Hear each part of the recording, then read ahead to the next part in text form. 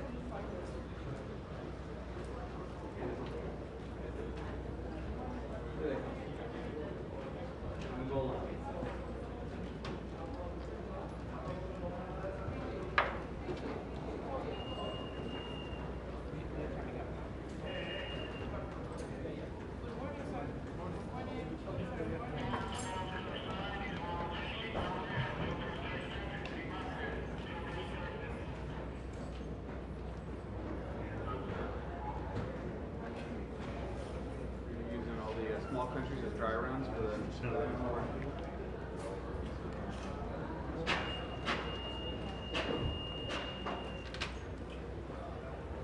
Good morning.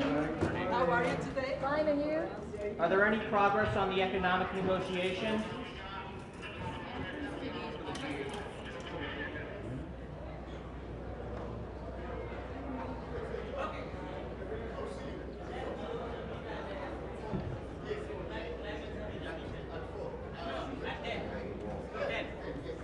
But at 4 we also have a meeting.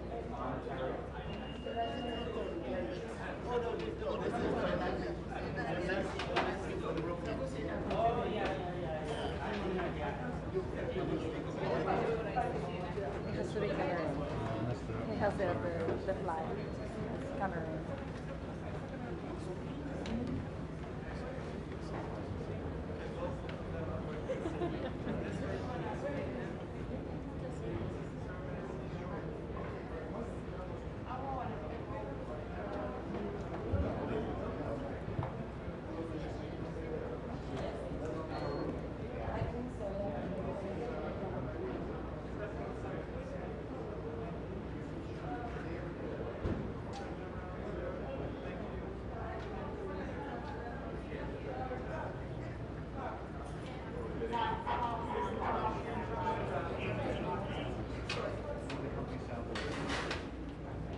President Ramaphosa, do you have a minute, please?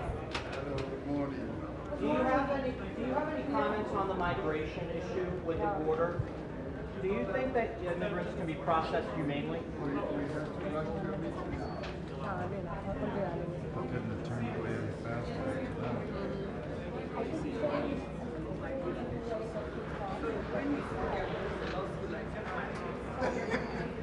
Because I don't think my background to find out what my program is about.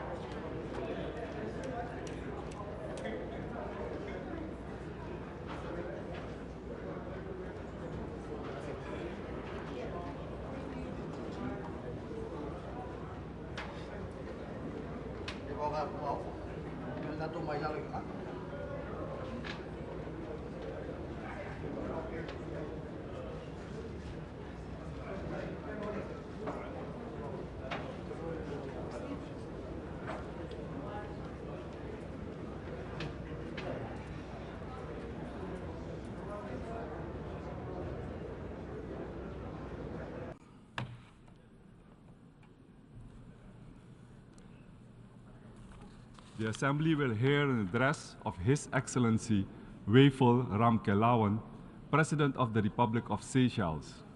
I request protocol to escort His Excellency.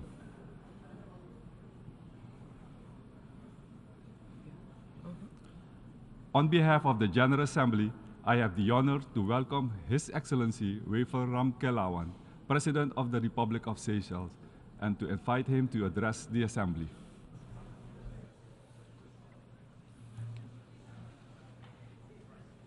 Mr. President of the United Nations General Assembly, Mr. Secretary General of the United Nations, Excellencies, ladies and gentlemen. I wish, first of all, to congratulate Ambassador Dennis Francis on his election as President of the 78th session of the United Nations General Assembly and extend our best wishes of success in his tenure of office. We also thank his predecessor, Ambassador Sabah Korosi, for his steadfast leadership over the preceding session. Excellencies, trust and solidarity form the bedrock of a functional multilateral order. 78 years ago, the United Nations was founded with the aim of preventing future global conflicts, promoting international cooperation, and maintaining peace and security among nations. The lessons of history are clear. Unwavering commitment to meaningful cooperation and dedication to global peace and security are essential to enhance human existence and prevent the recurrence of past tragedies. As the challenge to global peace, security, and prosperity takes on new dimensions, the lessons of the past become even more relevant. The world stands at the brink, facing conflicts and wars and human-induced disasters, while countless people continue to struggle for a decent existence. Disunity and distrust threaten to paint a bleak future, void of hope and possibilities. Overcoming this predicament demands that we find common ground amidst division.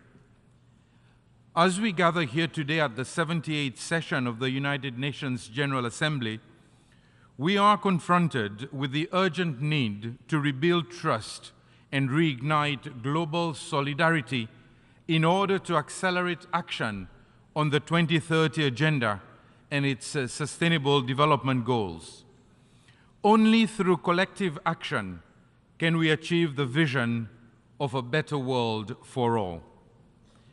At the heart of our discussion lies the 2030 Agenda, a transformative blueprint for sustainable development.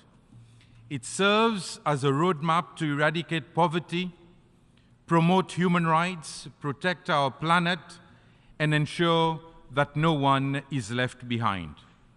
Yet, as we review our progress, it is evident that we are falling short of our targets, and the global pandemic has further exacerbated the challenges before us. Now, more than ever, we must renew our commitment to the SDGs and take decisive action to fulfill our promises. We are lagging behind. At the midway point of Agenda 2030 for Sustainable Development, it is crucial that we accelerate our joint efforts to make transformative advancements on the SDGs. The latest SDG report paints a somber picture of lost progress or regression on over 30% of the targets, with vulnerable countries facing inequality, poverty, hunger, and environmental degradation. Addressing these imbalances and advancing the SDGs can only be achieved through collective action. To accelerate action on the SDGs, we must prioritize implementation at all levels. This necessitates the alignment of national policies, plans, and strategies with the objectives of the 2030 Agenda. It requires robust institutions capable of driving progress and delivering results. It demands innovative financing mechanisms, as well as increased investment in sustainable infrastructure, technology transfer, and capacity building.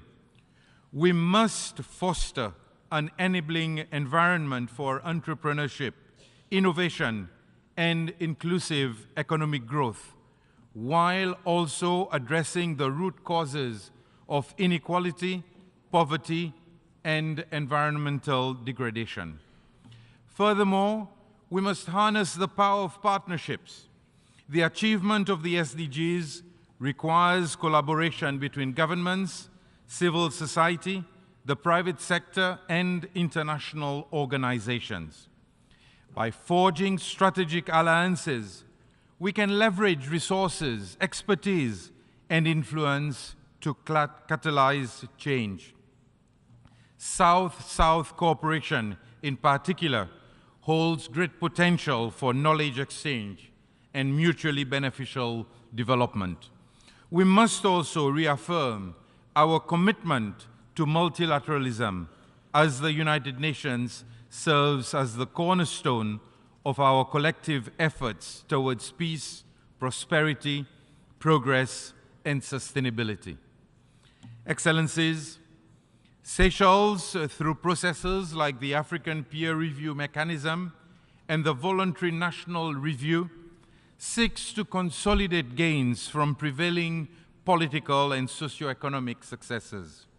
We stand ready to share our experiences and strengthen cooperation with other countries. However, rebuilding confidence in the SDGs requires transforming words into concrete actions. Firstly, development partners must deliver on the Addis Ababa Action Agenda by scaling up financing and means of implementing the SDGs. Secondly, international institutions should embrace reform to ensure that the unique needs of vulnerable countries are considered in access to development financing.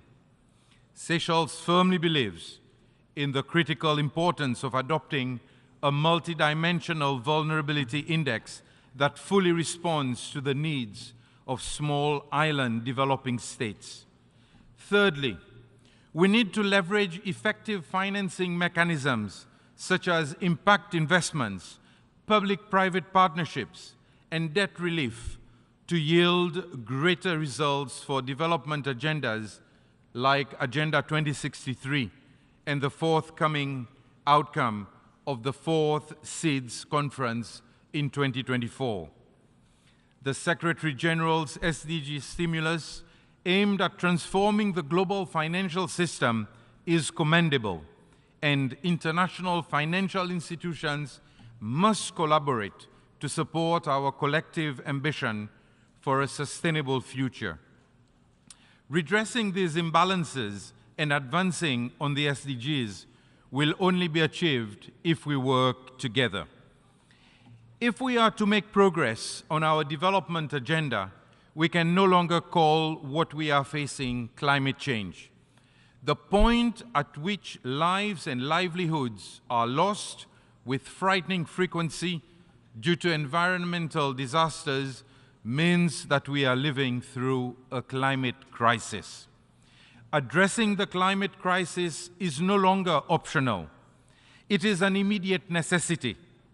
To quote the Secretary General, the era of global warming has transitioned into an era of global boiling, and leaders must lead to limit the rise in global temperatures to 1.5 degrees.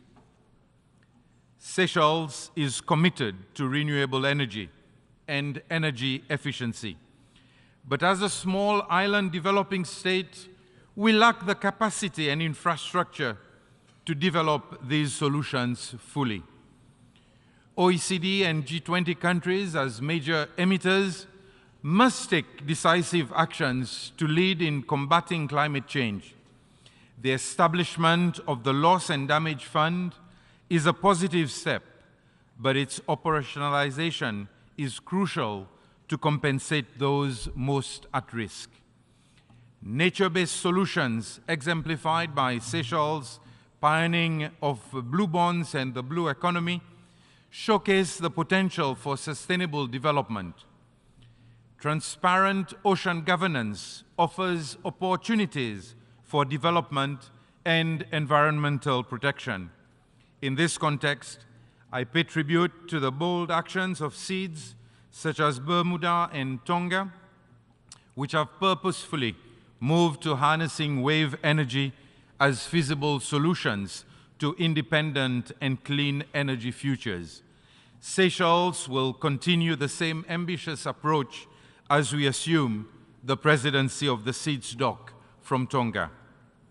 Furthermore, the SEEDS Coalition for Nature, launched by Seychelles, Belize, Cabo Verde, and Samoa, is mobilizing support for ambitious biodiversity targets. This is clear evidence that SEEDS continue to lead by example, doing more than our fair share to alleviate the pressure being exerted on our planet. It is through such trust-building cooperation that we will obtain impactful outcomes, as demonstrated by the recent adoption of the High Seas Treaty. Excellencies, to achieve the SDGs and ensure peace, prosperity and progress, and sustainability for all, we must embrace the interconnectedness of our world. Climate change knows no boundaries, poverty respects no borders, and the quest for peace requires a collective effort. Seychelles, as a nation uniquely positioned amidst the vast Indian Ocean, knows firsthand the significance of global cooperation in addressing climate change, ocean conservation, sustainable development, and maritime security. Seychelles remains committed to its pioneering role in marine conservation, protecting vast areas of our ocean and marine ecosystems. But we cannot succeed alone. We call upon the global community to prioritize sustainability, transition to clean energy, and preserve our ecosystems for the prosperity of all. Last but not least, as we rebuild from the pandemic, we must do so with an unwavering commitment to inclusivity. No one should be left behind. We must invest in healthcare systems, education, and social safety nets that guarantee the well-being of every citizen.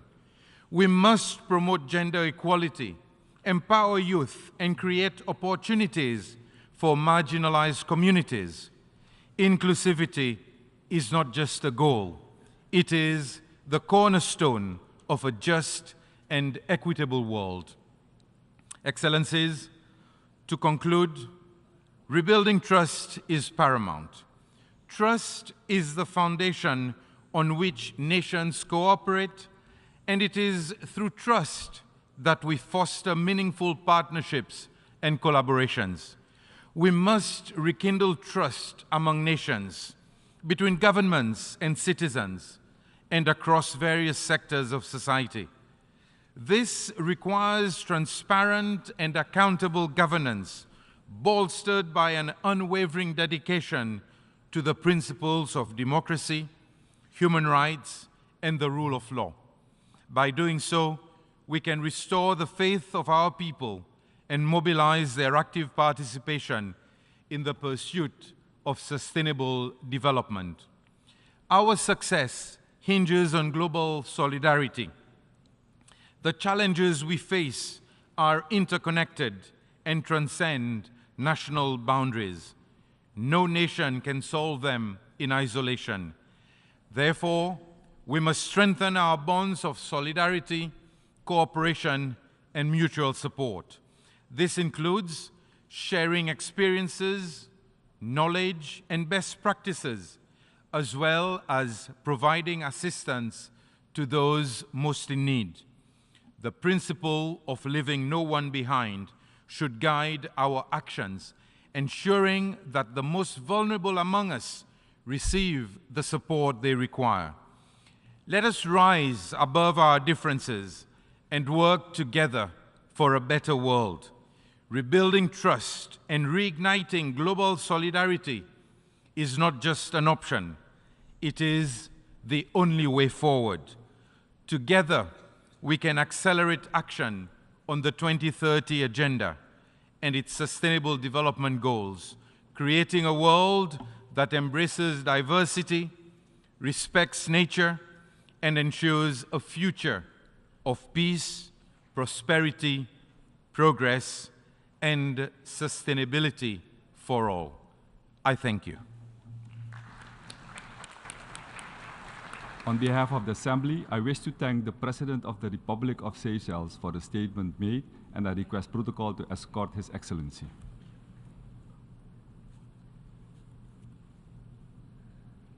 The Assembly will hear an address by His Excellency Paul Kagame, President of the Republic of Rwanda. I request protocol to escort His Excellency.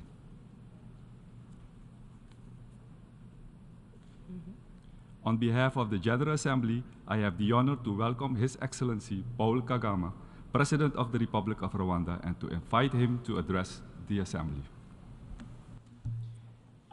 Excellency Denis Francis, President of the General Assembly, Excellency Secretary General Antonio Guterres, Excellencies, Heads of State and Government, distinguished ladies and gentlemen. This year, the World Health Organization declared that the COVID pandemic is no longer a global health emergency. Recovery is well underway, but unfortunately, the starting line was not the same for all of us across different regions. This year's SDG Summit has once again raised the alarm about slow pace of SDG implementation, and I commend the Secretary General for the sharp focus he is bringing to this issue. Developing countries are constrained by a debt crisis, including higher costs of borrowing. This is causing economic disparities to widen and slowing down our collective progress towards the Sustainable Development Goals. The primary cause of this crisis is high interest rates in developed economies in order to correct for years of quantitative easing. At the same time, developing countries face exaggerated risk premiums for both currency and political risk, which are simply unjustified. We need serious cooperation to address this. In developing countries, we also have a responsibility to be accountable for the quality of our financial governance and the management of our natural resources. Increasing access to finance also requires reform of our global financial institutions. In this regard, we welcome the proposals of the Bridgetown Initiative, as well as the Paris Summit for a new global financing pact.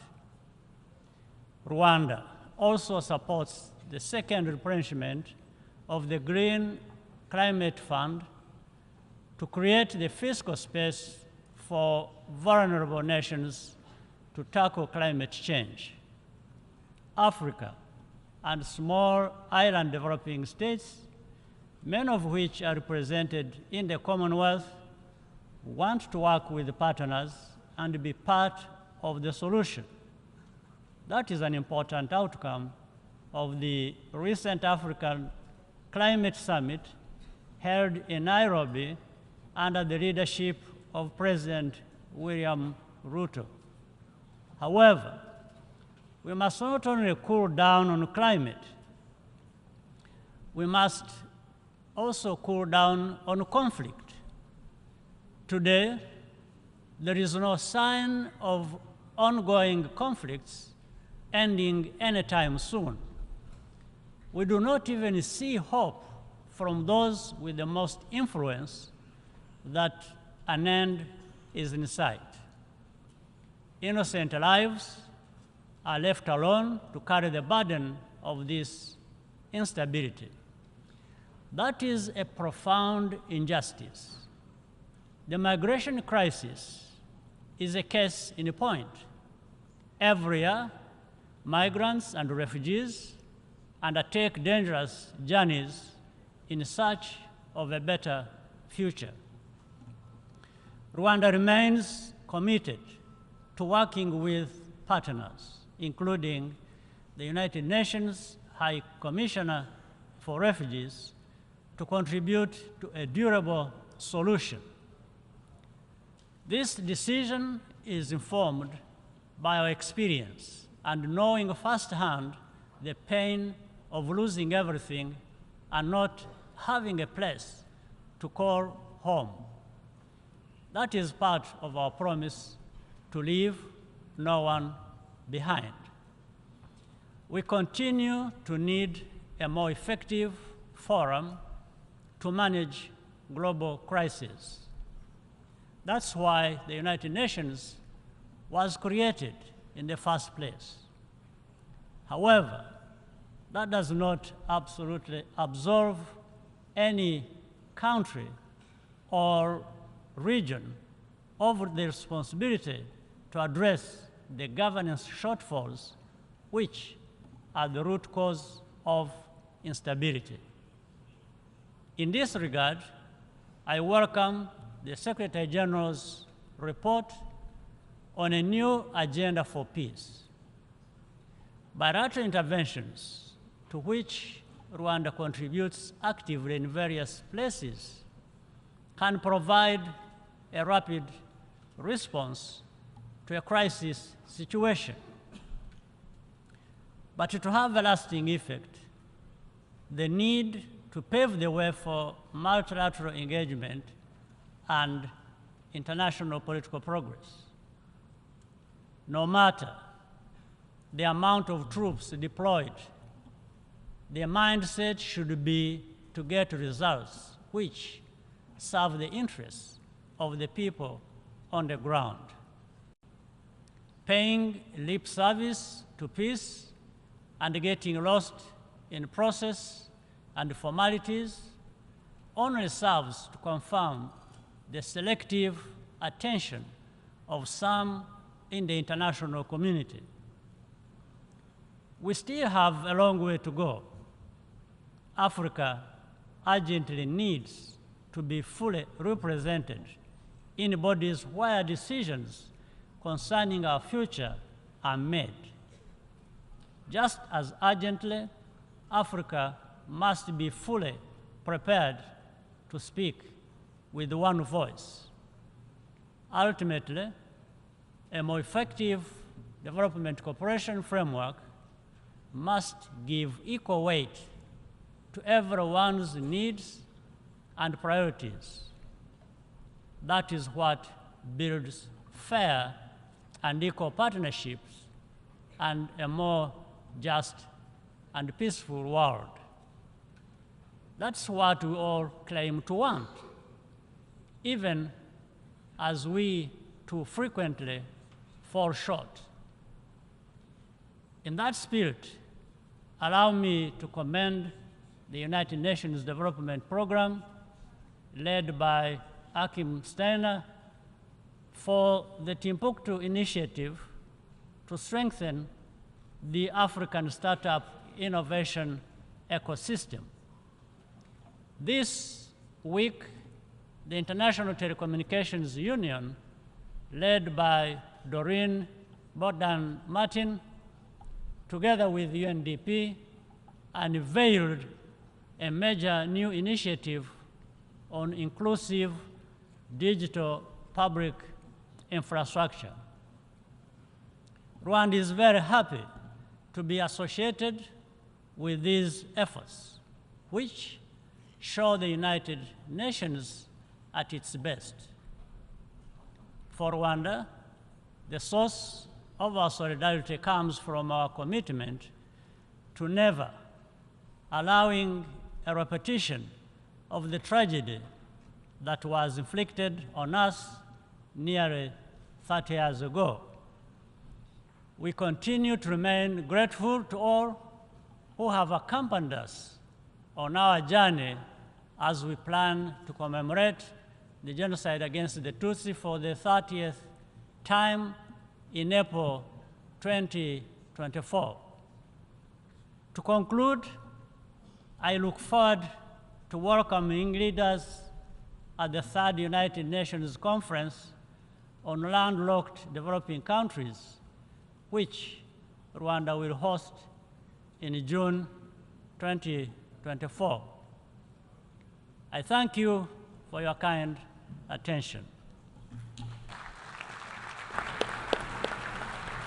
On behalf of the Assembly, I wish to thank the President of the Republic of Rwanda for the statement made, and I request protocol to escort His Excellency. The Assembly will hear an address by His Excellency Nikos Christodoulides, President of the Republic of Cyprus. I request protocol to escort His Excellency.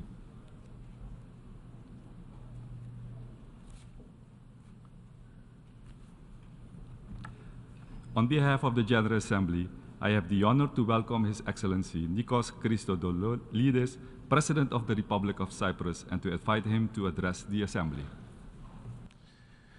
Mr. President, Your Excellencies, on the 26th of July 1946, in San Francisco, our predecessors pledged to save succeeding generations from the scourge of war, which twice in our lifetime has brought untold sorrow to mankind. To unite our strength to maintain international peace and security. To settle their international disputes by peaceful means and refrain from the threat or use of force against the territorial integrity or political independence of any state. These pledges were the promise of our predecessors bestowed upon us for the future. The UN Charter, ladies and gentlemen, is a promise, not a reality. If we are complacent in our actions, the words are not worth the paper on which they are written. The horrors of the Second World War, which began in Europe and consumed the world, brought nations together. We, assembled here today, must live up to the obligations prescribed in the UN Charter to proclaim never again. Make no mistake, we bear responsibility to ensure the world does not drift into the horror of war. This is our mandate. Do we have the courage? Do we have the resolve to make peace our top priority, to honor the foundations of the United Nations, and to assure its continued relevance? Our predecessors harbored an admirable sense of their own personal accountability to the future. I believe it is that sense of personal responsibility from the individual that underpins the idea and the reality of a United Nations throughout the world. Our predecessors also knew that the path to peace would be challenging. They had the resolve, the deep belief, the knowledge that it will require the ability of all people to come together to make peace a reality, so that their children and the generations to come, so that our children today will not be scarred by another world war. But they also had the greatest of all impetuses. The world, the leaders that came before us, inherited ashes, not institutions. They had no choice but to look to multilateralism, to international law, respect for the sovereignty and the territorial integrity of all states. Today, as we stand on the shoulders of our predecessors, we remain accountable to deliver on the vision of peace that sparked the creation of this resilient organization. Will we be worthy and equal to the challenge? Can we act with a sense of urgency without which we too will fail? Excellencies, as a historian by training, I believe adamantly that history serves as an invaluable compass, as the most valuable source of lessons. More than 7 decades following the establishment of the United Nations, the war in Ukraine has shaken the world. It reminds us that never again is a rallying cry, a sacred promise that is fragile and one that we need to protect with all of our resolve. Cyprus condemns in the strongest terms any breach of international peace and security effected through military action by any state against the independence, sovereignty, and territorial integrity of another state. We stand on this instance of violation of international law, and on every such instance on the right side of history. Since the very first day of the aggression against Ukraine, the people of Cyprus, a third of them still displaced as a result of foreign aggression against their own country, have displayed solidarity with deeds, not just words, to the people of Ukraine. We do this because we remember. We do this because it is the right thing to do. Excellencies, we call for the immediate cessation of hostilities and encourage the parties to engage in constructive dialogue and negotiation. The world must support this effort not only because history demands it, but also to ensure the world steps back from the edge of a war that could reduce this institution to rubble. Mr. President, the invasion of Ukraine is not the first instance that use of force was used against a sovereign nation in Europe following World War II. Just like Ukraine, in Cyprus, the UN Charter and international law continue to be violated. In 1974, Turkey invaded Cyprus, and since then, 49 years on, occupies European territory, and its people, Greek Cypriots and Turkish Cypriots, continue to suffer the consequences of invasion, occupation, and division. They are deprived of their fundamental freedoms and human rights. Europe, which decades ago witnessed the worst horrors humankind has ever committed against self, remains fractured as long as Cyprus is divided. Born in 1973, only a few months before Turkey invaded Cyprus, I have witnessed my people mourn, persevere, rebuild forever with a burning desire for peace and reunification. The invasion violently displaced hundreds of thousands of Cypriots, and Turkey continues to occupy approximately 37% of the territory of the Republic of Cyprus. The families of the missing persons desperately await for information on the fate of their loved ones. The enclaves stoically await the end of the division. One of the lessons we are reminded of by the recent invasion of Ukraine is that in the absence of lasting, viable peace, the resulting fragility can lead to destabilization with far-reaching consequences, not just for the country concerned, but for the region to which it belongs and for the world at large. Ukraine has exemplified in the darkest manner that a threat to peace somewhere is a threat to peace everywhere. In the absence of a peace path and process in Cyprus, there is a serious risk, and one that we have seen materialize in the recent past, of further violations of international law which create instability and with ramifications well beyond Cyprus. We have witnessed the Turkish military forces perpetrate further violations in Varosha, defense area of Famagusta. Since 1974, Varosha has been held hostage and rendered a ghost town, contrary to UN Security Council resolutions that call for its return to its lawful inhabitants who left their livelihoods, their dreams, and their hopes between those fences. We have witnessed in our maritime zones, and we have witnessed more recently in the buffer zone, where attacks on UN peacekeepers by Turkish forces horrified and alerted us again to the urgency of peace in Cyprus. That is why the resumption of negotiations firmly anchored on the agreed framework is my absolute priority. The current status quo cannot be the future of Cyprus. It cannot be the future for Cypriots. As President of the Republic of Cyprus, I believe in peaceful coexistence because despite growing up in a divided country, I also grow up in a country filled with hope or reunification, to stories of all Cypriots living together in peace, united by the land they shared.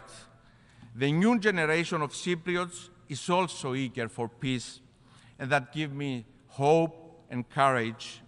Ahead of my journey to New York, I received a plethora of messages from my Turkish Cypriot compatriots, particularly from the younger generation, calling me to exert every effort to reunify Cyprus.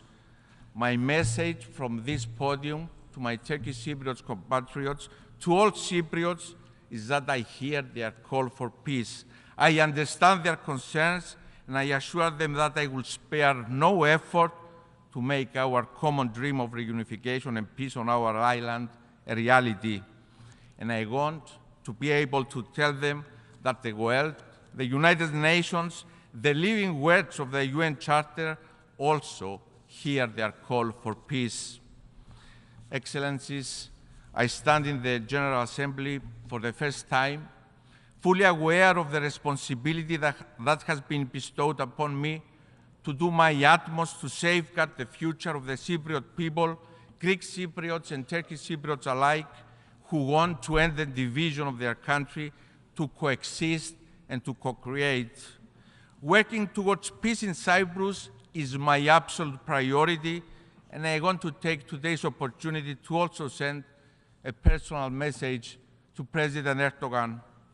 There is not and never will be another basis for a settlement of the Cyprus question to that dictated by the UN Security Council resolutions. Dear Mr. Erdogan, illegality stemming from invasion, aggression, and the use of force cannot be recognized. Cyprus and Turkey are neighbors bound by geography. Peace in Cyprus will send a resounding message of peace in a region and a world that desperately needs it. It will also change the geopolitical map of our neighborhood with a ripple effect in Europe, the wider Eastern Mediterranean, and throughout EU-Turkey relations. Gunboat diplomacy and strong arm tactics belong to the past. They are not the tools of visionary leaders. This is our time to bring the UN Charter to life, a charter of peace between and among us. No one stands to gain from conflict and division. We and the generations that will come after us stand to gain from dialogue, from good neighborly relations. So, Mr. Erdogan, let us work together by a vision of peace. Let us build a brighter future for our countries through dialogue and respect for international legality. Ladies and gentlemen, in this great hall, we all feel the weight of history on our shoulders. The great women and men who have given us this organization and institutions expect us to strengthen them, grow them, and to take personal responsibility for their future. I'm here today with clarity of purpose and determination. The sole effective medium to address this risk of instability generated by the absence of a peace path is to pave one, to foster dialogue through which positions and concerns of all sides can be addressed and discussed in good faith. I stand ready to negotiate boldly and courageously on the Cyprus question in good faith, always within the agreed UN framework that call for a bizonal, bicommunal federation with political equality as defined by the relevant UN Security Council resolutions.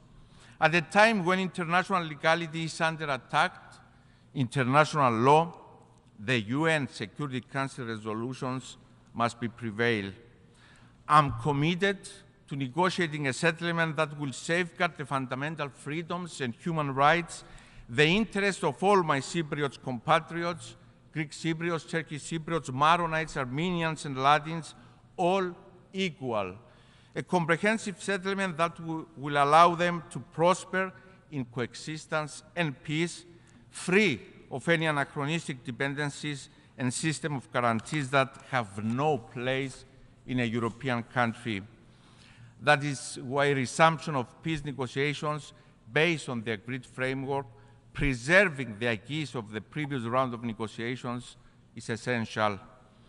As the UN Security Council has resolved, it is high time for the United Nations to become a driving force of dialogue by appointing, as a first step, an envoy on the Cyprus problem to explore and prepare the ground for the resumption of negotiations. The United Nations and its Secretary General have the responsibility prescribed in the UN Charter to act as a catalyst for peace in Cyprus. In doing so, it can be facilitated by the European Union, which also has the tools necessary and which has expressed its commitment to deliver so as to reunify its last divided member state. Just like the United Nations, the European Union is also a project of peace. The Union can and must act decisively with all means at its disposal to drive the reunification of its last divided member state, and in doing so, contribute to peace in Europe, the wider Middle East, and indeed the world. Distinguished delegates, the theme of this year's General Assembly focuses on the 2030 Agenda and its sustainable development goals towards peace, prosperity, progress, and sustainability for all. The achievements of the SDGs requires universal efforts and transformative solutions. Climate emergency and climate change know no borders.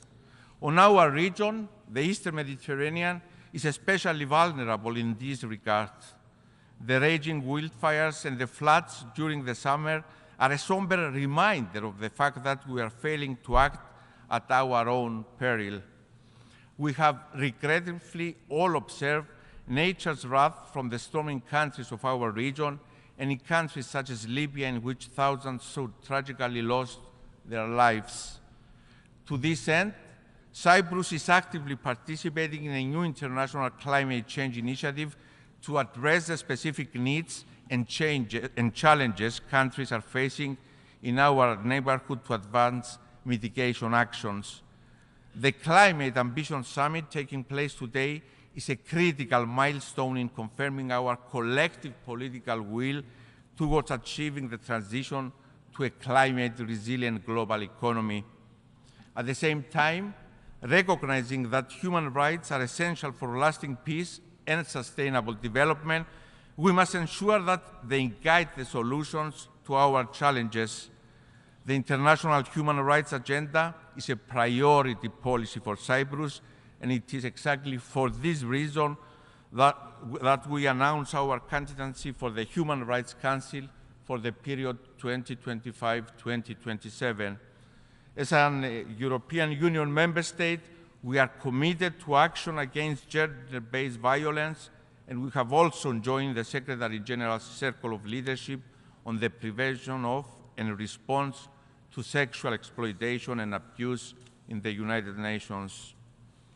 Ladies and gentlemen, in 1946, Winston Churchill declared that the dangers and difficulties in establishing conditions of freedom and democracy and permanently preventing war will not be removed by closing our eyes to them, nor by a policy of appeasement to aggressors.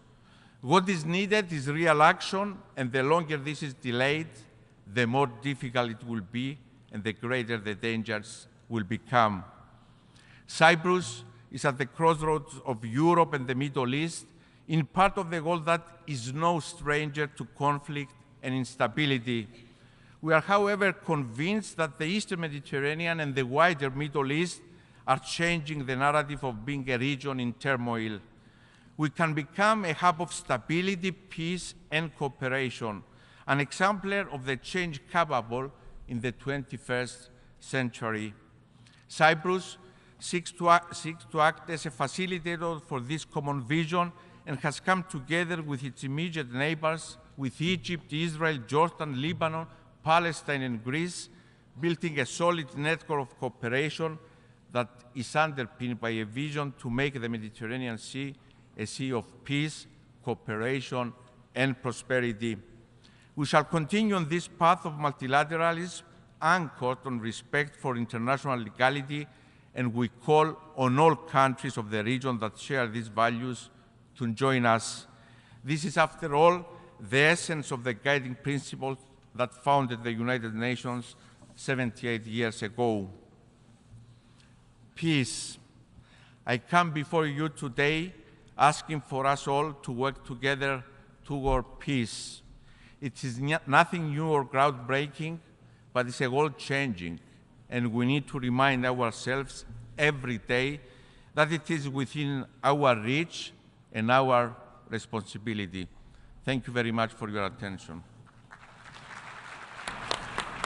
On behalf of the Assembly, I wish to thank the President of the Republic of Cyprus for the statement just made, and I request protocol to escort His Excellency. The Assembly will hear an address by His Excellency Haile Geingob, President of the Republic of Namibia. I request protocol to escort His Excellency.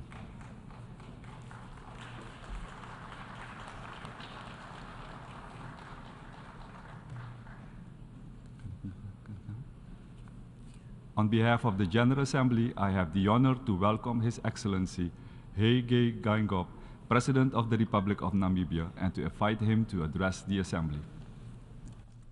Your Excellency, Mr. Dennis Francis, President of the 78th session of the General Assembly, Your Excellencies, Head of State and Government, Your Excellency, the Deputy Secretary General of the United Nations, distinguished delegates, ladies and gentlemen, Namibia congratulates you on your brilliant election as President of the 78th session of the General Assembly.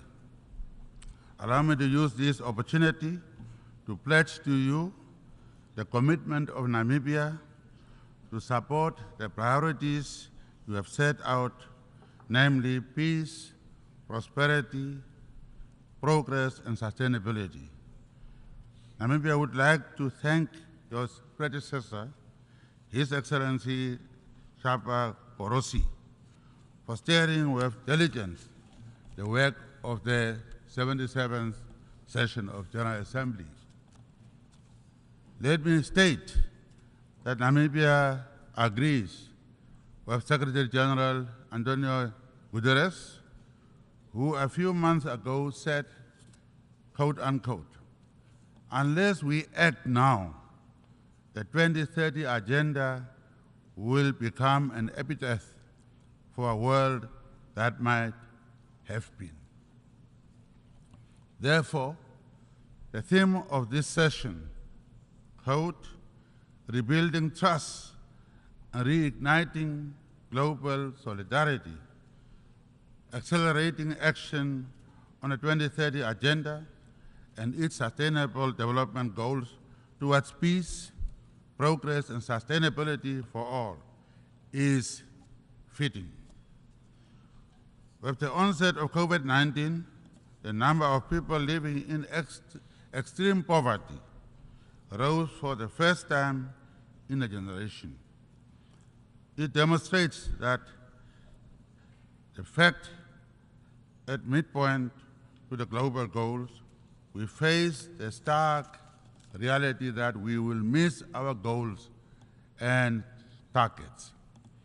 This 78th session serves as a clarion call to reset and to work in the true spirit of partnership for better results on the ground.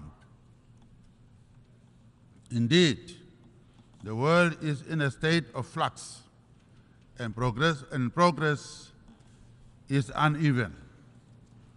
Taking cognizance of the interconnectivity between all the goals and targets, we should accelerate investments in healthcare, renewable energy, education, clean water, and sanitation. The terrifying gap between wealthy and the marginalized is not just a moral concern, but also a threat to political stability and harmony. We are therefore duty-bound to create an environment where prosperity is shared and is inclusive. In our collective pursuit of the 2030 Agenda, Namibia looks forward with hope and optimism to the Summit of the Future next year as an opportunity to prioritize meaningful reforms that can reinvigorate the global goals to give impetus to the broader system-wide UN reform agenda. Namibia also welcomes UN 2.0 and a quantum of change, aiming to provide the United Nations family with the cutting-edge capabilities in data, digital innovation, and expertise in order to deliver better and effective member state support to accelerate development. Mr. President, the health of a nation is a bedrock for all developmental activities. This morning, the General Assembly will adopt a political declaration on pandemic prevention, preparedness, and response. Pandemics have long been formidable adversaries that disproportionately wreak havoc in the socio-economic fabric of developing countries. These crises go beyond their immediate health implications, unraveling years of development progress, straining healthcare systems, and exacerbating existing socio-economic disparities. We need to change the status quo. To do so, we must end vaccine apartheid. We need to ensure equitable access to health products. We need stronger commitments from healthy countries on technology transfer and on the removal of intellectual property barriers, and on investments in manufacturing to enable vaccine production in the global south. Mr. President, I always say that inclusivity spells harmony and exclusivity spells conflict. The continued advocacy for gender equality is a core in our collective journey towards a just and inclusive world. Therefore, advocating for gender equality is not only a matter of fairness, it is an essential step towards unlocking innovation, diversity, and social cohesion. We are indeed proud to be ranked by the World Economic Forum Global Gender Gap Report of 2023 as number eighth country in the world for the efforts to close the gender gap.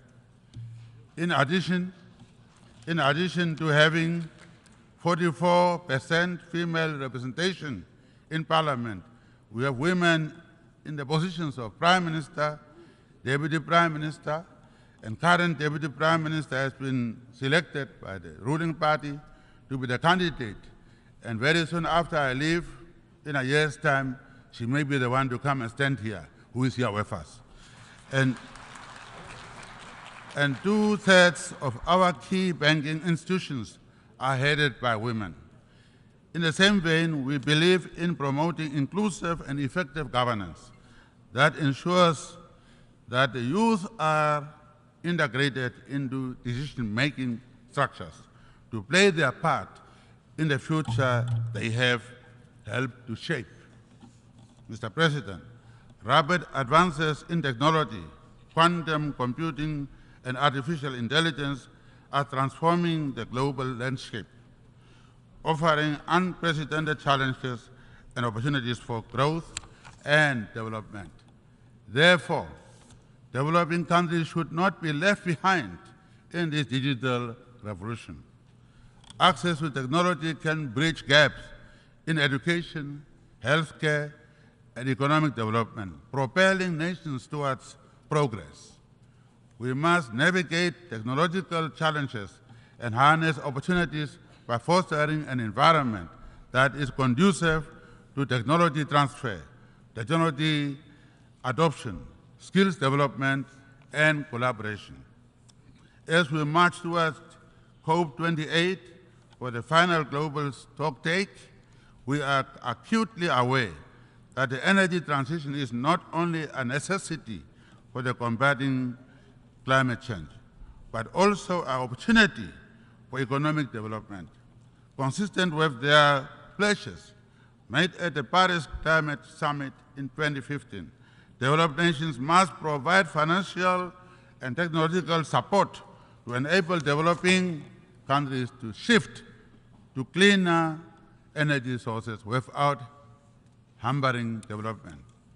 3 years ago, during the 78th General Assembly, Namibia boldly announced its intention to change its economic structure by leveraging innovative financial tools to mobilize sustainable climate financing to combat climate change. 1 year later in Glasgow, Scotland, on the margins of COP26, we announced the development of large-scale green hydrogen projects that will provide the world with the clean molecules needed to decarbonize hard-to-abate sections. Today, we have more than 5 such projects under development, looking to deploy more than $20 billion in order to develop our world-class renewable energy potential to give our future generations a fighting chance against warming climate. Mr. President, developing a new synthetic fuels industry in Namibia is not just an opportunity to fight climate change, but indeed offers an unparalleled opportunity for green industrialization. Namibia has now attracted new industries that are looking to make use of the cheap, clean electricity and molecules that shall be produced in Namibia. One such pioneering example is the Oshivala project by High Iron, which plans to use Namibian-produced green hydrogen to deliver the first industrial production of iron at net zero emissions. During the first phase of the project in 2024, an annual output of 15,000 tons of direct reduced iron is planned. Oshivala will be one of the biggest primary production sites of green iron worldwide and is expected to sequestrate 27,000 tons of carbon dioxide emissions per year, equivalent to 50% of the carbon dioxide emissions of Namibia's entire power industry today. In order to transport the clean molecules to their final destination, shipping, which is yet another hard-to-abate sector, will also need to deploy innovative solutions. This is why Namibia is now developing green shipping corridors with Marsh McKinney Mola Center for Zero Carbon Shipping as we look to map and fund the development of carbon-neutral maritime value chains from production, transportation, storage, and consumption of clean fuels and carbon-free products made in Namibia and traded with the world. We are working with Campaign Maritime Belge, a shipping company from Belgium, with plans to build a clean ammonia bunkering facility in Walvis Bay at a cost of more than 2.2 billion euro in partnership with Namibia's own Oldhaven lease company. On the 28th of September 23, this partnership named Plenary is expected to reveal plans to construct their first Namibian green hydrogen multimodal service station. I always say that you do not make peace with your friends. You make peace with your enemies. Punitive measures imposed for over half a century on the Republic of Cuba have brought untold hardships that have disenfranchised the Cuban people. The embargo against the Cuban people remains unjust and must therefore be lifted. Namibia appeals to the United States of America to remove the Republic of Cuba from the list of state sponsors of terrorism, as there is no evidence to support such classification.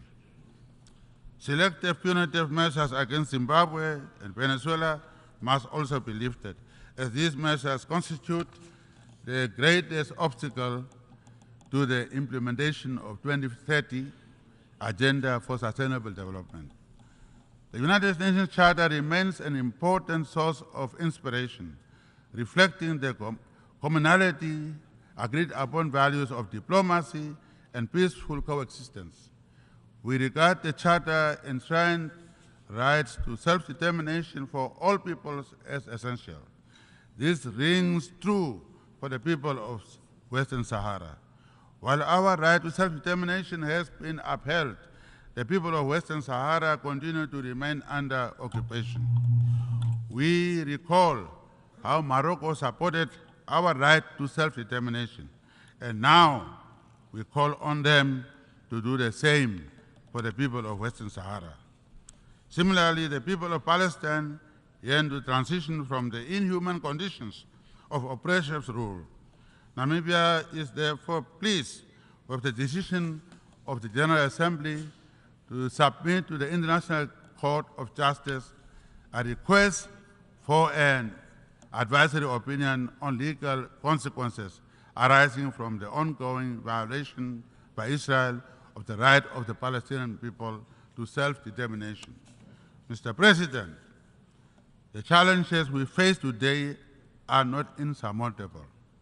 By holding hands and by renewing our commitment to multilateralism, we can reverse the worst effects of the unprecedented global challenges of global warming, global inequality, pandemics, and conflicts. By holding hands, we have it within us to act now and to build the world we want. In that world, no one should feel left out. I thank you. On behalf of the Assembly, I wish to thank the President of the Republic of Namibia for the statement made, and I request protocol to escort His Excellency.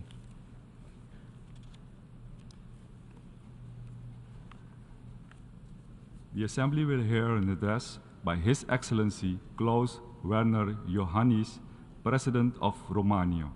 I request protocol to escort His Excellency.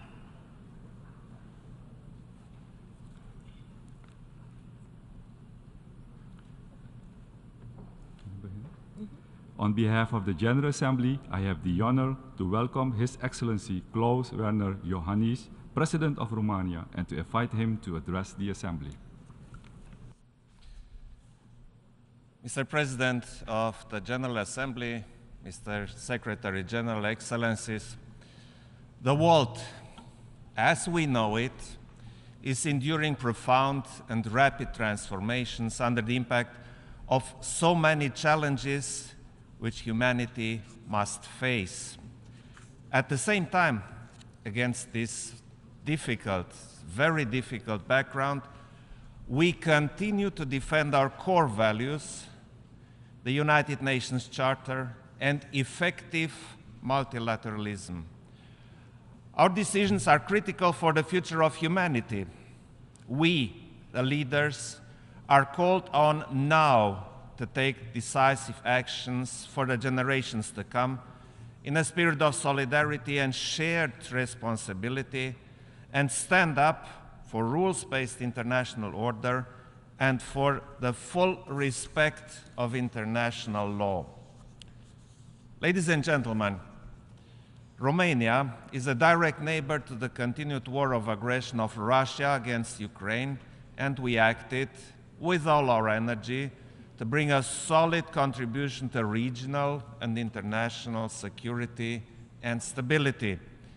This war demonstrated that the Black Sea needs more global attention, as it is of strategic importance for transatlantic security.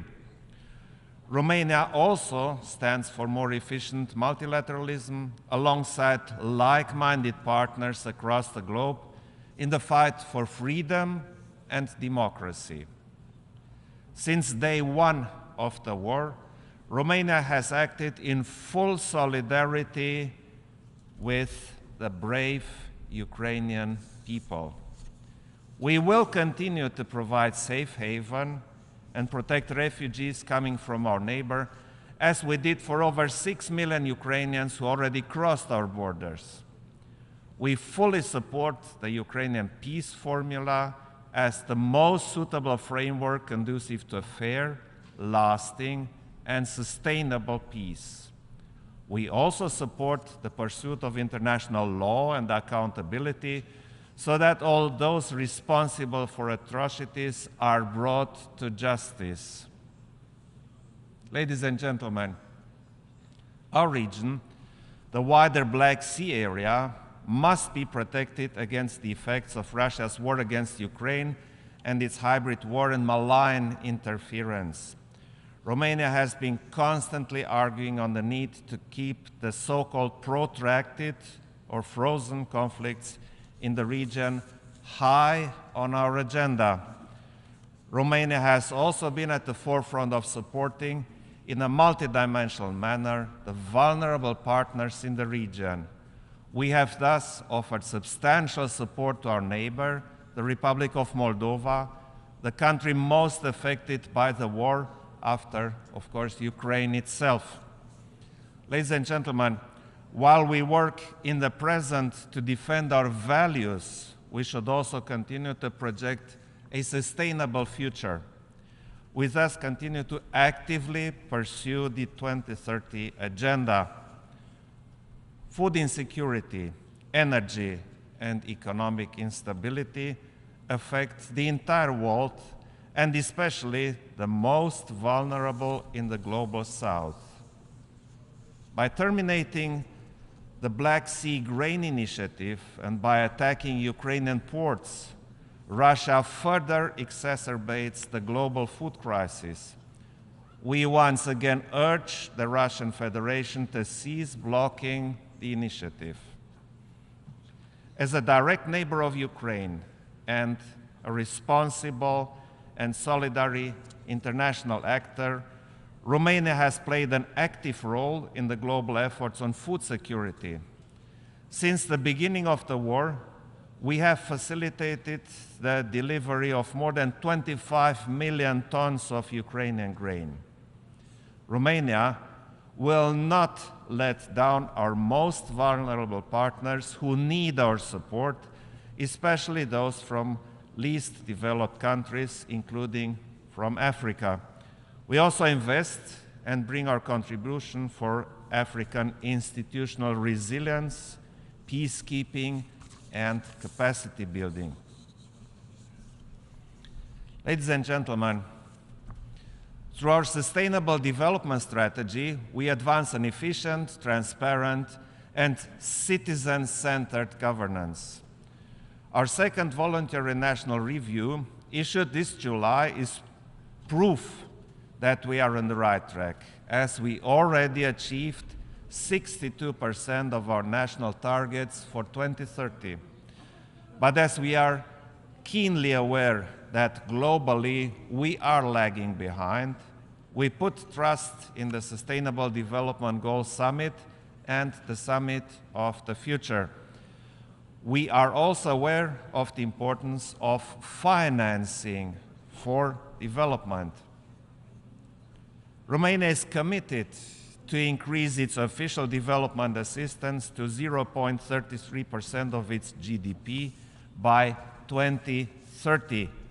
Moreover, we will contribute to the European Union's objective to allocate 0.2% of its collective official development aid to the least developed countries. Distinguished audience, the devastating effects of climate change, pollution, and biodiversity loss, as well as energy insecurity and disinformation, are our global concerns. Romania's efforts in combating these challenges are visible. For instance, we are committed to swiftly ratify and implement the Agreement on Marine Biological Diversity of areas beyond national jurisdiction. We were also part of the core group promoting the General Assembly's request for an advisory opinion of the International Court of Justice on the obligations of states in respect of climate change.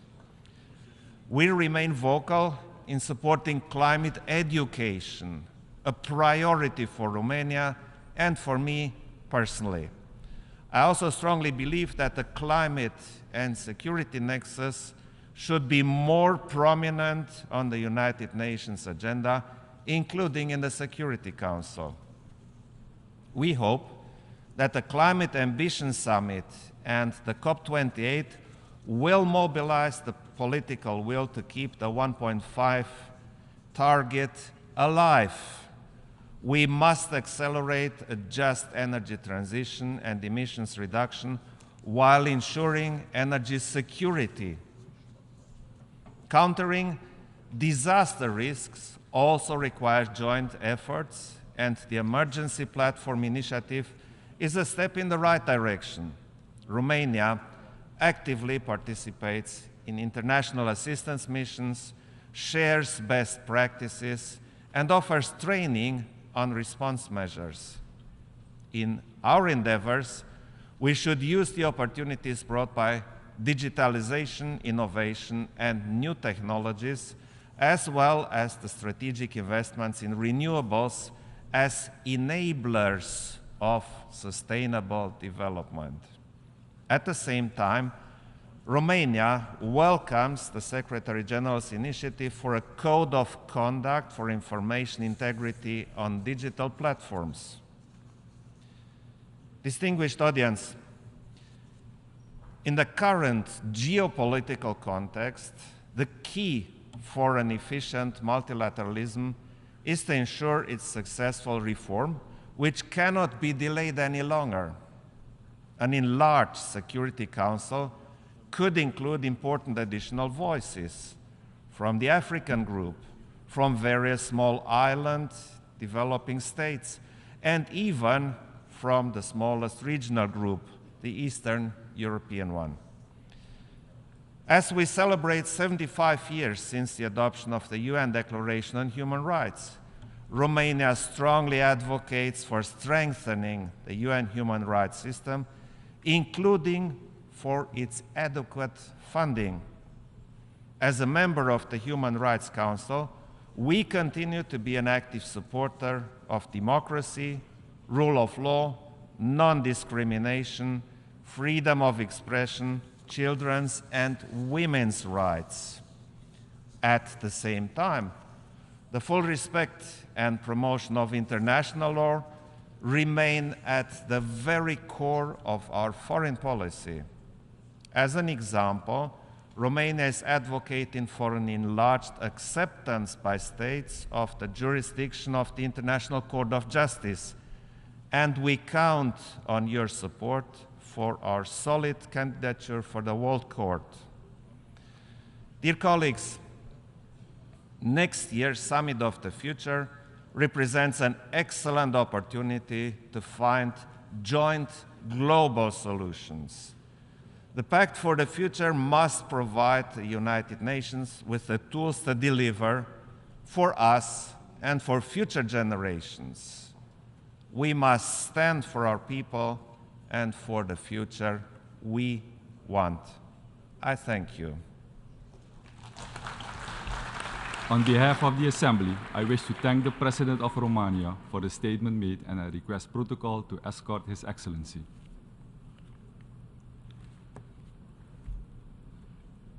The Assembly will hear an address by His Excellency Chandrika Prasad Santokhi, President of the Republic of Suriname. I request protocol to escort His Excellency.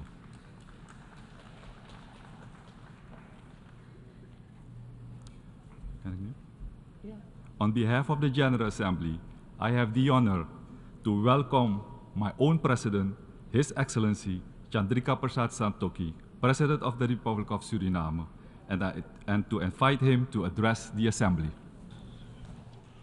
Thank you, Mr. Chair, President of the General Assembly, Secretary of the United Nations, Excellencies, Heads of Delegations, ladies and gentlemen, good morning. Mr. President, I'm proud to observe that this august body is under dedicated leadership of our Caribbean sister nation, Trinidad and Tobago, and that a distinguished citizen and experienced diplomat of that country is at the helm of the 78th session of the General Assembly. Mr. President, this is my fourth statement to this global body, and since then, I'm afraid to conclude that not much has changed for the better regarding the essential elements of peace, prosperity, and climate in our world. On the other hand, the challenges and crises have increased and deepened. I do not need to mention these crises because we know them all and repeat them every single time we speak to an international and regional audience. And the more important and relevant matter at hand is, what do we do about? We make promises not often kept. We express noble goals, but the delivery is poor. This cannot go on. Business as usual cannot be our mantra. No country is spared of the effects of this crisis, especially developing countries like my own country, Suriname. And no country can solve these challenges alone. It is worth mentioning that we humans are responsible for these crises, and we must take responsibility for them, and we must also express collective leadership to solve these problems effectively. A new approach of the conceptualizing our relationships is needed to adequately address this crisis. A new kind of multilateralism that is more just, effective, and forces us to unite. One that will demonstrate respect and commitment to international law and cooperation. It is therefore of utmost importance to transcend national interests and look to our common goals, and we must put aside ideological differences to constructively deliver for the prosperity of our people and the protection of our planet. We simply cannot expect durable solutions in a rapidly changing world if we do not reset the buttons. Mr. President, as world leaders, we have stressed that upholding firm commitments to international principles and international law, the principles of the United Nations Charter, and effective multilateralism are a conditio sine qua non to address these global challenges and threats. The role of the United Nations in defense and upholding of these principles through dialogue, constructive engagement, and concrete action remains crucial. Therefore, a strong, determined, and united United Nations is a must. Mr. President, the multiple global and national crises, such as debt burden, domestic effects of climate change, the financial economic downturn following the COVID-19 pandemic, the impact of the raging war in Ukraine have put tremendous pressure on the implementation of the SDGs on a major scale. Limited financial and technical resources had to be allocated for many emergencies just to make sure that no one was left behind. Mr. President, let us remember that building resilience and leaving no one behind is not a choice. I want to reiterate that for small developing countries with a low-lying coastal area, the fiscal pressure due to other crises beyond our doing is a real and a daily problem. However, I remain of the view that the earmarked transformation envisioned by the 2030 SDG agenda remains both possible and essential. Mr. President, as we know, food security is a major challenge. And just a few days ago in Cuba, I stressed the importance of science, technology, and innovation to increase food production and optimize the inputs needed to make agriculture more productive. And during my visit, Mr. President, I personally experienced the negative impact of the long-standing embargo, an embargo that does not achieve what it was meant for. The CARICOM Food Security Program is an example to reduce the region's food import bill by 25% by the year 2025 and promote local production with modern technology.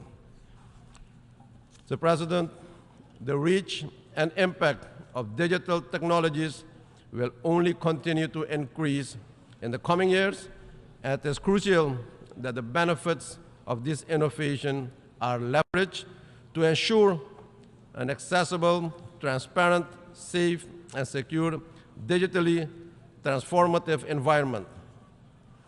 To implement this comprehensive strategy in a coherent manner, my country has recently designed and adopted a national digital strategy 2023-2030. Mr. President, the political, humanitarian, and security environment in Haiti is deteriorating.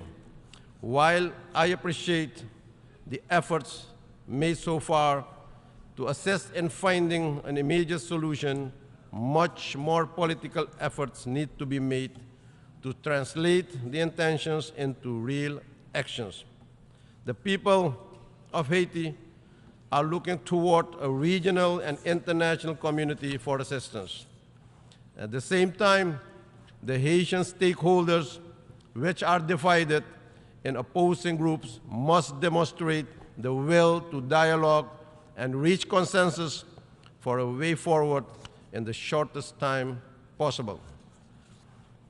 Mr. President, another climate conference of the parties, COP28, is on our doorstep. As we are amidst in the reality of the increased intensity of the devastating global impact of climate change, it is regrettable to admit that despite some efforts, the world is still far from reaching the required level of emissions, and to prevent irreversible damage to our global environment and society. And we are bearing the brunt. While Suriname currently is experiencing extraordinary high temperatures, resulting in challenges with regard to the availability of drinking water, inland areas are increasingly flooded by heavy rainfall, and coastal areas are threatened by the rising of the seawater level. As a consequence, the people living in remote parts of our vast interior are deprived of work, education, basic utilities, and food security is under threat.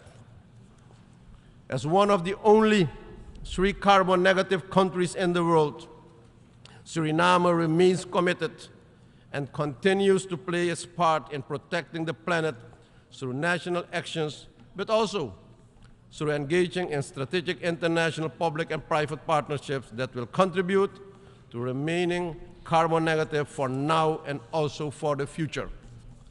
We cannot go to Dubai in less than 2 months and hear the same analysis, the same stories, the same policies, the same speeches with noble goals, the same promises, and after that, nothing happens. Ladies and gentlemen, yes, it takes too long to make the required decisions that will have a meaningful impact and all will improve our living conditions. We need easier access to climate financing to implement mitigation and adaptation policies. We must walk the talk regarding loss and damage. We must join efforts that call for compensating highly forested countries for the so-called removal credits, as these countries so far have acted as carbon sinks for the whole world without any compensation. Mr. President, many of us have raised the urgent and comprehensive reform of the international financial architecture as the most critical issue to address the economic, financial, and environmental challenges faced by developing countries. An integral part of this reform process must include the discussion on new ways of classifying countries. And I ask all of us to contribute to the proposed multidimensional vulnerability index. Mr. President, my country, Suriname, is at the cusp of promising commercial development of newfound oil and gas resources. These developments and also the capital generation will allow us to provide for our population a social, health, and education system that will facilitate increased production in other sectors, creating a sustainable future for the current and the next generations. Suriname has, over the past 3 years, gone through a financial and economic reform process whereby my country people, citizens, had to sacrifice in many ways. Coupled with the COVID pandemic, the impact of climate change, the effects of war in Eastern Europe, and a high debt burden, the impact on the people in my country was even worse. I want to assure that the international community that my government is committed to remain a carbon negative country with an enormous biodiversity pool and a low deforestation level. During the Amazon Summit held last month in Belém do Pará in Brazil, we and 7 other countries have committed to a better management of the Amazon region. We committed to even stopping deforestation by the year 2030. We are committed to the application of high international environmental standards so that the impact of the environment can be minimized. Mr. Chair, we do this to finance our committed transition to an economy that is primarily based on renewable, non-carbon-based energy generation by 2060. I announce with a certain degree of pride that we recently registered our carbon credits for the first time on the UNFCCC registry. That was done with our own, albeit limited, capabilities. And we shall see how the market responds to these new resources. All these commitments are made to contribute to saving the planet and life on Earth.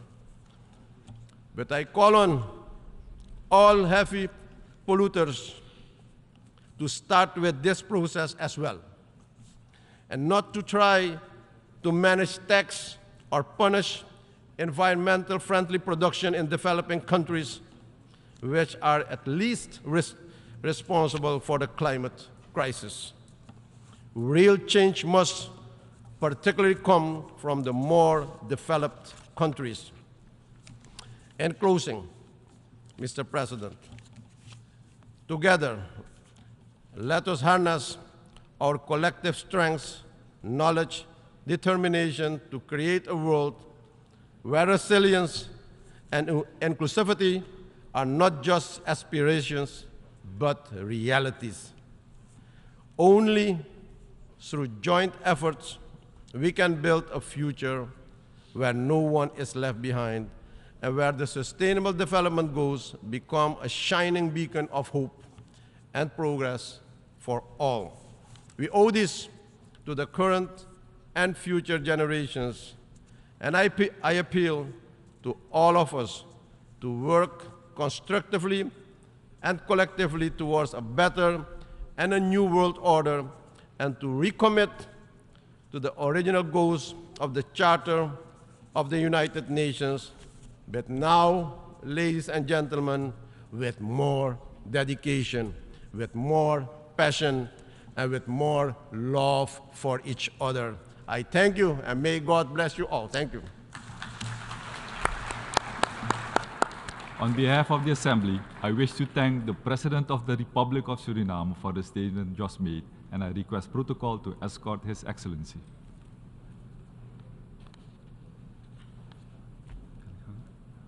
The Assembly will hear an address by His Excellency Željko Komšić, Chairman of the Presidency of Bosnia and Herzegovina.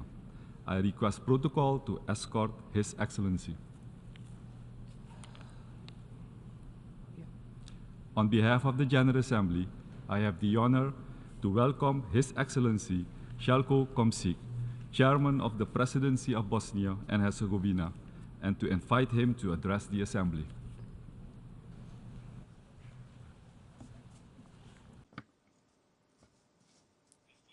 Mr. President, Mr. Secretary General, ladies and gentlemen, Excellencies.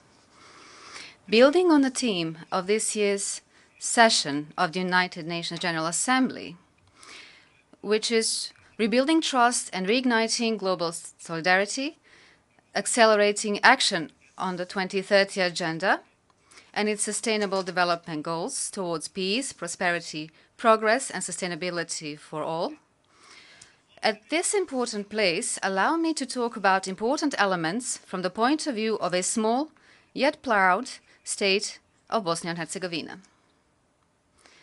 For this part, Bosnia and Herzegovina has given support to the 2030 Agenda, especially its goals that to the greatest extent concern the creation of the world and the environment in the United Nations member countries in a way that we as states and their societies are prepared and specially trained to implement all the steps that will lead us to self-sustainable development. However, in today's world, often dominated by war and various geopolitical goals, it will be very difficult to achieve this, at least in a way as it is planned in the 2030 Agenda. For this reason, I specifically wish to emphasize that the first steps which we must start our activities with is the one that will lead us to permanent peace as the world's priority number one, and then to other mutually related activities in order to have our countries and societies ready for solidarity and progress. These activities are by no means easy, and they require lots of wisdom, planning, and good management of all processes and procedures that can lead us to the implementation of the Agenda 2030. If we start from the premise offered by the theme of this year's session of the United Nations General Assembly, which talks about building trust and encouraging global solidarity, then I feel free to point out in few sentences the elements that could possibly make achieving these goals difficult. At the very beginning, I take this opportunity to remind you that migrations are one of the elements of the Agenda 2030, trying to be dealt with systematically and with specific governance. Although the Agenda for Sustainable Development until 2030 recognizes migrants as agents of change and development in countries of their origin, transit, and destination, the Agenda primarily focuses on migrants as beneficiaries of sustainable development goals through a higher level of protection of their rights and transparency. Furthermore, the Agenda does not refer to a broader concept of diaspora or to the role that it plays as a possible means of development. This statement, extracted from one of the IOM's documents, the National Organization for Migration, is most certainly true, but when it comes to the starting point of migration, that is, go out into the field of certain countries, then we will certainly see several things that are undeniably happening. The current form of migration management has reached such a stage where large and powerful countries, for their own benefit, carry out a certain type of selection of migrants in such a way as to select the best and most educated among them, such as doctors, engineers, scientists, and other highly qualified persons, and are ushering them to larger countries where their knowledge and abilities are exploited exclusively for the benefit of these larger systems. In larger countries and larger systems, such selected migrants can be agents of change or bearers of various improvements, but at the same time, the potentials and capacities of smaller countries from which the migrants come from are being weakened. Small countries, in addition to losing their best quality personnel, are also losing all investments made, including the financial ones, the investments made in creating these highly qualified profiles. Of course, it is completely clear that there is such a form of migration in which large groups of people are trying to escape war and horrors of war. But there is also what we call economic migration, through which migrants are being directed based on their potential and capacity. In both cases of migration, large countries and their larger systems are the ones who are doing the selection and choosing the best profiles of migrants in line with their needs and aspirations, while at the same time the systemic weakening of small countries from which the migrants come from is taking place. So what do I mean by this? In short, it is difficult to talk about building trust while larger countries and their large systems are taking over the population of smaller countries through migration, and simultaneously the smaller countries are emptying out, resulting in the creation of an environment in which poverty develops and completely prevents any form of development in economic and social sense. Thus, a direct attack is made on the possibility of creating prerequisites for self-sustainable development in smaller countries. From the point of view of my country, Bosnia and Herzegovina, it's very easy to provide additional arguments and proof confirming this matter. In my country, there is a significant outflow of population going to larger and more developed countries, mostly to countries we view as Western democratic countries.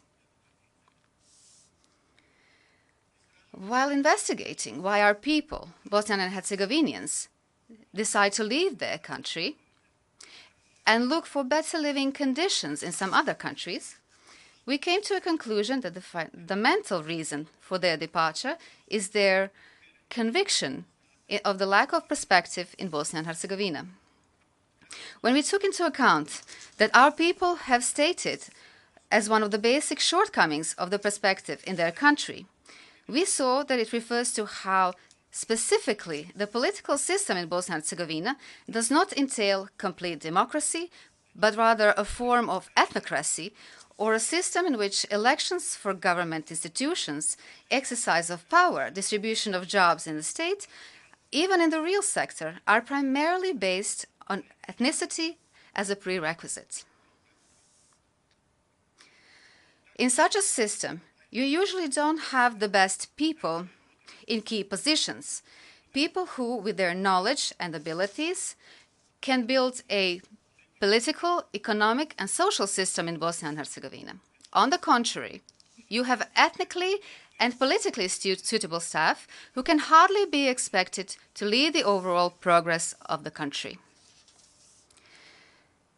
This value system has been going on for a very long time. In such a system, the key jobs are not performed by the best and most qualified people, but by the politically and ethnically suitable ones. The current political system in Bosnia and Herzegovina, based exclusively on ethnic and then on political affiliation, completely degrades democracy as an important principle for creating an environment with equal opportunities for all people. Such a system, which guarantees participation in government to certain political actors and their ethnically based political parties, has the form of former and current totalitarian systems, in which power is exercised in an autocratic manner through autocratically inspired political actors. As a result of this unfinished political system, we have a slow development of the country, while such politics obstruct what, in my opinion, is one of the key goals of my country, its path to membership in larger supranational systems such as the European Union or NATO alliance. The irremovability or particularly difficult replaceability of the authorities creates such an environment where even the authorities themselves no longer work for the benefit of their citizens because they feel that there is no need for such a thing. The distribution of power and social power is already guaranteed to them in advance by the system itself, a system based on ethnicity. Our current political system is skillfully used by our Western and Eastern neighbors and through ethnic communities in Bosnia and Herzegovina, to which they claim national rights. They are running Bosnia and Herzegovina not with the primary aim of helping the members of these ethnic communities, but with the aim of dividing Bosnia and Herzegovina or making it meaningless as a state.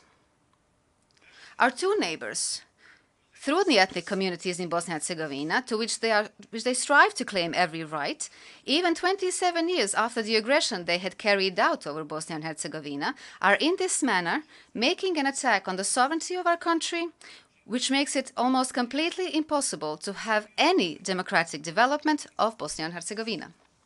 This practice also violates the minimum of interstate trust, because unfortunately our neighbors are not investing sincere energy with the goal of building interstate cooperation, but are rather investing energy in weakening our state. This is a visible problem, which extends to the entire region of the Western Balkans, where there are different ideas, plans, and intentions to change the internationally recognized borders, to reorganize the region into something that has no point of contact with democracy. For such activities and policies, neighboring countries very often have, at first glance, surprising and unexpected support from countries that we consider to be democratic liberal states and societies, but certainly also from those that are not democratic and that we recognize today as aggressor states with authoritarian regimes. Regretfully, there are many, both in the East and the West, who believe that their barely hidden support for those who want to completely control and ultimately divide Bosnia and Herzegovina will bring stability to the Western Balkans.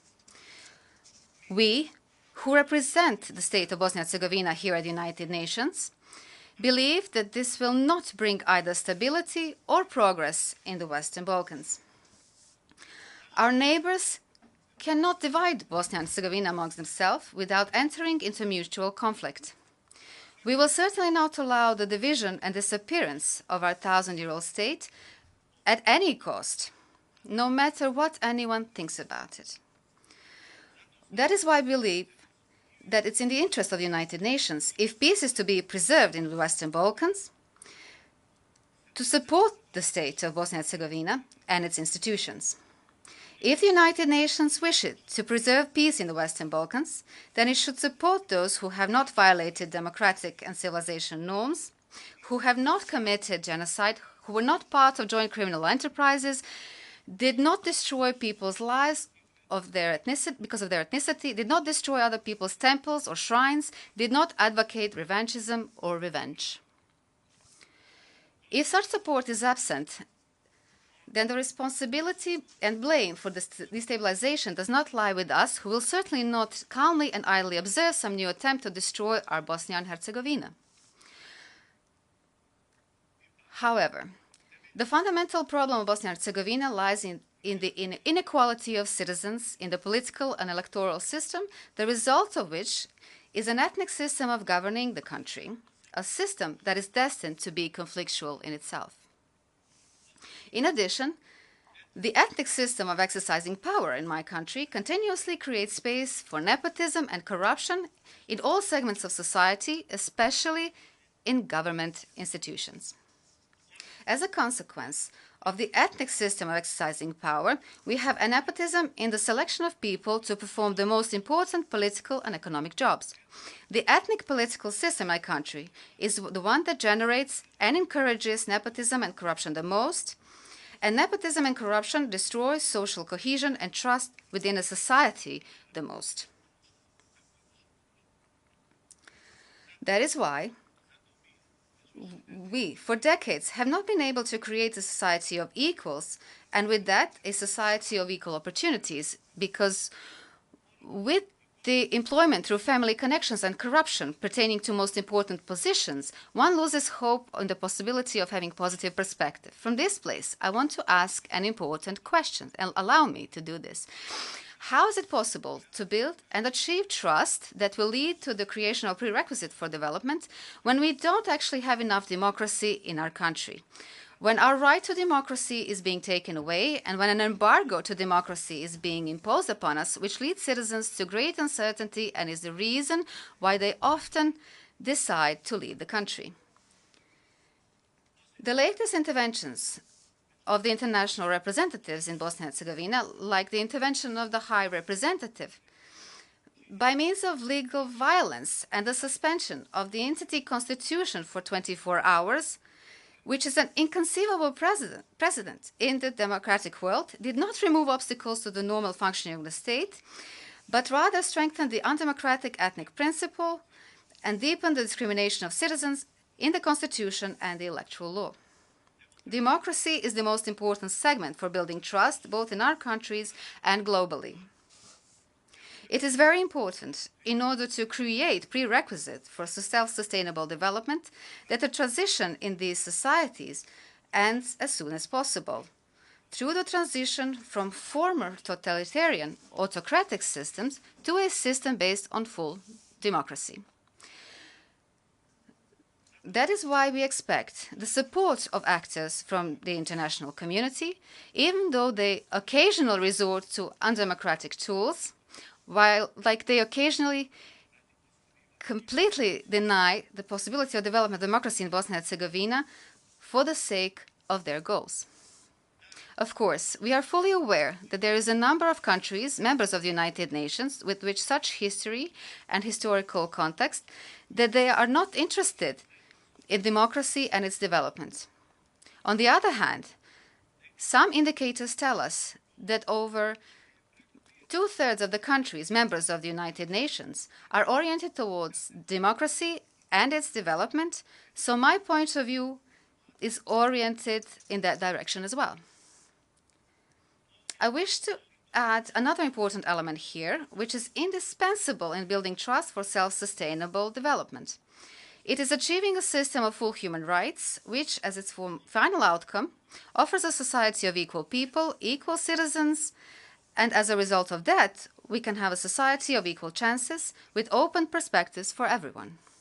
If you do not have a system of equals, that is, equal citizens, then it will be difficult to build trust in such a system, especially in a still post-war society such as in Bosnia and Herzegovina.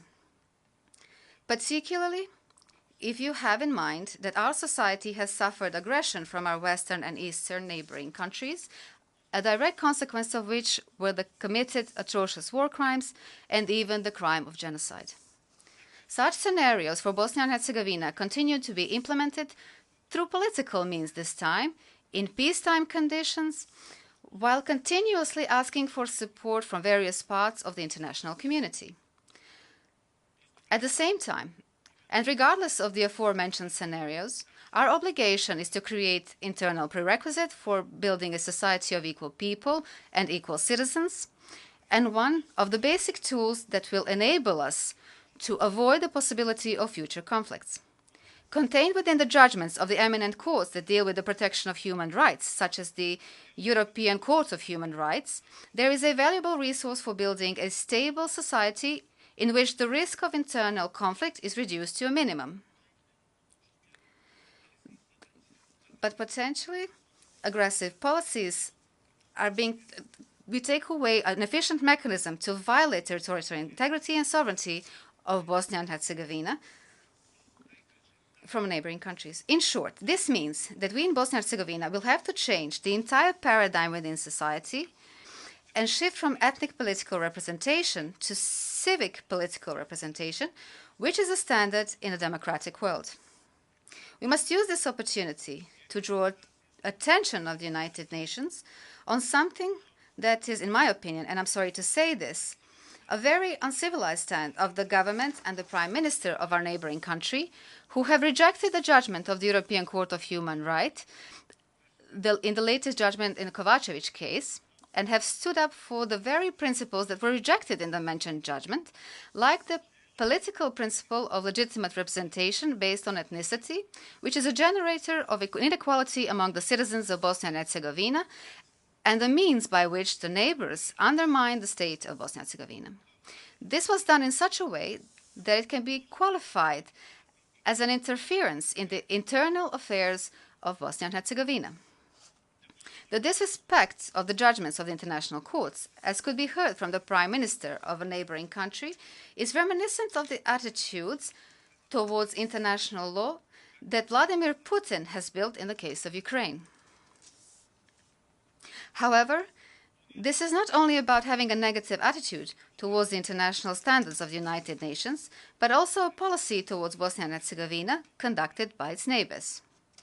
Only when civic political representation is accepted in Bosnia and Herzegovina through the implementation of the judgments of the European Court, and when in parallel the attacks on the sovereignty of the state of Bosnia and Herzegovina from the neighborhood stop, only then will we be able to participate in projects at full capacity and more efficiently, such as Agenda 2030, as an equal participant and actor of all planned activities.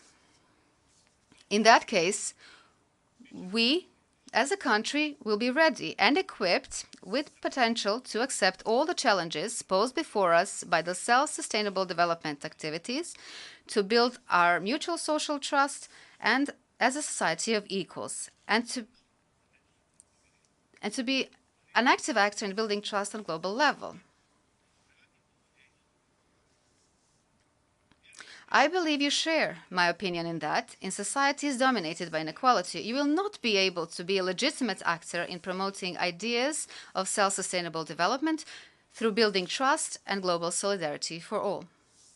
For such a thing, it is necessary to, first of all, reform our society in a way in which we'll be able to understand the importance of solidarity for everyone, with people who are equal in everything in that system and who can produce solidarity towards others on an equal grounds. In the conclusion of this address, in addition to everything previously stated, I would like to emphasize that Bosnia and Herzegovina will actively work on the implementation of Agenda 2030. We will work on building trust and solidarity for all. By rejecting the discriminatory ethnic concept, we will simultaneously reject the system dominated by nepotism and corruption, and thus bring our society into the ranks of democratic and mature societies. Then we will become a society and a country that can actively participate in world processes within the framework of the fundamental principles on which the current world order and what we call international community rest. The transition process of our society can and should be relatively short, because the equality of all people is the basic premise of every modern democratic society, and in this respect, we count on the support of that part of the international community that can help us in this. I'm aware of the existence of those parts of the international community which, for their geopolitical reasons, will offer resistance in order to keep Bosnia and Herzegovina, as well as the entire region of the Western Balkans, in a continuous state of destabilization and tension. Such people do not want democracy, but ethnocracy, disorder, and violence. And finally, I can say with certainty that Bosnia and Herzegovina has become a place where democracy and its values are being defended. And there are only two sides here: the one that is in favor of democracy and its values, and the other side that is an opponent of democracy because its goals is the establishment of autocratic systems, undemocratic in their nature. Ladies and gentlemen, Mr. President, thank you for your attention. On behalf of the Assembly, I wish to thank the Chairman of the Presidency of Bosnia and Herzegovina for the statement just made, and I request protocol to escort His Excellency. The Assembly will hear an address by His Excellency Nana Addo Dankwa Akufo-Addo, President of the Republic of Ghana. I request protocol to escort His Excellency.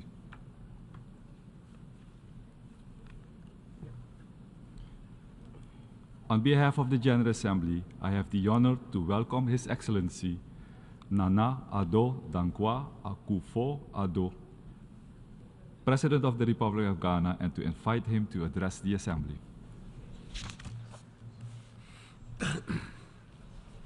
Mr. President, Secretary General, Your Excellencies, Ghana presents her compliments to you, Mr. President, and extends congratulations on your election to preside over the sittings of the 78th session of the General Assembly.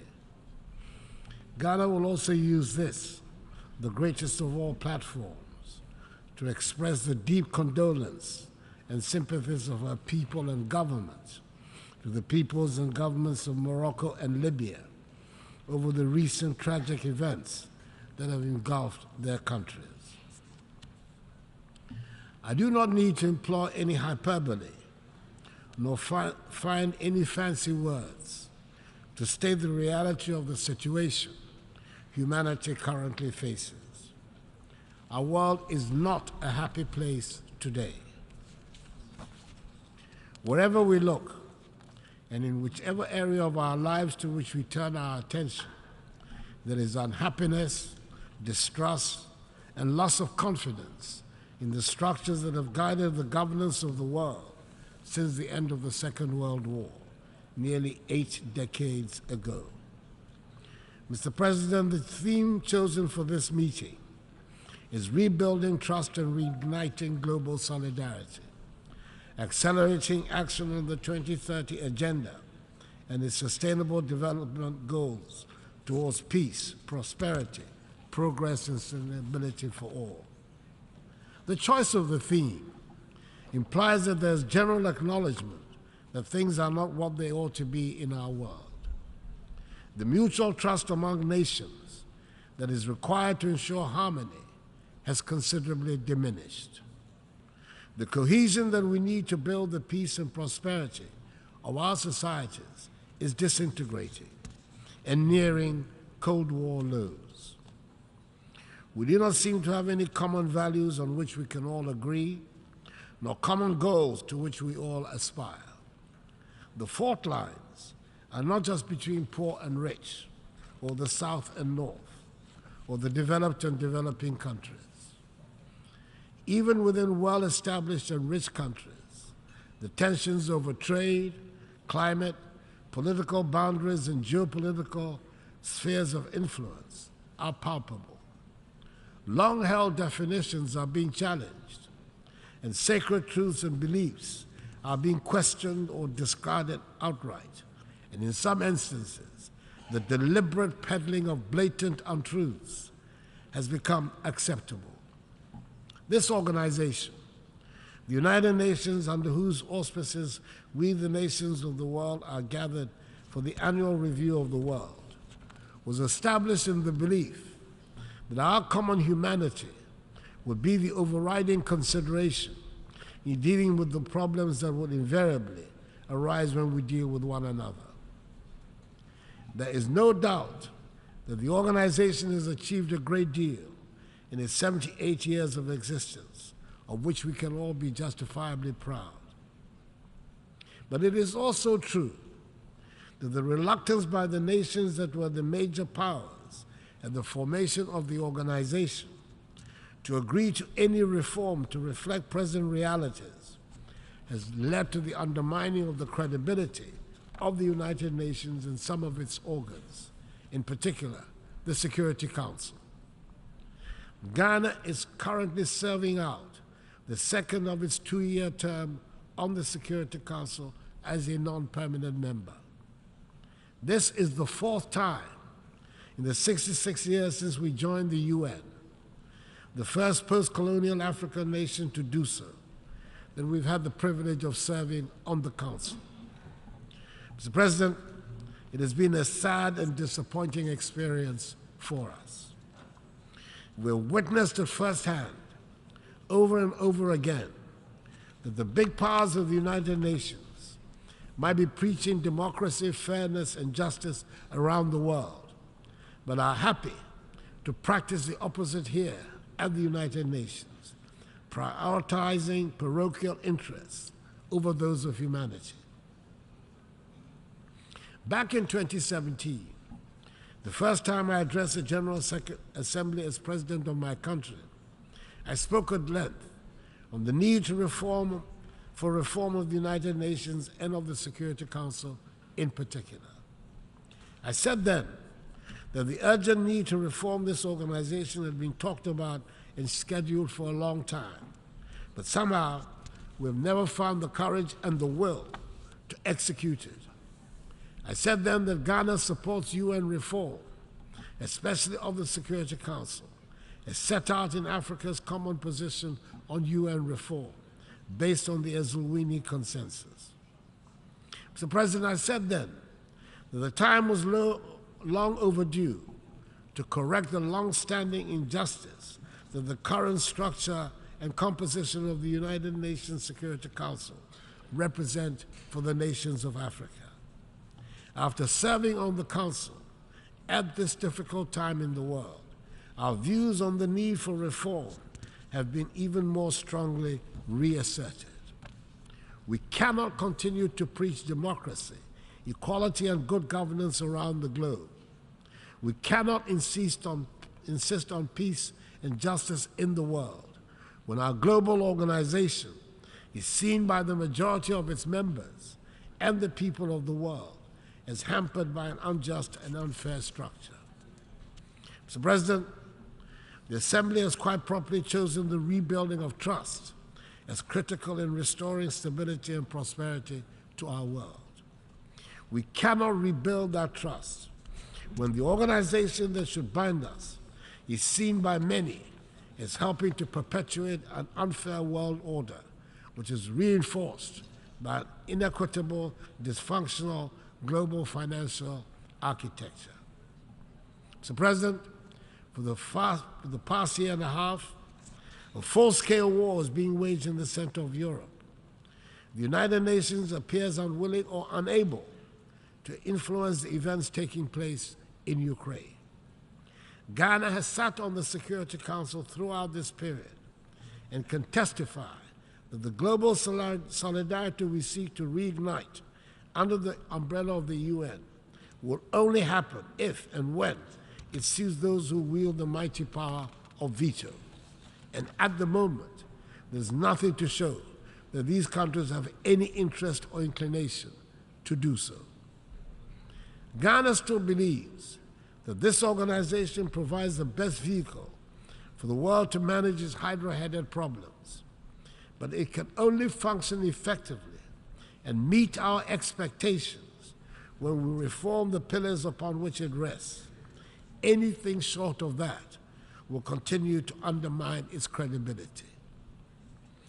Mr. President, I do not refer to the events in Ukraine and seek to pretend to ignore the tragic events in my own neighborhood of West Africa and the Sahel. Instability in the Sahel and widespread terroristic activities have put West African countries under severe political pressure and economic strain. Several countries in the region have lost vast stretches of territory to the rampaging terrorists. Coup d'etats have reemerged as what some mistakenly hope would be the solution to the threats that confront their nations. We in the West African region are trying as best as we can, under the very trying conditions we face, to deal with the situation. We are convinced that the conflicts that continue to plague our continent and our region, in particular, would be more satisfactorily resolved if the international community was to support, not undermine, the efforts of our regional and continental organizations to deal with them. Africans fought and died in the Second World War in defense of Europe and her allies, who reset the world towards the path of peace and prosperity that their nations and citizens have enjoyed for decades now. It is surely time for the world to reciprocate in our time of need. Mr. President, we in Ghana are holding firm to our belief in democracy as the best route to build the prosperous nation that is our aim. It is true that the economic dividends that many of our citizens justifiably expect from the democratic process have not come as fast as have been anticipated. But we're determined to hold fast to the course because we believe that ultimately it will succeed in delivering freedom and prosperity for the mass of our people. We're also having to countenance for the first time in recent human history not just the question of democracy and a deliberate campaign of disinformation against democracy, but also the propagation of authoritarian rule as the faster route to economic advancement. The belief of young people in democracy as the governance model best suited to build peace and prosperity in our society is under systematic attack. The economic impact of COVID-19 pandemic and the impact of the war in Ukraine have only added to the pressure and the anxiety of our young people.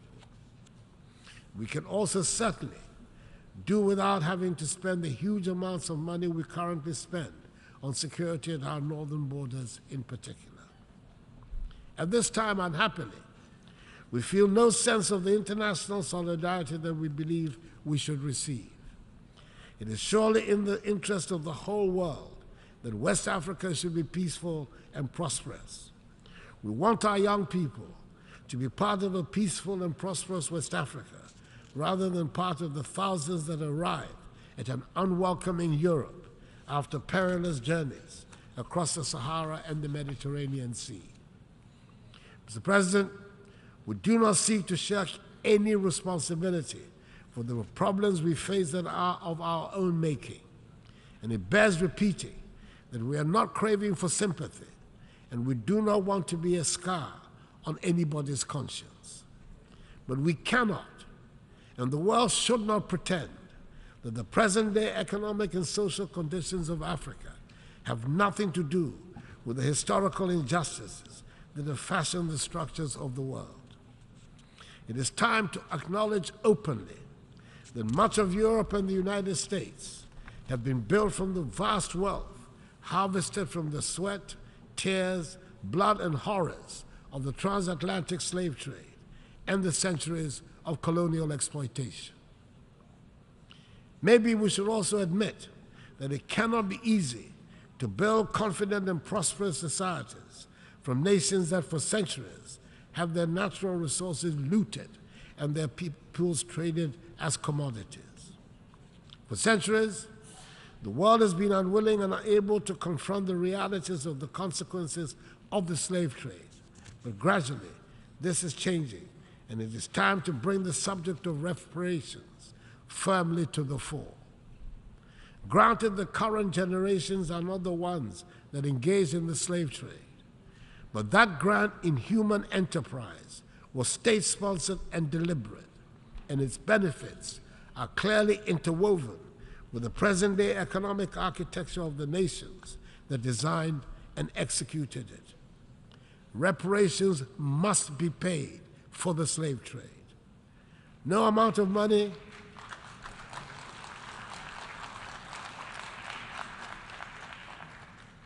will ever make up for the horrors, but it would make the point that evil was perpetrated, that millions of productive Africans were snatched from the embrace of our continent and put to work in the Americas and the Caribbean without compensation for their labor. If there are any hesitations in some minds about the paying of reparations, it is worth considering the fact that when slavery was abolished, the slave owners were compensated for the loss of the slaves because the human beings were labeled as property, deemed to be commodities. Surely, this is a matter that the world must confront and can no longer ignore. The African Union has authorized Ghana to hold a global conference on the issue in November in Accra. It is probably also the time to return to that vexed subject of illicit financial outflows out of the continent of Africa. I refer to the report of the panel chaired by the highly respected former South African President Thabo Mbeki on the illicit flow of funds from Africa, which states that Africa is losing annually more than 88 billion United States dollars through illicit financial outflows. Yes, those monies too must be returned to the continent. It is difficult to understand why the recipient countries are comfortable about retaining such funds and are happy to call those countries from whom the monies are taken as corrupt. I believe that a joint task force of the African Union Commission and the OECD Secretariat under the auspices of the United Nations should be charged to find ways of stopping the damaging outflows. Mr. President, before the pandemic, we, like many other parts of the world, were making progress with the 17 SDGs, and we had good reason to believe we would achieve the 2030 target. Today, the picture we have on our performance is not very bright. Most of the 21 targets designated for achievement by 2020 have not been met, and we are not on track to achieve many other targets by 2030. According to the 2023 SDG report, just 12% of the SDG targets are on track to be achieved. Progress on 50% of the targets is weak.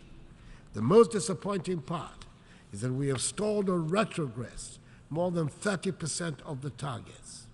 We need to accelerate action on the entire project. Mr. President, it is within our capacity to turn things around. A good start would be to make the needed changes to the structures of our organization. Then we can rebuild trust and reignite global solidarity. Mr. President, I thank you for your attention.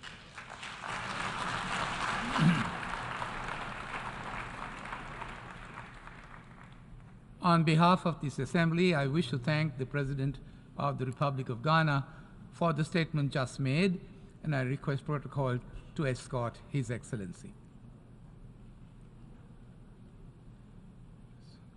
The Assembly will hear an address by His Excellency Gitanas Nausėda, the President of the Republic of Lithuania. I request protocol to escort His Excellency.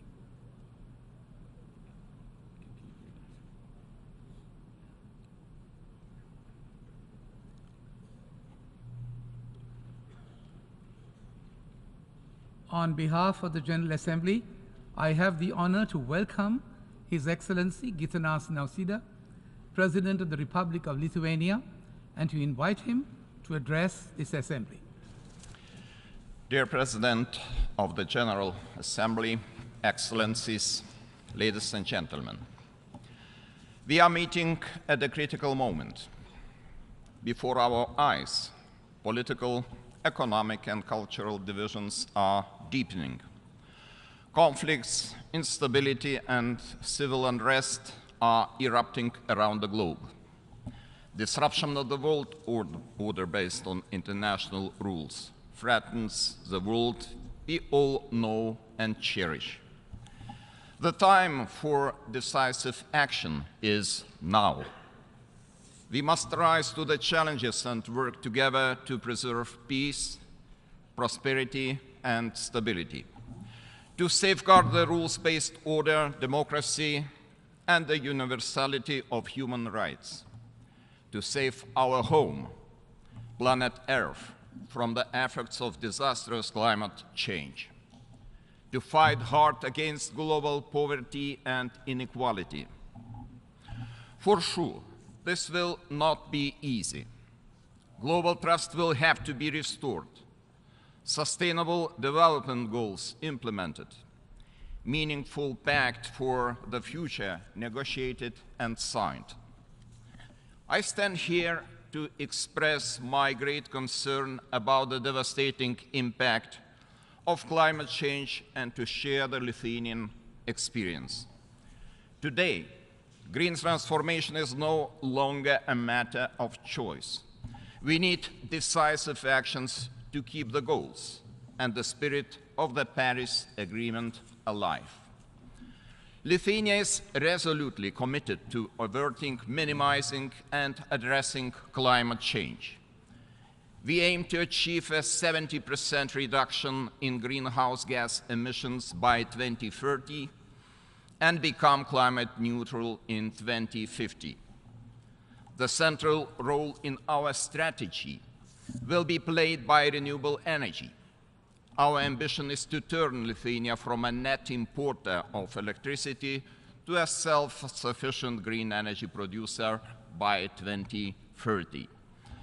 The development of solar energy as well as onshore and offshore wind parks should substantially increase the installed capacity of renewable electricity generation.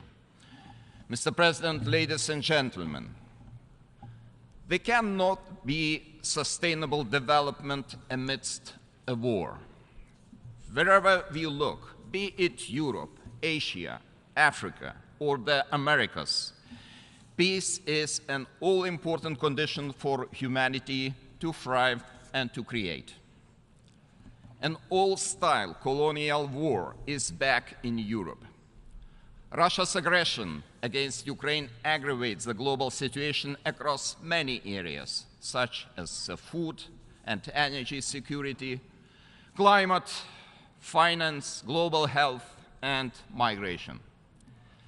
Established international norms and the whole vision of an open and cooperative world order are currently being held hostage to Russia's imperialist ambitions. The very framework of multilateral cooperation, which sustained peace, stability, and prosperity in the post-Cold War era, is being threatened. The integrity of the Charter of the United Nations and the rules-based international system is put at serious risk. The international community can no longer allow Russia to manipulate and abuse global rules. Its numerous crimes, such as the wholesale destruction of Ukrainian cities and towns, murder of thousands of innocent civilians, and displacement of millions, bring disgrace upon the UN Security Council, where Russia still sits as a permanent member with the power of veto. The international community should put more pressure on Russia to stop deliberate attacks on Ukrainian civilians and civilian infrastructure. An unprecedented ecological catastrophe caused by the destruction of the Kakhovka Dam should not be replicated in new and even more dangerous forms. This war of aggression must stop with an immediate, complete, and unconditional withdrawal of troops and military equipment from Ukrainian territory. And what I mean here is all territory within the internationally recognized borders and territorial waters in 1991. Lithuania strongly endorses President Zelensky's peace formula. It is a robust foundation for attaining peace, aligned with the universal principles of sovereignty, territorial integrity, and independence. Meanwhile, Lithuania calls on all United Nations member states to provide substantial humanitarian, military, economic, and diplomatic assistance to Ukraine. Mr. President, ladies and gentlemen, working for sustainable peace, we should ensure the accountability of those responsible for war crimes and crimes against humanity. While contemplating the issue of justice, we should also address the actions of the regime in Belarus, which participates in this aggressive war by providing military assistance and facilitating the offensive from its territory. Specifically, we should all support Ukraine's efforts in the International Court of Justice and endorse the court's provisional measures ordering Russia to immediately cease its military actions in the territory of Ukraine. Another institution, the International Criminal Court, plays a crucial role in prosecuting war crimes, genocide, and crimes against humanity in Ukraine. Lithuania supports the ICC arrest warrants for Russia's president and the ombudswoman. These mark a promising step towards accountability for targeting children in military conflict. To bring back the Ukrainian children who were forcibly deported to Russia and Belarus is a necessary next step. The initiative to persecute sexual crimes perpetrated by Russian forces in Ukraine also deserves our united support. Lithuania commends the unwavering dedication of the United Nations Special Representative on Sexual Violence in Conflict in addressing this critical issue. What is still lacking is a tribunal specifically designed to prosecute the very crime of aggression committed by Russia's top political and military leadership. Lithuania calls for the establishment of such an international tribunal, supported by a resolution of the United Nations General Assembly. Failure to do so would mean further damage to the credibility of the entire global justice system. Ladies and gentlemen, from the very beginning, Russia's aggression against Ukraine has been a truly global issue. It affects global food security as well as nuclear safety. Russia is currently holding the world hostage, blocking Ukrainian grain exports, looting occupied Ukrainian territories, and devastating local agricultural infrastructure.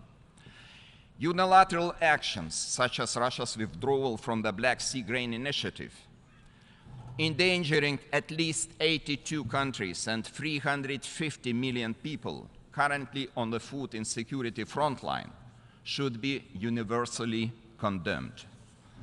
But the solution is not to lift sanctions on Russia. To reinforce vulnerable economies, we must search for geopolitical solutions.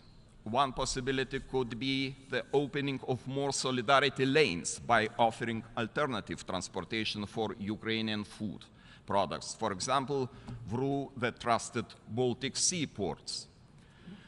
Local food production and fertilizer availability in vulnerable regions could also be boosted by international support.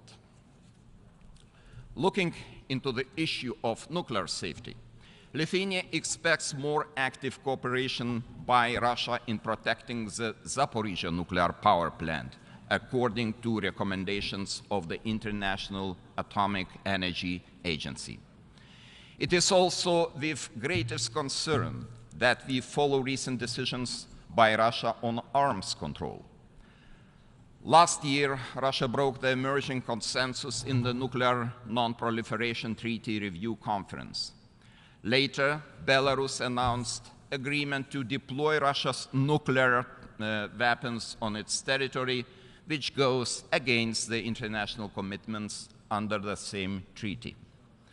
Finally, Russia officially announced its withdrawal from the Treaty on Conventional Armed Forces in Europe. It means Russia is preparing for more war, not to settle for peace. Mr. President, ladies and gentlemen, the only way for us to turn back the tide of destabilization that threatens us all is to join forces in building a better world. We need a collective effort to rebuild trust among nations. Violations of international law and universal human rights cannot be normalized. Neither justice nor peace is free. We must stand for peace. We must stand for justice. Accountability and rules-based international order will be vital in forging a world that is fair and secure. It is our responsibility for the future generations. Today, I expect this Assembly to remain steadfast and condemn all kinds of aggression, which clearly violate the Charter of the United Nations. However, to condemn is not enough. Decisive action must be taken. The politics of fear and coercion on the global scale must be stopped once and for all. We must resolutely defend the equality of sovereign nations, both large and small. We must remain true to the Charter's fundamental principles, including respect for international law and arms control. These principles must guide our path forward. Each and every nation is important. We must stand together against the power of fear. Together, we can change the world. Thank you.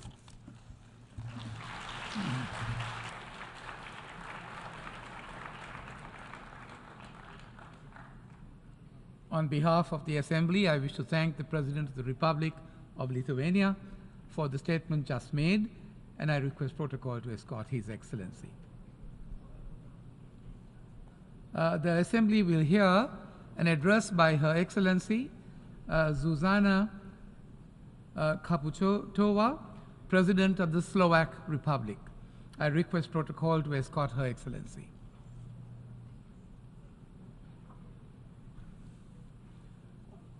On behalf of the General Assembly, I have the honor to welcome Her Excellency Zuzana Kaputova, President of the Slovak Republic, and to invite her to address the Assembly. Thank you. Dear President of the General Assembly, dear Secretary General, Excellencies, ladies and gentlemen. At this Assembly and other global forums, we hear many words spoken about the challenges we face. From the growing intensity of armed conflicts to devastating effects of climate changes. We discussed the task of providing for a growing global population with limited resources and exploited ecosystems. We debate the opportunities of emerging technologies that can transform our lives, but they can also trigger the destruction of our democratic way of life. These challenges have one common denominator. They are human-made, and it falls to us to deliver human-made solutions. The time for talking, discussions, and promises is over. This General Assembly must start with ultimate purpose for which the UN was founded: restoration of peace. Last year, we recorded more conflict-related deaths in the world than in any year since 1994. Russia's illegal, full-scale invasion of Ukraine, Slovakia's direct neighbor, has greatly contributed to this rise. For more than 570 days, Russia's forces have been killing innocent Ukrainian civilians, kidnapping children, and destroying towns and cities. They bomb infrastructure and ports that export Ukrainians' grain to those who need it in Bangladesh or Egypt. This is why Moscow must let the grain leave Ukrainian ports. Yes, we need a new agenda for peace, as the Secretary General rightly said. But first and foremost, we need action for peace from Russia as a permanent member of the UN Security Council. Excellencies, the Climate Ambition Summit starts today. But when it comes to our planet, time for action is running out. Our cities are becoming warmer, our oceans more acidic, and our land more arid. This is a result of human-caused climate change. This summer gave us another preview of what we can expect if we sit on our hands. Scientific report after scientific report makes the same conclusion. We aren't doing enough. The current pace of reduction of greenhouse gas emissions and of our mitigation measures won't be prevent the 1.5 degrees rise in global temperature by 2100. Globally, our emissions still exceed our Paris Agreement. We can still prevent the worst-case scenarios. Global emissions must peak before 2030. That is 7 years from now. This is our responsibility, not of the governments that come after us. To see results 7 years from now, we must all act today. Let's turn this ambition into our joint and global commitment. Feasible, effective, and low-cost options for mitigation and adaptation are already available. They can speed up our green transition. In Slovakia, we are doing our share. 85% of our electricity is already produced with zero emissions. In the next 7 years, we will use 5% of our GDP to decarbonize our economy and increase the use of renewables. In 2030, our emissions will be 55% lower than in 1990.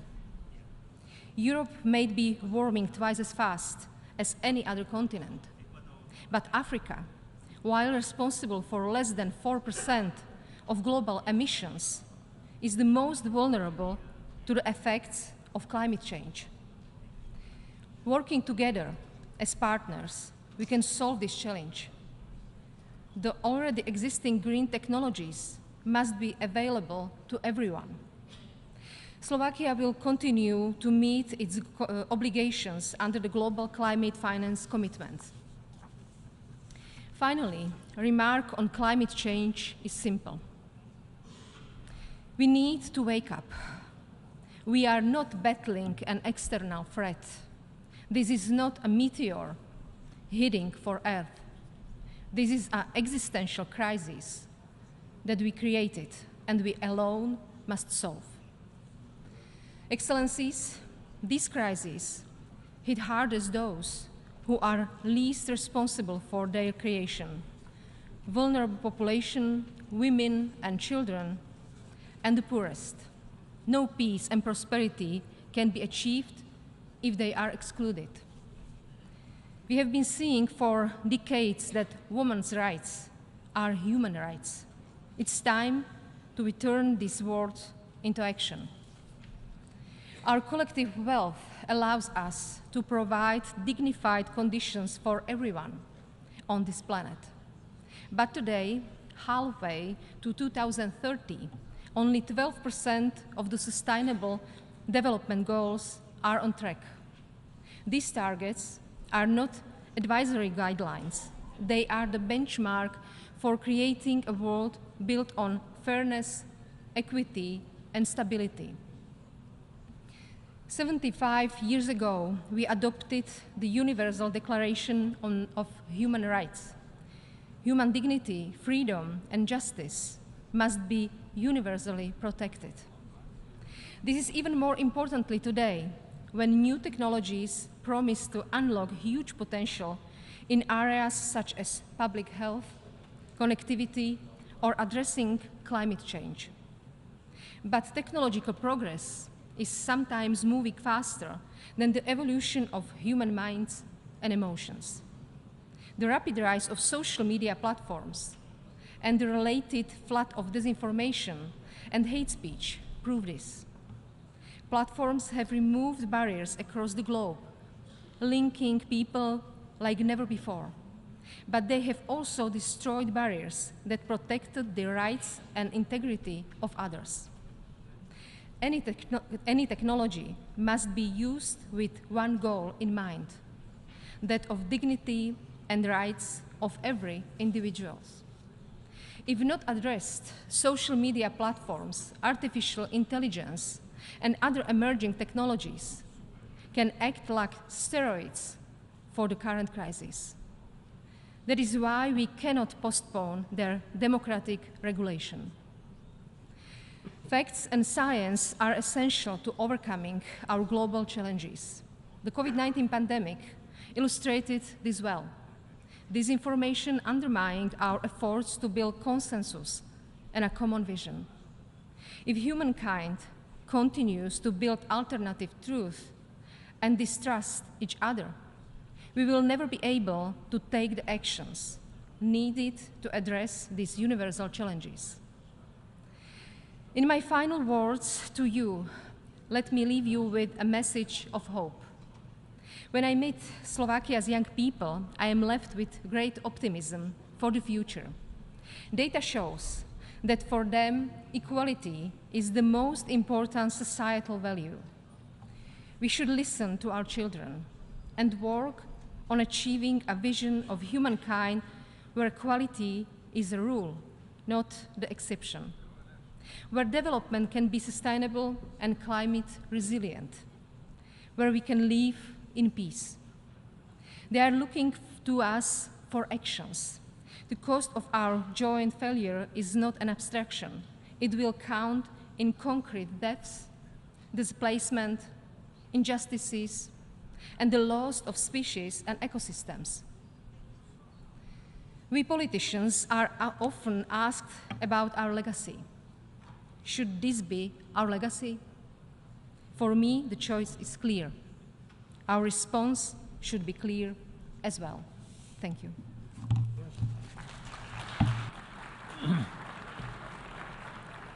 On behalf of the Assembly, I wish to thank the President of the Slovak Republic for the statement just made, and I request protocol to escort Her Excellency.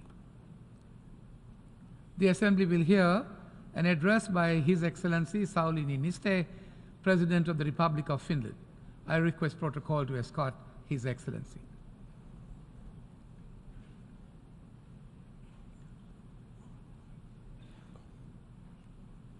On behalf of the General Assembly, I have the honor to welcome His Excellency Sauli Niinistö, President of the Republic of Finland, and to invite him to address the Assembly. Mr. President, distinguished delegates, ladies and gentlemen, more than 10 years ago, when I addressed the General Assembly for the first time as President of Finland, the world seemed complicated. In the Middle East and North Africa, many nations had gone through tremendous changes following a wave of uprisings. Europe was struggling with the deepest financial crisis of its post-war history. People around the world were affected by instability and conflicts. Yet in this whole, our common task was to create a constructive atmosphere, to understand each other, and to find solutions to the challenges we are facing. That is why we gather here in New York, not only to give speeches, not only to be seen, but to collectively ensure that our global community is moving in the right direction. Today, as I address this body for the last time, I have to ask, have we succeeded in our task? The world has grown even more complicated. Global tensions are running high and great power competition is accelerating. Different worldviews now seem to be on a collision course. The topic of this session is rebuilding trust and reigniting global solidarity. This must not remain empty rhetoric. We need to put these words in practice. We all have much to gain from cooperation on equal footing. The many global challenges we are facing, from climate change to pandemics, poverty to wars, can't be solved by one country or group of like-minded countries alone. The opportunities presented by new technologies are also best harnessed together. The multilateral system remains the best means to respond to the challenges faced by the international community. But that system now finds itself under pressure. As global realities have changed, many have started to question the existing structures. As we strive to strengthen multilateral cooperation, all voices must be heard, particularly the critical ones. Instead of rushing to judge, we need to learn to listen.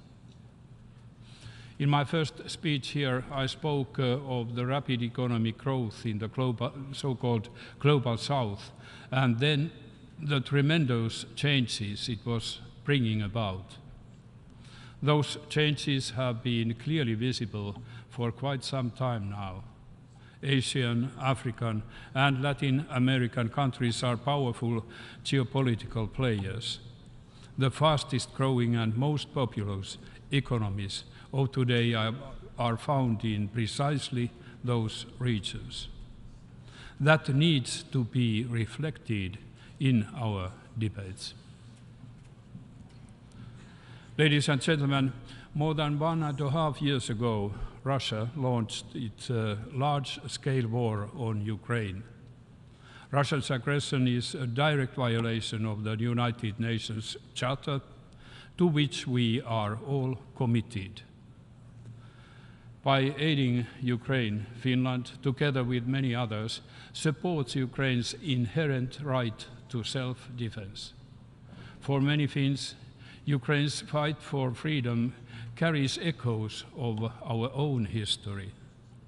We too have fought for our freedom and independence against an enemy far greater in size and paid a high price for it. We do not want to see the world regress to a state where the big consider it their privilege to subjugate the small. While the war is directed against Ukraine, it affects us all, both in principle and practice. It has serious consequences globally. The war in Ukraine must not become one of the many protracted conflicts we see around the world today. Peace that respects Ukraine's sovereignty and territorial integrity is in all of our interests. It must be objective. Finland supports Ukraine's efforts towards a just and lasting peace, but these can't be Ukraine's efforts alone. As wide an international participation as possible is needed. It is essential that the discussions recently held in Jeddah continue. The open debate taking place today in the Security Council is also a very important opportunity to discuss and find avenues forward. Bringing the war to a just end is essential for the Ukrainians, but it may also help to lower tensions on a wider scale. Ladies and gentlemen, we are witnessing the erosion of the international arms control architecture. Important treaties have been abandoned. What is left seems to be in jeopardy. Rebuilding and strengthening arms control in the current international environment is difficult, but we have to understand that a world without mutually agreed open rules and transparency is an unpredictable one. Emerging technologies are further complicating the picture. The risks are mounting. We must come together to tackle these issues. Globally, people's sense of security has decreased to an alarming level. There are over 100 armed conflicts ongoing worldwide. People in Afghanistan, Sudan, and Yemen, and in many other countries, continue to face enormous humanitarian needs. We should not lose sight of any of these emergencies. I commend the Secretary General for his vision outlined in the new Agenda for Peace. We must prioritize diplomacy and make full use of the United Nations.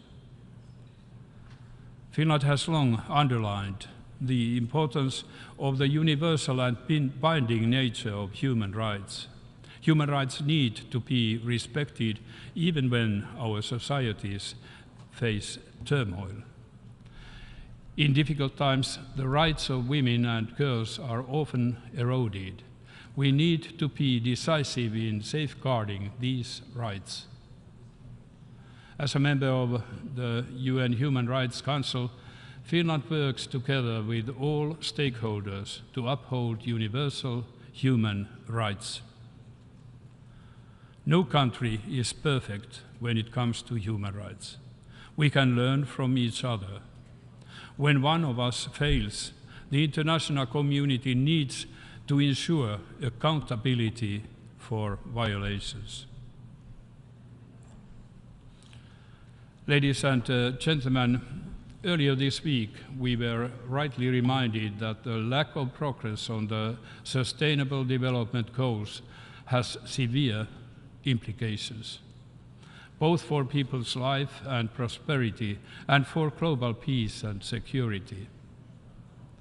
This is most urgent task to ensure a sustainable future for all life on this planet, and we are not on track. We need to take our commitments much more seriously. If we fall behind on one goal, the effects are likely to be multiplied in other areas. Climate action is a clear example. Important steps have been taken, but more needs to be done. Any progress towards the Sustainable Development Goals will be undermined if we do not manage to cap global warming at 1.5 degrees. Climate change and biodiversity loss are challenges that the global community cannot escape. The past summer was yet again the hottest on record. We have seen devastating floods, drought and wildfires, and all parts of the world. We must understand that these are existential questions. It is also important to realize that climate change does not treat us equally or fairly.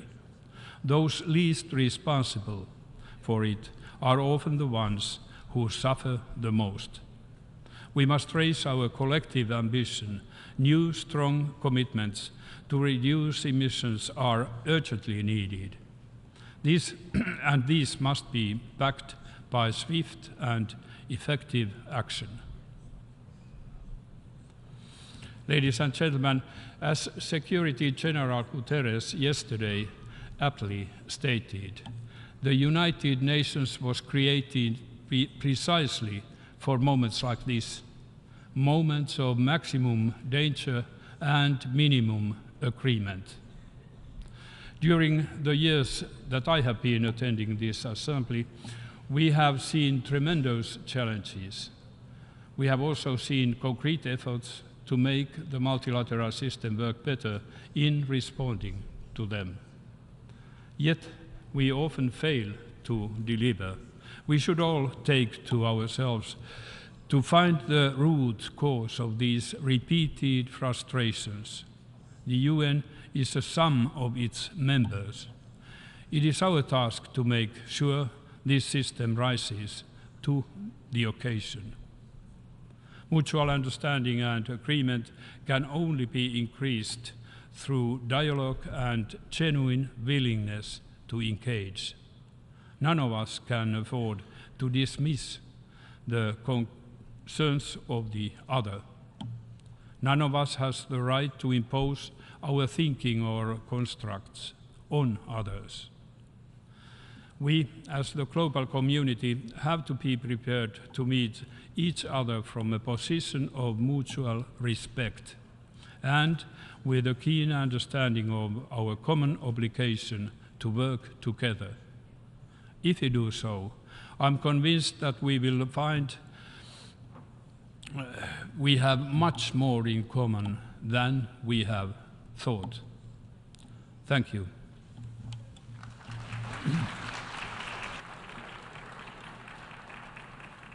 On behalf of the Assembly, I wish to thank the President of the Republic of Finland for the statement just made, and I request protocol to escort His Excellency. The Assembly will hear an address by His Excellency Rumen Radev, President of the Republic of Bulgaria. I request protocol to escort His Excellency.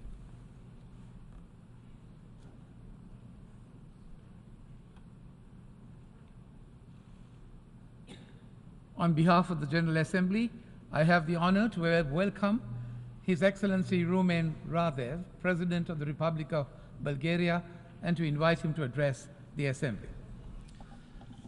Mr. President, Excellencies, I am deeply honored to address this prestigious auditorium. I do believe that our commitment will lead us to the answers of the pressing challenges the humanity is facing today. Today we live in a world of increasing risks and uncertainty. The resurrected ghost of self-destruction as a result of the full-scale war in Europe is a nightmare that my generation wrongly believed to be bygone phase in human history. War, conflicts and terror challenge the future of our civilization. So do the higher level of socio-economic distress, the growing food insecurity, the disruption of chains of supply, and the rise of the inflation rates started during the COVID-19 disaster.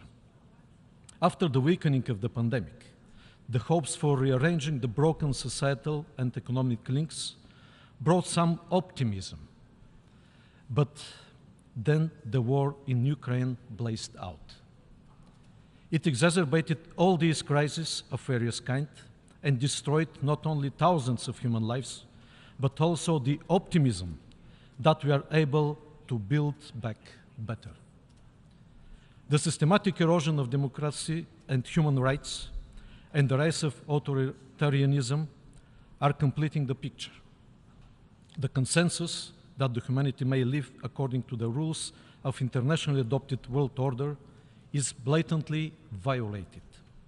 These rules that have been forged in this green marble UN hall are now vehemently contested.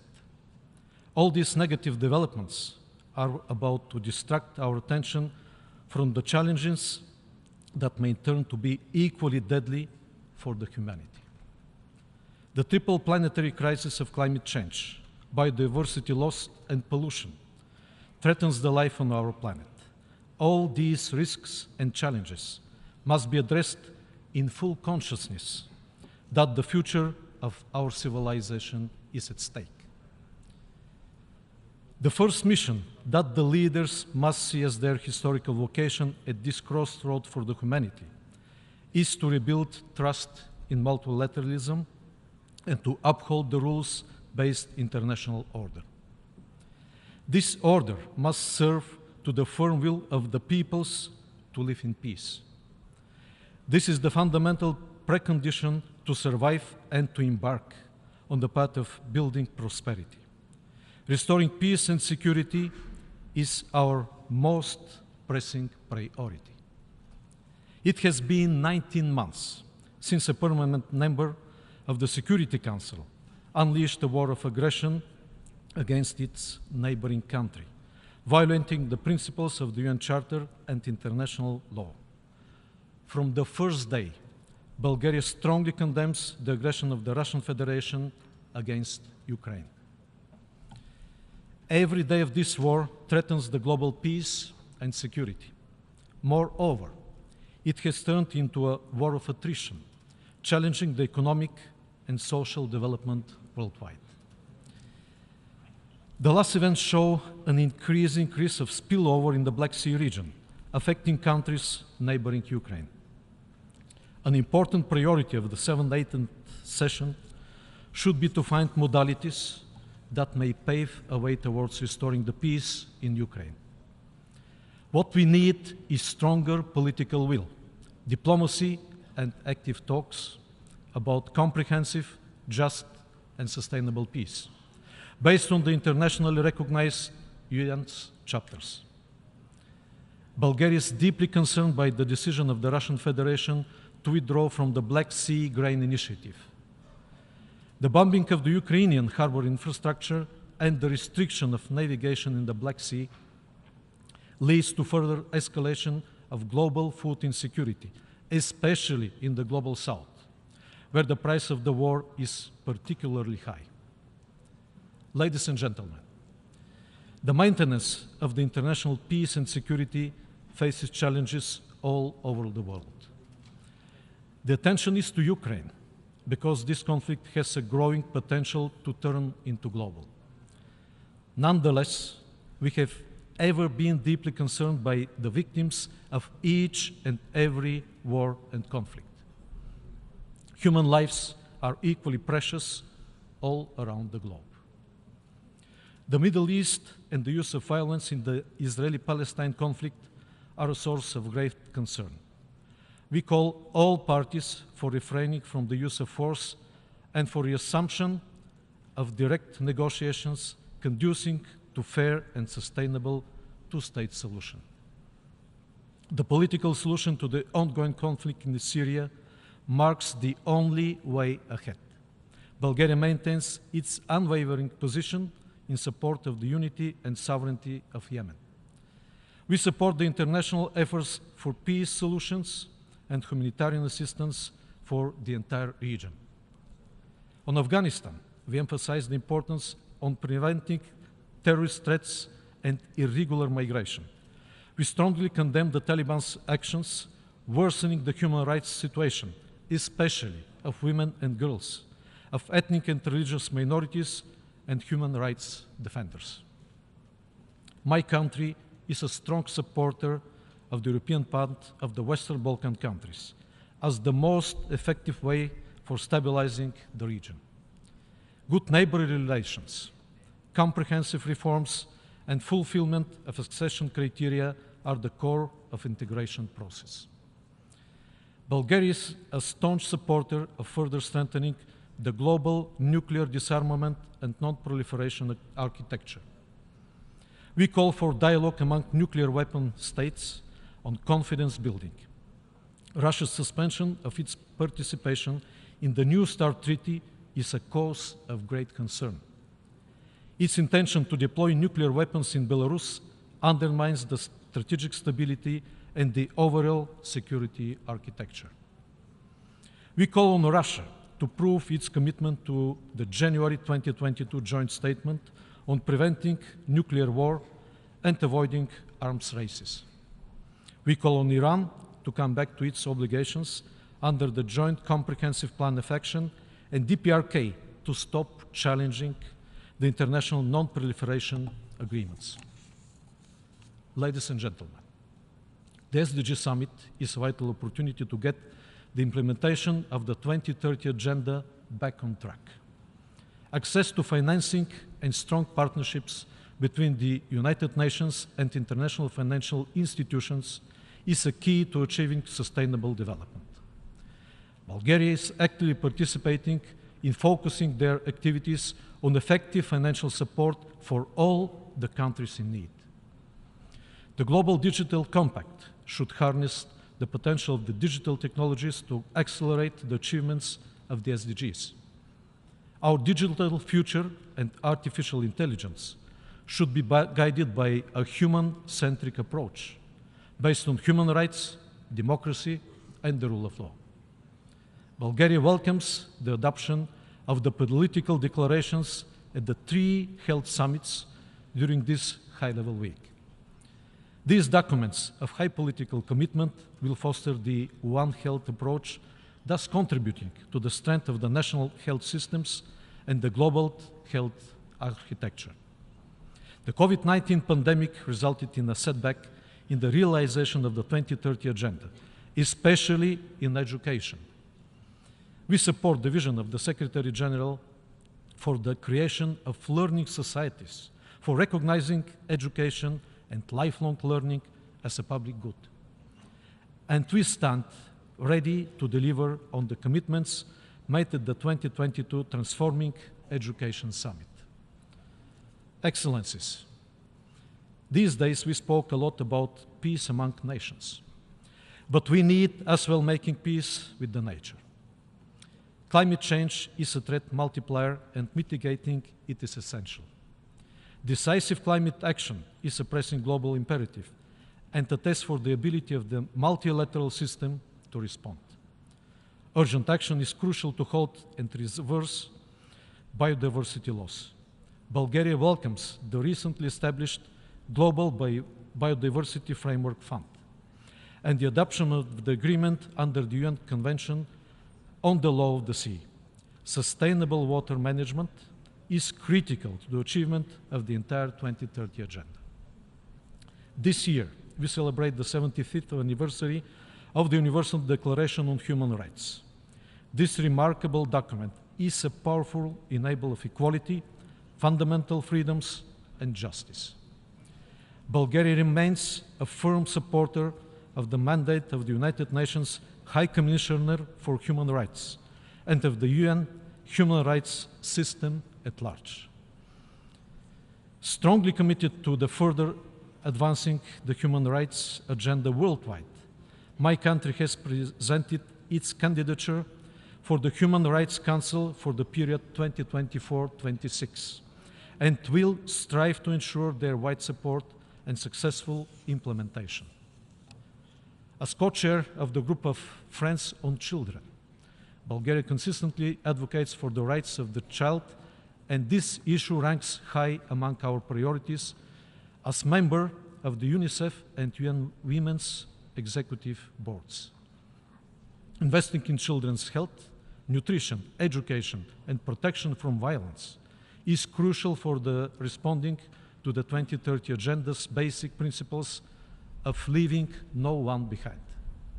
My country consistently emphasizes issues such as gender equality and empowerment of women and girls, promoting the rights of people with disabilities, fight against discrimination and hate speech.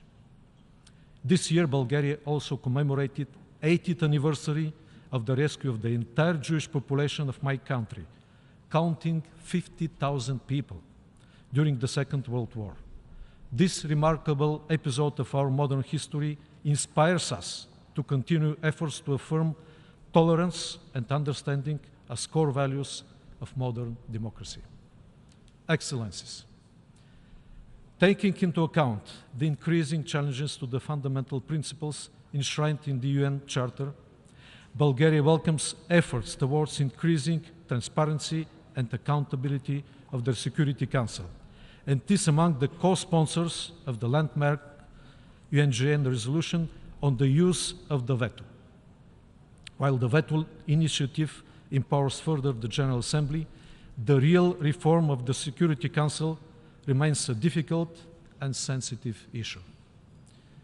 Bulgaria would like to see the Council being more effective in the performance of its primary responsibility, allocating at least one additional non-permanent seat for the group of Eastern European states in the future reformed Security Council remains priority. Thank you for your attention.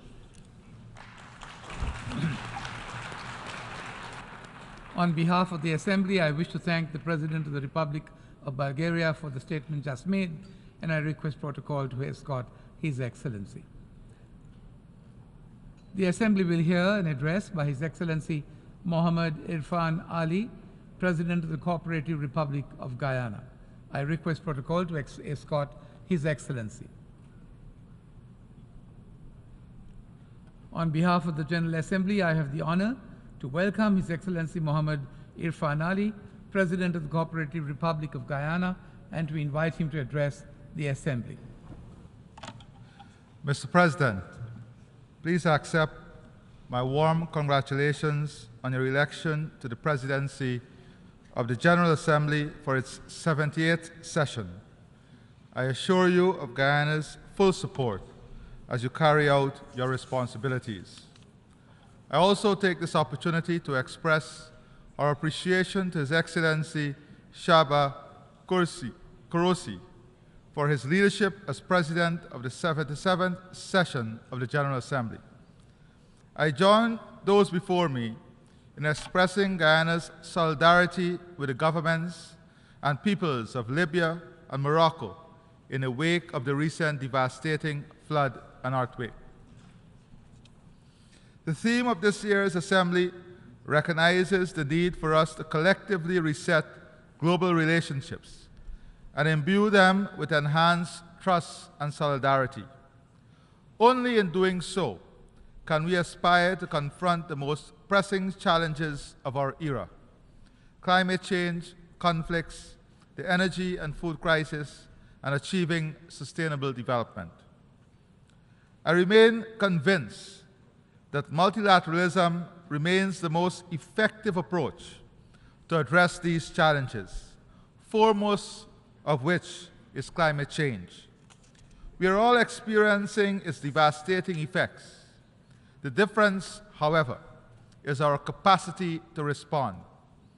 It is well established that those bearing the brunt of the climate phenomena have made no contribution to the current crisis. Small island developing and low-lying coastal states like Guyana are among the hardest hit and require adequate financing to address the attendant effects. The commitments by the developed countries, including the pledge of US $100 billion per year, remain unfulfilled. How much longer must developing countries wait for these commitments to be fully delivered? Although at net zero emissions, Guyana continues to pursue growth premised on a low-carbon development strategy. Our goal is to ensure that our resources are utilized sustainably to foster inclusive and equitable development for our people. As a country with the second highest forest cover per capita in the world, we know the importance of forests in mitigating the effects of climate change at a global level.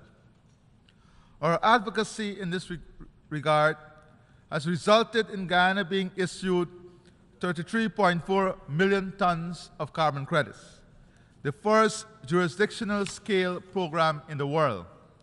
Thus far, we have secured $750 million for the period 2016 to 2030.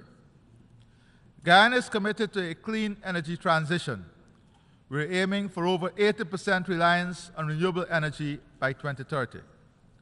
Technology, capacity, and financing are key for developing countries to build a relevant energy mix and a share of renewable energy needed. Guyana is using revenue from oil and gas resources to finance its transition to renewable energy, notwithstanding our already globally recognized net zero status. Allow me to expound on the critical question of a just, affordable, and equitable transition. Bloomberg estimates that achieving global net zero emissions by 2050 requires annual investments to more than triple from the 2021 level to $6.7 trillion per year. To limit the rise of global temperature to less than 2 degrees Celsius, the IEA estimates that investment in the energy sector alone will have to be increased by approximately $1 trillion annually. At the same time, in developing countries, the situation is more frightening, with close to 900 million people worldwide having no access to electricity. All of this against the backdrop of a widening financing gap in achieving the SDGs. With adaptation alone estimated at $160 to $340 billion by 2030, and $315 billion to $565 billion by 2050, according to UNEP. More than 90 countries have committed to net zero emissions. To achieve this, the IEA estimates that by 2050, more than 85% of buildings must be net zero carbon ready.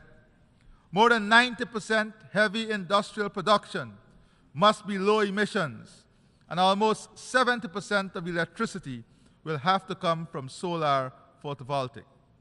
Based on these targets, renewable share in the generation of electricity will have to increase from 29% in 2020 to 88% in 2050.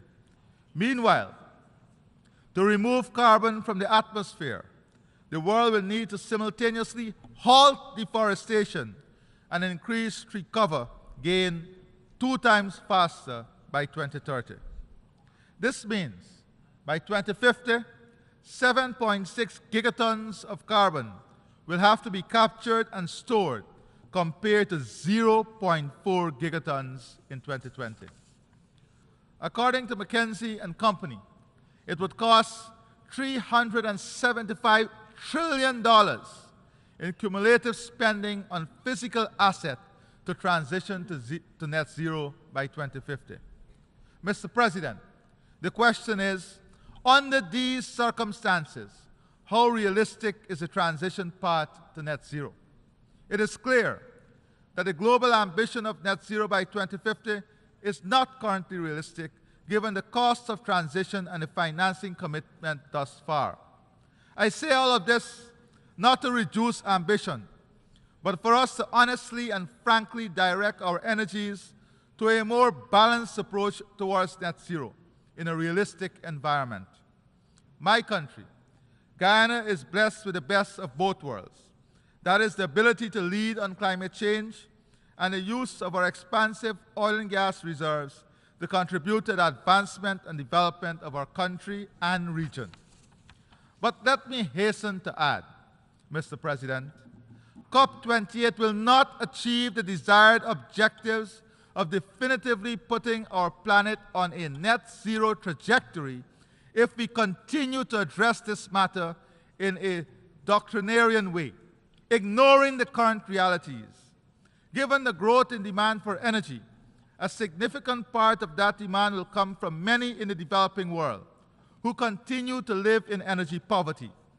It is also a fact that renewables will not meet the growth of demand in the near future. If the debate at COP28 is framed by two camps, one calling for no cuts in fossil fuel production, including the most polluting form, such as coal, and the other saying that the only solution to net zero is an end to fossil fuel production, then we'll fail once again to achieve a viable outcome and not to give our world the energy it needs to grow and prosper. I believe that net zero by 2050 as a target can only be achieved by a combination of measures that include a cut in fossil fuel production, incentivizing the introduction of renewables at scale, exploring advances in technology, in using carbon capture and storage, cutting deforestation and land degradation, and introducing measures to curb demand for energy. As custodians of the rainforests, the size of England and Scotland combined, we are of the view that the lack of financing for standing forests suggests they are worth more dead than alive. That is why we support the expansion of a financial mechanism that appropriately value the environmental services provided by forests, including through the carbon market. We are at the midpoint of implementing the 2030 Agenda, our global blueprint for sustainable and resilient development.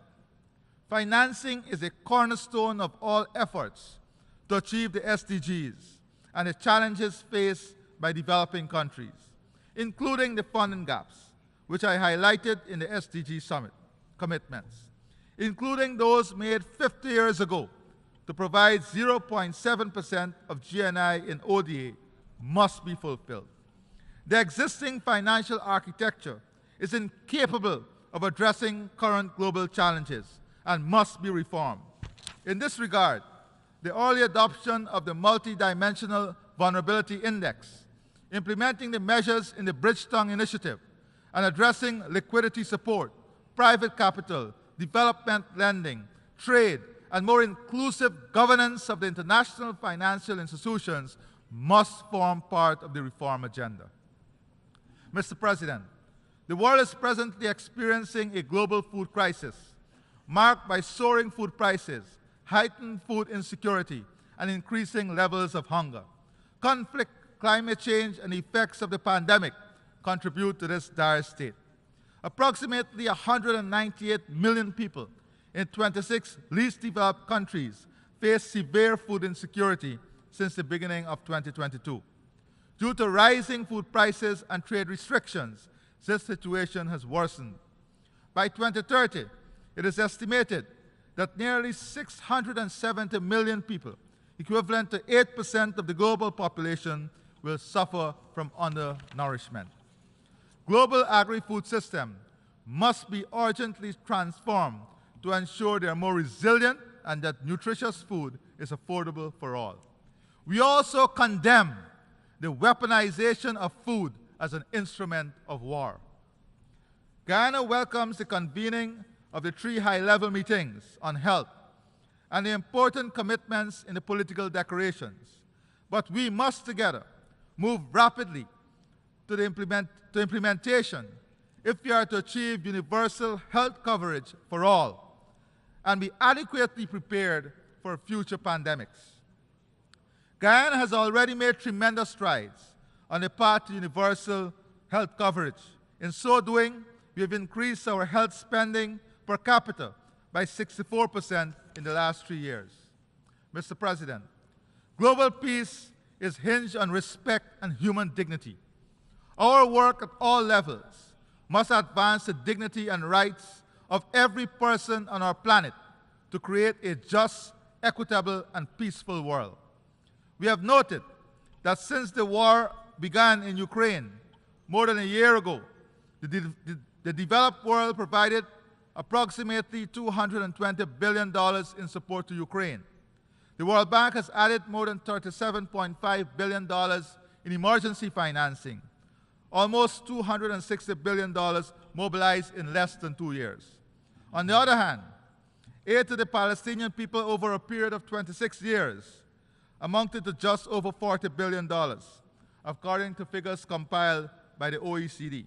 Haiti receives just over $20 billion in aid for reconstruction and development over the past 60 years. African countries were recipients of just over $113 billion over a 3-year period to fight hunger, according to the OECD. To be clear, Guyana unequivocally supports the principle of sovereignty and territorial integrity as enshrined in the UN Charter and remains in full solidarity with the people of Ukraine and what they justly require from the international community. However, I cannot overlook the disparity in the approach to other countries and regions of the world. This must be corrected. Clearly, this is a demonstration of an unjust ecosystem surrounding and supporting development financing, peace, and security. Importantly, it also proves that if truly committed, mechanisms do exist to unlock financing at scale.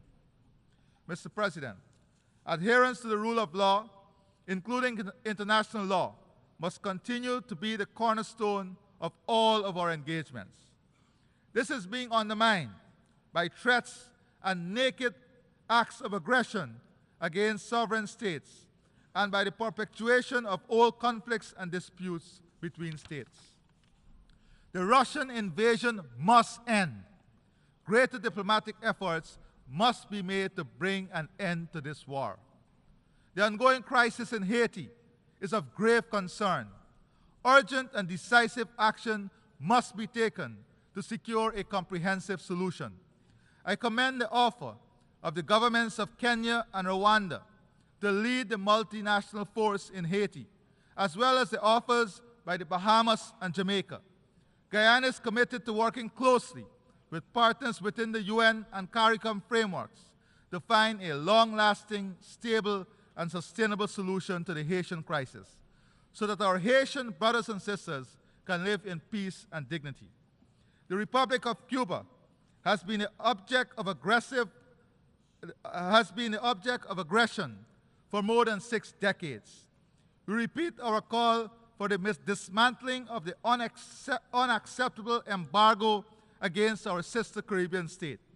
The economic and political aggression, along with the designation of Cuba as a state sponsor of terrorism, must come to an end. I also reaffirm Guyana's long-standing solidarity with the Palestinian people and support for their dignified existence in their homeland in accordance with the two-state solution. As member states of the United Nations, let us do more to move past rhetoric so that the peace process can progress. Mr. President, when I addressed the OAS last Friday, I recalled to that hemispheric body how Guyana was excluded from the OAS for 25 years from its birth as a nation on account of a spurious territorial claim to 2/3 of our homeland by Venezuela. But justice prevailed, and Guyana was ultimately admitted. It is sad, however, that 57 years after Guyana's independence, we remain threatened. Venezuela's efforts to undermine our freedom, sovereignty, and territorial integrity are today before the International Court of Justice, as decided by the UN Secretary General under the Geneva Agreement of 1966. The ICJ's jurisdiction in the matter has been twice affirmed by the court. We are confident that Guyana's sovereignty and territorial integrity will also be affirmed when the court issues its final judgment. I regret to inform you that Venezuela's threats continue. Just last night, Guyana received a very threatening message from Venezuela. It came in the form of a communique attacking Guyana for putting certain oil blocks in our sovereign waters of forbid. Guyana considers this a threat to regional and international peace and security, as well as to Guyana's investment partners. We demand that Venezuela honors its obligation under the Charter to pursue only peaceful means to settle any disputes, it may have with Guyana, including adjudication before the International Court of Justice. Allowing the court to decide would ensure a resolution that is peaceful, equitable, and in accordance with international law. Guyana will spare no effort in defending its sovereign and territorial integrity. I express appreciation to every member of the international community that has continued to support Guyana's effort to preserve its sovereignty and territorial integrity. Mr. President, as Guyana takes its place next January as a member of the Security Council, those principles of international law and justice, so prominent in the charter of this organization, shall be our guide. And so, I express heartfelt gratitude to the overwhelming support of member states to our candidature to the United Nations Security Council for the 2024-2025 term. I wish to assure the entire UN membership that Guyana is committed to working with fellow Council members and the wider UN membership to fulfill the mandate of the Security Council. Mr. President, as I reflect on the state of growing insecurity in the world, let me also reiterate the calls made by CARICOM for the early and urgent reform of the United Nations Security Council to make it more effective and inclusive. Mr. President, September is the month dedicated to indigenous people in my country. We are aware that globally, indigenous peoples are often left behind. Not so in Guyana.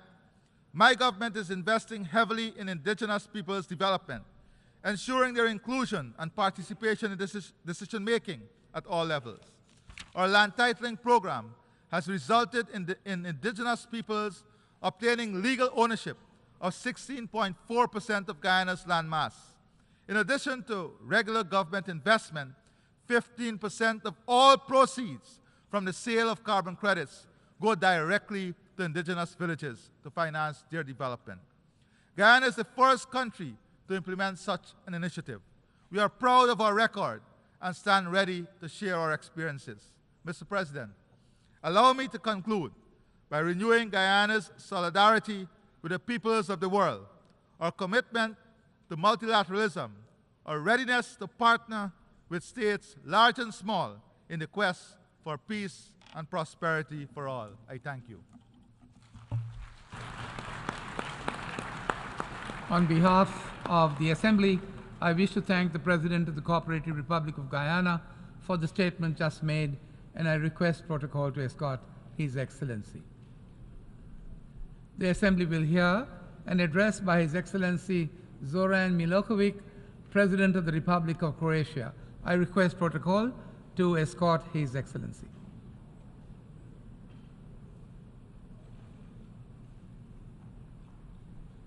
On behalf of the General Assembly, I have the honor to welcome His Excellency Zoran Milosevic, President of the Republic of Croatia, and to invite him to address the Assembly. Mr. Vice President, Excellencies, ladies and gentlemen, it is my particular honor to address this august body. I would like to use this opportunity to congratulate on being elected to your esteemed position, and I wish you much success in your work during these challenging times. The world we live in today requires joint global and concerted efforts as the key to success in addressing serious global crises.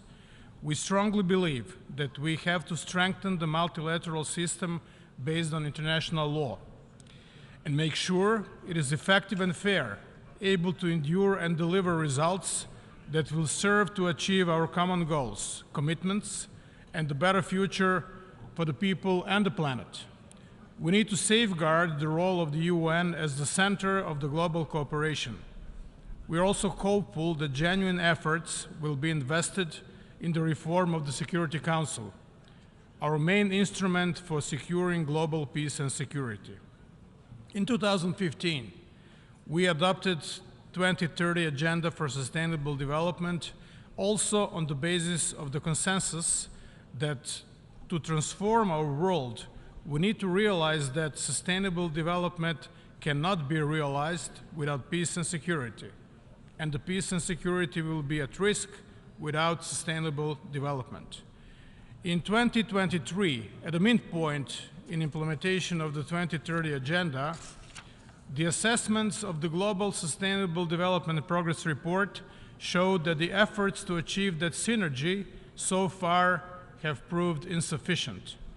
Time to reinvigorate our political commitments to the full and efficient implementation of the 2030 Agenda and its sustainable development goals is irreversibly running out.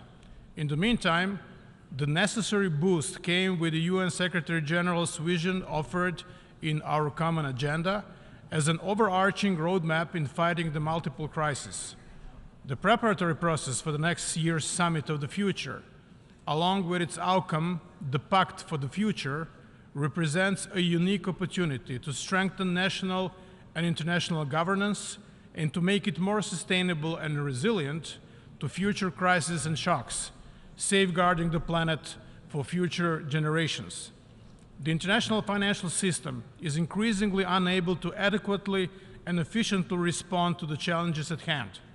More needs to be done to update and upgrade the global financial infrastructure so it becomes more adapted to the needs of the world. Most notably, we need to scale up development and climate finance. In this sense, we support the efforts by international financial institutions to review their structures and operating processes with a view to reform in order to meet the challenges of the 21st century.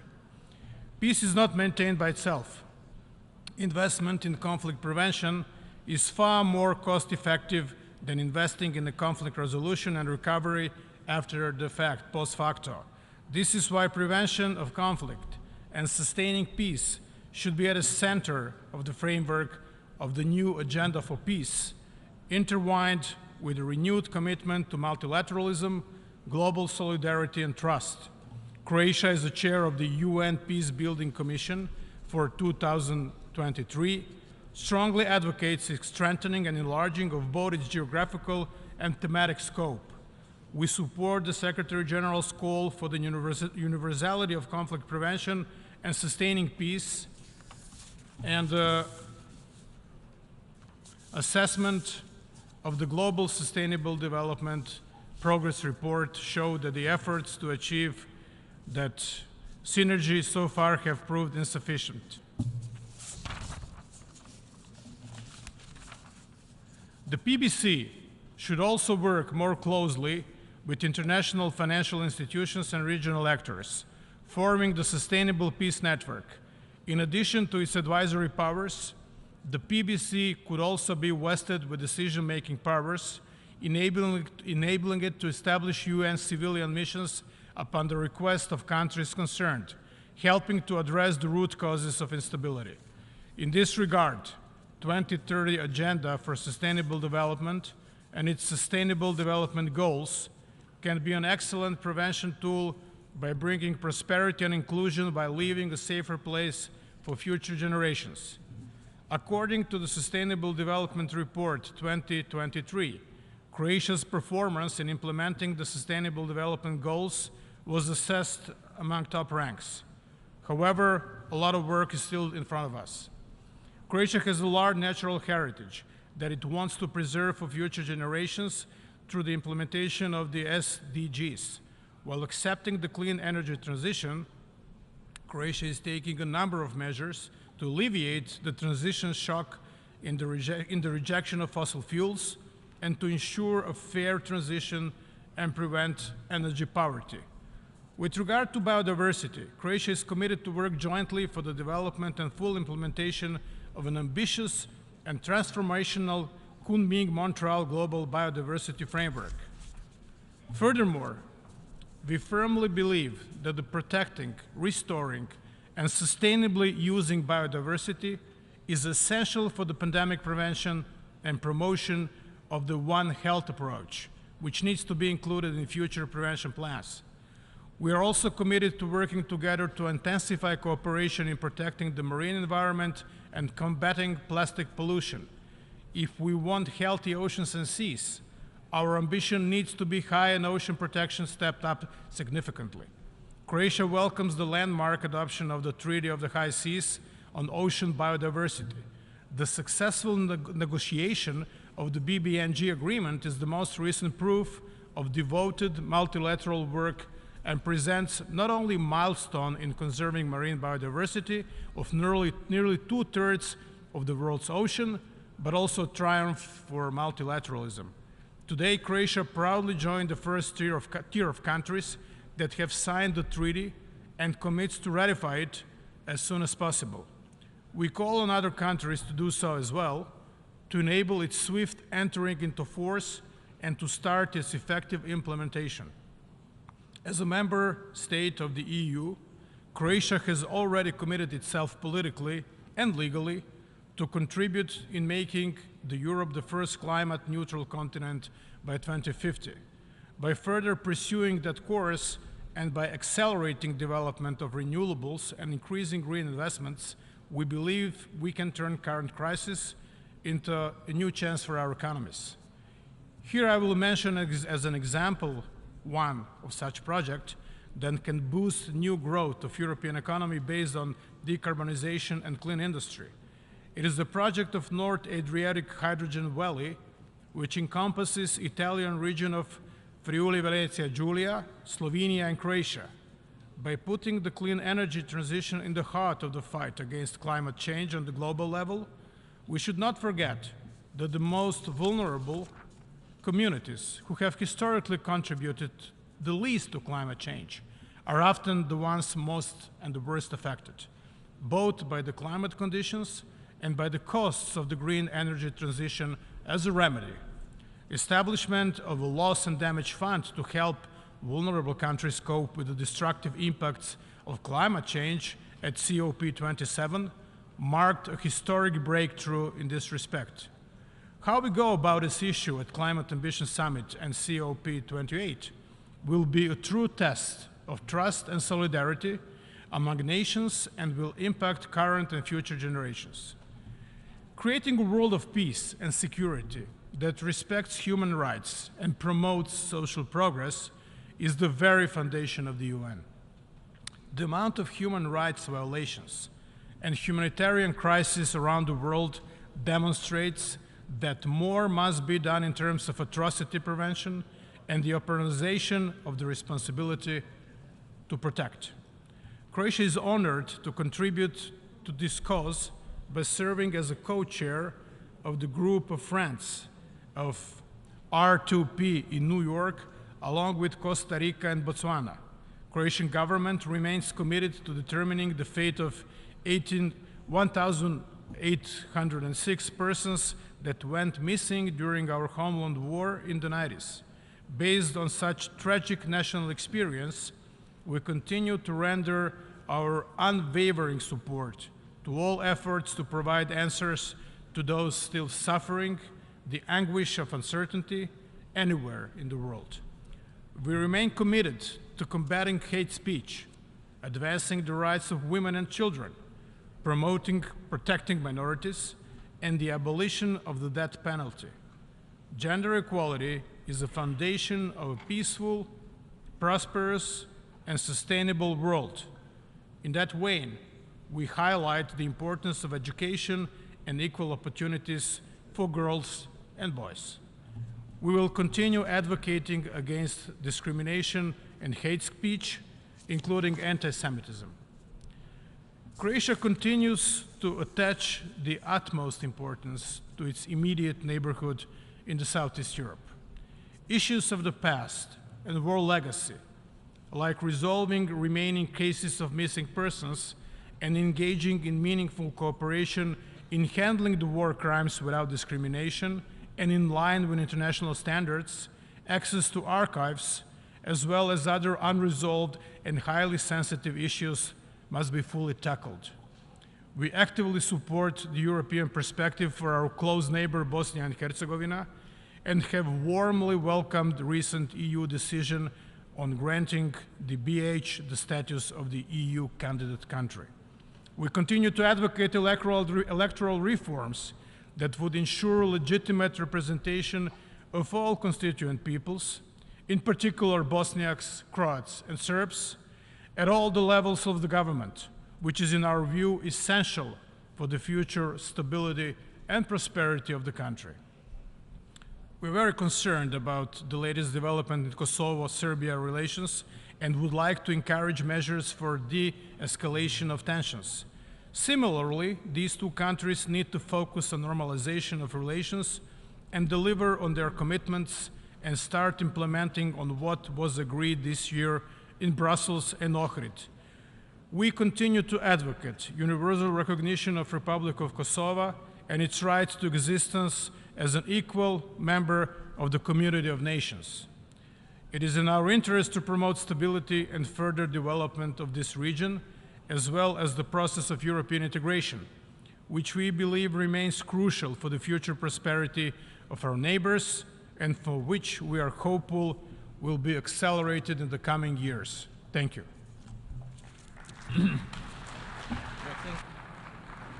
On behalf of the Assembly, I wish to thank the President of the Republic of Croatia, Zoran Milanovic, for his statement just made, and I request protocol to escort His Excellency.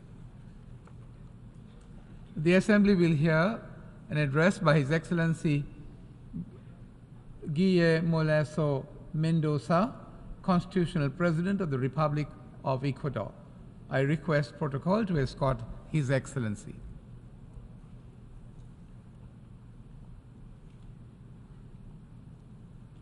On behalf of the General Assembly, I have the honor to welcome His Excellency Guillermo Lasso Mendoza, Constitutional President of the Republic of Ecuador, and to invite him to address the Assembly. Señor Mr. Dennis Francis, President of the 78th session of the General Assembly. Distinguished delegates and representatives of the nations of the world. We are here to renew our commitment to the ideals and principles that give life to the United Nations. Peace, the diplomatic resolution of conflicts, and respect for freedoms and human rights. In this brief address, I shall share our vision and efforts to address the global challenges that we are facing, including climate change, chronic infant malnutrition, and even the most urgent threats to our security. Since my government took office, we have rolled out an historic policy of environmental transition which preserves our natural heritage. In parallel, we have made great strides in transitioning from unsustainable production systems to a low-emission circular economy. In January 2022, we expanded the protection of the Galapagos Islands with the establishment of the Brotherhood Marine Reserve of 60,000 square kilometers. This decision represents the greatest step forward by my country towards the preservation of our incomparable biodiversity. In addition, we have enhanced the Eastern Tropical Pacific Marine Corridor, acting in common purpose with the kindred nations of Colombia, Costa Rica, and Panama. Together, we have created the largest cross-border reserve in the world in protecting 500,000 square kilometers, home to innumerable and unique species that use these migratory routes. We did this for our peoples and for the world. Above all, my government has been able to balance environmental aspirations with good economic sense. We have been pioneering in implementing an innovative debt for conservation swap initiative. This redirects resources towards the protection of the Galapagos Islands. Without doubt, this is great news for the world. The debt swap amounted to $1.63 billion, making it the largest transaction of its kind in the history of humanity. This figure is equivalent to 10% of Ecuador's public debt with external private creditors. Of this amount, 450 million will be channeled into the Galapagos Life Fund for the protection of marine ecosystems and more than 2,500 species, 38 of which are migratory. In this way, we are showing the world how debt and all of its financial weight can be converted into opportunities of various kinds. Further, we wish to express here our concern at the upcoming and ever more likely El Niño phenomenon, which could cause devastating flooding in Ecuador and the region.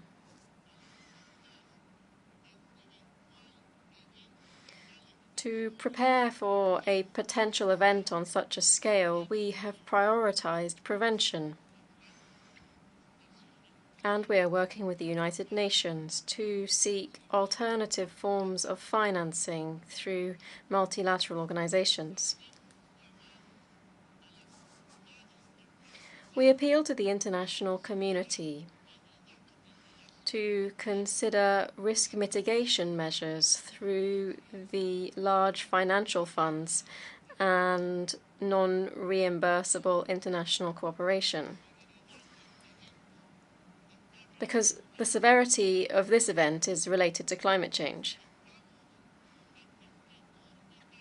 This is a huge task that requires the collaboration of all sectors of the international community to achieve the Sustainable Development Goals and to protect the future of us all. However, we are not only concerned by environmental issues.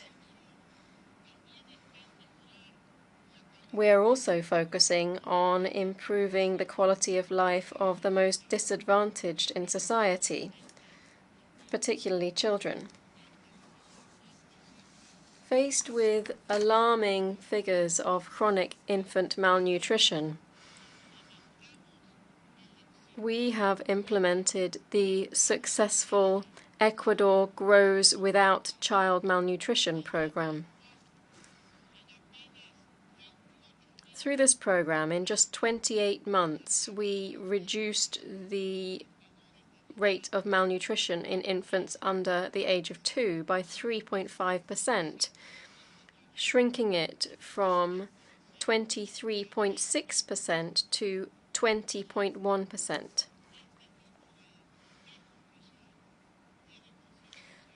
This type of malnutrition has serious and irreversible consequences on the children affected by it. It affects their neurological development, their ability to learn, to communicate, to think, and to relate to others.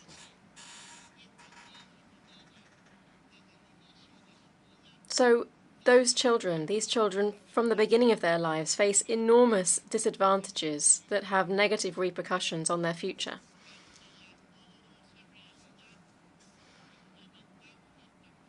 In light of this painful reality, we have implemented this public policy strategically to provide care to pregnant women and to children in their first 1,000 days of life with medicines and vitamins.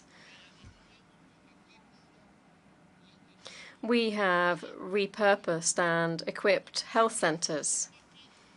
We've recruited more family medicine specialists, more obstetricians and nurses. And we've further hired 50,000 community workers who go into neighborhoods to detect cases of malnutrition in time. Thanks to this, more than 20,000 children under the age of 2 are now free of chronic malnutrition. And all of this has happened with investment of $650 million over 28 months in government. Solutions don't depend on how much money a state has, but rather how much political will its leaders have. In our government, with a lower average oil price, we've prioritized state resources for this cause. Because there's no growth nor economic development if we do not invest in social issues and in our children. We hope to be able to share our experience with all of you and to join forces so that in the near future we can all together say the world is growing without child malnutrition. President.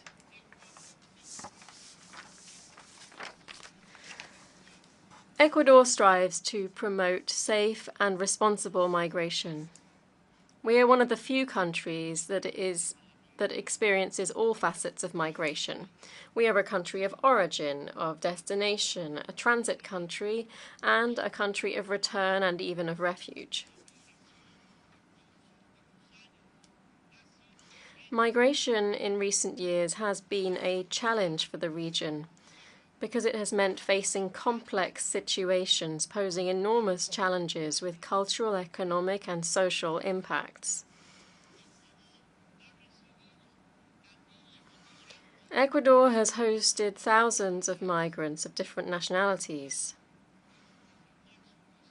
In light of this, it was essential to identify their needs, their circumstances, activities, and experiences, and this became a fundamental goal of our innovative approach.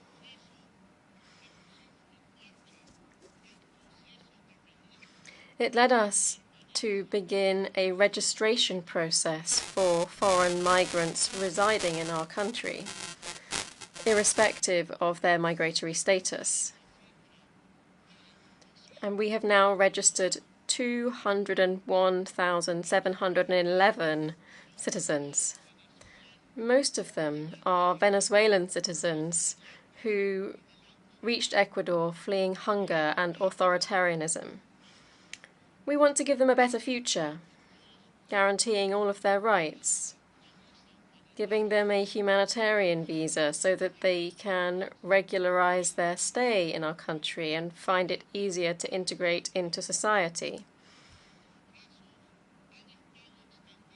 Our arms have been open wide to protect this population that is asking for refuge from us. With or without documents, children are being enrolled in schools. Everybody is treated in public hospitals. Nonetheless, the open doors policy requires the valuable support of the international community. We have acted coherently and in a spirit of solidarity, and we humbly hope that this will be reciprocated. Ladies and gentlemen, after 31 years, Ecuador has taken up the challenge of returning to the Security Council. We've done this at a critical juncture for humanity, marked by extremely complex phenomena, such as the post-pandemic global vulnerability and an unexpected war which has heightened nuclear tensions. At the same time, new problems related to radicalization and violent extremism are emerging. Ecuador has risen to the challenge. Over the 9 months of our membership of the Security Council, we have acted consistently in accordance with the United Nations Charter. We have prioritized the peaceful resolution of conflicts and the protection of civilians. the Women, Peace and Security agenda, as well as combating illegal arms trafficking. Our action is in response in particular to new threats such as transnational organized crime that undermines democratic stability, civic safety, and the rule of law. I reiterate my statement at the high-level meeting of the Security Council on Ukraine. We call once again for a cessation of the military aggression and compliance with the order of the International Court of Justice, and for progress towards a peace based on the territorial integrity of Ukraine and the Charter of the United Nations.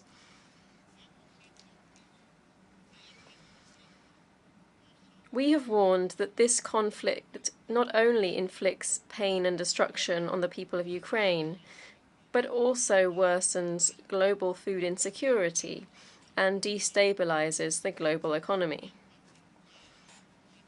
particularly in developing countries. For this reason, we insist on the resumption of the Black Sea Grain Initiative. All wars and conflicts must cease.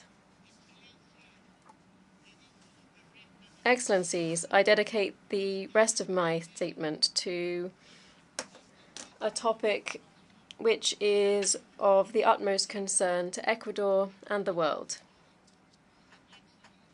I have been called upon to be the head of a state at a momentous time in history which, like few others, is under violent siege by an enemy whose allies move between the porous borders that still divide the legitimate from the illegal world. I'm referring to transnational organized crime, particularly drugs trafficking, and its dangerous and increasing effects on public life. My government has beaten records in the confiscation of drugs. In just 2 years, we have seized more than 500 tons. This is a figure that far exceeds that seized by previous governments. What we are seeing today is the result of the blow that we have wrought to the income of the criminals. Such is the impact of our policy. Last year, the United Nations recognized Ecuador as the 3rd country in the world in drug seizures, after the United States and Colombia. Just a few weeks ago, Ecuador experienced a hitherto unheard of event: the assassination of a presidential candidate. I'm referring to Fernando Villavicencio, a clear-sighted and brave Ecuadorian who denounced outright the activities of organized crime and its links with political mafias. Transnational organized crime is a corrupt and murderous system which penetrates society and the state, which defies the democratic stability of our countries, and which is progressing at great speed. It's not a problem exclusive to Ecuador. It's a global problem. Indeed, across the world, we see expansion of the same phenomenon as Ecuador is suffering: drugs trafficking, weapons trafficking, people smuggling, forced migration, and illegal mining. If we do not fight together, we will continue to suffer them alone. If the enemy is able to multiply itself, states must also be able to multiply our efforts, even more so. It's vital for the future survival of states that we forge lasting, robust, and effective mechanisms to bring an end to criminal organizations and those who support or sponsor them. Because if we want to fully share in the bounties of a globalized world, we must also face together the very adversities that this brings with it. Excellencies, in this and in each and every battle which we face together, you can always count on Ecuador's unswerving commitment. Thank you very much.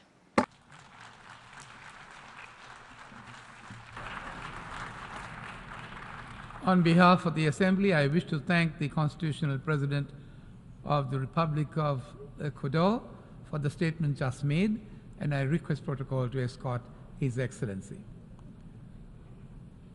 The Assembly will now hear an address by His Excellency João Manuel Gonçalves Lourenço, the President of the Republic of Angola. I request protocol to escort His Excellency.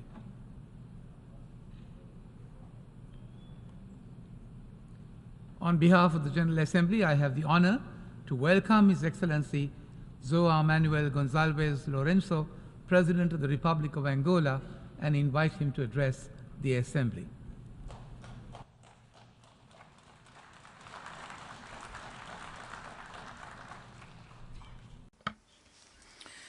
Your Excellency Denis Francis, President of the 78th Session of the United Nations General Assembly, Your Excellency Antonio Guterres, United Nations Secretary General, distinguished heads of state and government, heads of delegations, ladies and gentlemen.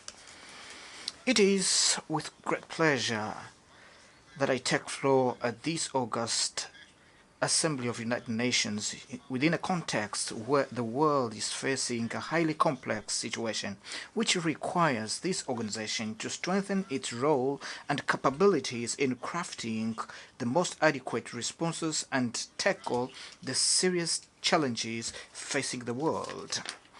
I would like to wish to Your Excellency Denis Francis all the best wishes during your term of office starting now as the President of the 78th Session of the United Nations General Assembly.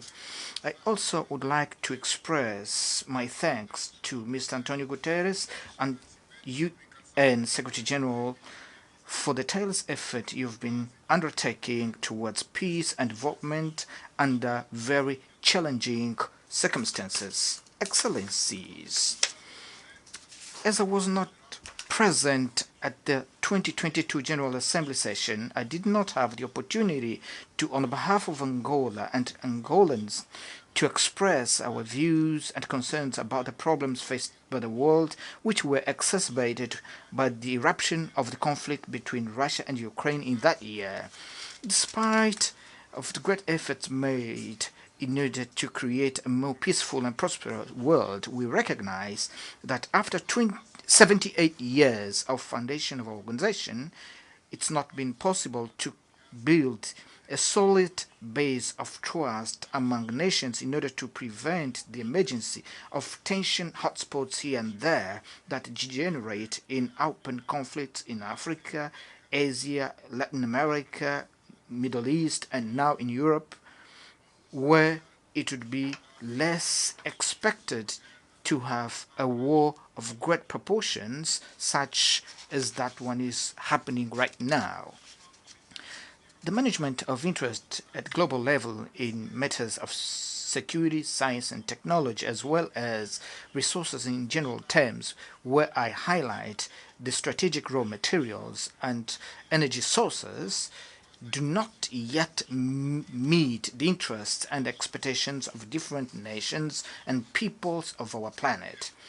It is therefore fundamental to do our utmost to promote continuously the respect and upholding of values enshrined in the UN Charter and in the international law, so that we can correct the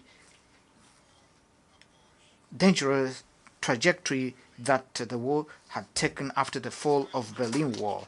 In discussing the contemporary problems of international relations, we highlight the importance of looking objectively the nature and origin of conflicts, as well as the perspective of their resolution, upholding always the universal norms that govern relations among states. Excellencies, we have to recognize that the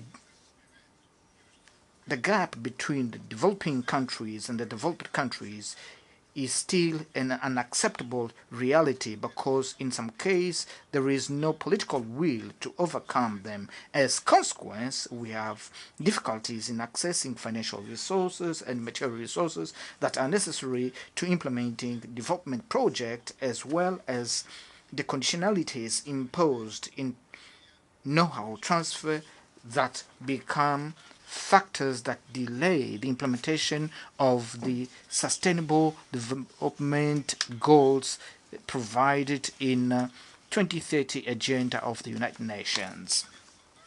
I would like to welcome the call of the Secretary General on the reform of the global financial architecture and the stimulus of SDGs of at least $500 million per year in order to face the emerging challenges, as they are not adequately represented in most of global governance institutions. The developing countries are not in position to express their views and make their stand prevail at appropriate level and contribute in formulating realistic solutions to their problems.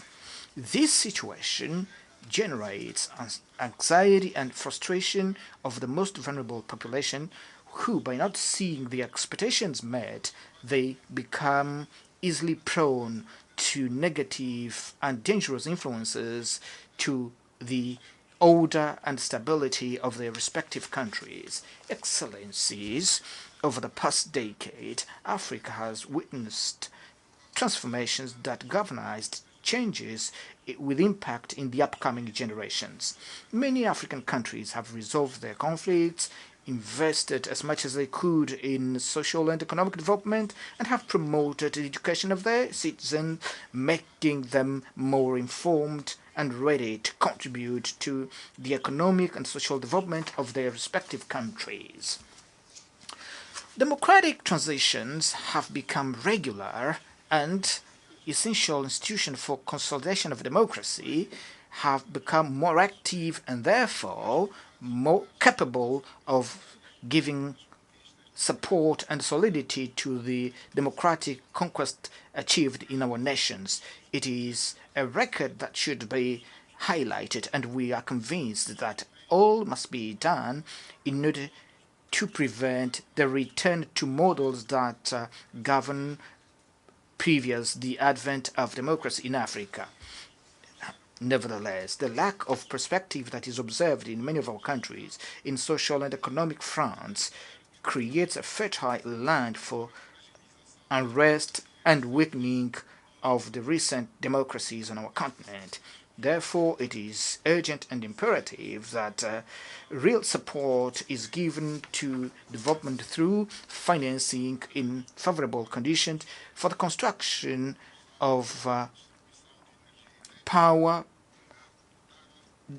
production distribution infrastructure, as well as water, roads, railway infrastructures, basic sanitation, construction of schools, as well as providing direct private investment on the African economy, so that Africa can have a major share in the global economy.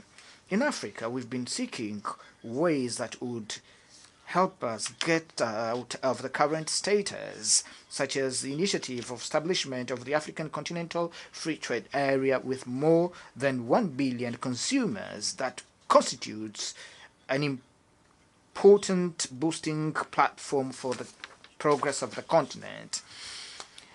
International partners of Africa must believe and invest in our market, because surely they are going to have a satisfactory return on their investment in the different sectors of our economies where they decide to invest. We would like to meet the expectations of the young Africans who are forced to try to realize their dreams out of the continent in contexts of adaptation which are almost always difficult, apart from the high life risk many of them face on making dangerous crosses through the Mediterranean. Angola has been as a booster of dialogue who, in our opinion, should not limit in political and diplomatic space, but it should include also a wide range of stakeholders, namely civil society organizations, enterprises, and individuals, and giving a highlight to the youth, which is the true engine of transformations that we wish to achieve so that we can ensure the progress of our nations. It is within this spirit that Angola decided to host the Pan-African Forum for the Culture of Peace in Africa, organized in partnership with the African Union and the UNESCO, whose third edition will take place in November this year in Luanda. The forum, also known as Luanda Biennale, constitutes a good platform for exchange amongst different cultures, religions, social models through interactive and constructive sessions aimed at identifying, promoting, and diffusing feasible and inclusive models of peaceful resolution of conflicts on the African continent, which could serve as potentially inspiring landmark for other regions of the world. Excellencies, the Republic of Angola has been seeking to contribute with its experience in terms of peace building, harmony, and national reconciliation to the resolution of conflicts that are striking the African continent, with special emphasis with that happening in the Democratic Republic of the Congo, where we believe that we will be able to build a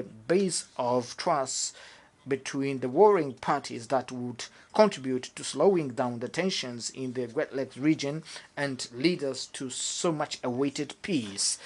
These steps aimed at containing the expansion of terrorism and other destabilization actions imply financial costs that our countries are not always ready to bear. Therefore, it can compromise the success of peace-building operations that are being carried out and topple down all the hope that is made around these processes. That's why it is essential for us to reaffirm the need of adequate, sustainable, and foreseeable financing in the efforts aimed at fighting terrorism in the continent. Therefore, it is opportune to renew our call to the United Nations, particularly the Security Council, for the use of fixed contribution for peacekeeping operation mandated by the African Union. Up until relatively short time ago, the Sahel region was struck only by actions of terrorist groups helped by terrorism, who have found a vacuum of power in Libya. They have spread to the neighboring countries. To this situation, we add, which is already dangerous, in almost the same region, a new wave of unconstitutional change of power came out, which is carried out by the military. These new powers should not be rewarded with the possibility of sharing with us the same political stages. Otherwise, would be conveying a wrong message which is contrary to the principles that we advocate.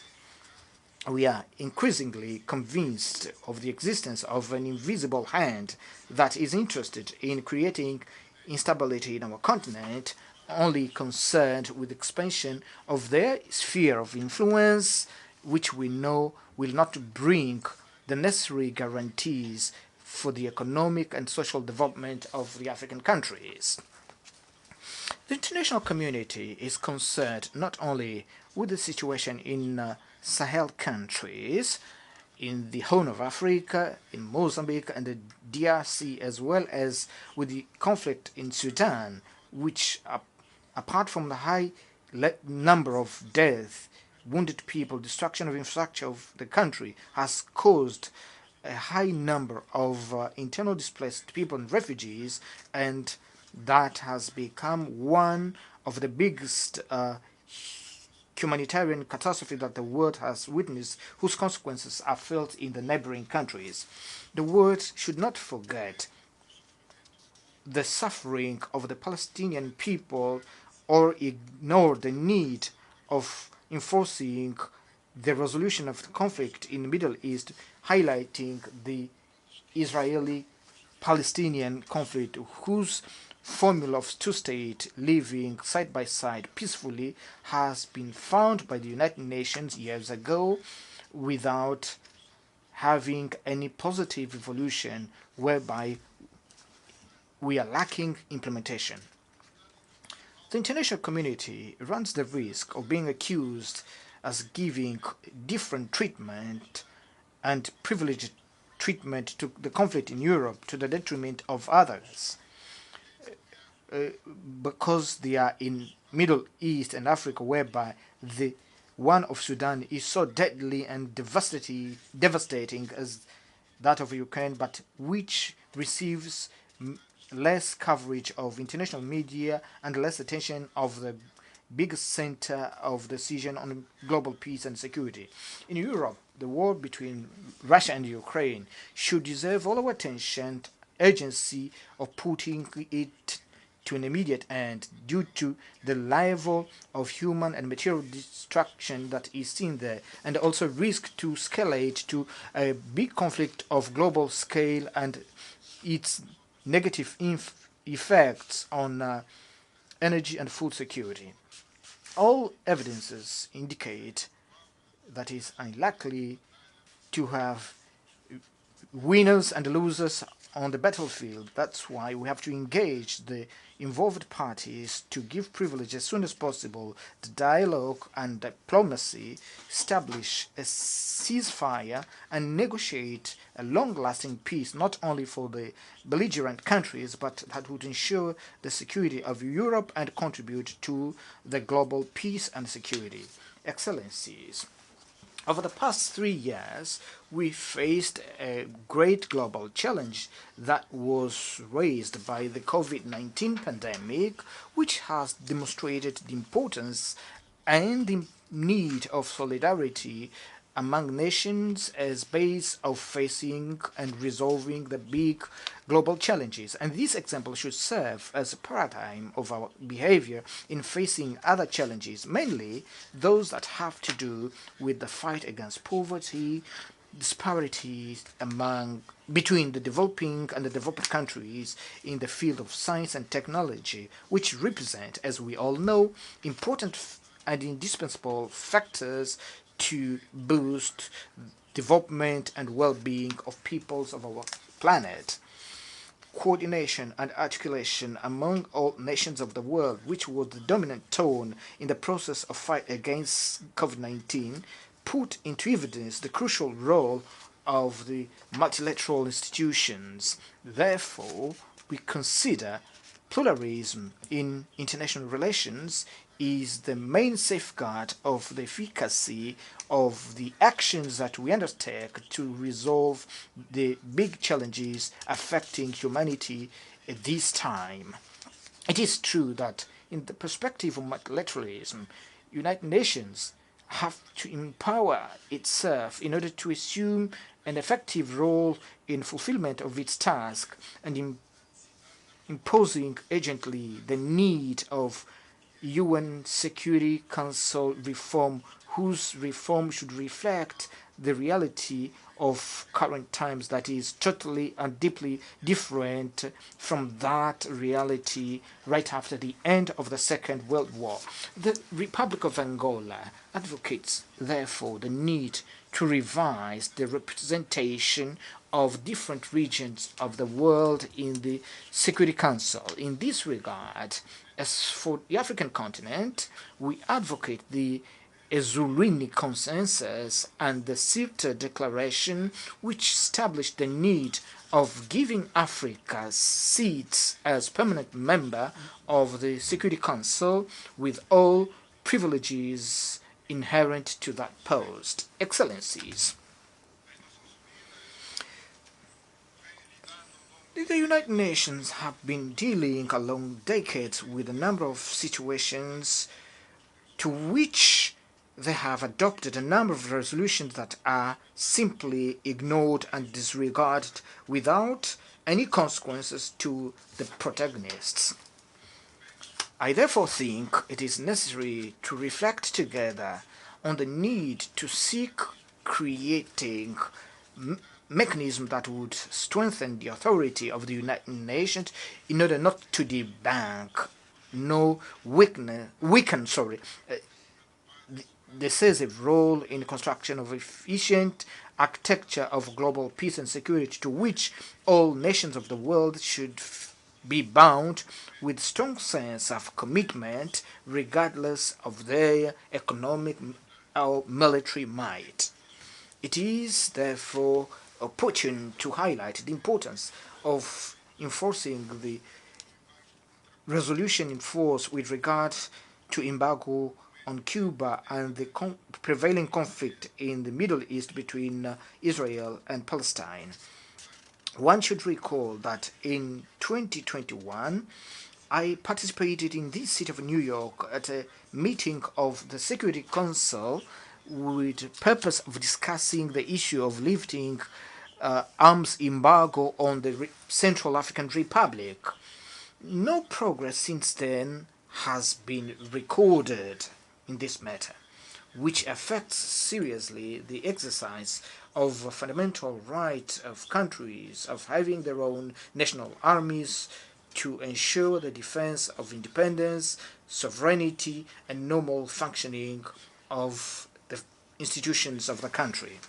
I once again reiterate the pertinence of putting this issue on the agenda of the Security Council of the United Nations so that a decision is made that will allow the Central African Republic to comply fully with their role as an independent state and not having need to resort to hiring of foreign paramilitary forces for indefinite time. Excellencies, the Republic of Angola is chairing the Summit of Heads of State of the Organization of African, Caribbean, and Pacific States, which gives us the responsibility to discuss some aspects related to that organization.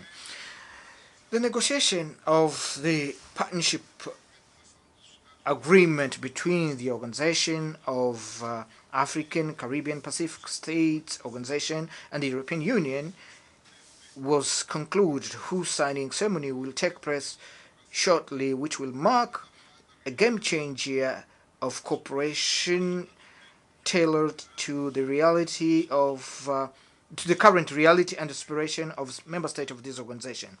This important tool, which will govern the cooperation between the OACP and EU member states, defines the basis on which we are going to project actions in most various fields, with special focus on environmental sustainability, climate changes, human and social development, migration, and mobility.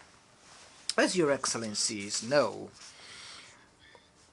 OCPS includes 79 member states from 3 continents, 3 oceans, and represents an enormous potential for cooperation for those who establish partnerships in priority fields for the member states that will generate reciprocal benefits.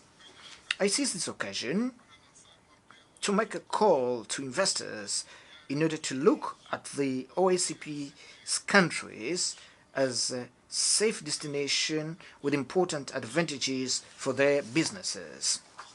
Excellencies, allow me once again to seize this opportunity to, in few words, talk about climate change issues that represent in current time the main concern of humanity, of governments and society of all our countries.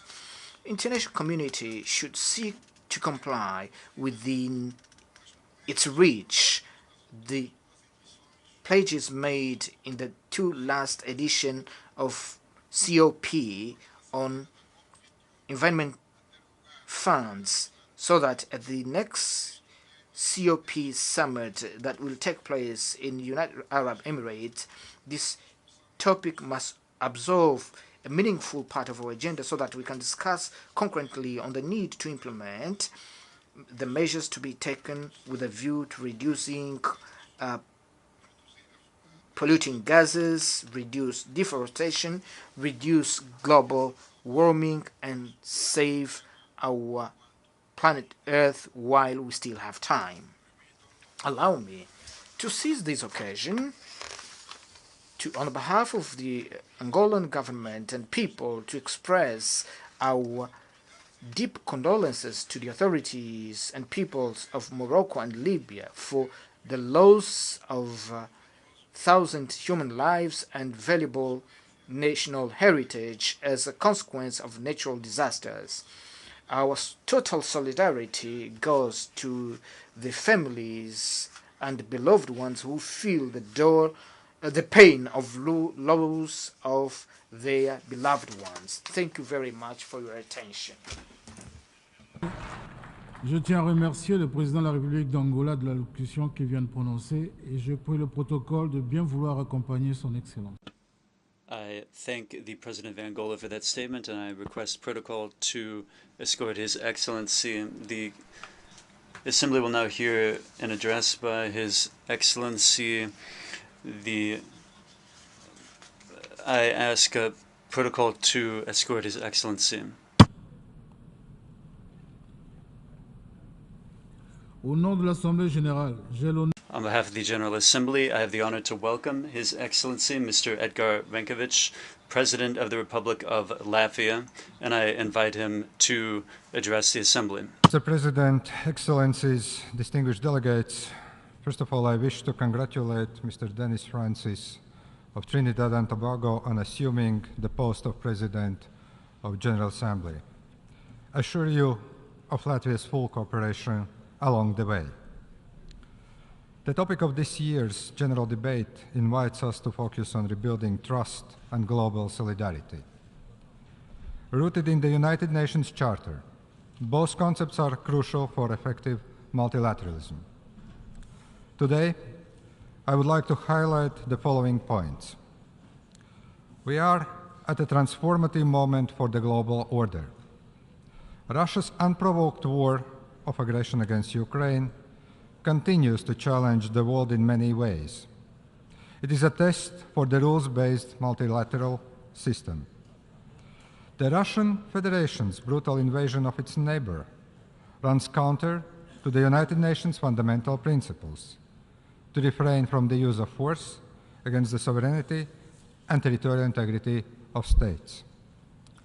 Blatant breach of these principles undermines the entire international system, especially if the aggressor is a nuclear weapon state and a permanent member of the United Nations Security Council. It is not a dispute between two neighboring countries. Russia's attack was unprovoked.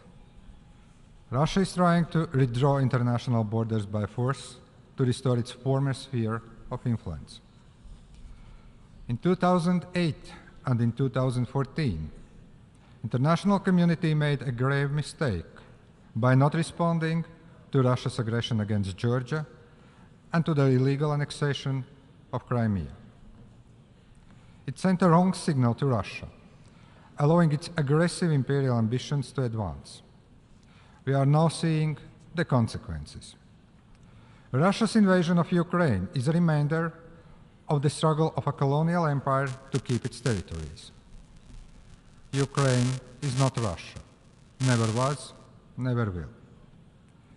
Having experienced 50 years of Soviet occupation, Latvia knows the value of freedom and independence, like so many countries in the other regions. The international community must firmly stand together against Russia's attack on the principles and norms of the international law. Respect for the UN Charter is in the vital interest of all states. The outcome of this war will determine global security for years to come. Latvia condemns, in the strongest possible terms, Russia's ongoing aggression against Ukraine, aggression that has been enabled by Lukashenko's regime in Belarus. We cannot talk about restoring international trust until Russia ends the war and withdraws from Ukraine. Russia must withdraw all its forces and military equipment from Ukraine within its internationally recognized borders. Russia must stop its terror and atrocity crimes.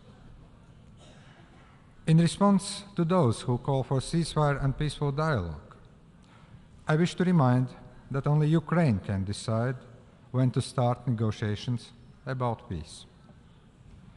Latvia supports Ukraine's peace formula. Sustainable peace must be based on Ukraine's sovereignty and territorial integrity. I call on all members of the United Nations to support those principles. Ukraine has shown remarkable determination in exercising its right to self-defense against Russia's aggression. I urge the international community to continue providing all necessary support to Ukraine and its people. Latvia will support Ukraine for as long as it takes.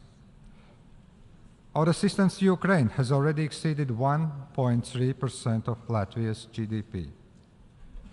Together with private sector and civil society, we have sent humanitarian aid to Ukrainian regions. Latvia continues to give safe refuge to Ukrainian people. We provide rehabilitation to wounded Ukrainian soldiers and victims of sexual violence. Comprehensive support to Ukrainian people to rebuild their country will be required. It is important to lay the ground for the reconstruction of Ukraine already now. Distinguished delegates, even in times of war, the rules of the international humanitarian law apply. The evidence of Russia's deliberate attacks on civilian population and infrastructure in Ukraine is mounting. Innocent civilians, including children, are killed. More than 11 million people have been forced to leave their homes. Forcible deportations and illegal adoptions of Ukrainian children to Russia are of serious concern. We call on the United Nations to take a more active stand on this issue. Latvia knows all too well the heavy toll deportations and repressions of the occupying regime have brought upon generations. Russia must bear full legal and financial responsibility for its aggression. We must ensure complete accountability for all crimes committed in Ukraine. It means responsibility of Russia as a state for violations of international law. And it means individual liability for the most serious international crimes. I commend the steps taken by the International Criminal Court to investigate atrocity crimes in Ukraine. Latvia has provided financial contribution to ICC, including to the Victim Support Fund. We support other international mechanisms documenting and investigating Russia's violations.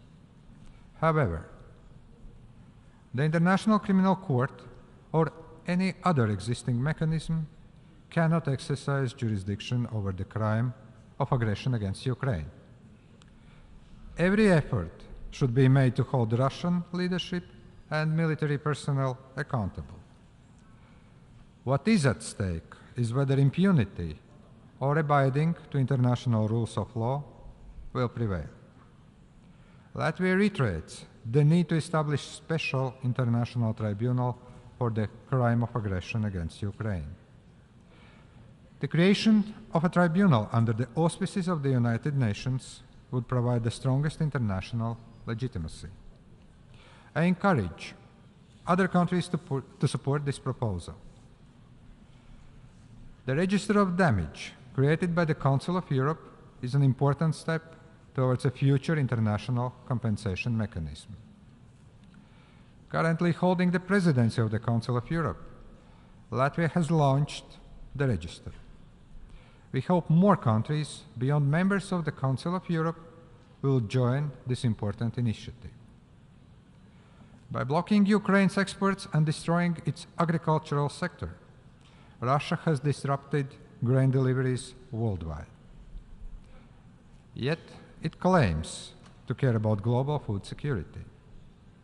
There is no doubt that Russia is directly responsible for the suffering of the people worldwide. Increase of costs and food insecurity affects all regions.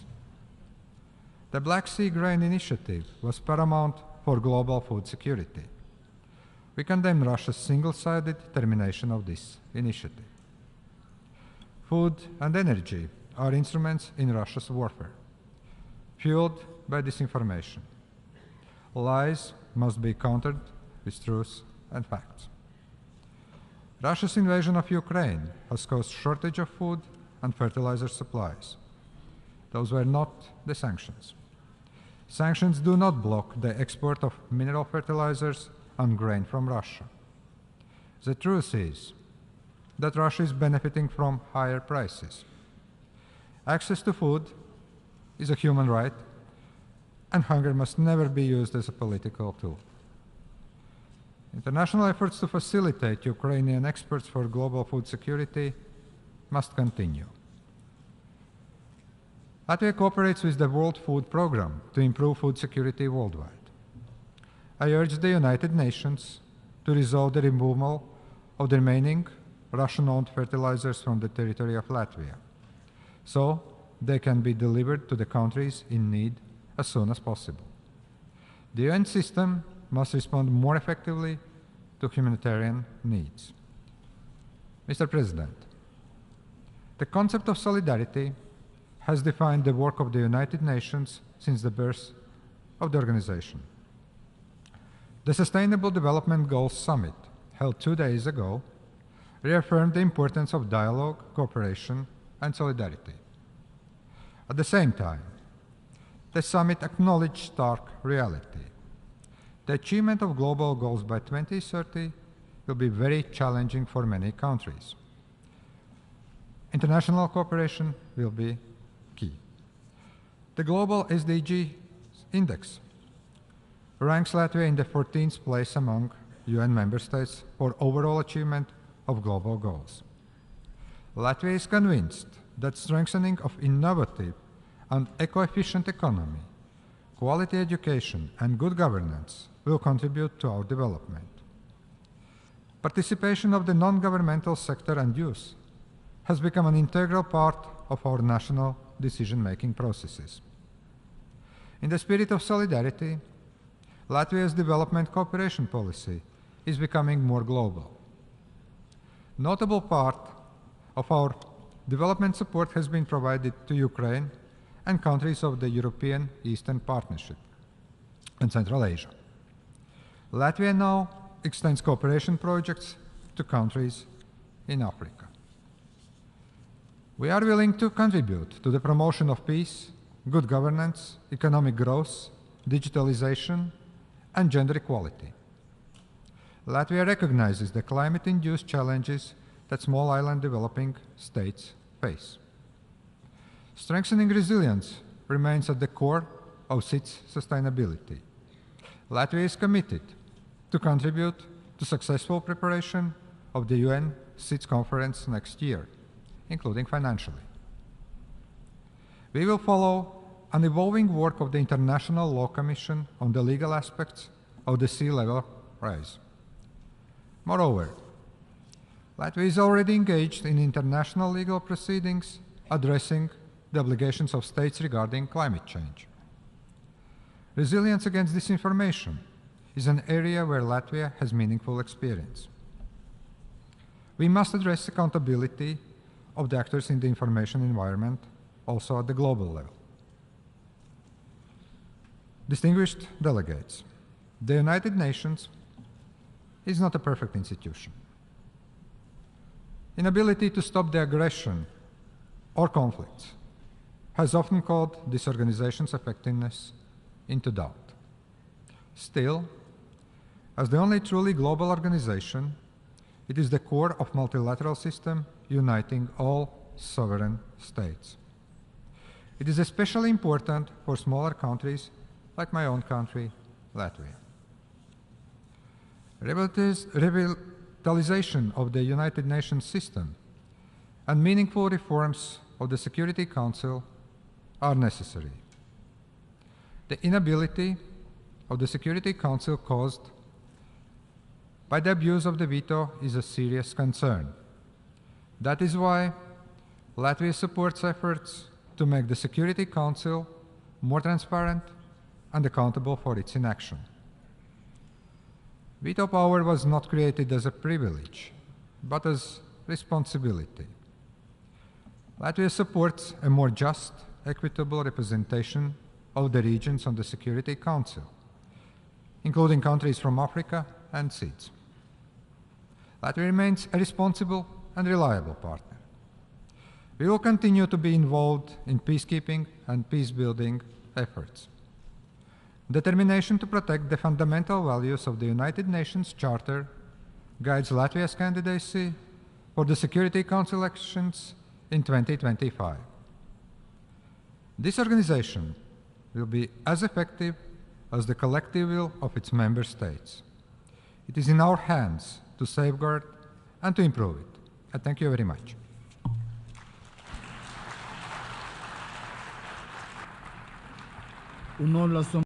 On behalf of the General Assembly, I wish to thank the President of the Republic of Latvia for the statement just made, and I request protocol to escort His Excellency. The Assembly will now hear an address by His Excellency Mr. Yoon Suk Yeol, President of the Republic of Korea. I request protocol to escort His Excellency. On behalf of the General Assembly, I have the honor to welcome His Excellency Mr. Yoon Suk Yeol, President of the Republic of Korea, and to invite him to address the Assembly.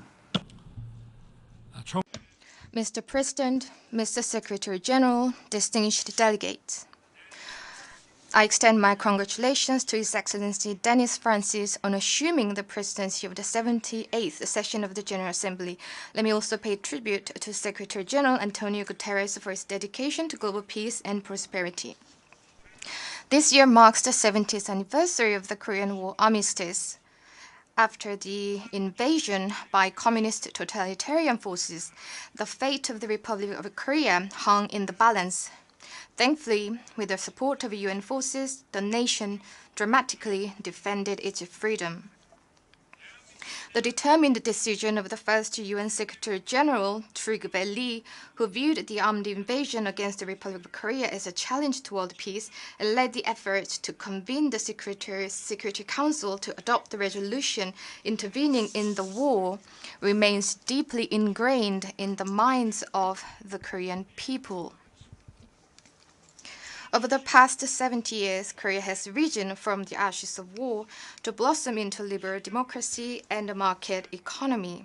Now, Korea intends to responsibly contribute to the international community with a goal to promote social progress and better standards of life in larger freedom as championed in the UN Charter. The theme of the 78th session of the General Assembly is rebuilding trust and reigniting global solidarity. The war in Ukraine that has been going on for 2 years has deepened the division in values and ideologies within the international community. Additionally, the economic repercussions of the COVID-19 pandemic have been exacerbated by the war in Ukraine, causing a contraction in the global economy and leading to food and energy crises in many parts of the world.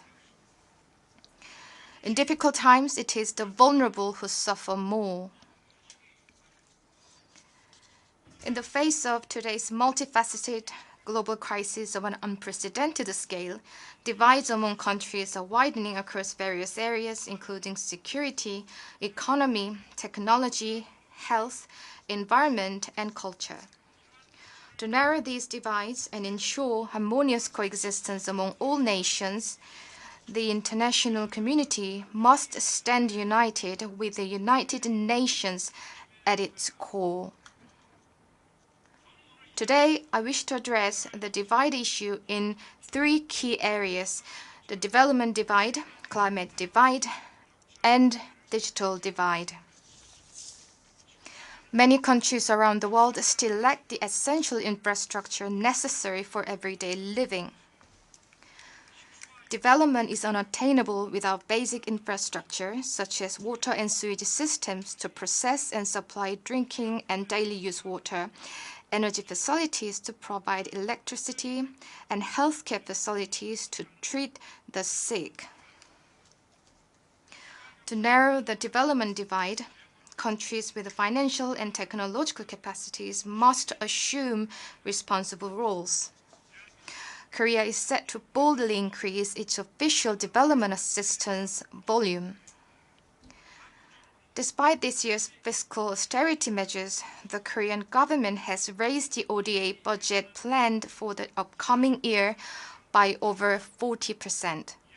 As a result, compared to the fiscal year of 2019, Korea's ODA budget is expected to more than double next year.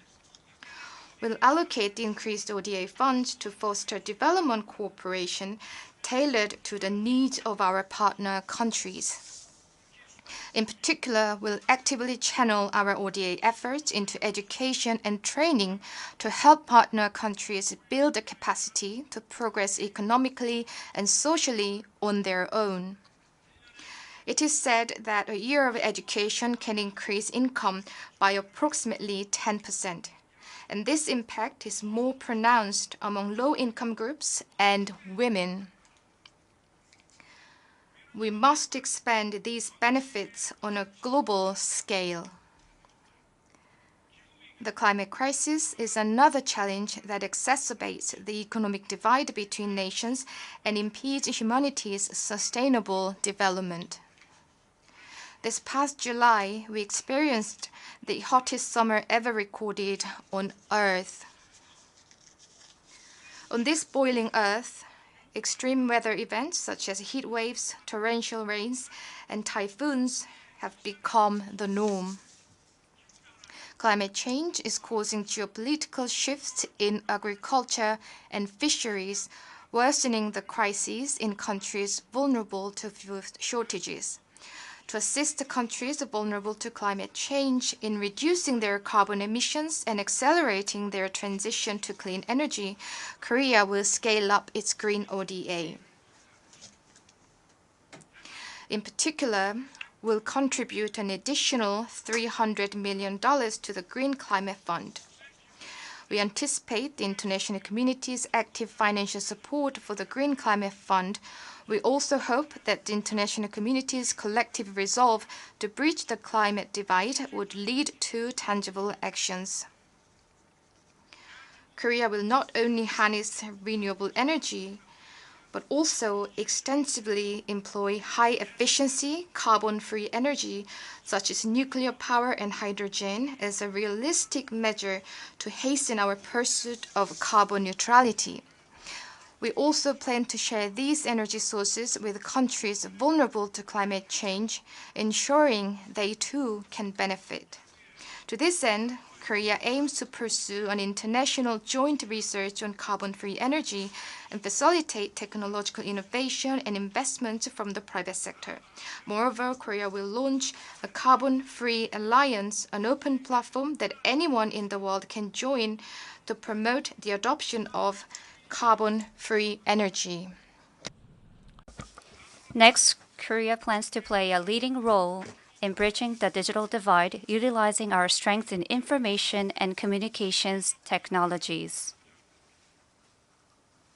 Today, with advancements in digital technology, cultures and industries are shifting towards digital-based paradigms. The digital divide is a major cause of economic divide. Therefore, bridging the digital divide will be a positive attribute in resolving the challenges faced by the Global South. Korea will support the digital transformation of countries with limited digital penetration and utilization. This will enhance their citizens' access to education, healthcare, and financial services. Last September at New York University and last June at the Sorbonne in Paris, I stress that digital advancements can only be achieved when fair access to AI and digital technologies, as well as the safe use of digital technologies, are ensured. I have also proposed the establishment of an international organization under the UN to discuss and set forth rules regarding digital ethics. If we fail to curb the spread of fake news resulting from the misuse of AI and digital technologies, our freedom will be at risk. The market economy anchored in liberal democracy will be in peril, and our very future will be under threat. Korea plans to introduce a digital Bill of Rights soon to put forth a desirable future of the digital order. To support the creation of an international organization under the UN and provide concrete directions for the development of AI governance, the Korean government plans to host a global AI forum. Furthermore, we plan to collaborate closely with the high-level advisory body on AI being established by the UN to provide a network for communication and collaboration among global experts. Mr. President, Mr. Secretary General, distinguished delegates, without international peace and security, development and prosperity remain elusive. During my visit to Kyiv last July, I saw the sorrow in the eyes of children being treated at the National Children's Hospital. Children are our future, yet children are oftentimes the first victims of war. In line with our commitment to the Ukraine Peace and Solidarity Initiative, the Korean government will implement a comprehensive support program that encompasses security, humanitarian assistance, and reconstruction.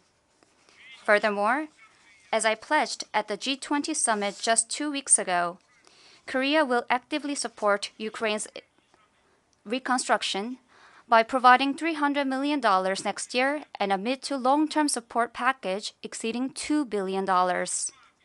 The nuclear and missile programs of the Democratic People's Republic of Korea pose not only a direct and existential threat to the peace of the Republic of Korea, but also is a serious challenge to the peace in the Indo-Pacific region and across the globe. It is paradoxical that a permanent member of the UN Security Council, entrusted as the ultimate guardian of world peace, would wage war by invading another sovereign nation and receive arms and ammunition from a regime that blatantly violates UN Security Council resolutions. In such a situation, the call to reform the UN Security Council would receive a broad support. And if the DPRK acquires the information and technology necessary to enhance its WMD capabilities in exchange for supporting Russia with conventional weapons, the deal will be a direct provocation threatening the peace and security of not only Ukraine, but also the Republic of Korea. The Republic of Korea, together with its allies and partners, will not stand idly by. Mr. President, Mr. Secretary General, distinguished delegates, while military strength may vary among countries, by uniting in unwavering solidarity and steadfastly adhering to our principles, we can deter any unlawful provocation. As a member of the UN Security Council for the 2024-2025 term, the Republic of Korea commits to playing a responsible role in promoting and building global peace as we work closely with fellow UN member states. Passing on to future generations an international order grounded in justice and the rule of law, along with sustainable freedom, peace, and prosperity, is a historic responsibility shared by all of us here today. The Republic of Korea, together with the United Nations, shall ruggedly take on this responsibility.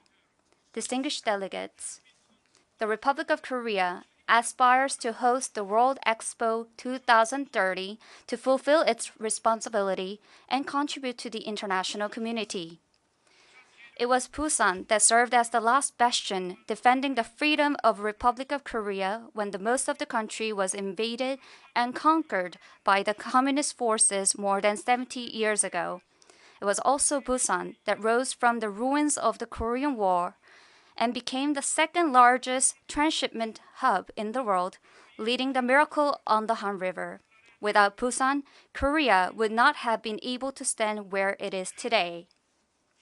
Now, the Republic of Korea will play its role as a responsible member of the global community by hosting the 2030 Expo in Busan, a gateway that links the Eurasian continent and the Pacific. Korea intends to give back to the international community by sharing its experience of economic growth and development, reciprocating the help it received in the past. The 1851 London Expo was an expo of the Industrial Revolution. The 1900 Paris Expo was an expo of culture. The 1962 Seattle Expo was an expo which opened the new space era. The 2000 Hanover Expo was an expo of the environment. The 2030 Busan Expo will be an expo of the solidarity. The basis of Korea's foreign policy is freedom and solidarity. Building upon these values, the 2030 Busan Expo will serve as a platform of solidarity through which the world's citizens can overcome crises and spread freedom together. The Busan Expo will be a festival where all nations can come together to share their history, culture, goods, and visions for the future, and will significantly contribute to the freedom, peace, and prosperity of the citizens around the globe. Thank you. On behalf of the General Assembly, I wish to thank the President of the Republic of Korea for the statement just made, and I request protocol to escort His Excellency. The Assembly will hear an address by His Excellency, Mr. Emomali Rahmon, President of the Republic of Tajikistan. I request protocol to escort His Excellency.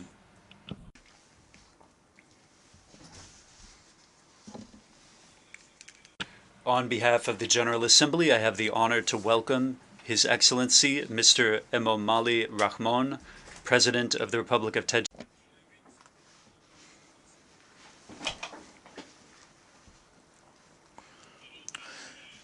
Mr. President, Mr. Secretary General, heads of state and government, ladies and gentlemen, in today's challenging and turbulent time, the international community more than ever needs integration and trust. We are now witnessing alarming developments in the international arena against the backdrop of increasing modern threats and challenges.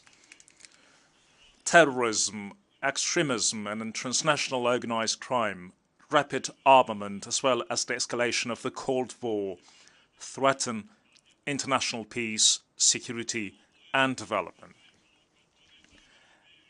At the same time, the disastrous impacts of climate change, extreme heat, floods, droughts, fires, and other natural disasters, as well as water shortages and famine, pose a serious threat to humanity. In this context, joint concerted efforts to address these threats and challenges and achieve the goals of the 2030 Agenda have become more imperative. To this end, we welcome the theme of the 78th session of the United Nations General Assembly, Rebuilding Trust and Reigniting Global Solidarity, Accelerating Action on the 2030 Agenda and SDGs towards peace, prosperity, progress, and sustainability for all. Ladies and gentlemen, despite the efforts of the international community to attain the 2030 agenda, the world is not on track to meet most of the Sustainable Development Goals. Unfortunately, developing countries, least developed countries, and small island developing states are bearing the brunt. Despite significant progress made on some SDGs, in particular SDG 1, SDG 7, SDG 12 and SDG 13, Tajikistan still faces challenges in fulfilling its promise to attain SDGs by 2030. Therefore, we understand that solidarity, financing, implementation of commitments and other practical measures should be strengthened, and this requires truly fundamental shift. Therefore, Tajikistan supported the Secretary General's proposal of a common agenda to reverse the course and turbocharge the SDGs. We also welcome the Secretary General's SDG stimulus to deliver Agenda 2030 and call for at least $500 billion to be made available to developing countries, least developed countries, and small island developing states annually to accelerate progress towards the 2030 agenda. We also welcome the call to reform international financial architecture to ensure the mobilization of stable and long-term financing scale for investments needed, among other things, to achieve SDGs and tackle climate issues. Distinguished participants, as we all observe, climate change impacts are increasing across the globe. This year, we witnessed the highest air temperature over the entire period of observation. Asia is warming faster than the global average, as a recent World Meteorological Organization latest report, State of the Global Climate, indicates. The negative consequences of this process, such as droughts, floods, landslides, and fires in different regions of the world, including Tajikistan, are very alarming phenomena. Tajikistan, with 93% of its territory covered by mountains, is experiencing the impact of climate change firsthand and considered one of the world's most vulnerable countries to climate change's impact. Frequent climate-related disasters in the forms of landslides, mud flows, floods and droughts in Tajikistan result in human and infrastructure loss annually. To this end,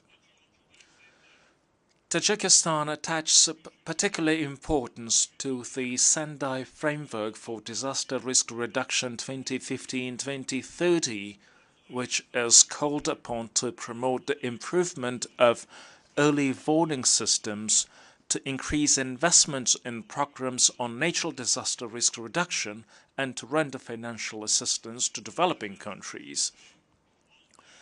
Tajikistan is one of the pilot countries to implement the United Nations Secretary General's Early Warning for All initiative. Ladies and gentlemen,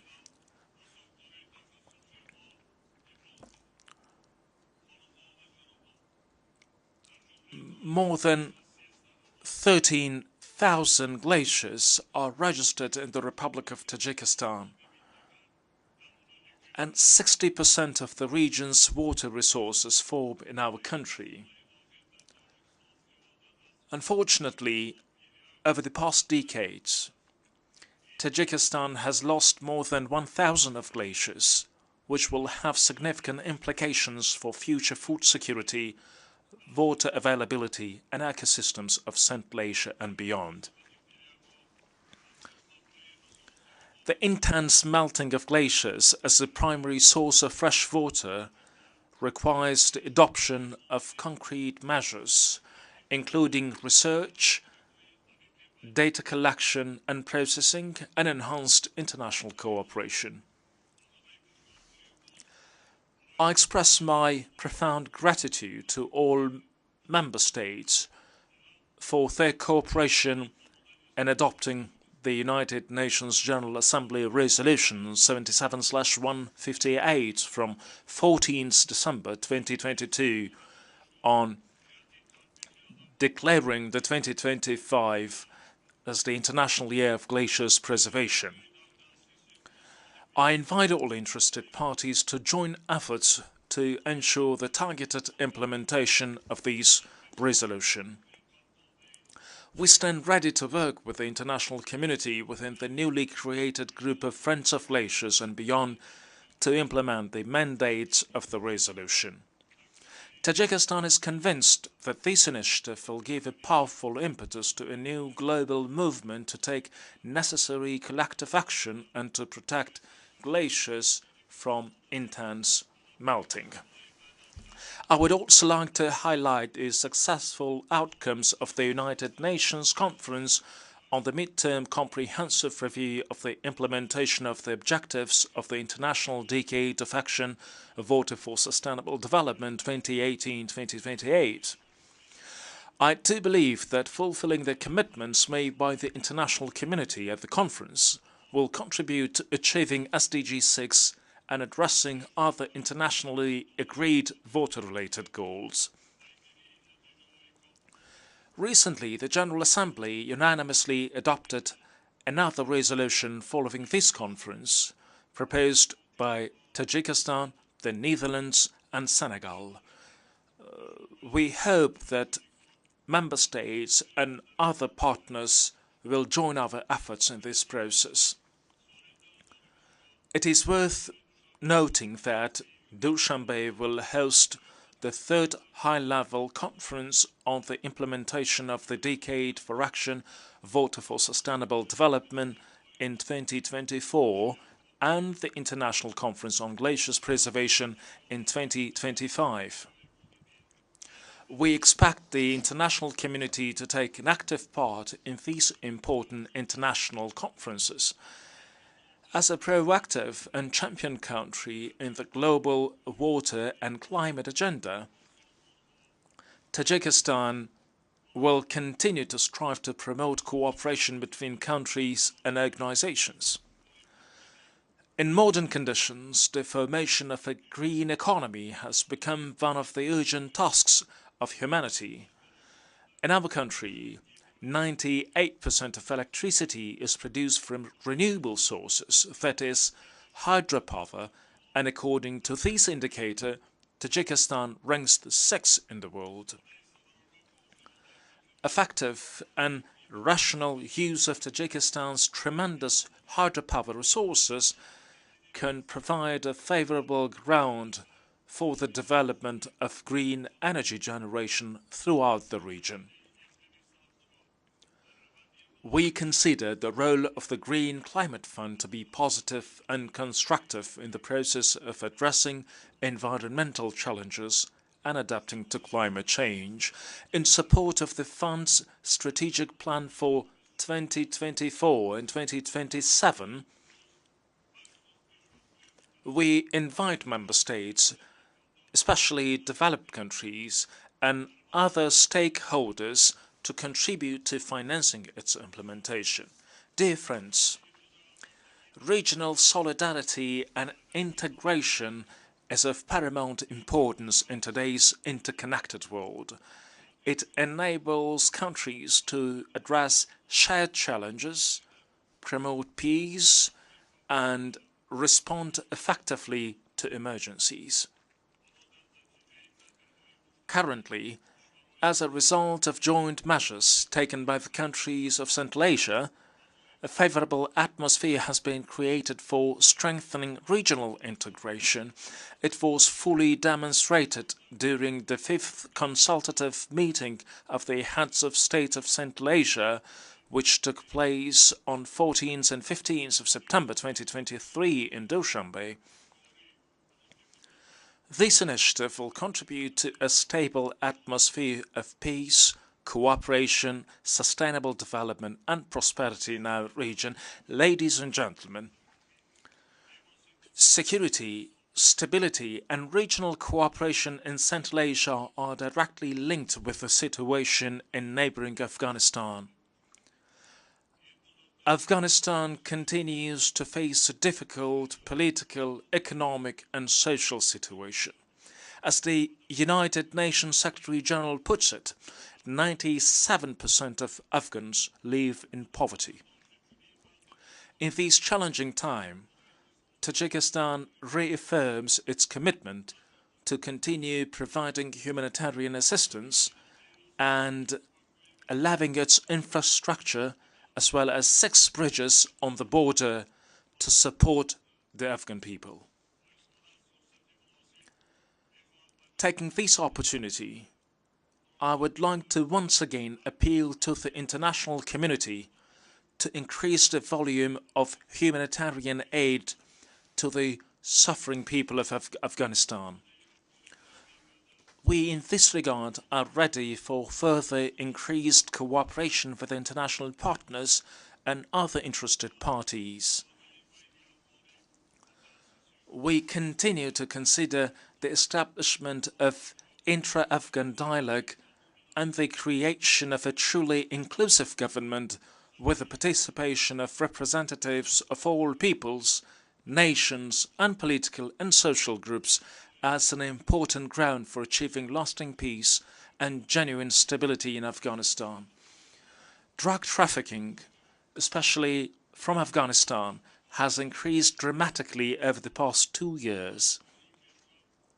During this period, the competent authorities of Tajikistan confiscated more than 10 tons of narcotics on the border with this country, which is several times more than in previous years.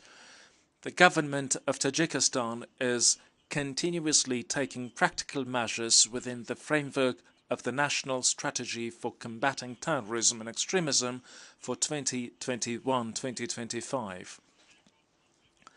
We, in cooperation with the international community, intend to hold the next international conference on counter-terrorism and its financing in Dushanbe in 2024.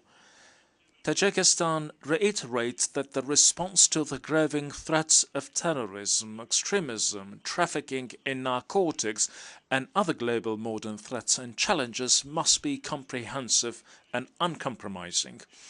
We in this connection do believe that the United Nations Office for Counter-Terrorism can and should contribute effectively to the integrated and balanced implementation of the United Nations Global Counterterrorism Strategy and other relevant documents to address all aspects of these threats and challenge.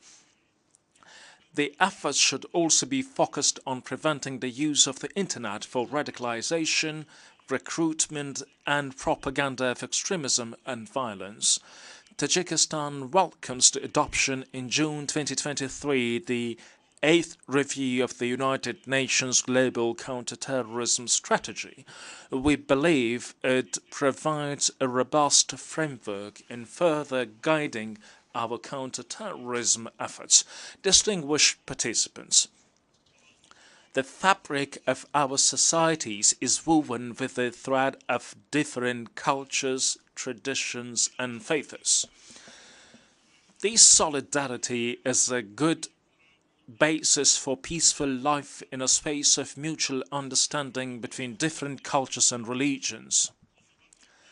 In this regard, manifestations of discrimination, racial and religious hostility with an understanding of their negative consequences are absolutely unacceptable. These actions, as well as the politicization of religious issues, undermine the very essence of our international community. Insulting religious sentiments, hatred and violence against any religion or belief have tragic consequences.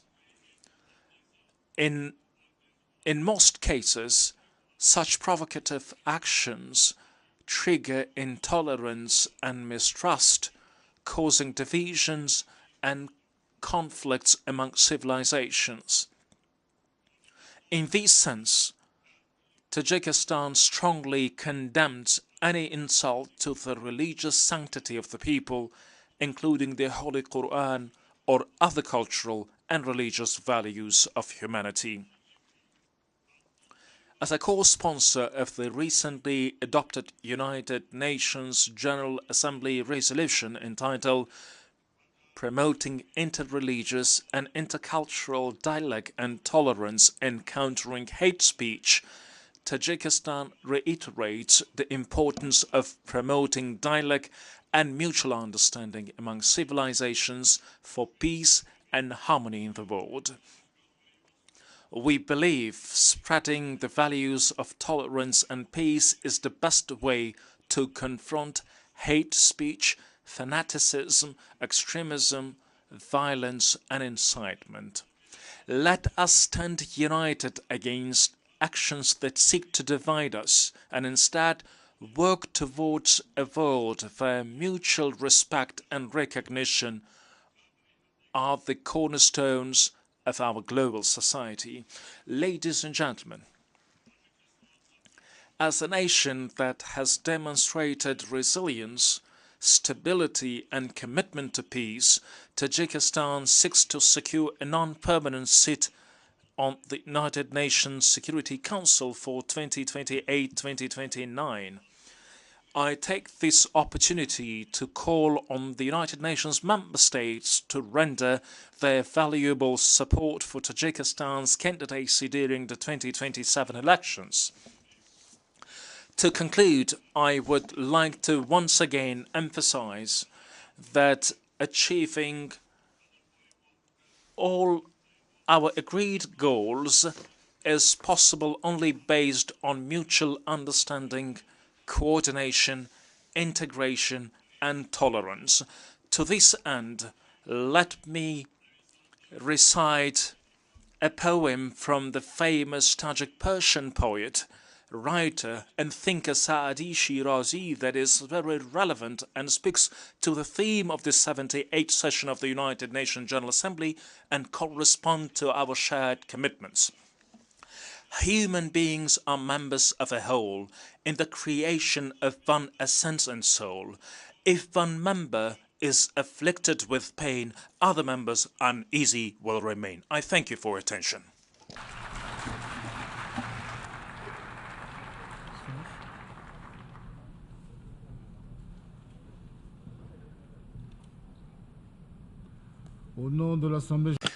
On behalf of the Assembly, I wish to thank the President of the Republic of Tajikistan for the statement just made, and I request protocol to escort His Excellency. The Assembly will hear an address by Her Excellency, Ms. Iris Xiomara Castro Sarmiento, President of the Republic of Honduras. I request protocol to escort Her Excellency. On behalf of the General Assembly, I have the honor to welcome Her Excellency, Ms. Iris Xiomara Castro Sarmiento, President of the Republic of Honduras, and to invite her to address the Assembly.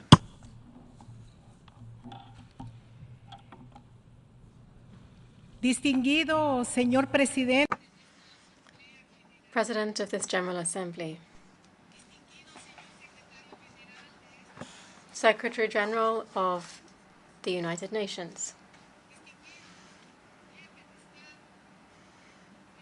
distinguished heads of state, representatives and delegates here present, citizens of the world.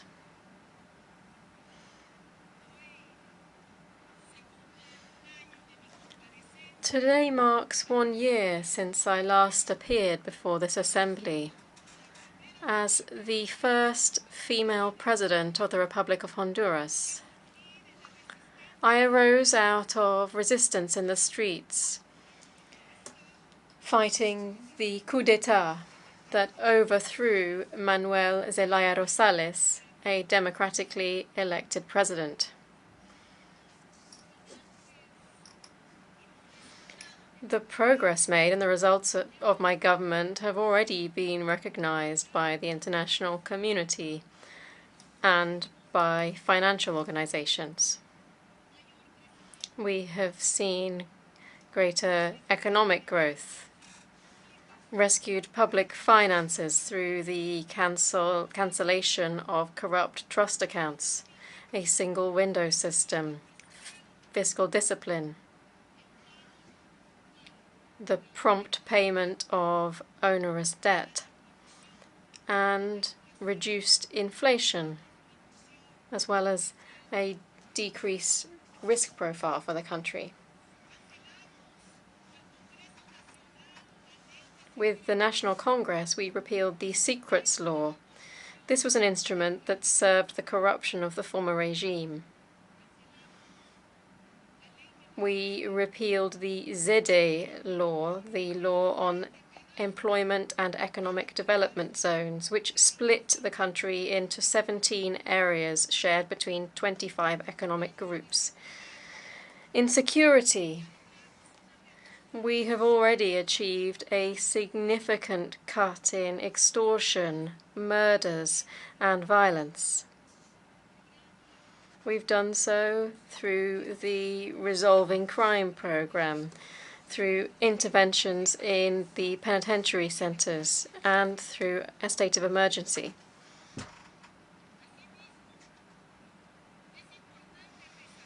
Furthermore, it's important to note, for the benefit of my gratuitous opponents, that I have ordered and overseen the greatest increase in the budget of social sectors to reduce poverty, to improve education and healthcare. School meals are now provided for all children in primary schools. We have also brought back the historic program for free school enrollments, fuel subsidies, and free energy for the poorest. In addition, we've seen widespread bonuses for agricultural production, repairs to 12,000 neglected schools, efforts to foster production in all municipalities of Honduras. We've repaired the road network, and 8 new hospitals are being built.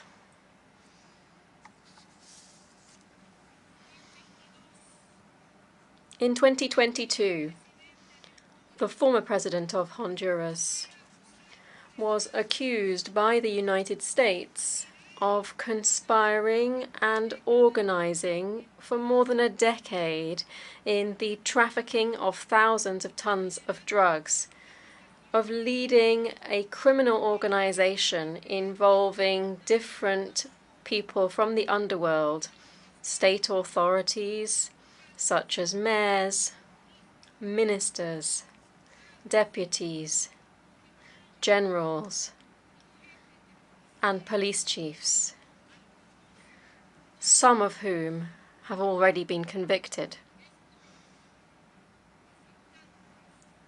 These assailants who hijacked the state are today conspiring against my government. They are organized in an alliance of corrupt politicians and alleged civil society, with the aim of holding back the proposed structural changes that the people requested from me at the ballot box. They are the very same people who assassinated Morazan, and today they are opposing the adoption of the fiscal justice law. They are boycotting the election of the new Attorney General to perpetuate the impunity that they are used to, and to obstruct the arrival of the International Commission Against Corruption and Impunity, CICI.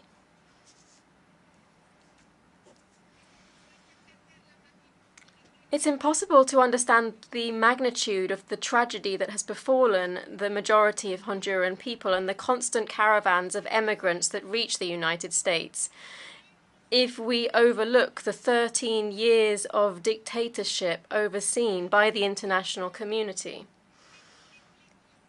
that was responsible for a six-fold increase in public debt and the highest rate of poverty in the history of Honduras, 74%.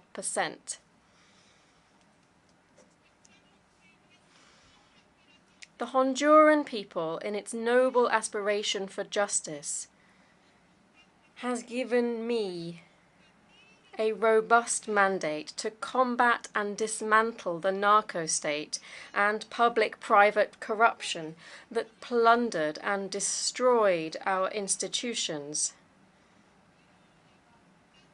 that corrupted popular will with electoral frauds, and which imposed state terrorism via death squads.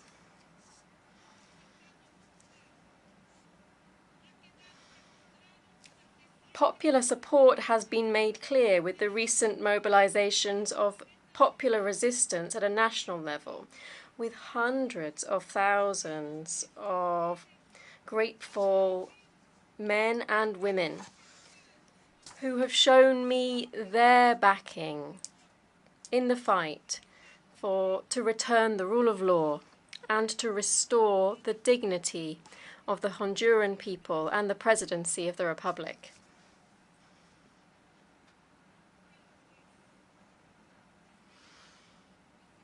This Monday, the 18th of September, upon my arrival in New York,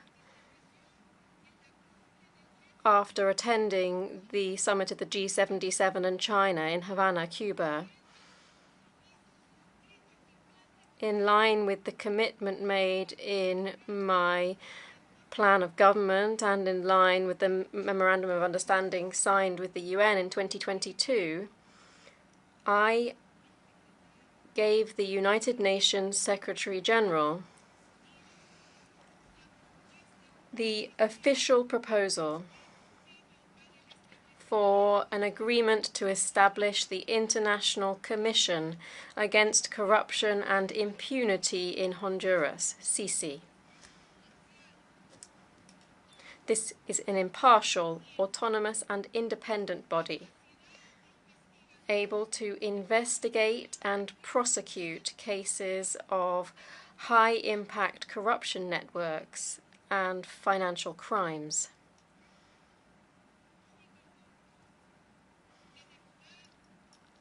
This is the only way to clean up a state in which public institutions, the pirates of the political class, public-private partnerships, have been infiltrated by organized crime.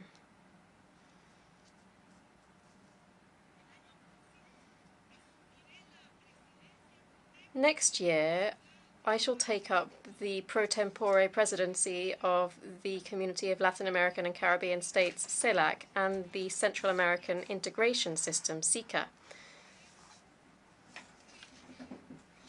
This includes all of the great homeland dreamt up by the liberators and those of us who fight for the unity of South America, Central America, the Caribbean, and Mexico.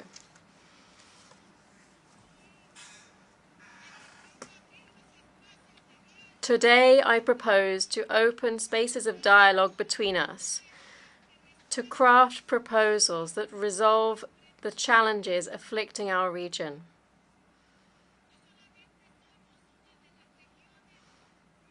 We're not only one of the most unequal and poorest regions, we are also one with the lowest economic growth and most technologically backwards, all issues affecting our ability to tackle the threats that we're facing. Only by supporting each other will we be able to move forwards.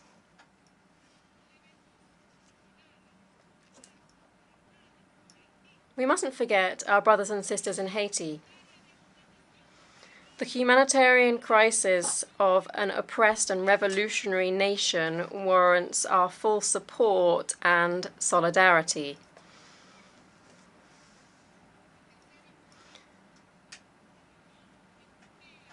At the third summit of the European Union and CELAC, held in July this year, I clearly expressed the views of Honduras on international matters,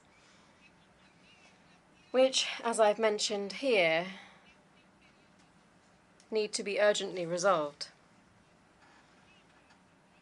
On SICA, Central America, I wish here to state how important it is to boost the integration process.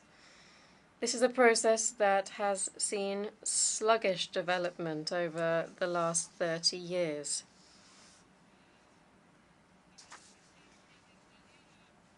For this reason, we need to show true political will, which allows us to advance in the customs union, in social and environmental policies, and in the safe movement of people and goods.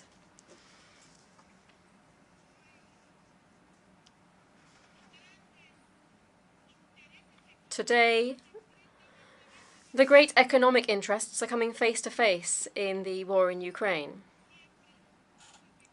In the end, always,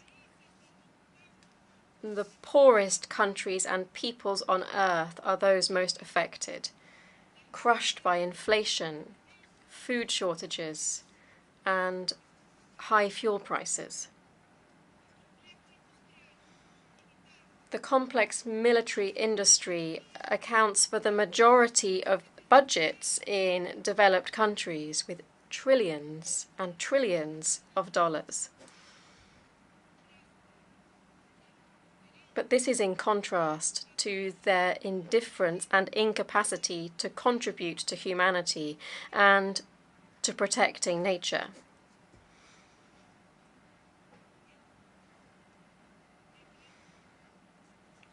The Bretton Woods world has come to the end of the road. Today, we must recognize that at the current pace, we won't be able to reach the Sustainable Development Goals and secure enough financing for climate adaptation.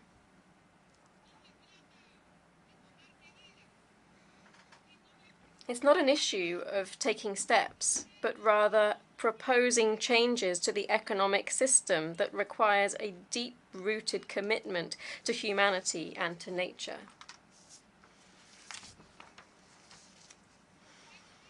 There is no invisible hand. There is no spillover.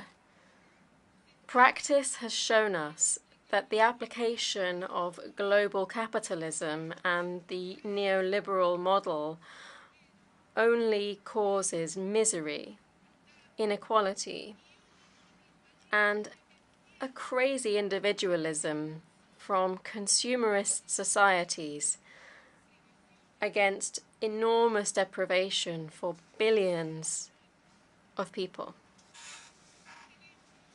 Excellencies, the war in Ukraine must end.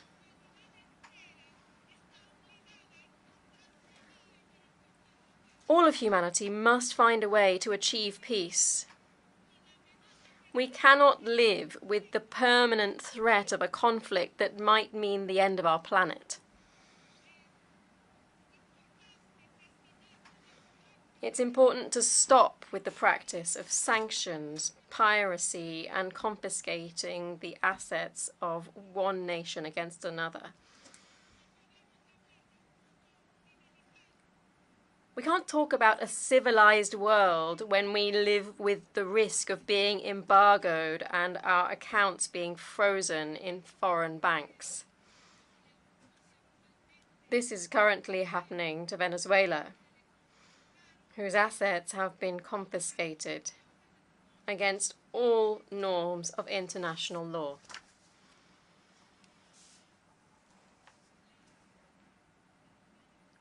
This United Nations Assembly every year demands the end of the blockade against Cuba.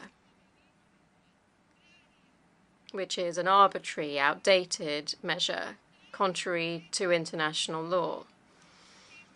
It's a measure that violates the principle of respect for the self-determination of peoples.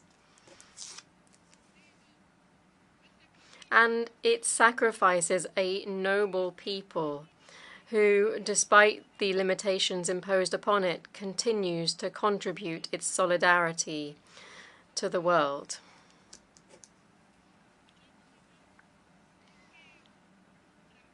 We condemn the long-standing and cruel blockade against Cuba and against Venezuela.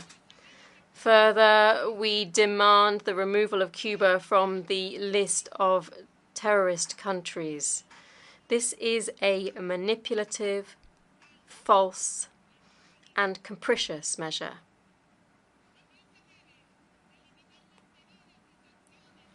Similarly, the unfair measures and sanctions against Nicaragua must be removed, because they are barriers that prevent us from normalizing our relations with this kindred country.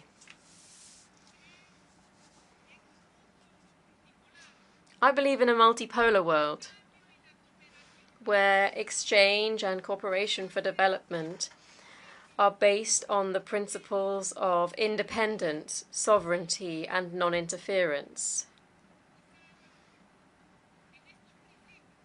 On the basis of these principles, a couple of months ago, I officially opened relations with the People's Republic of China.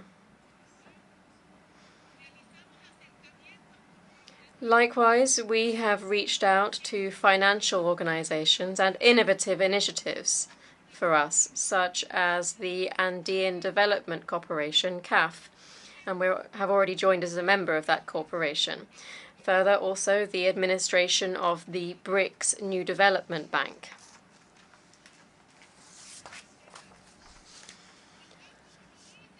I wish to reiterate, as I did at the CELAC European Union Summit, our vehement call for the release of Julian Assange, a faithful defender of free expression, a principle that we must all defend.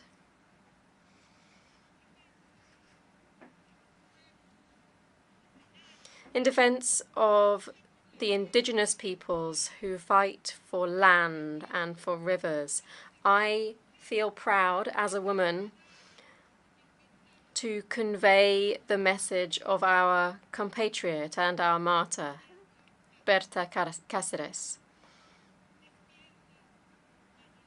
Wake up, humanity. Time is running out. Thank you very much. Au nom de l'Assemblée générale, on behalf of the Assembly, I wish to thank the President of the Republic of Honduras for the statement just made, and I request protocol to escort Her Excellency.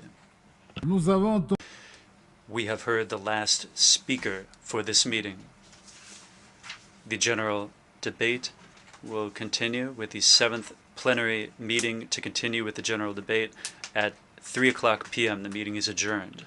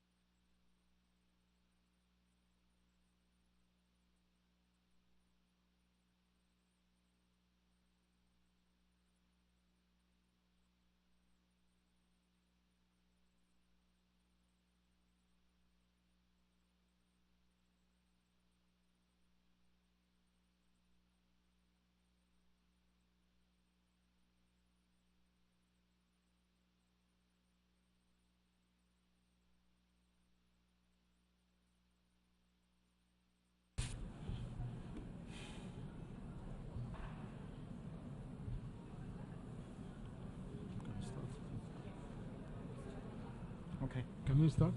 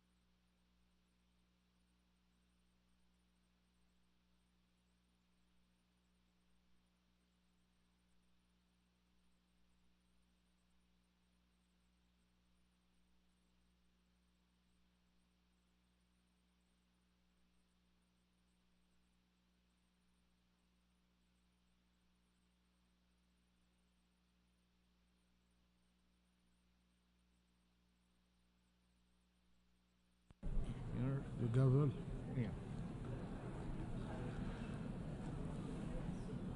Je déclare ouverte la septième.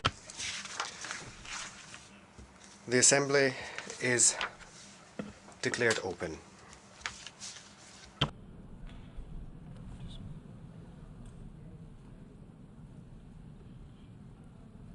L'Assemblée va entendre. The Assembly will hear an address by His Excellency Mr. Alar Karis, President of the Republic of Estonia. I request the protocol to escort His Excellency.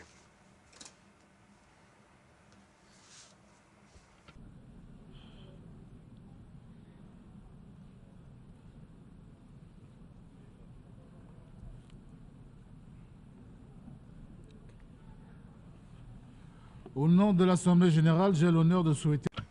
On behalf of the General Assembly, I have the honour to welcome His Excellency Alar Karis, President of the Republic of Estonia, and invite him to address the Assembly. Mr. President, Excellencies, dear ladies and gentlemen, let me first express my deep condolences to the people of Morocco who lost their close ones to the earthquake, and the people of Libya for their loss due to the catastrophic flooding. The world is constantly changing. We live through difficult times and glorious moments as human beings, as states and societies, as humankind, as global brother and sisterhood. On this path called history, we have learned that moments and situations do not repeat themselves fully. They rhyme. Our ability to learn from the past, to read the rhythm and flow of the verses of time, is a source of the progress. This gives us hope that the future rhymes will be nicer, that they will be free from the mistakes we have made before. We are different as humans, states and societies. But I am certain that some things are universal, like the simple wish for a better tomorrow, our sincere joy of doing good, feeling hope that somebody gives you a helping hand in the darkest moment and says that it is going to be all right. We are all entitled to live with dignity. We are all equal. Recognizing and accepting that is the foundation of freedom, justice and peace in a world as postulated by the Universal Declaration of Human Rights. These are the things that unite us. These are the values upon which we must build our future. Our challenges are greatly common: ensuring sustainable peace and security, ending poverty, addressing climate change, finding best sustainable use for new technologies. Only nations with a united effort, with a shared vision, with an urge to understand each other in our differences, and with a readiness to compromise, are able to tackle the great challenges of our time. We know our world is facing diverse, intertwined crises reversing years of sustainable development gains. This is heartbreaking. As I had the privilege to address the SDG Summit on Monday, I want to focus on other equally important topics today. We have learned from the past mistakes. We have seen horrors and grave human suffering. We do not want to end up in situations that rhyme with barbarity and cruelty. Humankind does not deserve war, death, aggression, and suppression. That is why sovereign states gathered 78 years ago and formed the United Nations. United Nations is really uniting nations. We have been trying to build a world where ones in need should be noticed and helped. We have learned to hear and accept various voices. We have been shaping the world that is based on freedom, justice, and rules. But this world is in danger. Regrettably, we see attempts to bend the rules or even ignore and forget them. We have witnessed ethnic cleansing against the Tigrayan population in Western Tigray, resulted in many deaths, sexual violence, mass detention, and forced displacement of thousands. We have heard the painful stories of slavery and murders in the Yazidi Kurds. Hundreds of thousands have been killed in the Yemen war. The humanitarian crisis is devastating. Famine, diseases are raging on. There are numerous violations of human rights and international humanitarian law. In Afghanistan, girls are denied very basic human rights, education. Would you accept this fate for your daughter? The Iranian population has lived for decades with severe limitations of fundamental rights. UN Office of the High Commission of Human Rights stated last year that there are serious human rights violations against Muslim minorities in Xinjiang region. And there are massive restrictions of fundamental rights of the people in the Democratic People's Republic of Korea. These are not merely statistics, abstract passages in annual reports, but real and utterly tragic stories happening to our fellow citizens, to people like us. Like Anna, who worked in a shop in Kiev. When war started, she remembers constant running to different shelters, to schools, churches, houses nearby. Bombs were falling constantly, and one could only hope that explosions would stop. Shelters were overcrowded. Small babies, older men and women, cats, dogs. Everybody were nervous and shops were empty. With her daughter and cat, Anna decided to leave her hometown Kiev that were in flames. Like thousands of others running for their lives, Anna took a difficult journey and made it to Estonia, where she enjoys especially the sunsets and is amazed how quiet it is. Sometimes when it thunders, she prays, but it would be just a thunder. Russia escalated its aggression against Ukraine into a full-scale war already more than a year and a half ago. A UN Security Council permanent member, Russian Federation, is shamelessly destroying hospitals, kindergartens, grain storages, and schools as we speak. We have to be very clear. Russia invaded another sovereign country using fabricated pretext.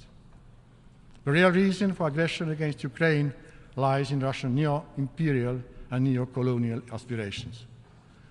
Russia wants to destroy Ukraine, occupy it, and drain its resources to feed the ideology about its greatness.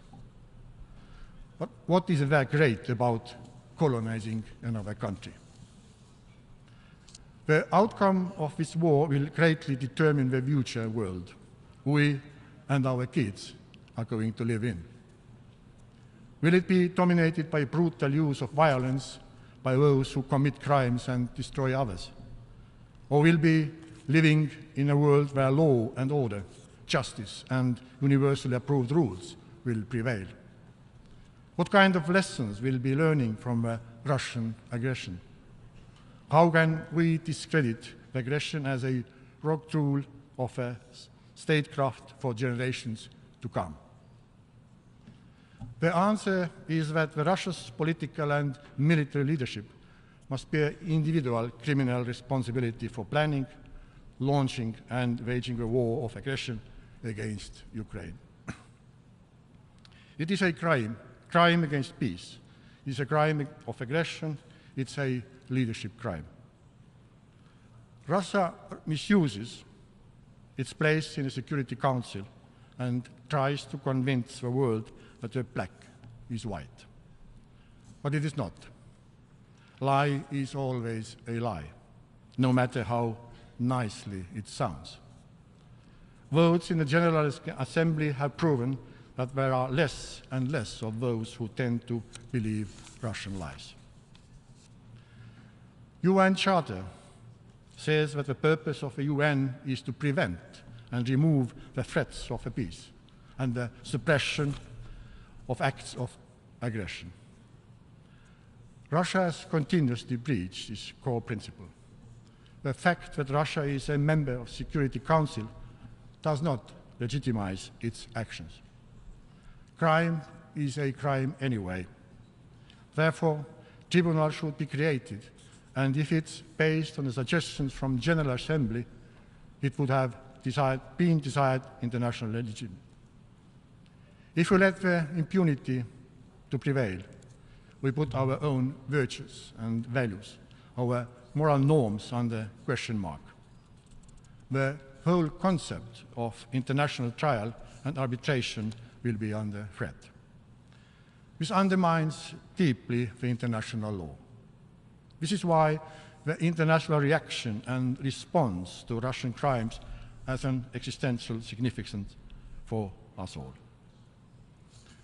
Dear ladies and gentlemen, the situation calls us to really use the tools at our disposal for protecting the international law based on the UN Charter. Therefore, we need to reform the UN Security Council. Now is the time as the world is out of joint. Now is the time as it has become more evident than ever. The Security Council is close to a dead end, unable to act and make decisions on the biggest conflicts in the heart of Europe after the Second World War. This undermines the UN Charter. Granting international peace and security is the raison d'etre of a Security Council. But instead of that, the Council is paralyzed. It has numerous negative implications globally, be it inability to offer conflict resolution or solutions concerning migration and food security. This dangerous tendency doesn't have its foundation in Russian aggression against Ukraine, but it has crystallized because of that. The world needs a Security Council that is able to fulfill its tasks and live up to the expectations of its founding members. But even more so, to give hope for better days to those suffering under fear, oppression, and violence. The ones responsible for aggression and conflicts have to face justice, even those with veto right in the Security Council. In order to make sure that the Security Council can fulfill the tasks set by the UN Charter, there is no alternative than to adjust the structure and working methods of the Security Council. And yes, this is possible, and we should gather up and raise the voices calling for the Security Council reform. Of course, it is hard. We are different in our positions. The reform has been on the table for many decades already.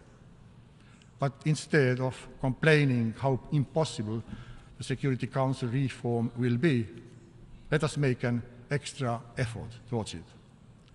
We owe it to the starving, physically injured, mentally damaged, homeless boys and girls in Rakhine, Tigray, Syria, Yemen, Ukraine. Those children will be next.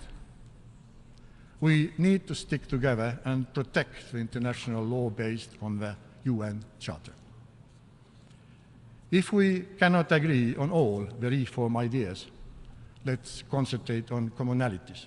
Let's make the small steps that we can take already today. We all need to show some flexibility.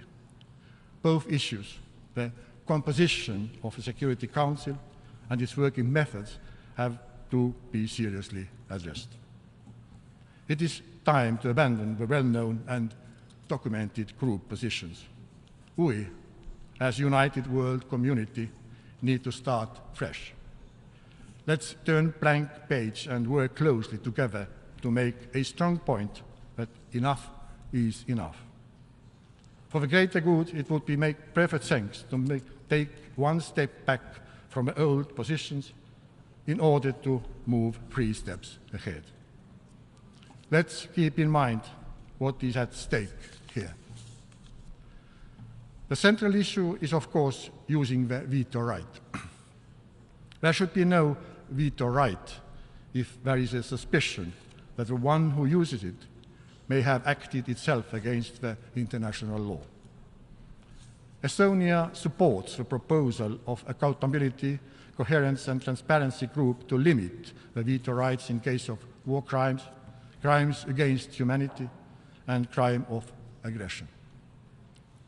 UN Charter stipulates in Chapter 5 that a party to a dispute shall abstain from voting in the Security Council. We call the Council to always implement this clause, like it was done in the early decades of United Nations. It is unacceptable if the aggressor is using the veto right and the Security Council is unable to act. In fact, there is a way out from letting the Security Council member to misuse its veto right. Let us use it. As the future composition of the Security Council, there should always be a fair distribution between continents and regions. Small, medium, and big states should be all represented. Only then we'll have the balanced council really addressing the world. In addition, the Security Council should be more transparent and open. That would immensely increase its efficiency. Building on that belief that the Security Council is able to maintain international peace and security will be restored. The world community has the right to know what was discussed at the Council. If a solution was clearly on the table and there was a member state who simply just blocked it, and by doing that increased the suffering of people, then it should be stated publicly. In a situation where the Security Council is unable to function as expected, it is definitely a positive development that the General Assembly has gained more prominence and influence on addressing the peace and security issue. We have seen it, for example, during the process of adopting Ukraine resolutions and implementing initiatives concerning veto right. We, in the General Assembly, should be able to collectively overcome the veto in the Security Council if the situation requires. Dear ladies and gentlemen, the concept of war and peace started to change already during the 19th century. War was gradually seen as a state of confusion or disorientation of mind. It became more and more clear that nobody actually wins from war or gains anything out of it. States started to understand that their national interests are better served in peacetime than in war. Peace generated welfare. After the world wars, the international community said, never again. United Nations was created to serve this exact purpose. The question we have to ask ourselves is, do we need another worldwide petition to create a new, better world order that is up to its tasks? Or are we wise and willing enough to use international law to resolve the conflicts, to maintain peace and security? Are we heading towards the dark days or the glorious ones? This is entirely up to us. We are the ones determining the future. We are the ones responsible for it. But let's start from fixing the Security Council. Thank you very much. Au nom de l'Assemblée générale, je tiens. On behalf of the Assembly, I wish to thank the President of the Republic of Estonia for the statement just made, and I request protocol to escort His Excellency. The Assembly will hear an address by His Excellency Azali Assoumani, President of the Union of the Comoros. I request protocol to escort His Excellency.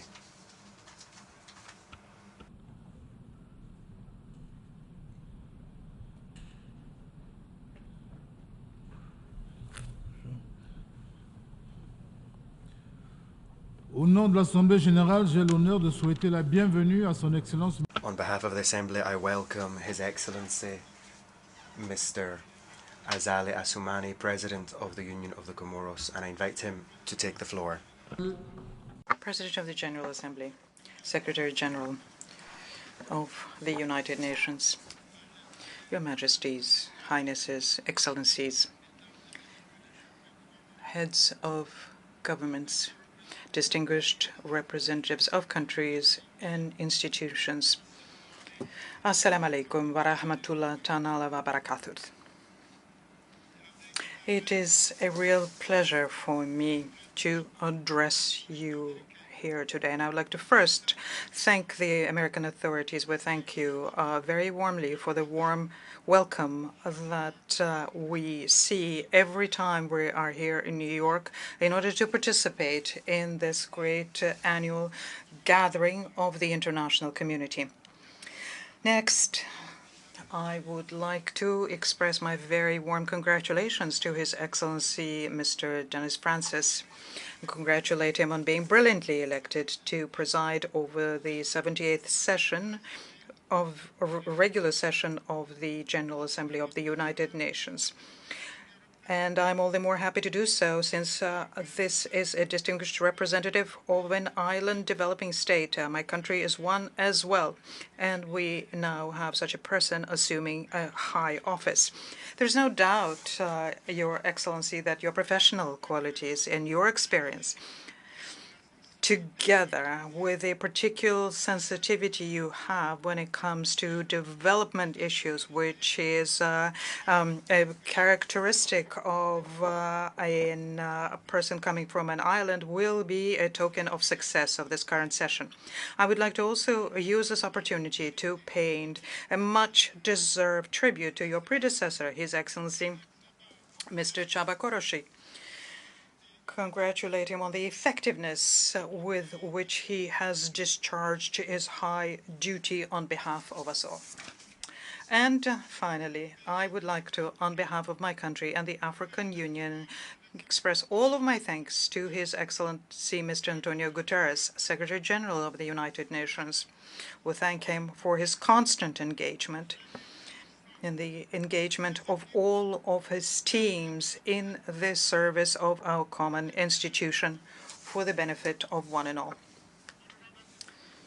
Distinguished delegates, as a chairperson of the African Union, I would like to today, in front of this august assembly, express the voice of all of the African states. It continues believing in fair and more effective multilateralism because it is more inclusive and therefore can help bring about longed-for deep changes that we all wish for because we want a better life for the continent and the entire world.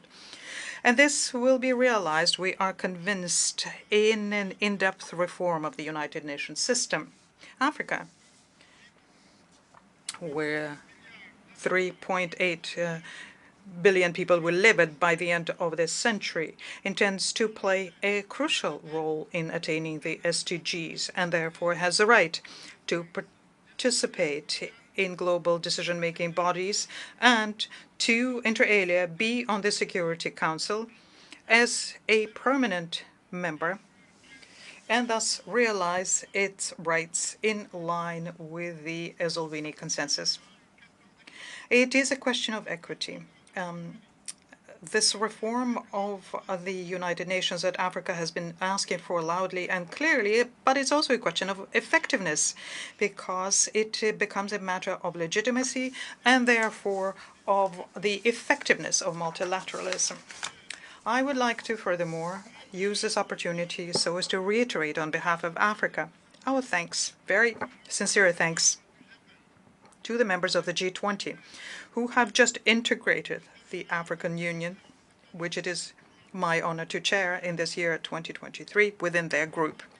And this diplomatic victory for Africa, but also for the G20, through India, where this historic decision was enacted, gives us hope, especially at the time where a synergy of actions is needed in order to get our countries out of this socio-economic stalemate. Distinguished delegates, ladies and gentlemen, the theme of this 78th General Assembly, rebuilding trust and reigniting global solidarity, accelerating action of the 2030 Agenda and its Sustainable Development Goals towards peace, prosperity, progress, and sustainability for all, this theme is very timely.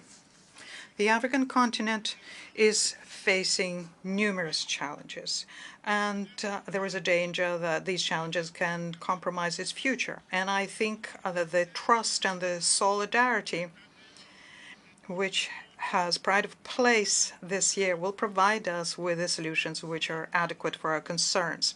We are dealing with the challenge of food security, which is becoming wider and wider spread in the continent, despite the fact that we have immense arable lands on the continent, despite the fact that we have qualified and competent labor aplenty. Despite this, food insecurity continues affecting millions of people.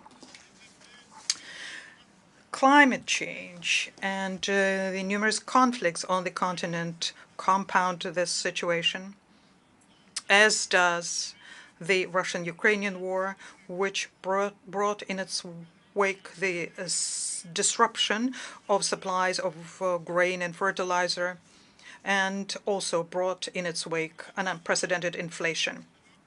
You will agree with me that it's inconceivable that with all of these arable lands, the continent remains a major importer of agricultural goods, and this contributes towards us creating a sizable shortfall in its trade balance. Therefore, at the time when we're talking about solidarity, it is time for all partnerships amongst African governments, development bodies, private sector, both foreign and domestic, be strengthened so as to rise to this challenge and resolve it effectively and in a lasting fashion. It is also high time for our partners to support us in implementing far-reaching reforms, such as, for example, the transfer of expertise and technology, so as to help those countries which are severely affected, help us promote agricultural development, and more specifically, produce and transform our goods locally, thus adding value to them and helping us combat shortages and famine. We also need to strengthen our fight against climate change because, and we live through it, all of us, our planet is constantly dealing with various climate events, and more specifically cyclones, floods, earthquakes, rising waters, droughts, and the list is far from exhaustive.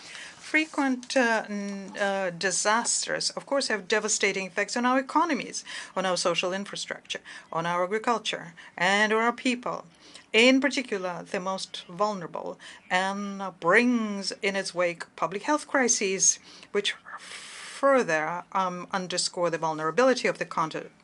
I would like to use this opportunity to renew our deep condolences and also our solidarity to our brothers in the Kingdom of Morocco and in Libya. Their country have just suffered enormous human losses and material damages in the wake of such natural disasters. I'm also thinking of the many countries in Europe and Asia and in America who are hard hit by the devastating consequences of forest fires, of floods, and storms. Above and beyond the numerous human losses, the damages resulting from these catastrophes require the cost of rebuilding and recovery, which is not always something that our countries can sustain. I therefore call upon the international community to promote communal approaches, better structured and adapted, and especially within the framework of funding, to meet these disasters on a large scale so that we can provide our people with the support that they need and help them recover.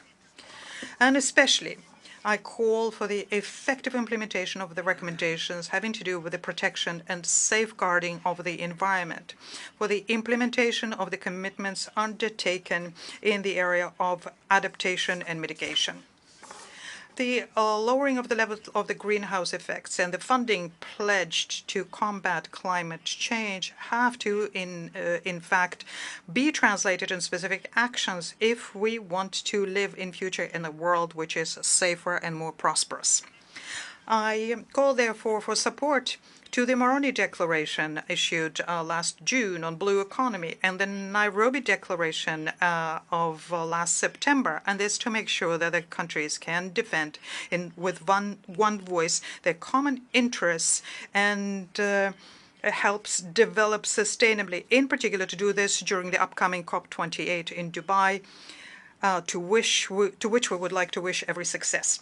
And finally, I would like to launch an appeal to strengthen the capacities of UN Habitat. I'm asking for more substantial support in the implementation of the new urban agenda so that this agenda can better support our African cities, which are full of potential, but which have become very vulnerable to climate change. Distinguished delegates, ladies and gentlemen, I cannot talk about the challenges of the African continent without talking about the political and security situation and complex and worrying situation on our continent, and in particular in the Sahel. As we all know, the Sahel, this region of Africa, which since 2010 has been seriously affected by insecurity and terrorism. There are terrorist groups who have intensified their attacks against security forces, but also against civilians and civilian infrastructure. It is urgent, therefore, that the international community should strengthen its efforts aimed at accompanying us in our attempts to stabilize this region, knowing that the global planetary village in which we all live, that on this planet, crises are very easily imported and therefore have consequences on economies and the investment within and between countries. Of course, first and foremost, it's up to the Africans to implement the economic and social development plans within the framework of Agenda 2063, so as to better combat poverty and youth unemployment, but especially to make sure that the young people do not become hostages to all kinds of extremism. However, it is also the duty of the international community to support Africa in this action, because our efforts need to be pooled if we are to stand the chance of being effective. In addition to terrorism, unfortunately, Africa is also facing the resurgence of anti-constitutional changes. They compromise and undermine democracy, peace, security, stability, and our socio-economic development.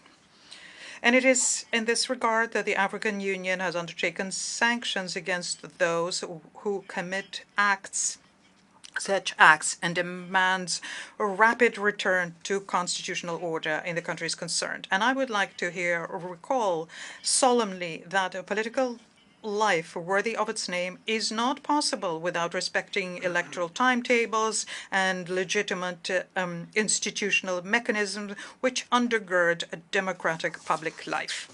Your Excellencies, ladies and gentlemen, distinguished delegates, Africa, of course, is under all these pressures, but we are fighting for our regional integration to stop the economic stalemate.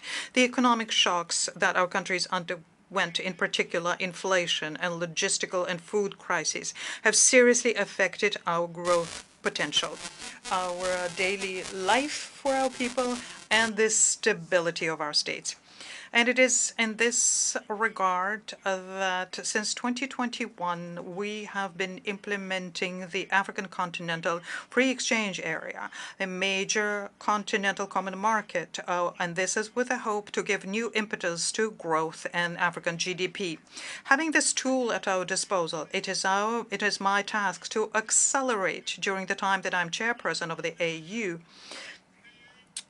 for the continent and using this tool to create the needed wealth to better handle our demographic growth.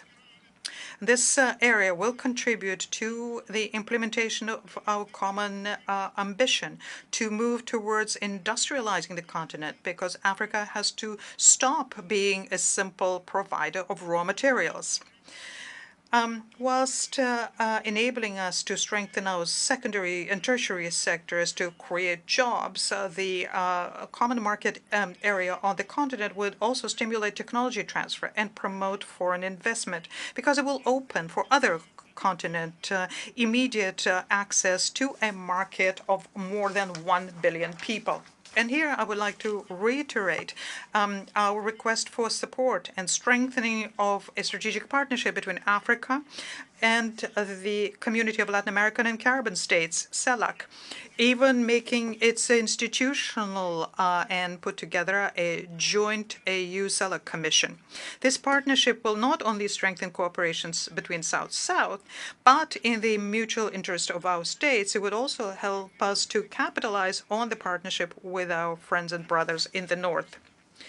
Similarly to the rest of the world, African countries need more than ever peace and security to be able to have better living conditions. Peace and development will also result through resolving our political and territorial problems which have to do with the sovereignty of states and the dignity of nations. It was these concerns that pushed us, me and my African partners, to go to a meeting with President Zelensky and Putin within the framework of the mission for African peace last June in Kiev and St. Petersburg, respectively.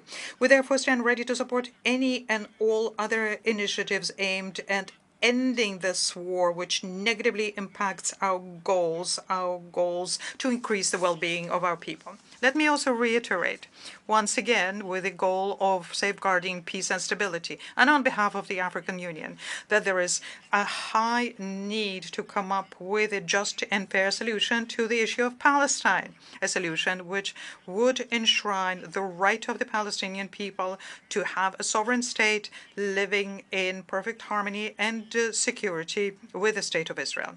I would like to recall here also very solemnly, as chairperson of the African Union and the Union of the Comoros, the Comorian nature of the Île of Mayotte, And I recall that in order to move forward on this, we opted for a dialogue with the French party so as to find a solution to this disagreeable dispute and to do so in the interest of both countries.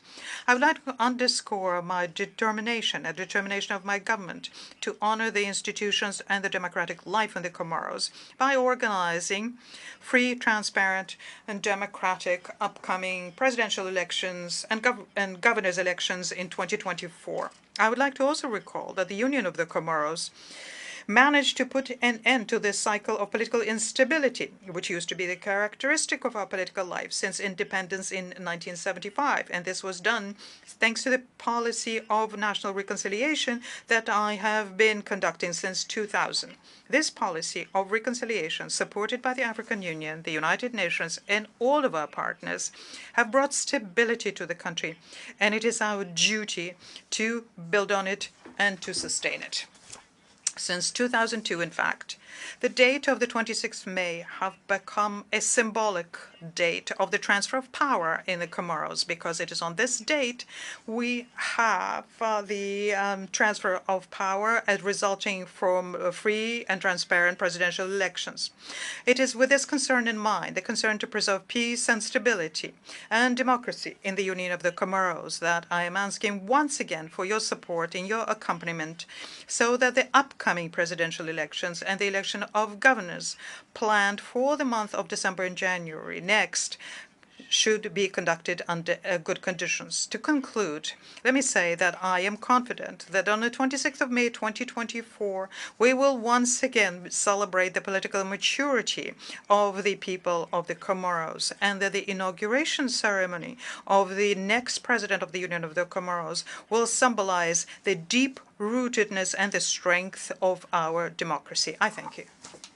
Au nom de l'Assemblée générale, je tiens On behalf of the General Assembly, I would like the President of the Union of the Comoros for the statement just made, and I request protocol to escort His Excellency. l'Assemblée va entendre l'allocution de son Assembly will hear an address by His Excellency Luis Rodolfo Abinader Corona, President of the Dominican Republic. I request protocol to escort His Excellency. Au nom de l'Assemblée On behalf of the General Assembly, I have the honor to welcome His Excellency Luis Rodolfo Abinader Corona, President of the Dominican Republic, and to invite him to address the Assembly. Excelentísimo señor Denis Francis. Your Excellency, Mr. Denis Francis, President of the 78th Regular Session of the General Assembly of the United Nations. Your Excellency, Mr. Antonio Guterres, Secretary General of the United Nations. Heads of State and Government, Honourable Heads of Delegation, ladies and gentlemen. As we enter the second decade of the 21st century, humanity faces inherited challenges and new obstacles that require action. We must see these calamities as opportunities that compel us to work together to overcome them. The Dominican Republic has the firm commitment that we can build a model of inclusive human development that is just and sustainable. However, it is legitimate for us to wonder whether we are really on track to achieve such an outcome. The various crises caused by climate change have had devastating impacts on our planet and societies, such as droughts, rising sea levels, loss of biodiversity, extreme weather events, amongst others. These impacts have generated an environmental liability that significantly threatens all of the progress achieved in recent decades.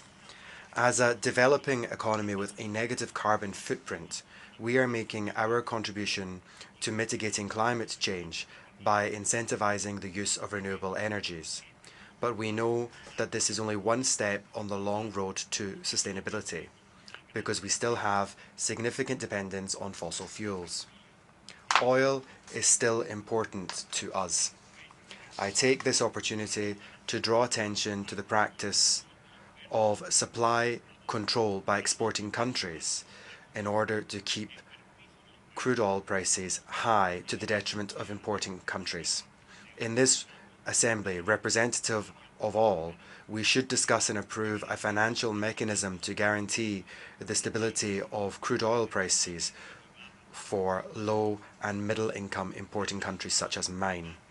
Important steps have been taken to address the climate emergency, such as the recent adoption of the Convention for the Conservation and Sustainable Use of Marine Biological Diversity in Areas Beyond National Jurisdiction, known as BBNJ, a convention which I will be signing this afternoon. But many more and far more significant steps remain outstanding, such as adopting a multidimensional vulnerability index, MVI, applicable to all developing countries, or the implementation of the Loss and Damage Fund to provide financial assistance to the nations most vulnerable to the effects of climate change. I would also like to highlight the International Summit to be held in Antigua and Barbuda in May 2024 on small island developing states, in which our country will be present as a member of the Preparatory Committee. It is also urgent to create a concessional financing mechanism for middle-income countries so they can meet the challenges of achieving the Sustainable Development Goals, SDGs 2015-2030. The lack of access to adequate resources was one of the reasons why many countries failed to meet the Millennium Development Goals. As the Secretary General has stated, the international financial system is broken. The Dominican Republic strongly believes in an in-depth reform of the international financial architecture that could benefit all countries in an equitable way. Another of the harmful effects of climate change affects in particular our Caribbean region. Here I am referring to the massive proliferation of sargassum. This seaweed devours Caribbean coasts, including the coasts of the United States and Mexico, and has serious economic, social and environmental impacts, especially for tourism, which represents up to 75% of some Caribbean nations' economies. The Dominican Republic has created a multi-sectoral roundtable to deal with this problem, and we hope that developed countries will contribute to the solution. Mr. President, one of the pillars of our commitment to achieve a fairer social contract and a more effective state has been and will always be the fight against corruption. Dominican citizens have taken this on as a response to one of their main demands. The various international indicators on the perception of corruption confirm the progress that my government has made in this regard. On a different matter, I would like to take this opportunity before this Assembly to reiterate the Dominican Republic's candidacy for the UN Human Rights Council for the period 2024-26. Elections will be held next month.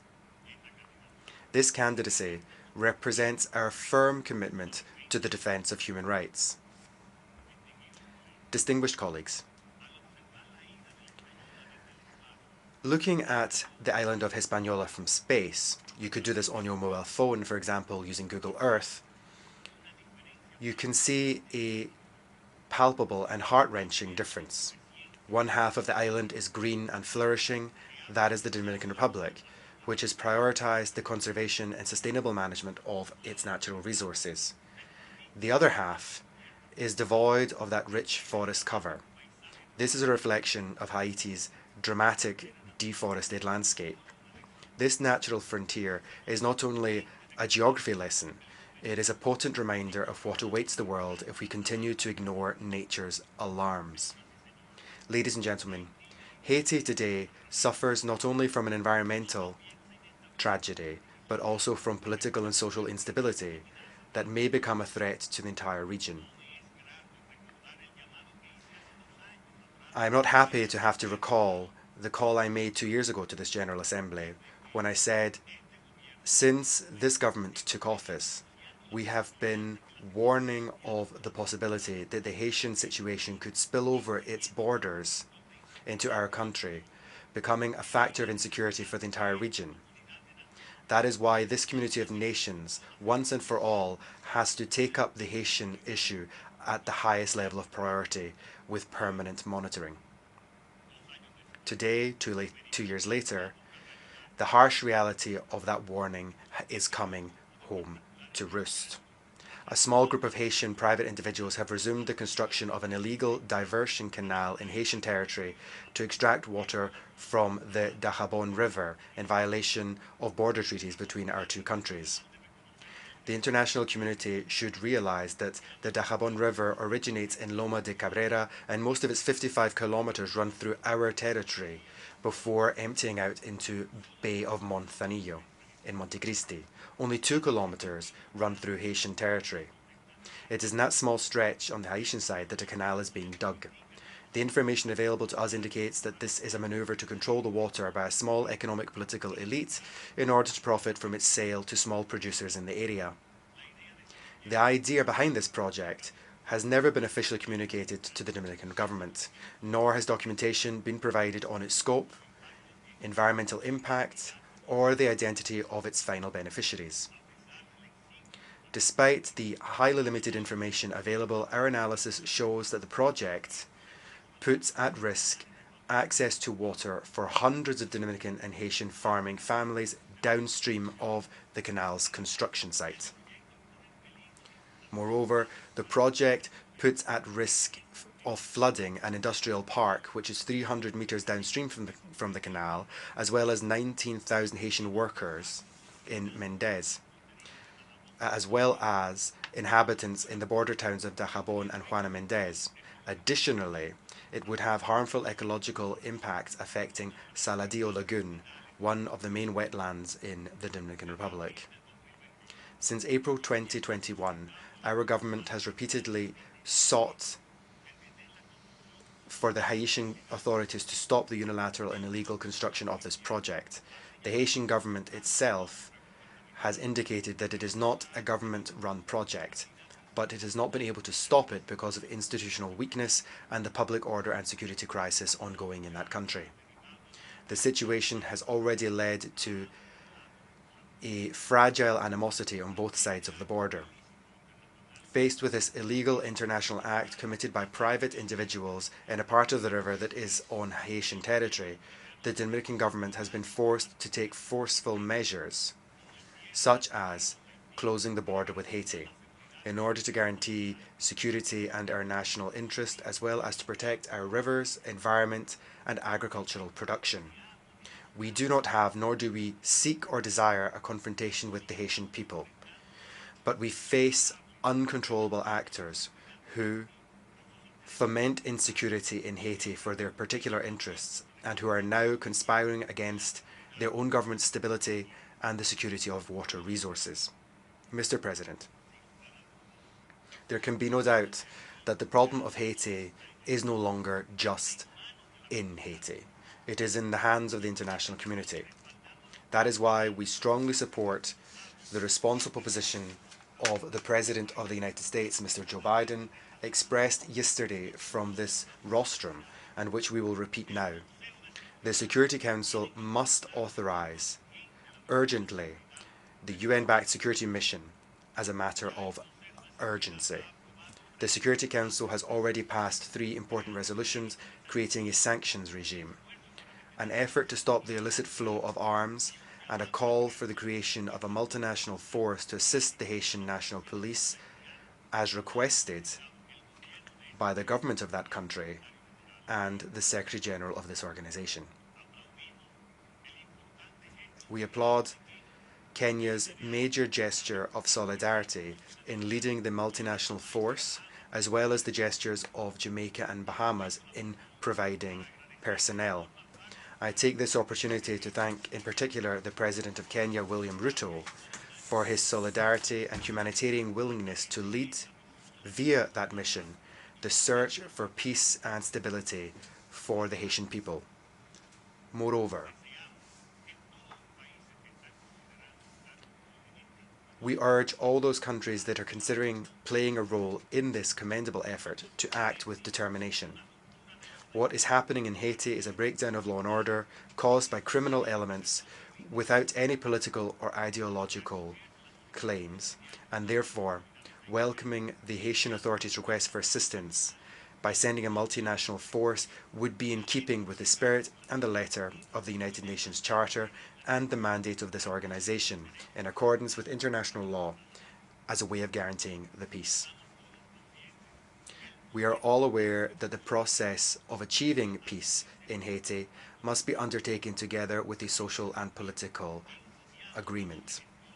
In this regard, we commend the noble efforts made by the CARICOM group of eminent leaders to reach a political agreement that will allow the greatest possible legitimacy of the acceptance of a multinational force and the holding of fair, free and transparent elections. In this regard, I wish to acknowledge Prime Minister Andrew Holness of Jamaica for all of his efforts. I also wish to thank the Secretary General for his work in addressing this crisis. We call on him to redouble those efforts to achieve the immediate deployment of a multinational force in Haiti.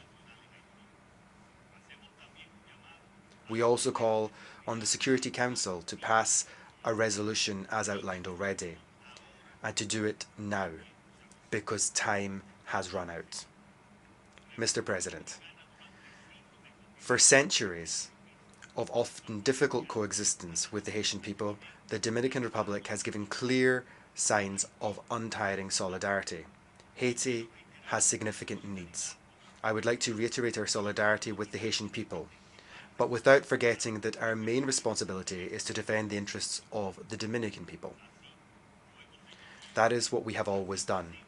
That is what we are doing now, and you can rest assured that that is what we will continue to do, because there is no and never can be a Dominican solution to the Haitian problem. Ladies and gentlemen,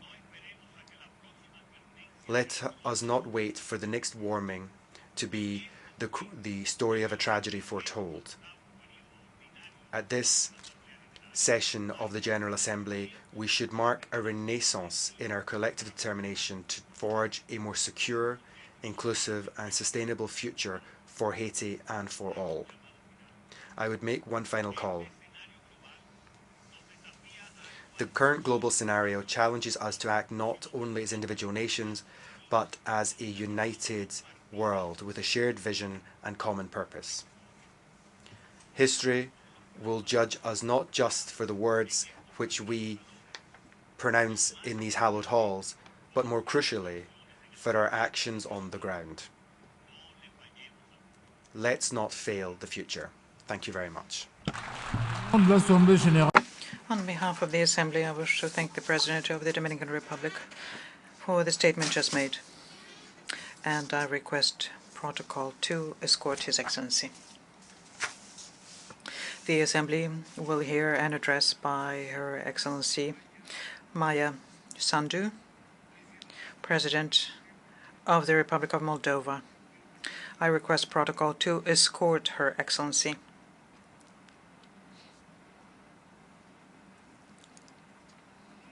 On behalf of the General Assembly, I have the honor to welcome Her Excellency Maya Sandu, President of the Republic of Moldova, and to invite her to address the Assembly. Mr. President, Mr. Secretary General, Your Excellencies, it is with great pride that I once more stand before you at the General Assembly of the United Nations to represent the Republic of Moldova, a country on the front line of the fight for democracy. Today, Moldova stands stronger and more resilient than a year ago. We stand firm in our belief in a democratic future, and we stand firm with Ukraine as our neighbor continues to resist Russia's brutal invasion, an attack on its sovereignty and way of life.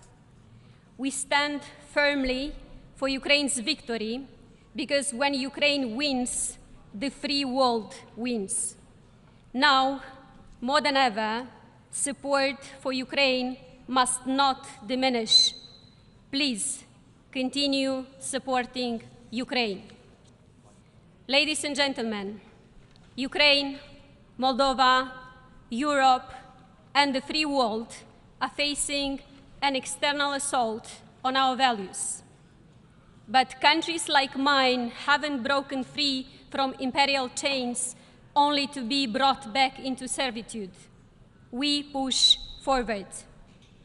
We are not facing an imminent military threat, unlike our Ukrainian friends and neighbors. But every day, we are countering Russia's hybrid assault.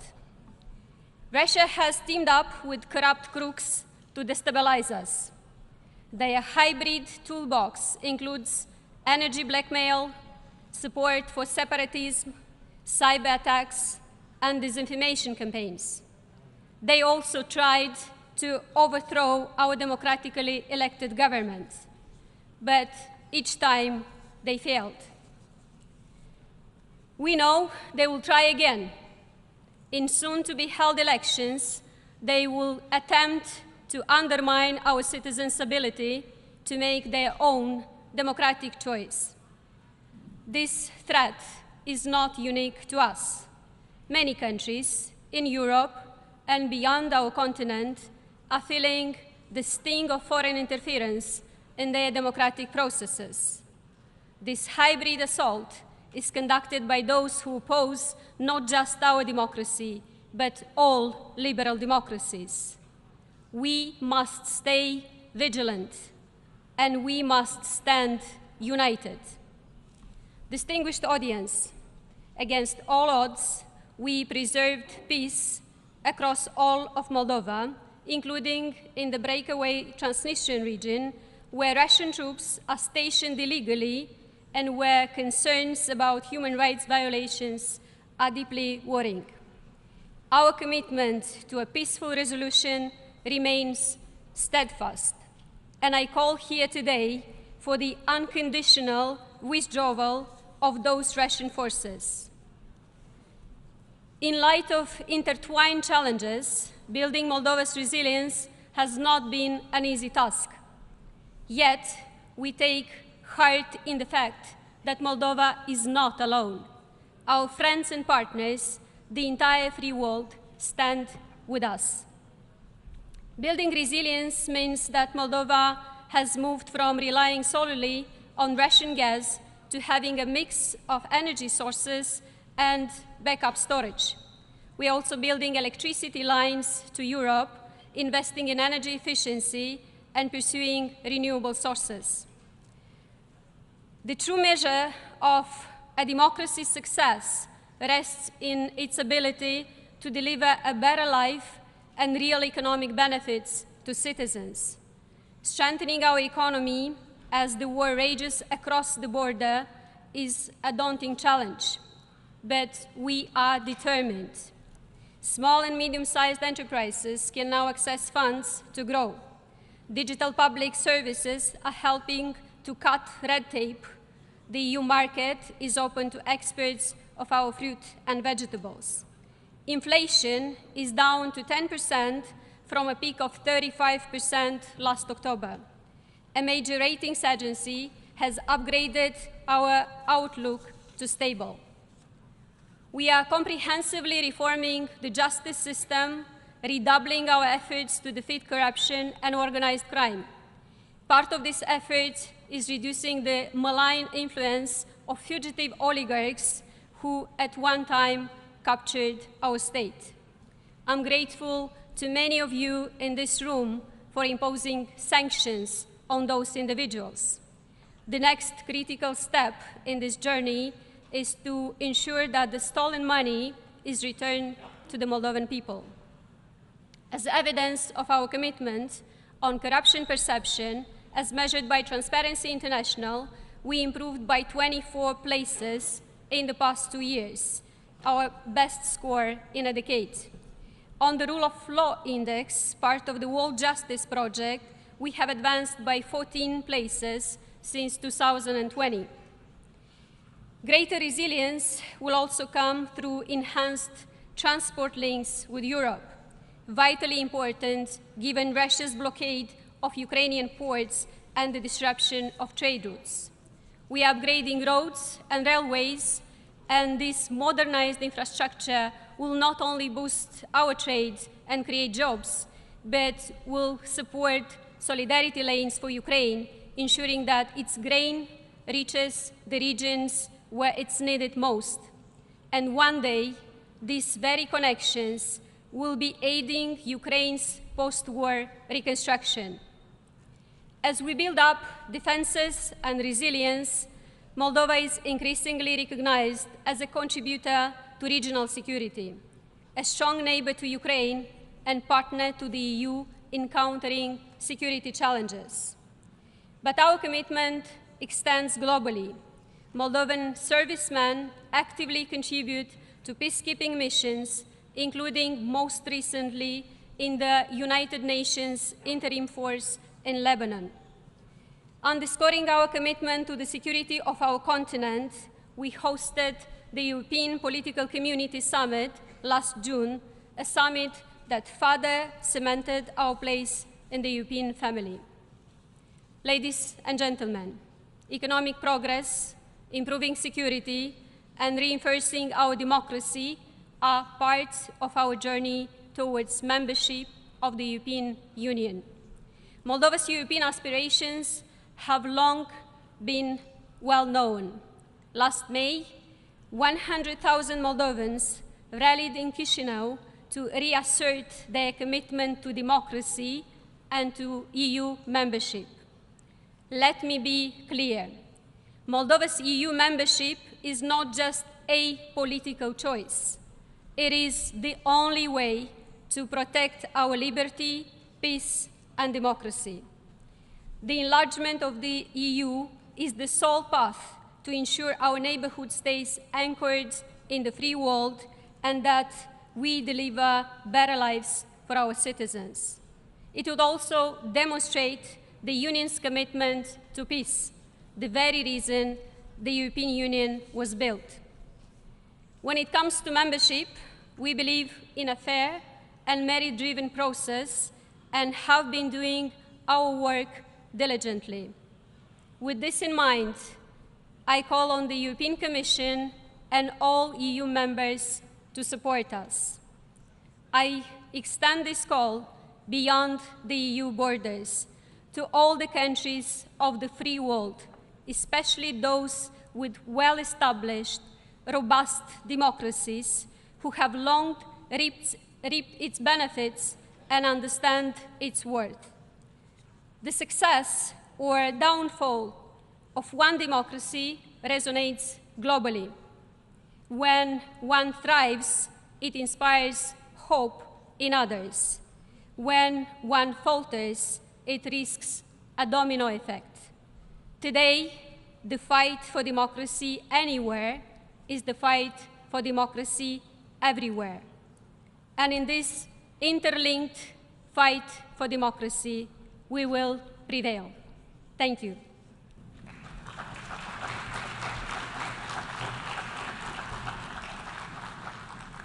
On behalf of the Assembly, I wish to thank the President of the Republic of Moldova for the statement just made, and I request protocol to escort Her Excellency. The Assembly will hear an address by His Excellency Julius Maada Bio, President of the Republic of Sierra Leone. I request protocol to escort His Excellency.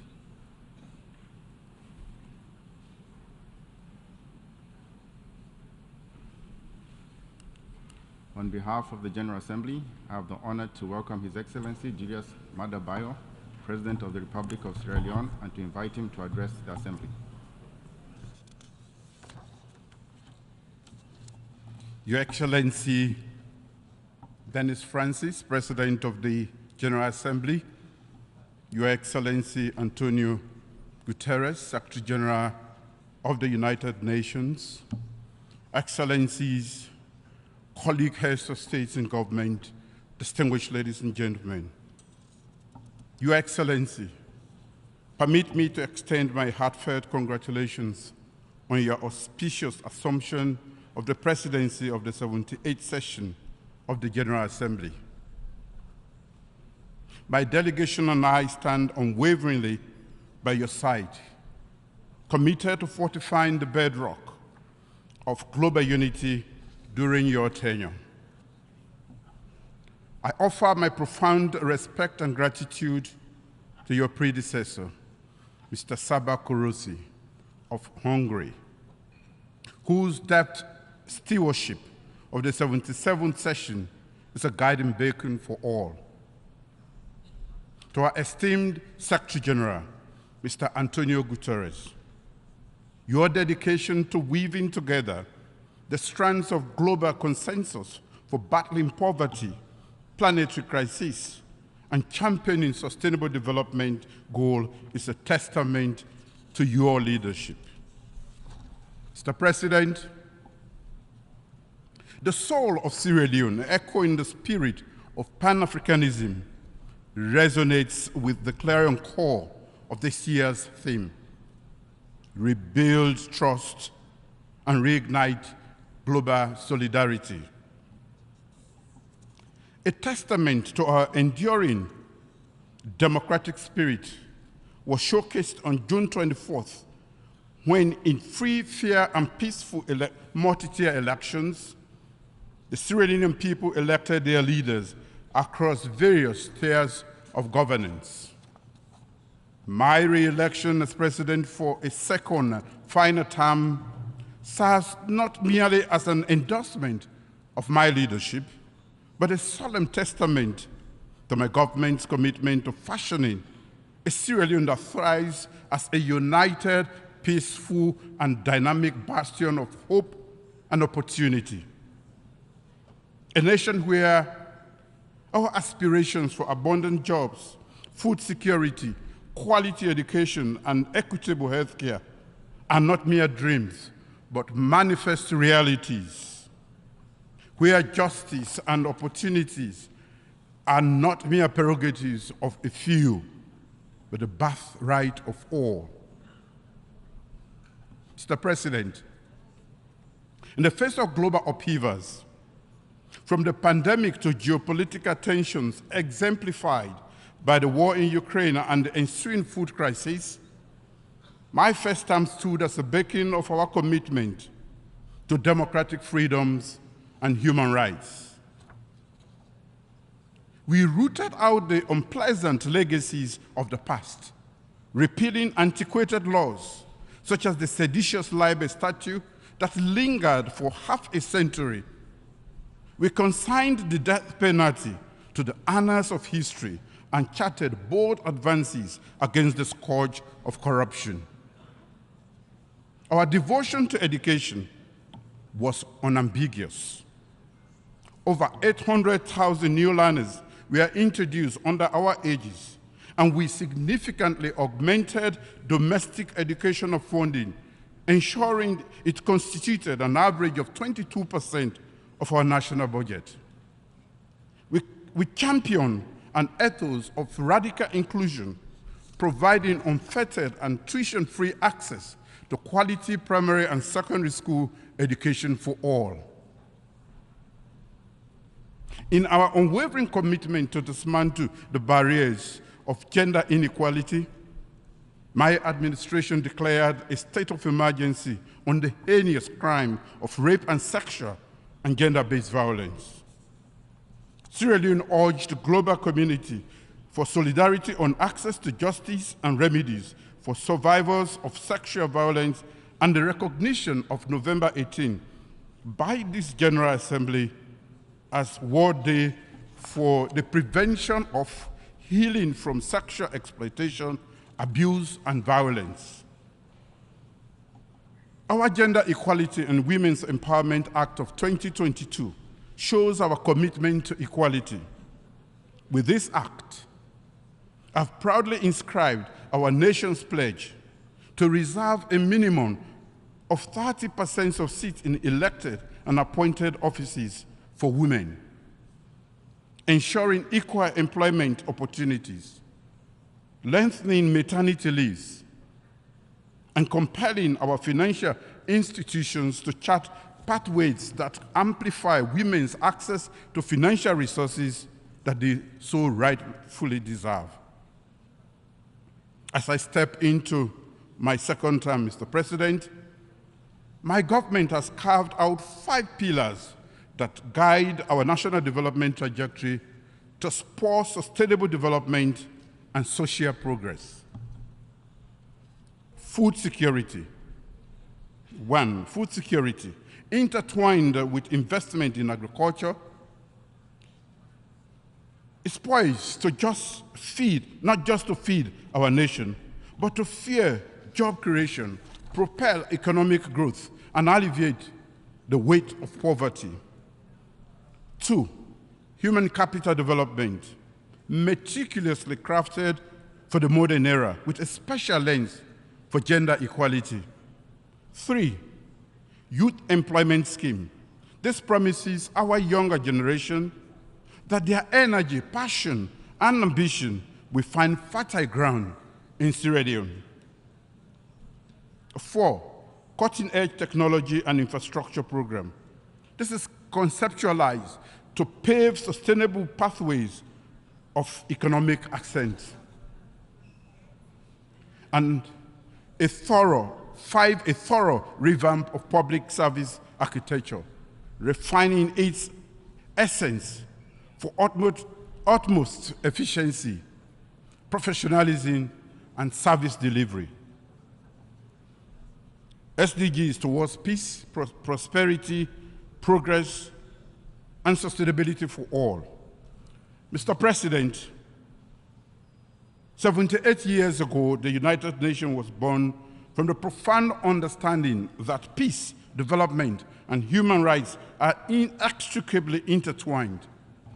Each element nourishes the other, creating an equilibrium essential for global harmony. As we stand at this juncture, let us remember that the noble ambitions enshrined in the Charter of the United Nations to foster international cooperation, to confront and surmount challenges, be they economic, social, cultural, or humanitarian in nature.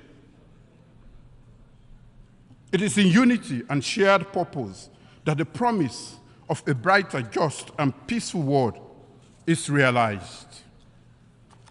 The resonant theme of this General Assembly, therefore, opens a horizon of possibilities, beckoning us to harmoniously forge ahead in the shared pursuit of accelerating actions on the 2030 Agenda and its sustainable development goals towards peace, prosperity, progress, and enduring sustainability for all. Our world faces formidable challenges: widespread poverty, persistent hunger, the looming shadow of climate change, and the unsettling presence of sustained and emerging conflicts. To honor our 2030 Agenda for Sustainable Development commitments, member states of the United Nations must rekindle the fires of trust and galvanize a renaissance of global solidarity.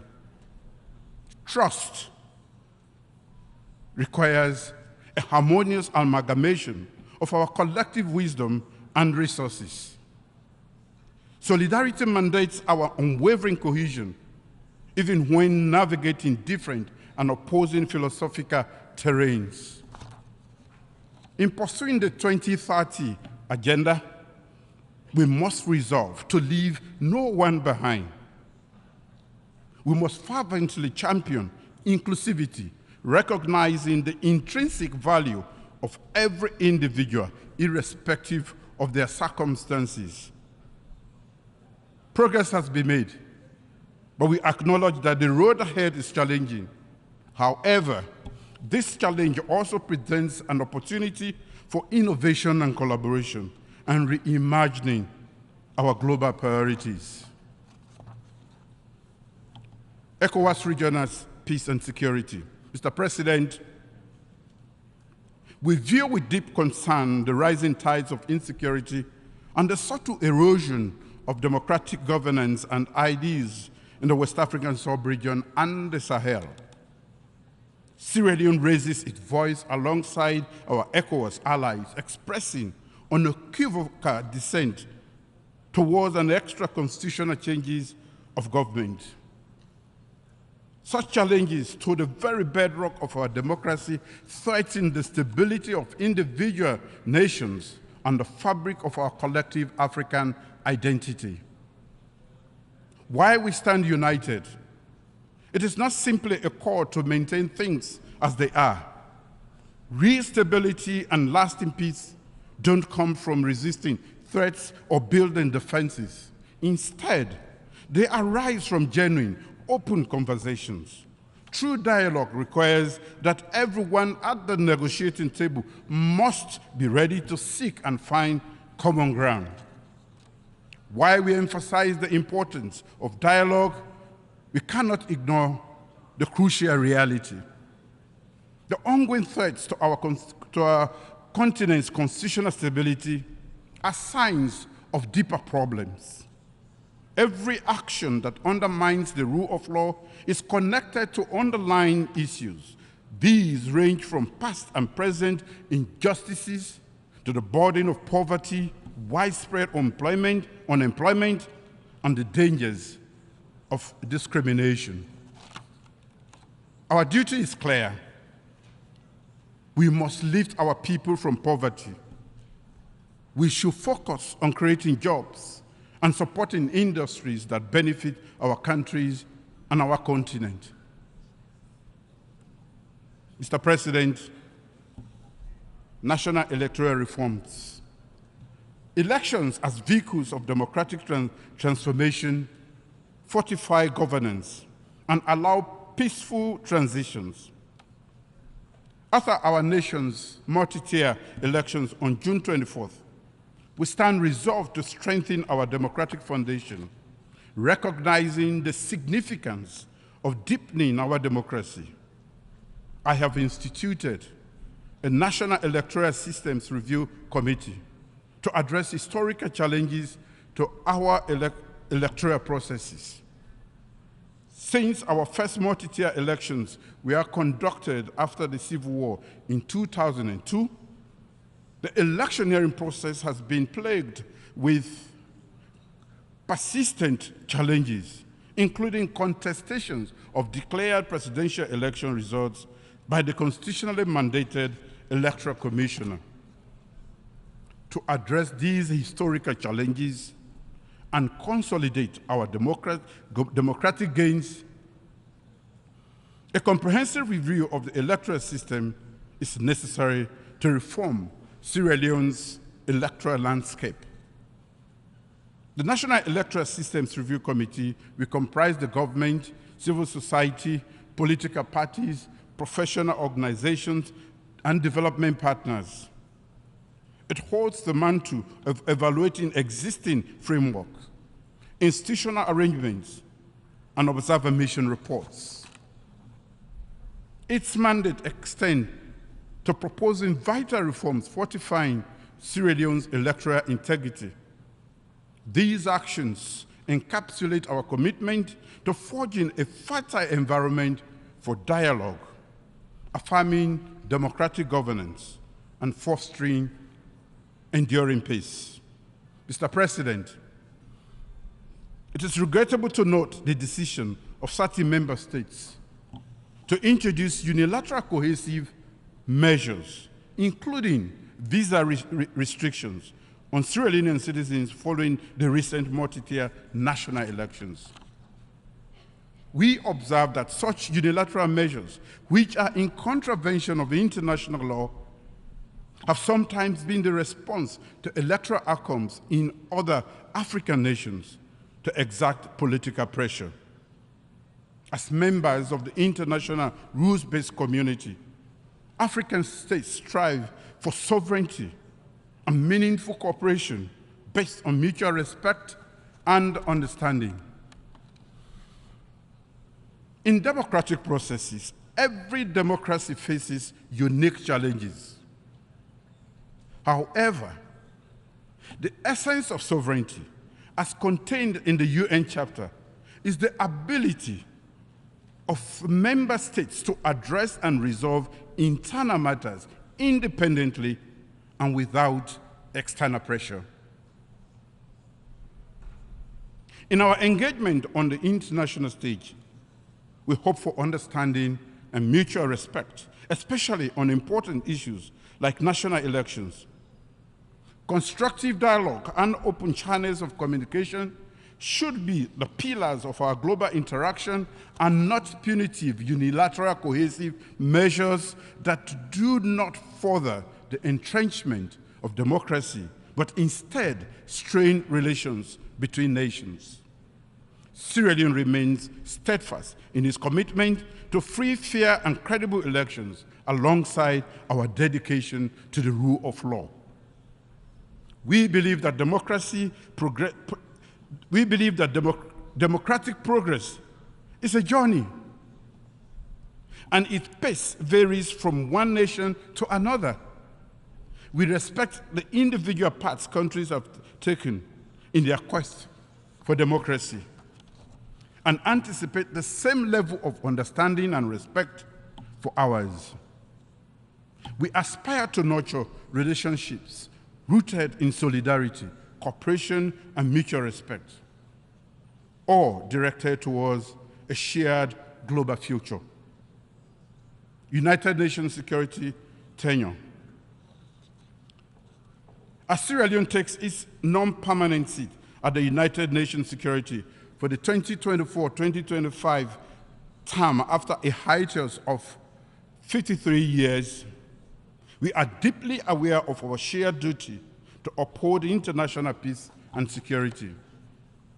The profound nexus between peace, development, and human rights will be the beacon guiding our priorities. We stand poised, resolute, and committed to forging a world where these ideas are not mere aspirations, but enduring realities for all. Sierra Leone fully subscribes to the ideas of multilateralism as a tool for global peace and security. Our vision is to serve as the vital conduit linking the ECOWAS community of the West African states, the African Union, and the nations in focus with the Security Council. As we yearn for tranquility and justice, we pledge our commitment to collaborate with the 5 permanent members of the Security Council, and as part of the 10 elected members and the 3 African representatives. Reform of the UN Security Council.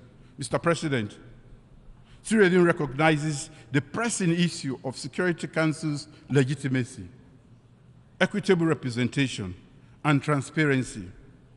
In a world reshaped by geopolitical realities, true global peace and security hinge on reforms and the rejuvenation of United Nations Security Council and the UN General Assembly.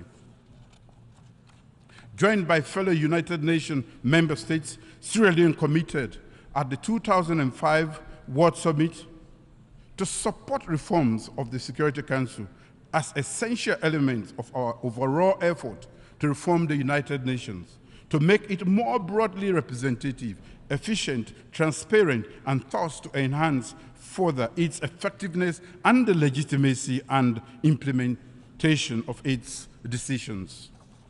While the discourse has seen forward movement, the historical injustices endured by the African continent remain unresolved at the intergovernmental negotiations.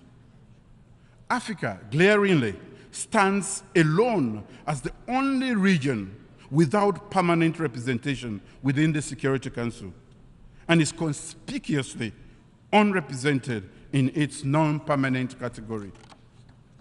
The United Nations security remains trapped in the era of 1945, when much of Africa was still in the regrettable grip of colonialism.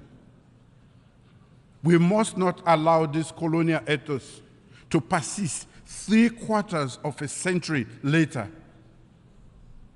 Africa demands for 2 permanent seats, complete with commensurate rights, including the veto, is maintained, if maintained, and 5 non-permanent seats are issues of equity, justice, and our right to have an equal say in the decision-making on issues that affect the African region.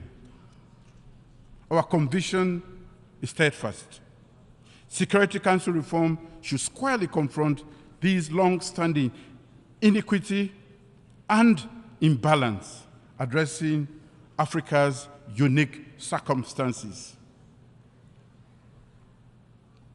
As the coordinator of the African Committee of 10 Heads of State and Government on the reform of the United Nations Security Council, Sierra Leone will continue to advocate and garner support among member states and other interest groups for the common African position as enshrined in the Eswini Consensus and SADC Declaration. We will also envisage infusing the working methods of the Council to instill transparency, accountability, democracy, and ultimately renewed legitimacy. Climate change. Mr. President, our collective pursuit of sustainable development confronts the triple planetary crises of pollution, climate change, and biodiversity loss. Despite contributing minimally to these crises, Sierra Leone remains intensely vulnerable to their repercussion, a reality compounded by our limited capacity to cope. Our National Adaptation Plan, launched in 2018 as an embodiment of our commitment, designed to have our vulnerability by 2030, it underscores risk awareness, regulatory enhancement, institutional empowerment, and gender-responsive adaptation strategies. Sierra Leone seeks equitable and timely access to climate financing. We request unfettered access to leverage new climate change adaptation and mitigation technologies and shared knowledge. Our salvation from the escalating climate change crisis lies in collective wisdom and concerted efforts. Global solidarity. In today's complex world, the urgent need to rebuild trust and strengthen global unity stands out. We must adopt a cooperative approach, set aside individualistic actions, and promote shared progress based on common values. As we deal with disputes of sovereignty and self-determination across the world, we must also resolve to do so with dialogue, exhausting all avenues for peaceful resolution. Conclusion. In this evolving multipolar world, where conflicts ripple across borders and power dynamics are in flux, we must recognize our shared interests and intertwined destinies. The multifaceted crisis challenging our global community demands unified action. For our collective strength is determined by our most vulnerable segments.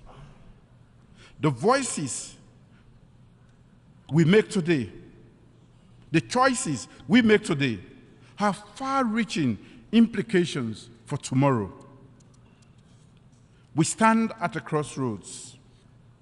One path takes us to mere rhetorical commitments to equity and solidarity, while the other beckons us to act with conviction, driven by profound belief in equity and justice, economic justice, social justice, political justice. Let us choose wisely, for the fate of generations to come hinges on the decisions we make now. Thank you.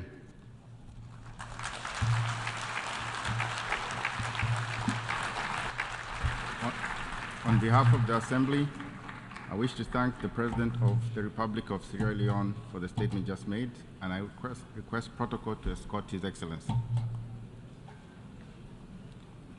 The Assembly will hear an address by His Serene Highness, Prince Albert II, Sovereign Prince of Monaco.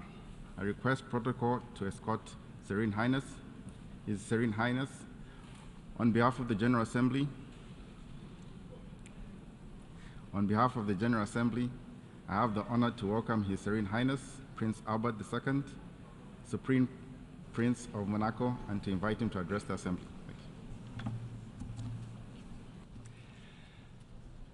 Monsieur le Président, President of the General Assembly, Secretary General, Heads of States and Governments, Excellencies, ladies and gentlemen. First of all, please allow me to express my heartfelt condolences to the authorities of Morocco and Libya in the wake of the devastating events in these two countries.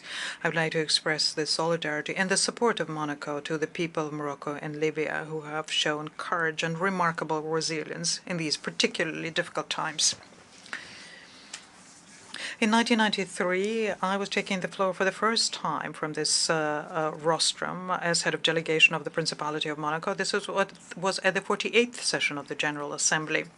My country celebrated the 30th anniversary of its admission last spring. My determination to do that, to make sure that Monaco contributes to the implementation of the Charter, is heartened, strengthened by the fact that the current challenges oblige us to do that.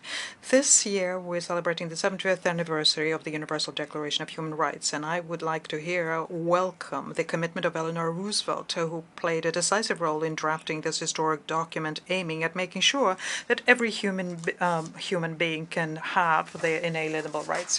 In the recent decades, the United Nations has achieved gains that only multilateralism can allow for. For example, the Agenda for Peace, which was passed during the Security Council Summit in 1992, Agenda for Development, General Assembly in 1997, Millennium Development Objective in 2000, Sustainable Development Objectives in 2015. It is through working together that we've been able to move forward quite so significantly. Mr. President, Monaco was an observer to the UN when my father, Prince Rainier III, decided to take part in the Rio Conference, in the wake of which we had the Agenda 21, which is customarily called the Rio Convention. And this participation in the Earth Summit was one of the trigger elements which resulted in the fact that the Principality started seeking full membership in the community of nations which gather here in this august chamber. The respect for the environment and wild fauna on land and sea and supporting science were fundamental priorities for the Princes of Monaco throughout the centuries. Today, what was a relentless commitment have become a duty for our survival. And that is why we signed the Framework Convention on Climate Change, the Convention on Climate Change, the Convention on Biodiversity, and then the Convention to Combat Desertification.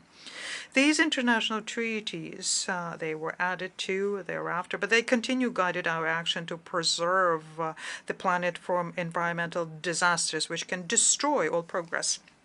In this regard, I would like to underscore to what extent the growing body of international law is the unsung success of our cooperation efforts within the UN, and recall that since our admission to the United Nations, we have become parties to 50 international treaties covering a large spectrum of topics such as human rights, disarmament, environment, or the law of the sea.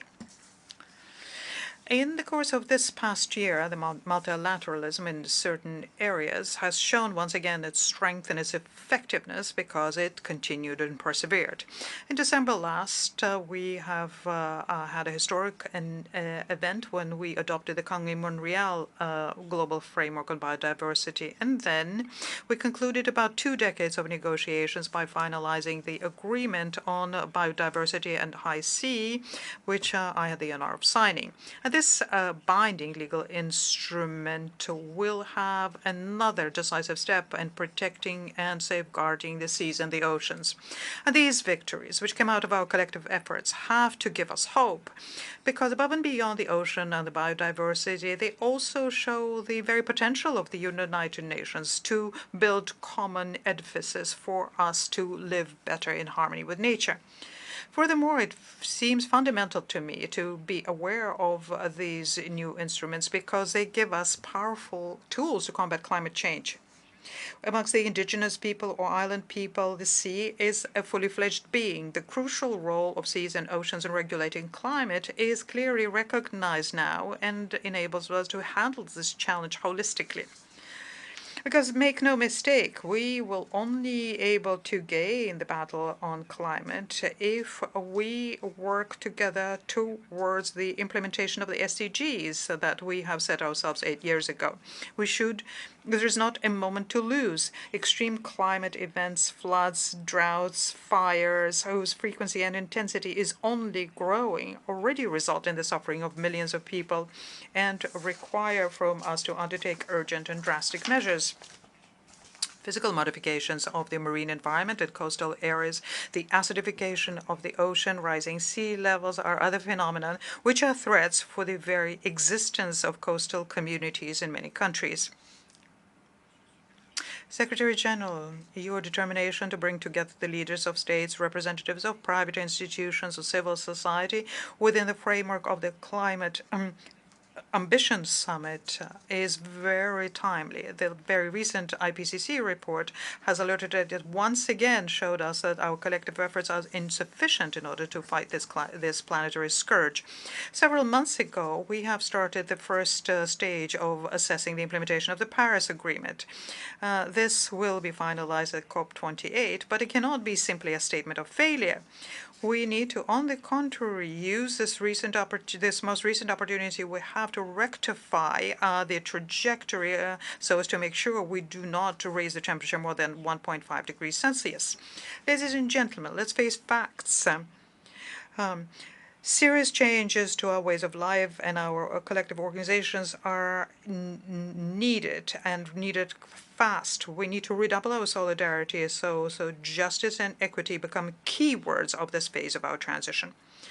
In this context, Monaco would like to play its part.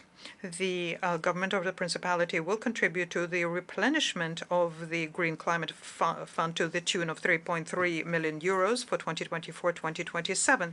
This is a 10% increase compared to the previous period, and Monaco is already a #1 per capita donor into this fundamental instrument under the Paris Agreement. Mr. President, for more than a century, Monaco has shown how our man and sea can coexist.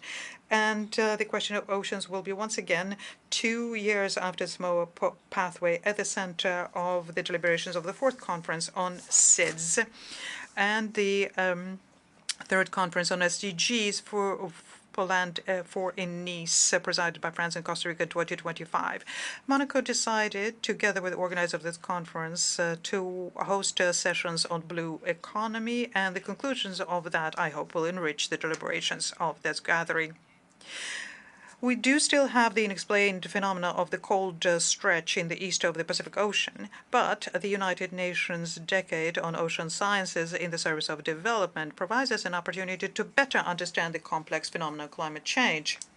Major countries have understood what needs to be done for our oceans.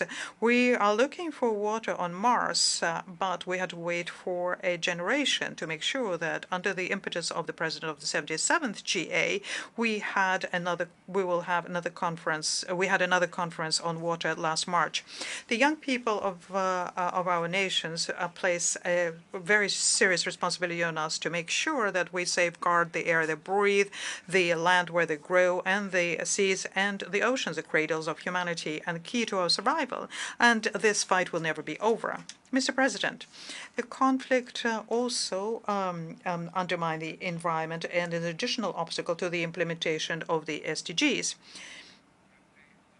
It's been about 600 days now that Russia took the decision, in violation of international law, to launch a major-scale aggression against Ukraine. This was condemned several times by our Assembly, as well as humanitarian and environmental consequences. Yet once again, I'd like to express the solidarity of my country given these tragic events and the destruction that the civilian population suffer every day. And the fights and the bombings resulted in pollution of soils and it resulted in toxic substances. Natural areas have been destroyed, and there is now a shortage of drinking water and the spread of diseases. It is inconceivable that in the 21st century, healthcare professionals are regularly attacked, that medical infrastructures are attacked in various areas of conflict. So I appeal once again for the protection of these professions and for the protection of civilian populations. The world is now beginning to recover after the pandemic of COVID-19. I would like to welcome, therefore, the fact that this week we'll have several high-level meetings on major public health issues. And we need to draw lessons from this pandemic so as to strengthen the global governance and build resilient and strong public health systems. Mr. President, amongst the issues of existential threats that we are facing, there is one which has become very widespread recently, and I am referring to, of course, to artificial intelligence, which has in it both at the same time an immense potential for the SDGs and unprecedented risks for peace and security. Looking for innovation is part of our very nature and needs to be supported when it's geared towards improving the lives of our people. We are, of course, fascinated by the advantages provided by digital tools that simplify our daily life, but we cannot ignore the potential dangers they represent. Artificial intelligence very frequently is more effective than man in many tasks. But just like the language of Aesop, it could be the best and the worst thing for humankind. Cyber attacks using artificial intelligence are already targeting critical infrastructure in hospitals and humanitarian operations conducted by the UN. Security and weapons industries use these techniques, and their potential leads us to an ethical problem. Can a machine decide on the human issue of life and death? These questions show that we all have a duty to build a framework of global governance and ethical norms dealing with artificial intelligence. Therefore, concluding current works underway on this is of particular importance. I welcome, therefore, works aimed at creating a high-level advisory body on this within the UN to work on international governance over artificial intelligence. Mr. President, our role has always been the role of moderator in what has been a peaceful country, and I remain convinced of the central role to be played by the UN in rebuilding the trust and reawakening global solidarity. This requires common efforts anchored in the solid multilateral system, which is faithful to the values and principles in the Charter of the United Nations. I'll conclude by voicing the hope that we'll succeed in improving the effectiveness of our organization so that it can carry out its initial mission to safeguard peace amongst nations and the well-being of our common humanity. I thank you. On behalf of the Assembly, I wish to thank the Sovereign Prince of Monaco for the statement just made and request protocol to escort His Serene Highness. The Assembly will hear an address by His Excellency Gabriel Boric Font, President of the Republic of Chile. I request protocol to escort His Excellency.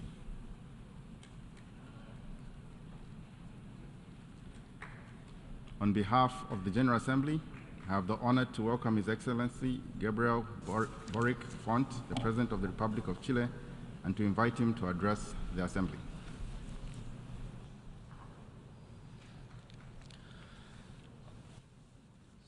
Señor Presidente. Mr. President,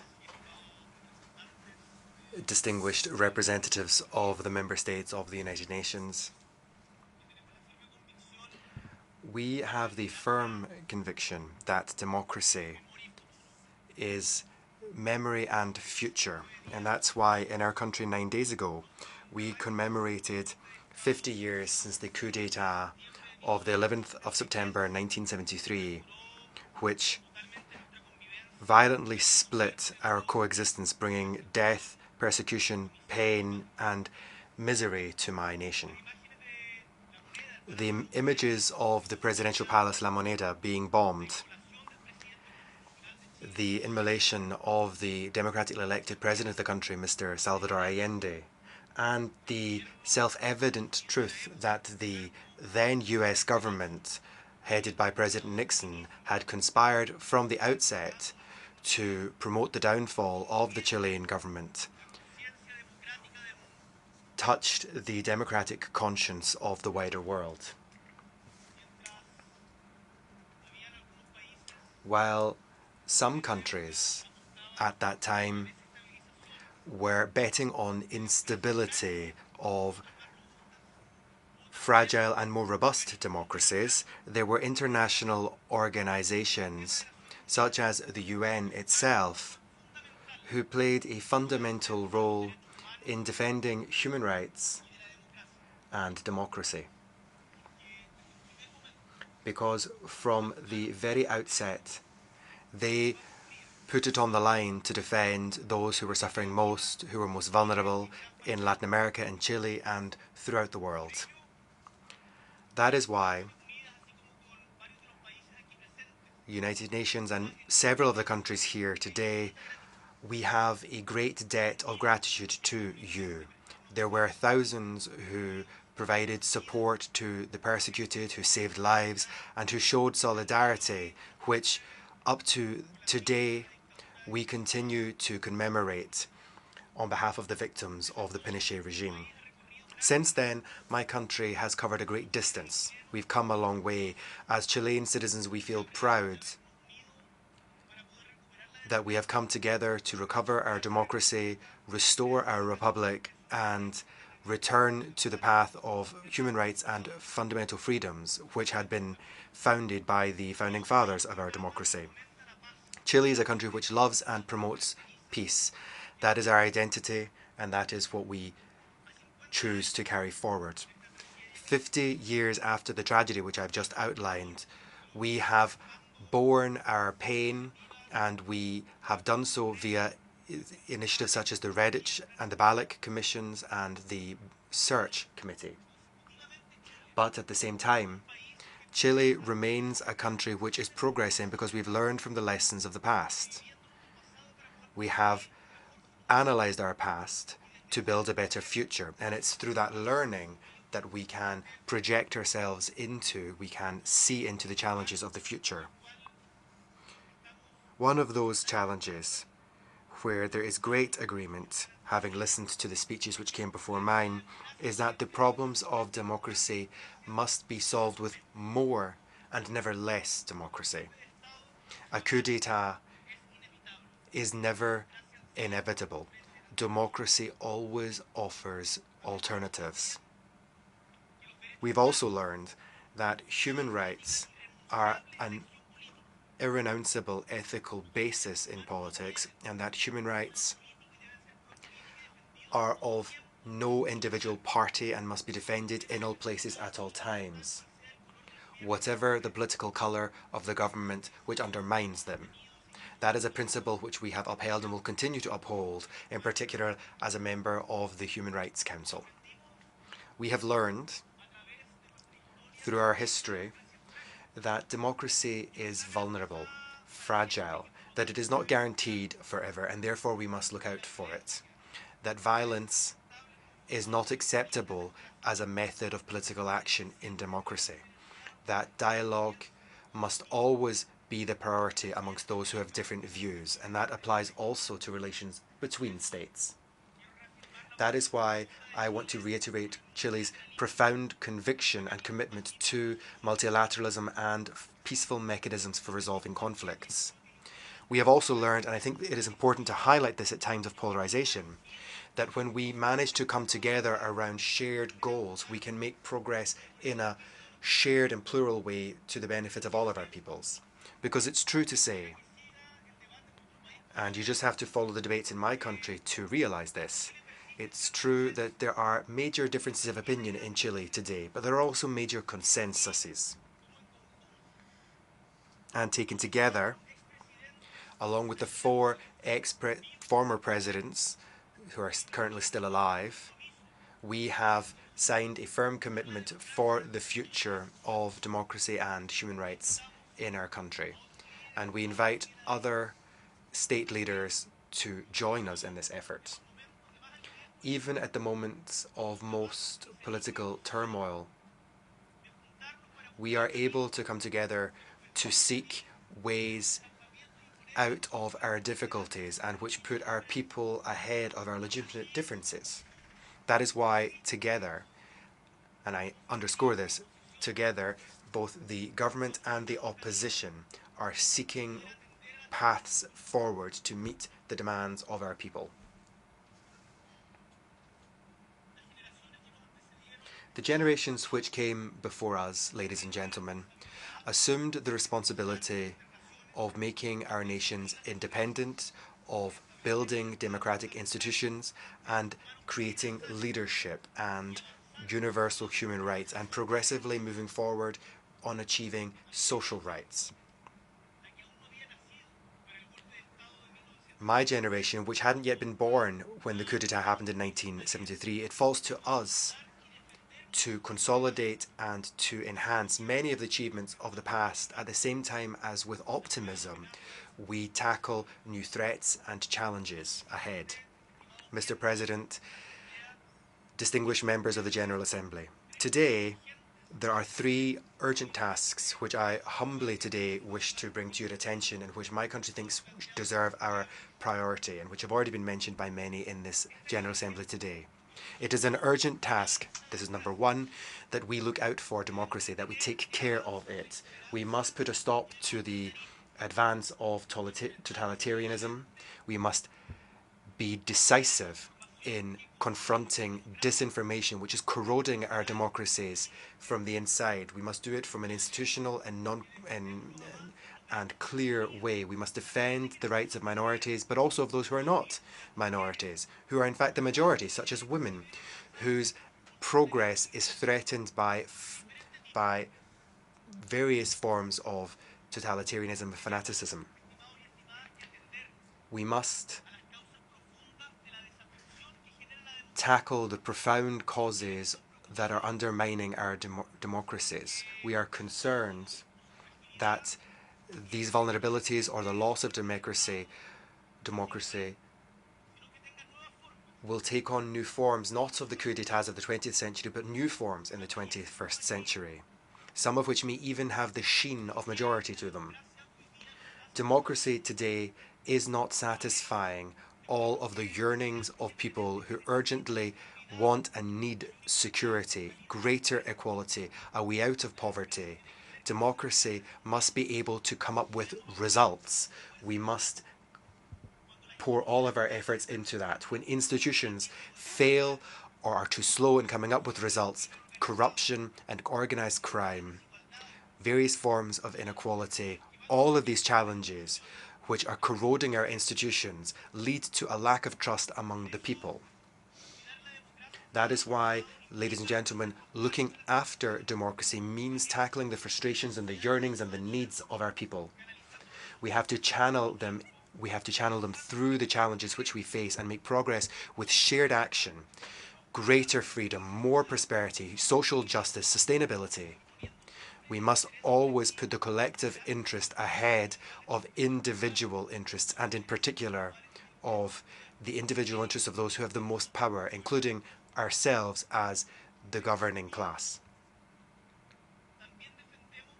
In this regard, we also call for the strict respect of human rights as a path forward, regardless of who is in government. And as I've already said in other international fora, I feel the obligation to denounce in front of this Assembly and the world the persecution that is brought against all those who have any different thoughts or ideas than those of the government of Mr. Ortega in Nicaragua, who's not only impeding involvement in elections, but is removing citizenship, imposing house arrest and removing political rights. At the same time, ladies and gentlemen, we have to come together to reflect on the fact that any solution to all of these problems must arrive via multilateral consensus. And we must understand that when unilateral sanctions are imposed, That is not contributing towards the solution. The case of the sanctions against Venezuela, for example, from our perspective today, are not contributing to improving the life circumstances of the population of Venezuela, and we are convinced that to ensure that there are free elections with all the necessary safeguards for all in Venezuela, it is essential that the United States lift the sanctions which it has now imposed on Venezuela.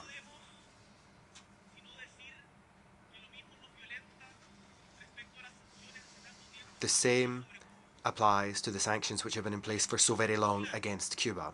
I want to be very clear.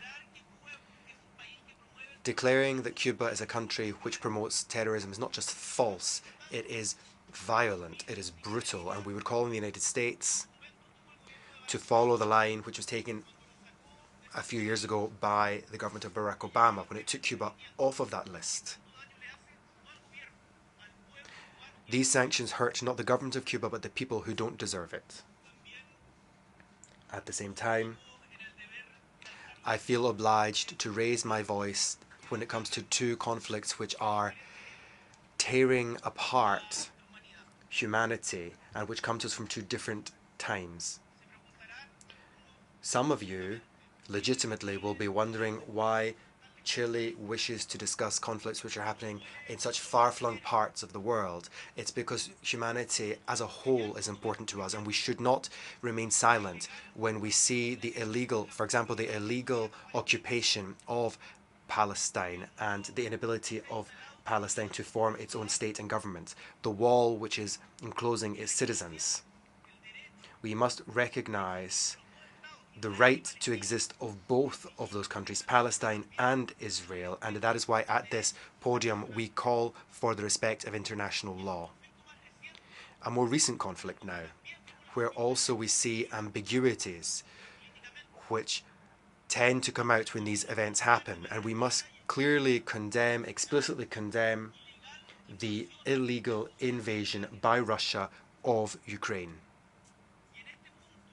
On this point, it is our conviction that a conflict of this nature, of these characteristics,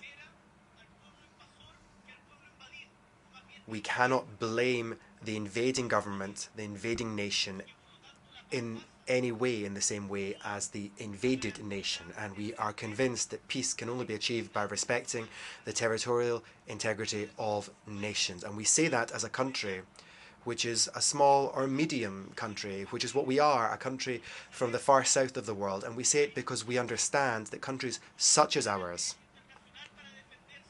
depend on international law for our defense in potential future conflicts. Today it's Ukraine, in the future it could be any of us. And in this context, we can't close our eyes or look away. We cannot be ambiguous in condemning what, from our perspective, is a war of aggression, and a legal war of aggression at that. My second topic, requiring urgent action now, where responsibility, again, does not fall on all of us in the same way, is the climate change crisis, pollution and loss of biodiversity. Here, the diagnostic is very clear. Almost all of the leaders at this rostrum have spoken on this topic.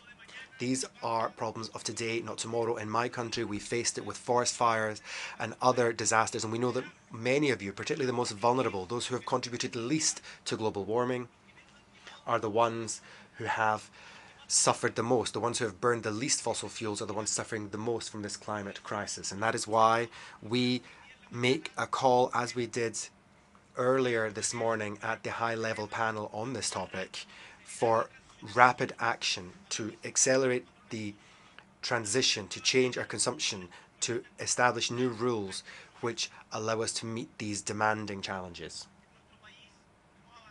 In my country, we've made progress in that direction under different governments with different leadership.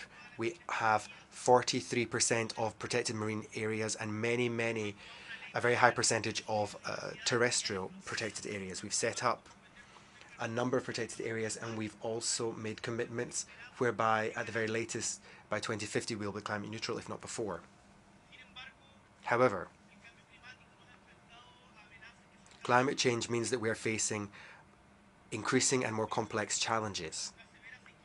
Right now, it's a very severe drought, which, despite the rains of this year, which themselves brought problems flooding in areas that had lost, were no longer used to such rains, and we've also had forest fires. We are suffering a wide range of phenomena which have a direct impact on the most vulnerable.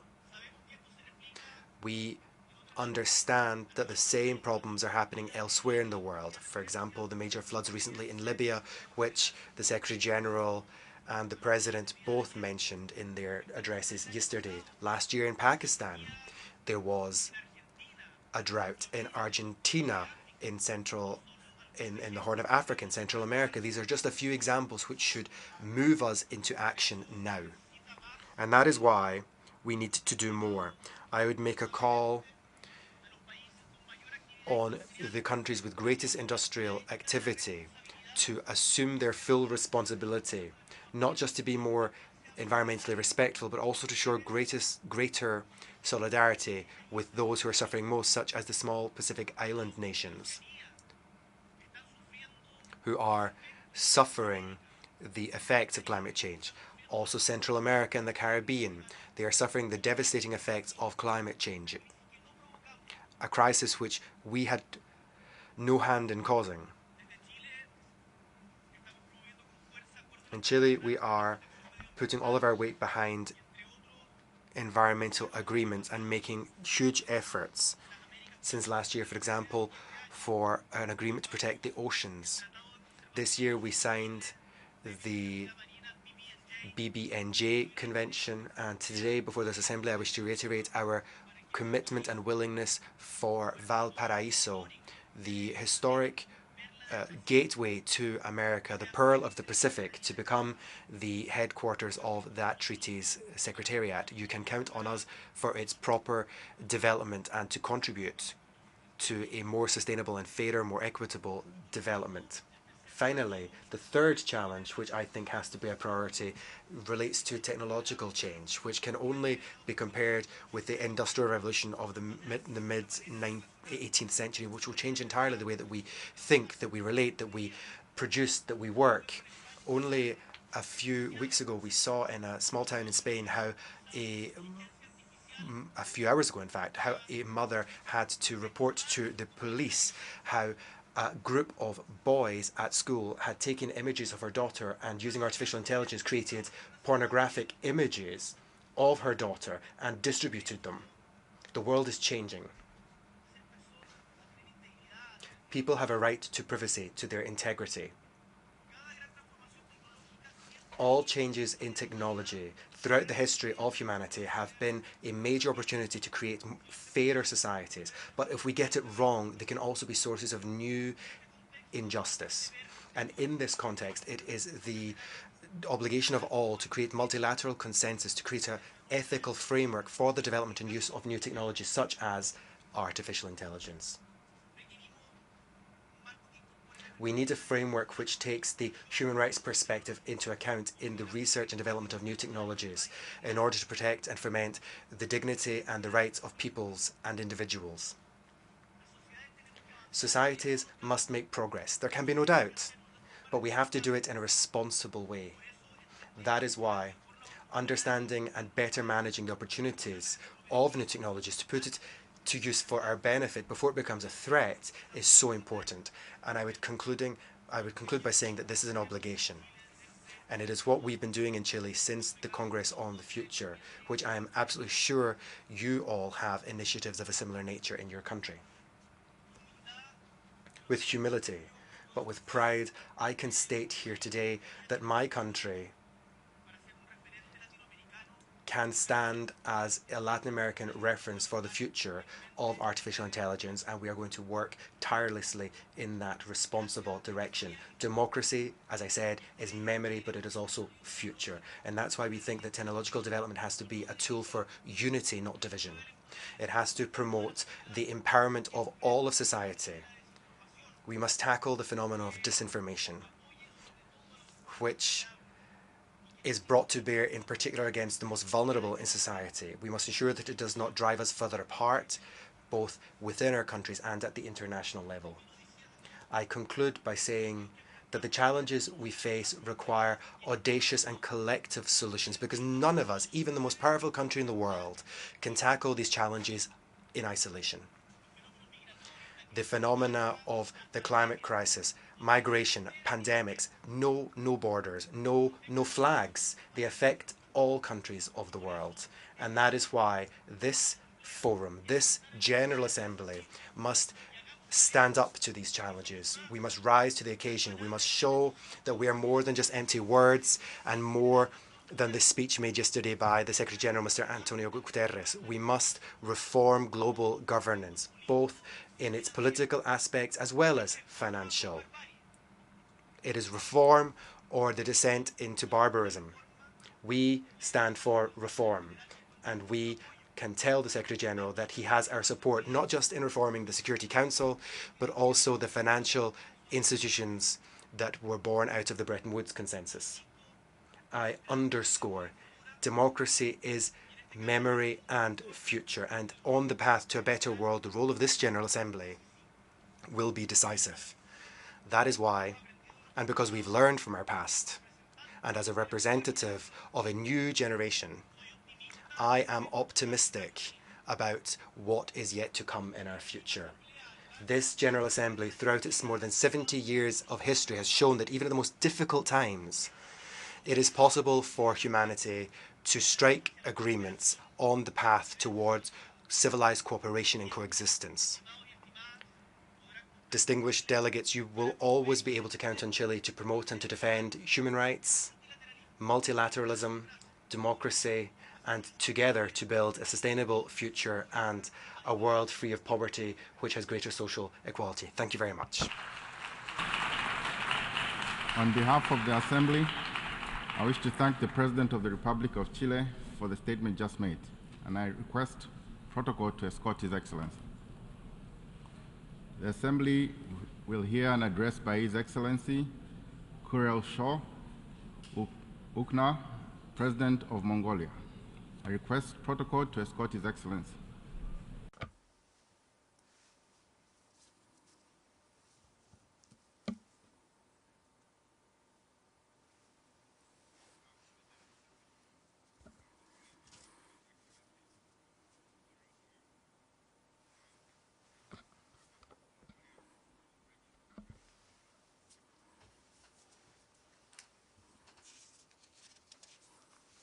Mr. President, Mr. Secretary General, distinguished delegates, ladies and gentlemen, I wish to convey my heartfelt congratulations to the President of the 78th session of the United Nations General Assembly, Your Excellency Mr. Denis Francis, and wish every success in the work of this session. I'm confident that under your able leadership, the 78th session of the General Assembly will facilitate comprehensive discussions on a range of critical issues facing the world and will present constructive solutions for peace, prosperity, and sustainability. We can not only indulge in peace and harmony, but we can entrust a peaceful and prosperous world to future generations by sincerely yearning for peace, security, and sustainable development, and by devoting efforts and financing resources to consolidate the political, economic, environmental, and socio-cultural foundations that sustain the world. Mr. President, despite the world's collective accomplishment in overcoming the threat of the global pandemic, we are still facing a range of challenges stemming from geostrategic and geopolitical tensions, socio-economic crises, climate change, and swift technological advancement. The United Nations, its charter, and international legal system are continuing to play an important role in strengthening global peace, security, and fostering international cooperation. The United Nations, its charter, that will collectively overcome current challenges, conflicts, confrontations, and mistrust, the countries of the world should strive for greater unity, trust, and friendship, and endeavor to further strengthen the role and position of the United Nations as global community of human solidarity.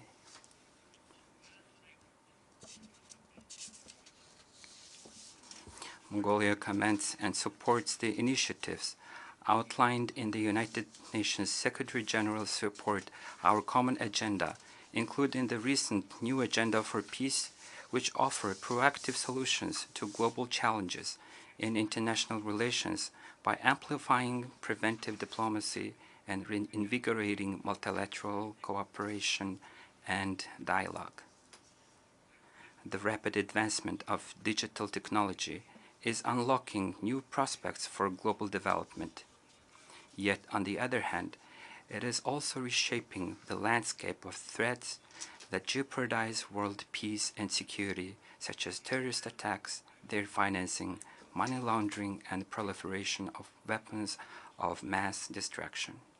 Therefore, in order to combat them effectively, it is vital for the countries across the globe and international community to collaborate in all aspects, exchange information, and refine the international legal framework.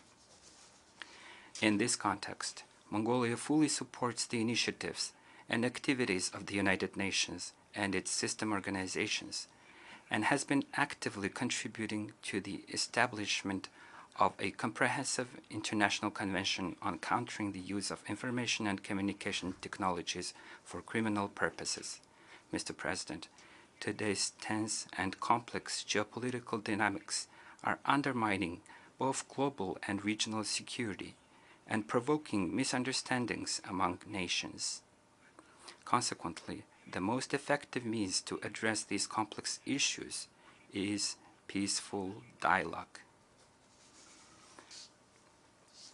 It has been more than 3 decades since Mongolia declared its territory as nuclear weapon-free, and we have been fully supporting the international community's efforts for disarmament and non-proliferation of nuclear weapons. In order to make a contribution to our regional peace and security, Mongolia has successfully hosted the International Conference of the Ulaanbaatar Dialogue on Northeast Asian Security in June of this year for the 8th time. The United Nations Under-Secretary General and High Representative for Disarmament Affairs, Ms. Izumi Nakamitsu, participated in the conference and highlighted that the Ulaanbaatar Dialogue mechanism is becoming a significant platform in establishing peace and security and in strengthening confidence-building measures in the Northeast Asia. I'm pleased to note that Mongolia's efforts in pursuing regional peace and security within the framework of its peace-loving, open, and multi-pillar foreign policy are expanding, and the number of participating countries is growing year by year. United Nations Secretary General Antonio Guterres praised Mongolia as a symbol of peace in a troubled world when he visited Mongolia last year. I'm also delighted to note that His Holiness Pope Francis, during his recent visit to Mongolia, stated that, and I quote, "A profound spiritual sensitivity belongs to the very fiber of your cultural identity, and it is proper that Mongolia should be a symbol of religious freedom," end of quote. Furthermore, His Holiness called upon the international community, on this earth devastated by countless conflicts, there be a renewal respectful of international laws of the conditions of what once was the Pax Mongolica, namely the absence of conflict. Mr. President, UN peacekeeping stands as one of the essential instruments in maintaining international peace and security. It continues to play a pivotal role in halting and preventing armed conflicts, alleviating humanitarian crises, and fostering an environment conducive to the progress of social development. For this cause, we consider UN peacekeeping operations as a vital part of the United Nations and multilateral cooperation efforts for peace. Over the past 20 years, through its deployment of more than 20,000 peacekeepers to hotspots around the world, Mongolia has been honorably fulfilling its obligations to the international community in the maintenance of global peace and security. Mongolia emphasizes the meaningful participation of women in UN peacekeeping operations and believes that strengthening the role of women at its all levels will have significant impacts on the maintenance of international peace and security and on the peaceful resolution of conflicts.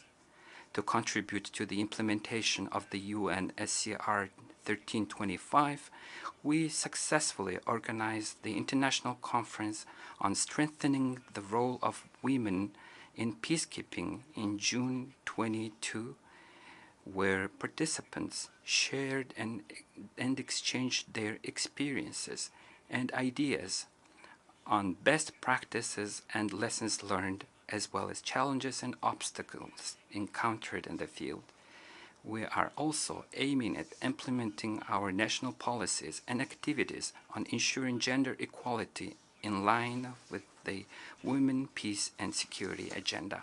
Mr. President, as nations, it is our collective aspiration to coexist harmoniously and equitably in this world, regardless of our ethnicity, race, age, gender, religion, or cultural distinctions. However, the principle of leaving no one behind in development defined by us has not been fully realized so far. Disparities still persist both in the levels of development among various countries and in the living conditions experienced by different groups of people.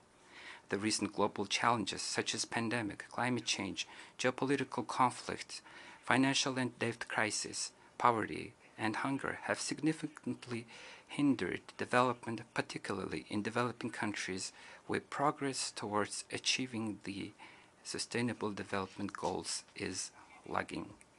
Even though we have already passed halfway to the deadline for the 2030 Agenda, which is the roadmap for fostering trust, unity, and development, the UN Report 2023 reveals that only 12% of the SDGs targets are on track, while progress on 50% is weak and insufficient, and progress on 30% has stalled or even reversed. If we are unable to achieve our goals, it is evident that the further path for development and progress for mankind is bleak.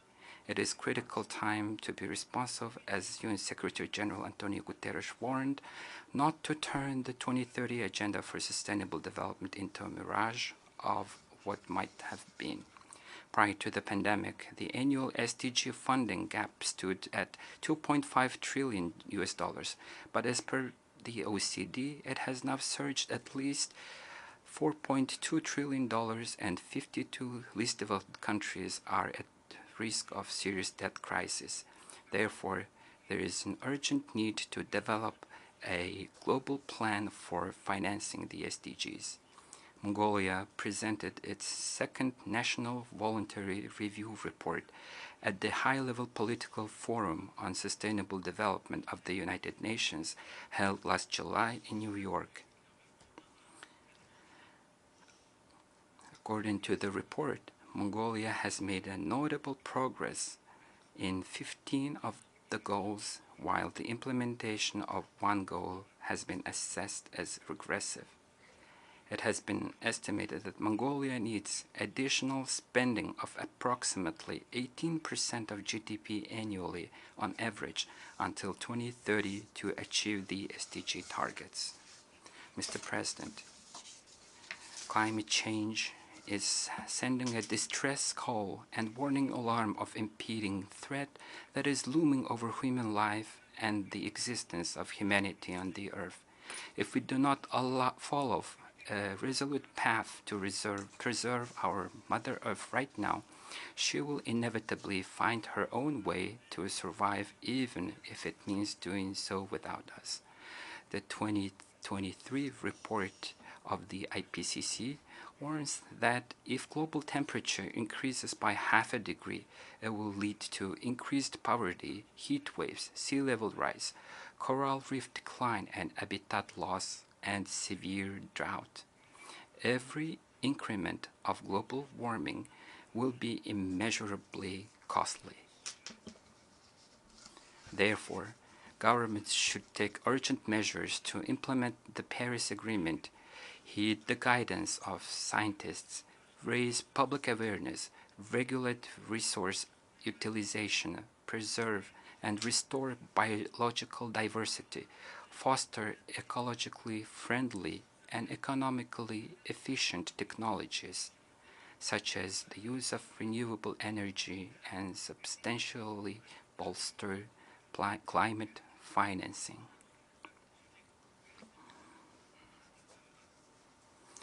With this determination, in 2023, Mongolia became one of the first countries to adopt the SDG finance taxonomy by introducing major legislative reforms aimed at increasing foreign and domestic investment.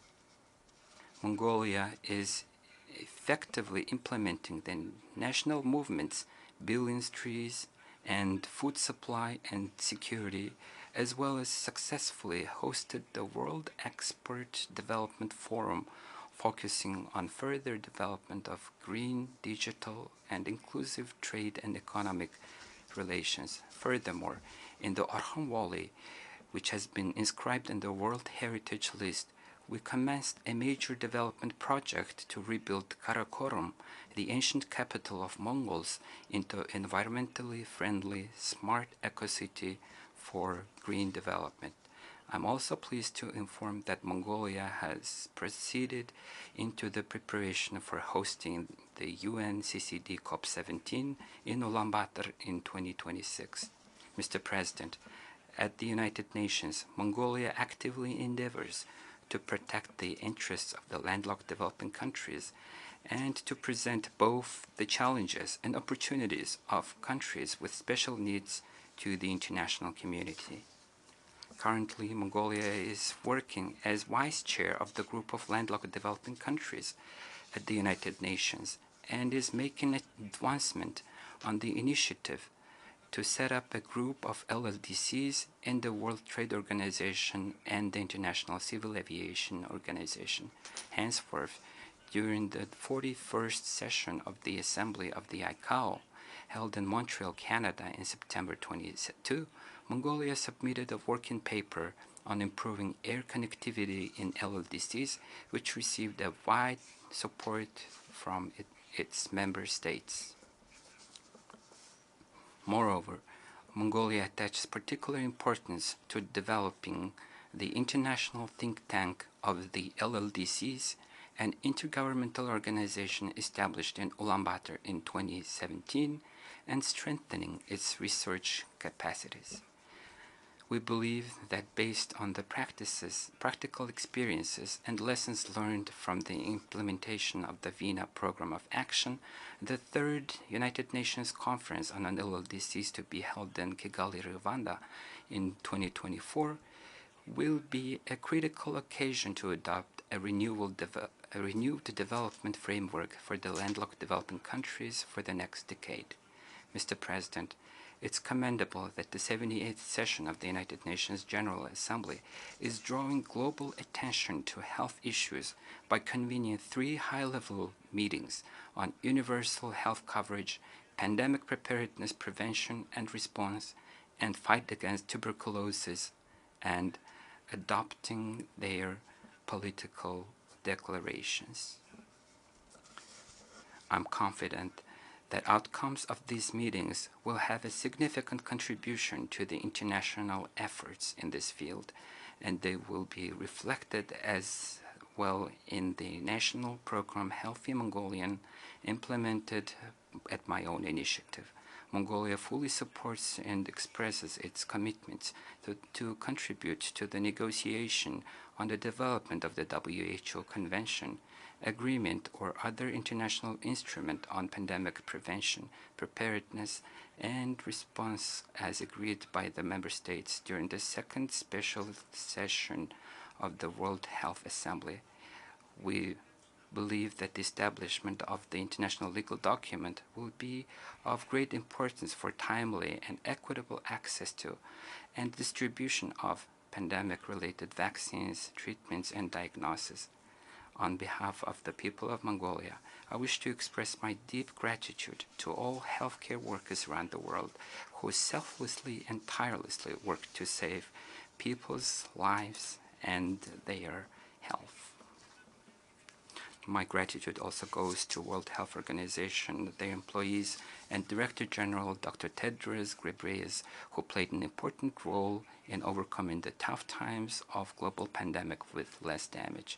We call upon member states to support and cooperate comprehensively in strengthening the WHO's role and position while broadening its range of activities. Mr. President, this year marks the 75th anniversary of the adoption of the Universal Declaration of Human Rights. As a democratic country, Mongolia fully advocates for human rights, freedom, and justice, and the principles of promoting gender equality and human rights in political, social, cultural, and economic spheres are enshrined in the Constitution of Mongolia. Building a world free of gender inequality is our shared goal, and it is our collective duty and responsibility to collaborate in its realization. Just as women's role and contribution are essential for both the harmony and prosperity of nation and well-being of families, women and female leaders play a critical role in security and development of humankind.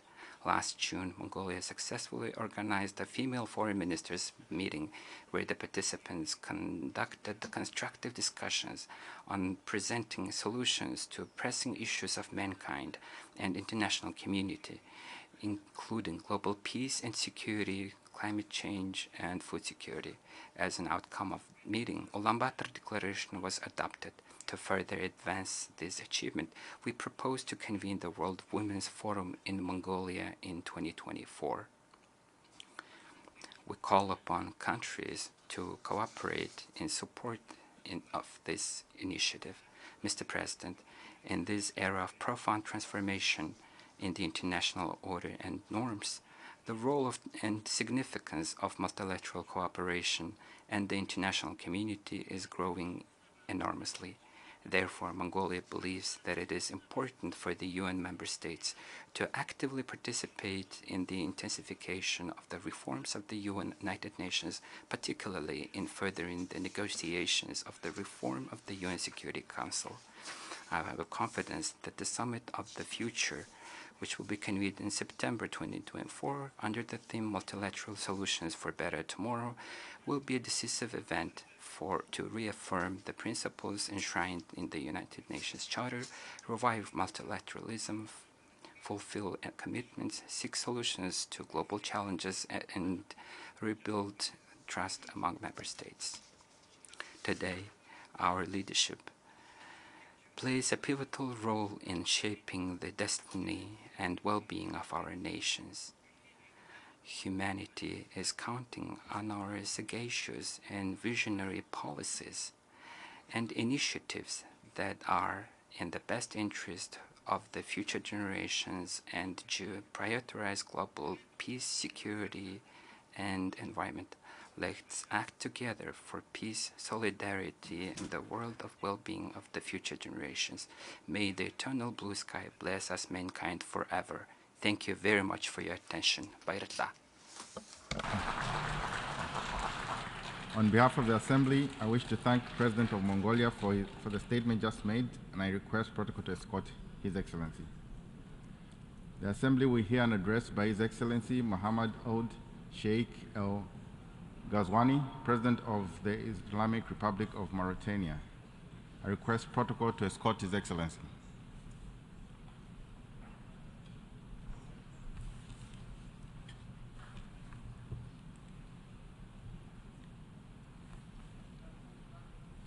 On behalf of the General Assembly, I have the honor to welcome His Excellency Muhammad Oud Sheikh El Ghazouani, President of the Republic of Mauritania, and to invite His Excellency to address the Assembly. Your Excellency. Bismillah ar-Rahman ar-Rahim. Sallallahu. In the name of God, the merciful, the compassionate, peace and blessings on the Prophet of God. Mr. President, Your Majesties, Highnesses, Mr. Antonio Guterres, Secretary General of the United Nations, Excellencies, ladies and gentlemen, it is my pleasure to first of all express my congratulations to Ambassador Denis Francis, congratulate him on presiding over the 78th session of the United Nations General Assembly, and we wish him every success in discharging this mission. I'd like to thank his predecessor, His Excellency Sada Koroshi, for the excellent way he steered the deliberations of the previous General Assembly.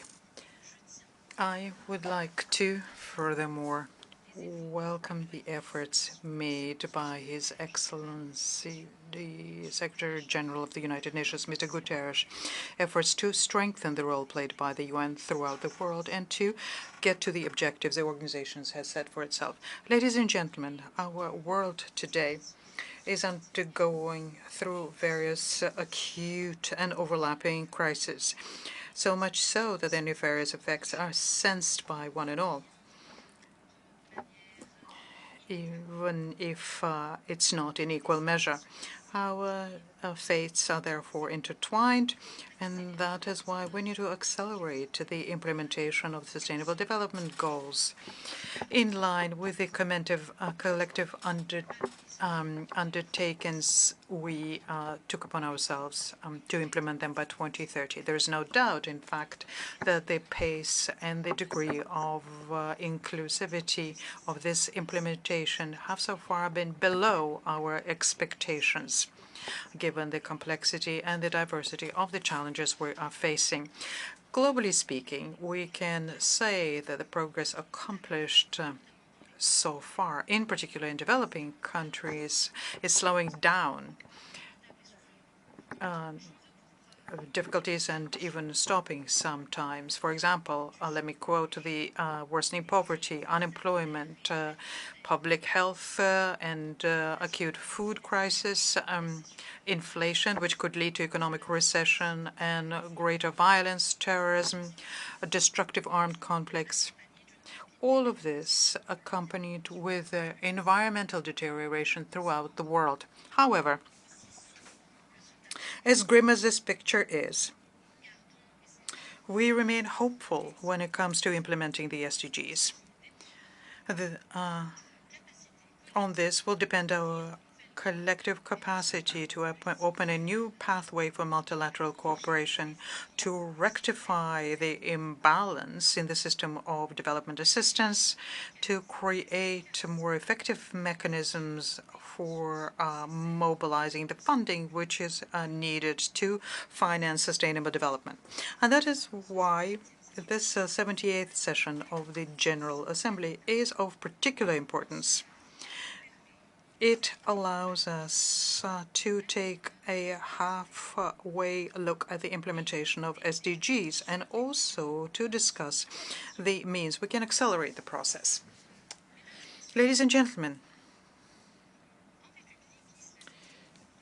in the Islamic Republic of Mauritania, we have made the implementation of the SDGs the main area of our developmental effort.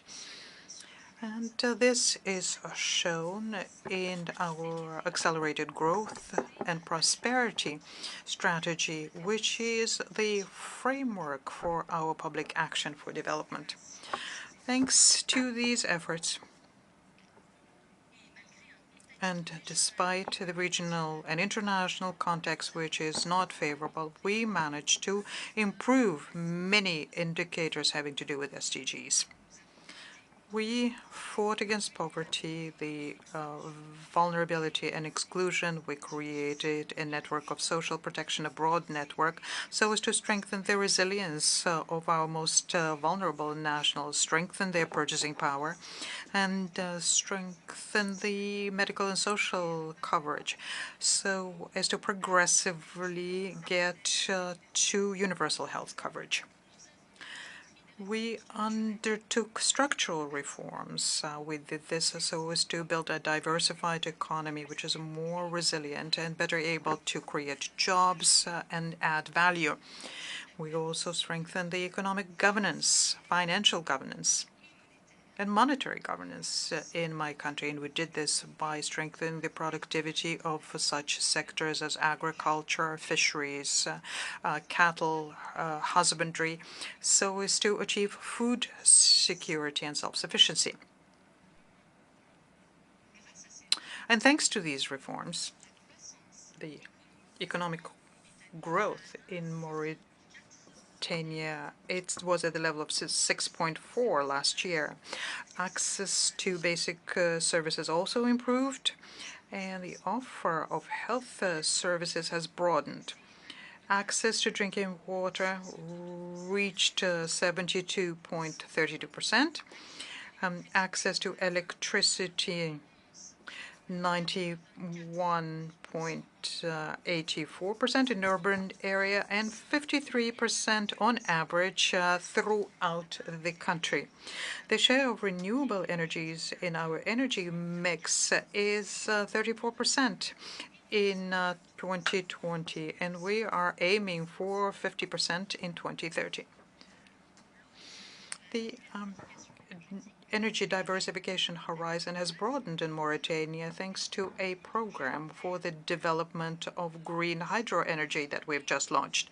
And this provides us with an alternative, sustainable solution when it comes to clean energy. This helps us implement the objective of the nationally determined contribution, namely an 11% drop in carbon emissions. COP28, which will take place in the United Arab Emirates, is for us a source of great hope. We call on industrialized states to honor the commitments they undertook when it comes to greenhouse gas emissions and the commitments that they undertook during the Paris summit.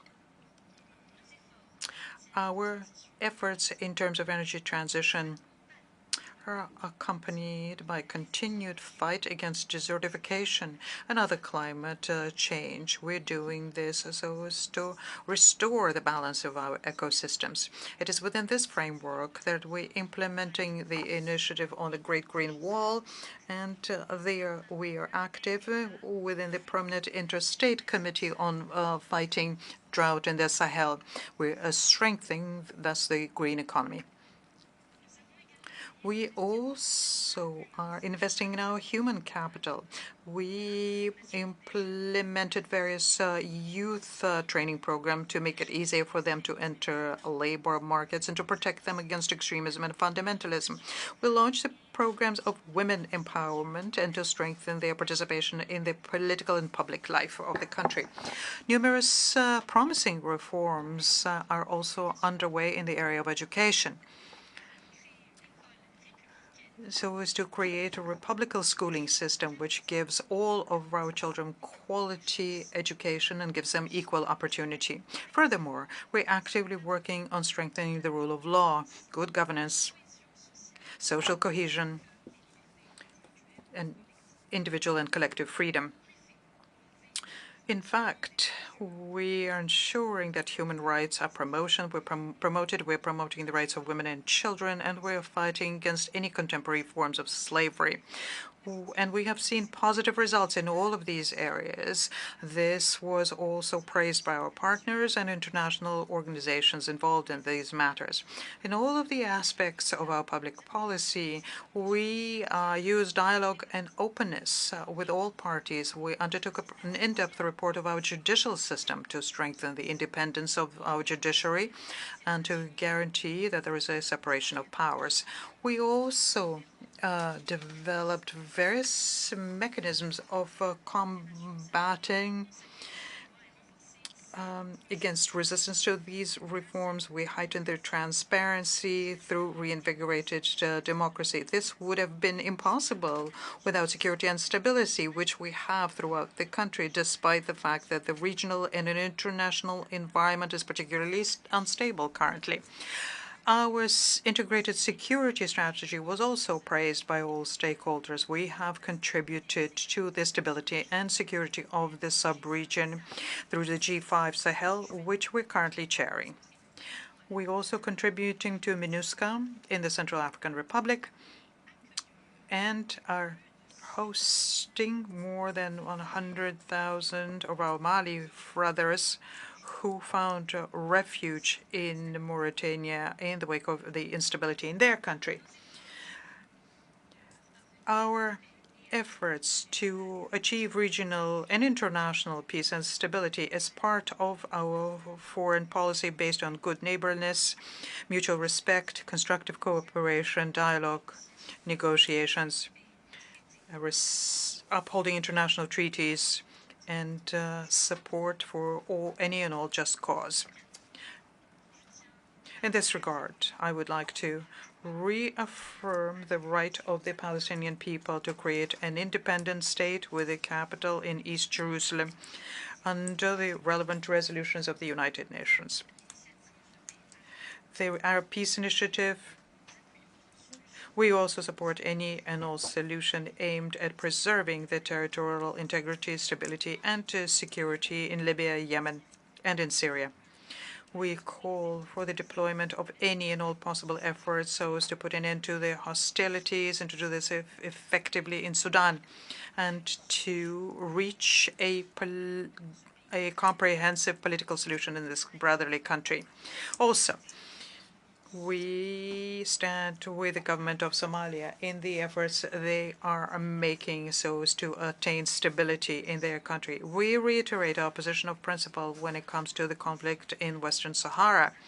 We support the efforts being made by the United Nations and the various Security Council resolutions aimed at finding a lasting and acceptable solution for all. We firmly condemn the phenomenon of Islamophobia, which distorts Islam and which sows division and hatred between the West and Islam.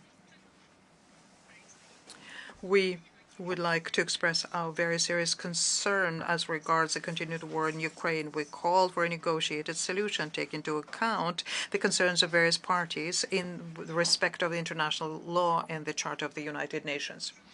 We reject any coming into power through non-constitutional means, in particular in the Sahel, and call on brotherly countries in the Sahel to rapidly return to the constitutional order. We're aware that a lot remains to do so as to attain the SDGs. We in Mauritania need resources which are far greater than what we can mobilize domestically. Our situation in this regard is similar to the majority of developing states and in particular African states. And that is why the easing of the debt burden of those countries, heightening the level of investment, and upholding the commitments undertaken by partners could help us to collectively get to better results. And that is why we call for the resolution of the issue of debt by reforming the development debt system and increasing the support to the least developed countries, the most vulnerable countries, through multilateral cooperation, which should be strengthened. Ladies and gentlemen, our organization is the very institutional embodiment of our common destiny and the need to cooperate and of solidarity so as to meet the common challenges whilst upholding our common values. And that is why we need to work together so as to continue with the reform of this organization. This is needed for the purpose of working in a more balanced way to resolve international crises, taking into account the needs of the least developed countries. This will help us strengthen the trust everyone should have in the United Nations and trust in its effectiveness and its work for international peace and security. I thank you, and may the peace of God be on one and all of you. On behalf of the Assembly, I wish to thank the President of the Islamic Republic of Mauritania for the statement just made, and I request protocol to escort His Excellency. The Assembly will hear an address by His Excellency George Mane Ware, President of the Republic of Liberia. I request protocol to escort His Excellency.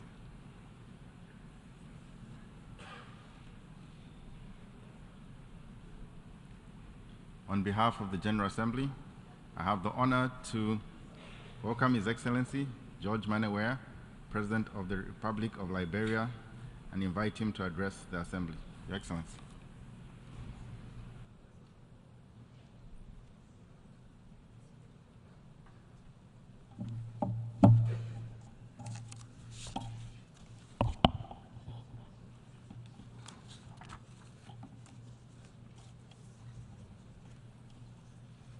His Excellency Denis Francois, President of the 78th United Nations General Assembly, His Excellency Mr. Antonio Guterres, Secretary General of the United Nations, Excellencies, Heads of State and Government, Ambassadors, Heads of Delegation, distinguished delegates, ladies and gentlemen. Let me begin by extending sympathy to all nations experiencing loss of lives due to recent natural disaster. May the souls of all the faithful departed rest in perfect peace. I'm honored to address the 78th sessions of the United Nations General Assembly on behalf of the government and people of the Republic of Liberia. I congratulate His Excellency Mr. Denis Francois on his elections as President of the 78 sections of the United Nations General Assembly, trusting that he will bring his word of experience to bear on the works of this august assembly.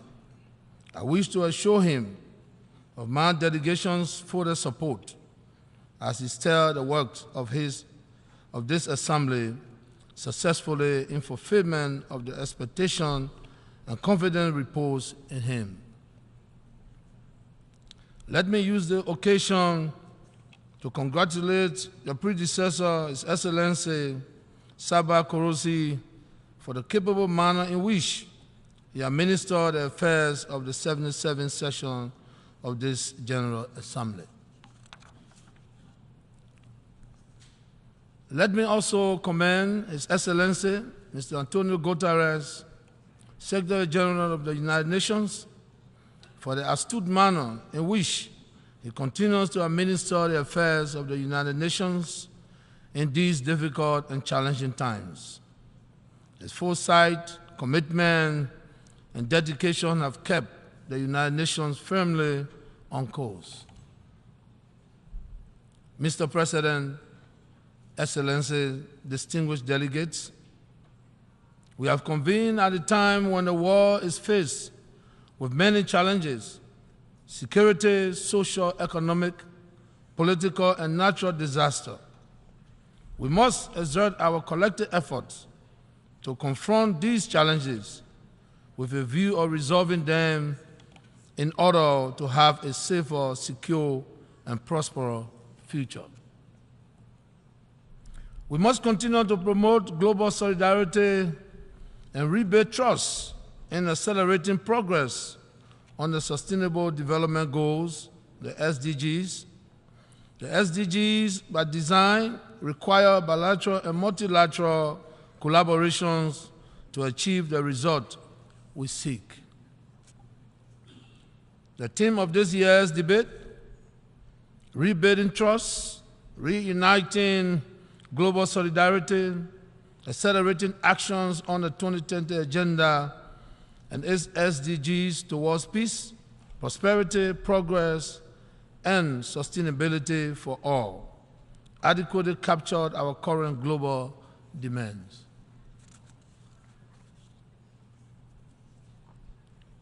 There is a critical need to ensure that development assistance is aligned with SDG projects.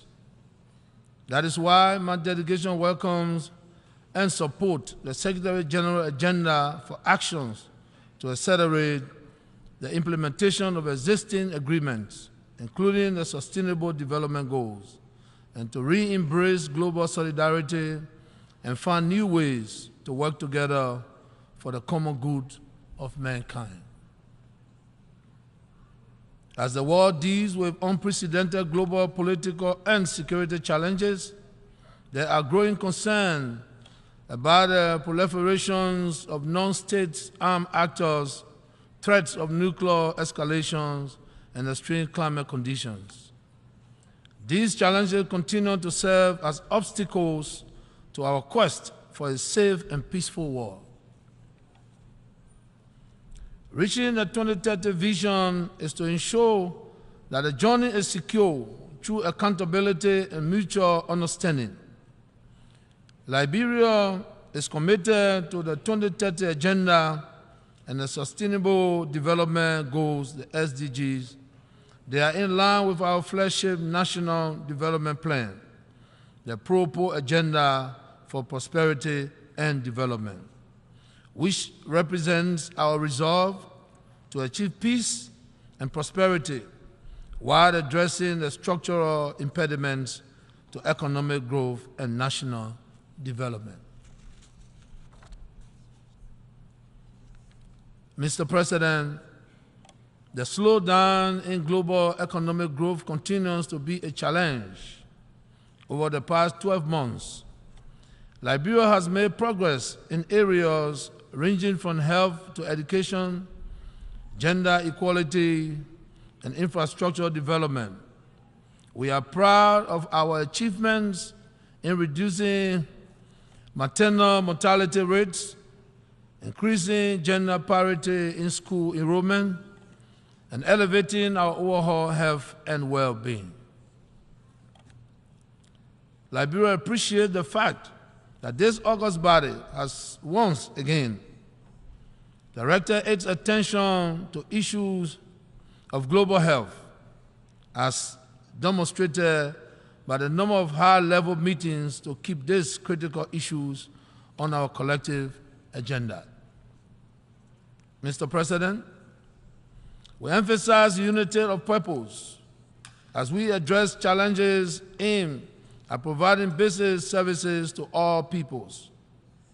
Considering that more than 60% of Liberia's population comprises of youth, the future of our nation rests on their shoulder. Understanding this immense responsibility, we are committed to continue paving the way for their growth and development.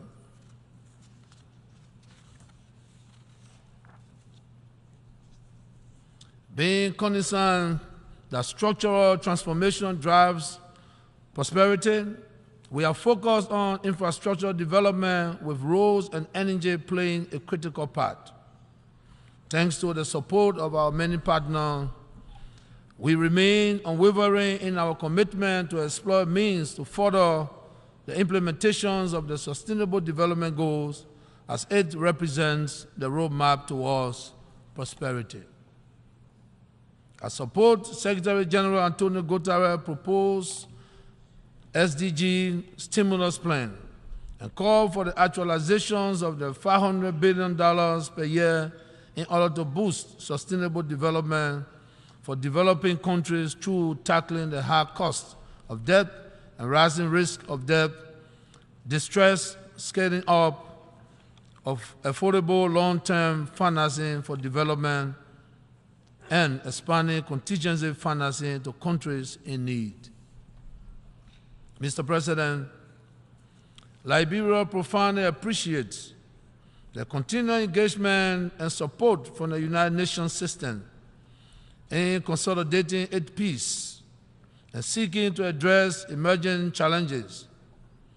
Liberia will continue to cooperate and collaborate with the United Nations as it continues to rebuild and strengthen its institutions and infrastructure.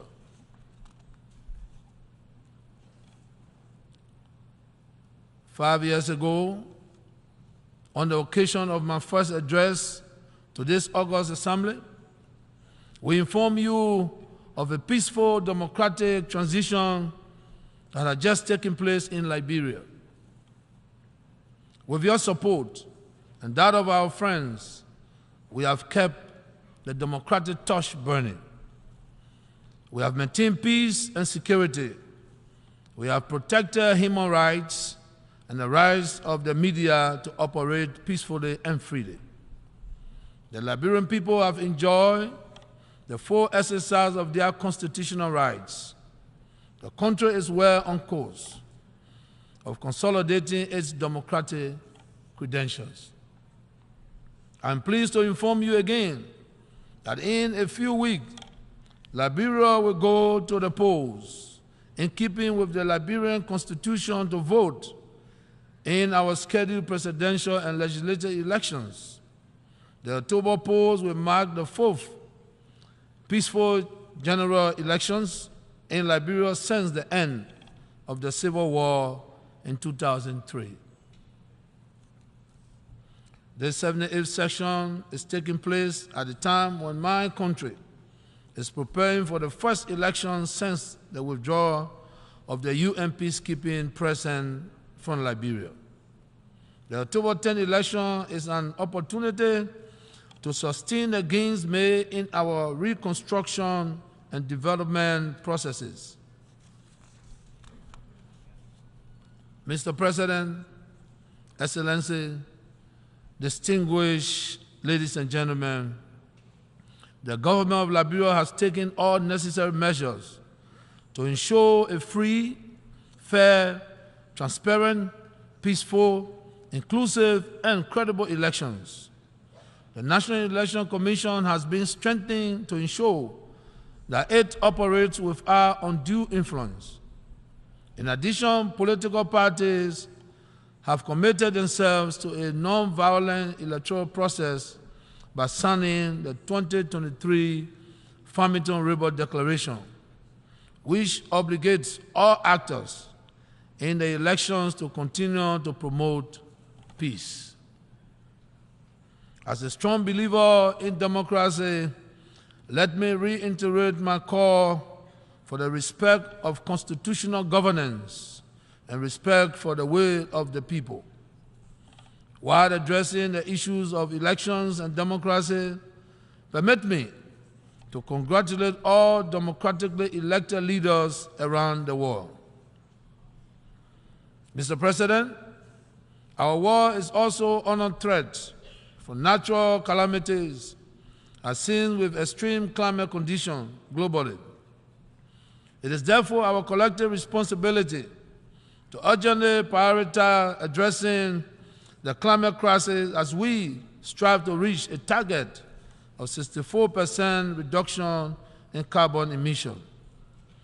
There remains a need to prioritize support to countries, including Liberia, that have the capacity to use its biodiversity in building resilience against the changing climate.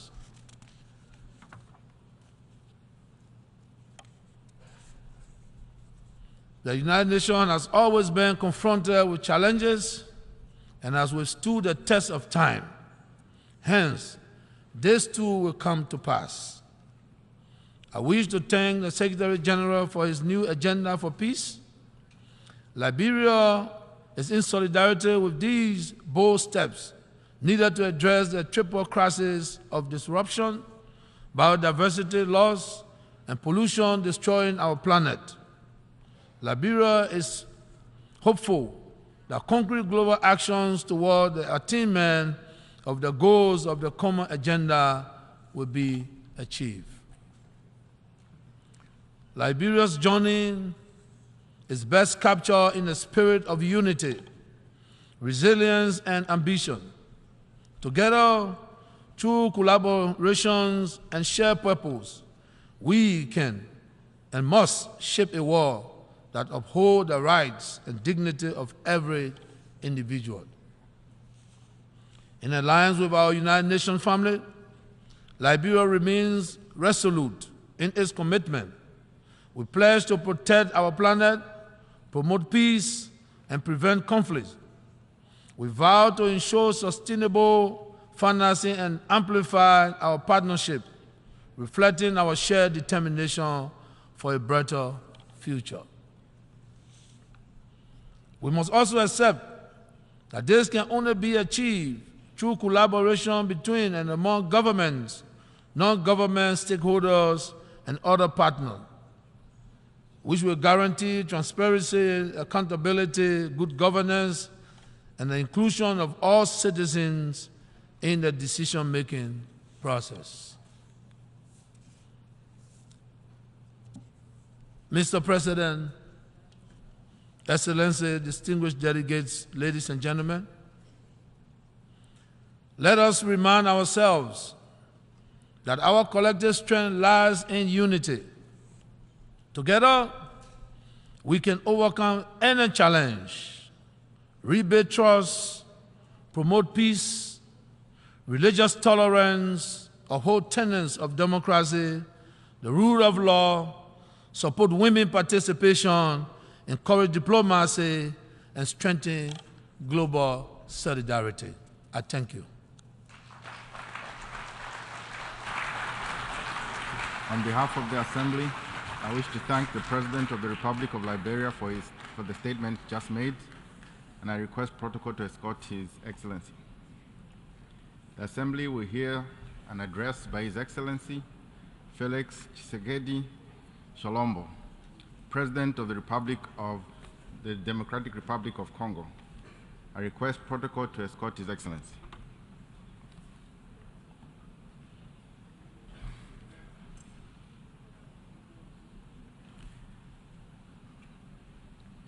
On behalf of the General Assembly, I have the honor to welcome His Excellency Felix Antoine Tshisekedi Tshilombo, President of the Democratic Republic of Congo, and to invite him to address the Assembly. Your Excellency.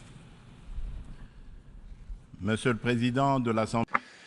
President of the General Assembly of the United Nations, heads of state and government, Secretary General of the United Nations, heads of delegations. The convening of the 78th session of the United Nations General Assembly affords me the opportunity to share with the member states of our organization the vision and the major concerns of my country, the Democratic Republic of the Congo, about the current challenges facing us in the world.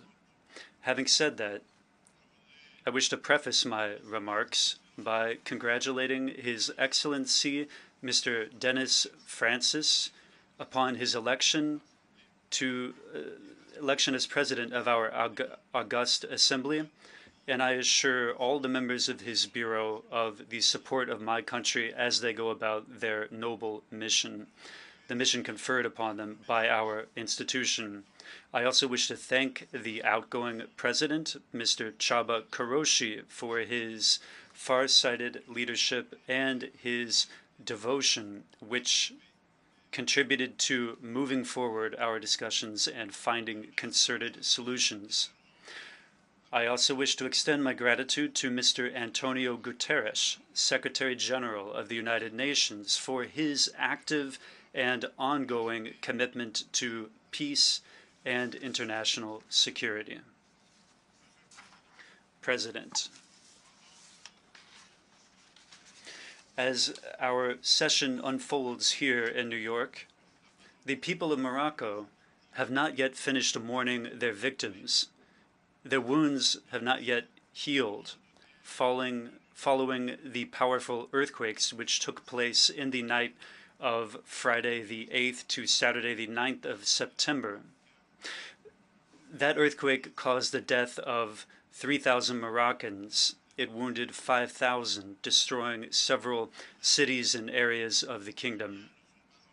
Furthermore, Libyans have not yet recovered from the trauma of the flooding, which claimed the lives of over 20,000 people and caused major damage on Sunday, the 10th of the same month. The people of the DRC welcome the mobilization of the international community to provide assistance to the kindred peoples of the Kingdom of Morocco and of Libya. We express our full compassion and solidarity and wish all the wounded a speedy recovery, all the wounded from these two natural disasters. President, beyond deploring these natural disasters, the current session of the General Assembly falls at an exceptional period of our history where the world faces serious situations that threaten the very existence of human beings. There is the war in Ukraine, which has caused a food crisis marked by skyrocketing prices and shortages of basic goods. Added onto that comes the exacerbation of the effects of climate change and armed conflicts, which have continued to erupt in various places. These crises are mutually reinforcing, and they pose a challenge to the multilateral system and to international cooperation. And yet, the maintenance of international peace and security, guaranteeing justice and human rights, prioritizing social progress, and establishing the best living conditions are what everyone in the world wants and has always wanted. These goals need to remain at the center of our collective action following a truly multilateral and inclusive approach. We are called upon to work together with an eye to responding to these challenges, which are existential in scope. For this fundamental reason, I hail the relevance of this year's topic of our session, which is entitled Rebuilding Trust and Reigniting Global Solidarity, Accelerating Action on the 2030 Agenda and its Sustainable Development Goals towards peace, prosperity, progress, and sustainability for all.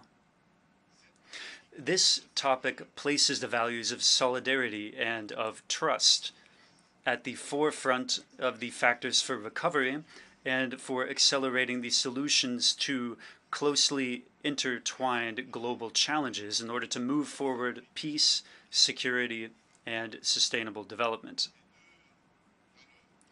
These values take on their full meaning in the context of the crisis that we are undergoing today. In this regard, it is vital to recall that at the halfway point towards achievement of the SDGs in 2023, given the climate disasters, the recurrent conflicts, the economic recession, and the persistent after effects of the COVID-19 pandemic, inequality and poverty have worsened. Hunger and malnutrition are on the rise. Humanitarian needs and the displacement of populations have reached record heights. Climate and environmental disasters have plunged the world into a systemic existential risk, which is very serious.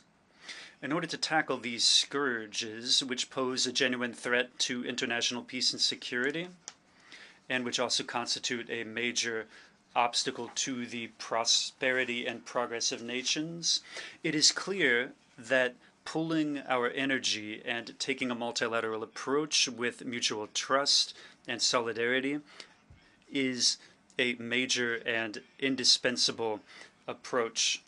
President, the maintenance of international peace and security constitutes the foundation of and the main objective underpinning the creation of the United Nations. Accomplishing this requires more determination and commitment on the part of everyone, given the current threats to peace and security in the world. African peoples often don't understand the equivocal attitude, the double standards at work, the ambiguities, and the procrastination of our organization, especially of its Security Council, in certain political and security crises, which are rampaging through Africa and sometimes have rampaged there for decades. This is the case, notably, of the forgotten crisis of Western Sahara, which has riven apart two kindred countries, Algeria and the Kingdom of Morocco, and that crisis has dragged on for several decades. This is also the case when it comes to Mozambique, which has fallen victim to deadly terrorist attacks for roughly 1 decade in the province of Cabo Delgado. This is also the situation in West Africa, in the Sahel-Sahara region. There, the UN troops are withdrawing, leaving behind them the memory of what they haven't achieved. This despite the fact that they embodied all of the hopes of people that were caught in the clutches of jihadism. The Republic of Sudan is no exception either. Sudan is mired in a deadly civil war, which has pitted, since last year, the military personnel loyal to the President of the Republic, pitted them against the rapid support forces under the command of General Mohammed Hamdai Dagalo. This war has already caused much death and much material damage as well. The international community is virtually indifferent to the Sudanese tragedy. This is also the place to broach a question of paramount importance to the Democratic Republic of Congo and also of prime importance for building peace in the Great Lakes region. I'm referring to the withdrawal of the United Nations Mission for Stabilization in the Democratic Republic of Congo, MONUSCO, the withdrawal of MONUSCO from our territory. Following a presence of more than 2 decades by the UN, it's time for my country to fully take its destiny in hand and to become the main protagonist of its own stability. We are grateful to the international community and to the United Nations for their support and their partnership. But we are also aware that the phased withdrawal of MONUSCO is a necessary stage to consolidate progress that we have already achieved. Nonetheless, it should be deplored that the peacekeeping missions that have been deployed in various forms for 25 years in the Democratic Republic of the Congo have not been able to stop rebellions and armed conflicts that have torn apart the DRC and the Great Lakes region, nor have they succeeded in protecting the civilian populations.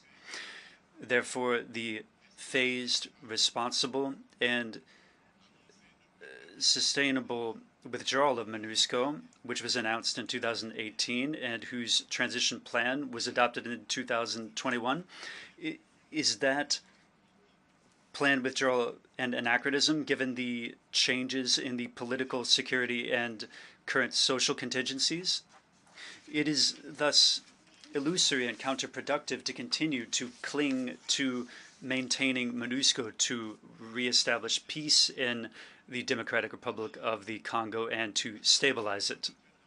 Furthermore, the accelerated withdrawal of MONUSCO is absolutely necessary to ease the tensions between MONUSCO and our citizens. It is the time to explore new avenues for strategic collaboration with the United Nations, mechanisms that are more in lockstep with our current realities. This is why, in my capacity as guarantor of the under the Constitution, guarantor of the territorial integrity, sovereignty, and independence of my country, and to ensure the good conduct of our nation and the well-being of my compatriots. In this capacity, I've instructed the government of the Republic to begin discussions with the UN authorities to ensure an accelerated withdrawal of MONUSCO from the Democratic Republic of the Congo, moving up the deadline from December 2024 to December 2023. This is the meaning behind the step of our government, which addressed a letter to the President of the Security Council of the United Nations dated 1 September 2023, asking for the accelerated withdrawal of MONUSCO. In line with this accelerated withdrawal of MONUSCO, the DRC reiterates its demand to the Security Council of the United Nations to sanction all physical and legal persons acknowledged to be perpetrators, co-perpetrators, and accomplices, both material and intellectually, perpetrators of war crimes and crimes against humanity, and serious violations of human rights, international law, and the Charter of the United Nations on Congolese territory. It is unjust and unacceptable for persons deemed to be responsible for the serious crimes mentioned in various reports of UN experts themselves on the security situation in the DRC. It is unacceptable for these persons to remain to continue to enjoy impunity with the complete silence of our organization and its member states, which have placed the combating impunity as among their main priorities when it comes to internal and external governance.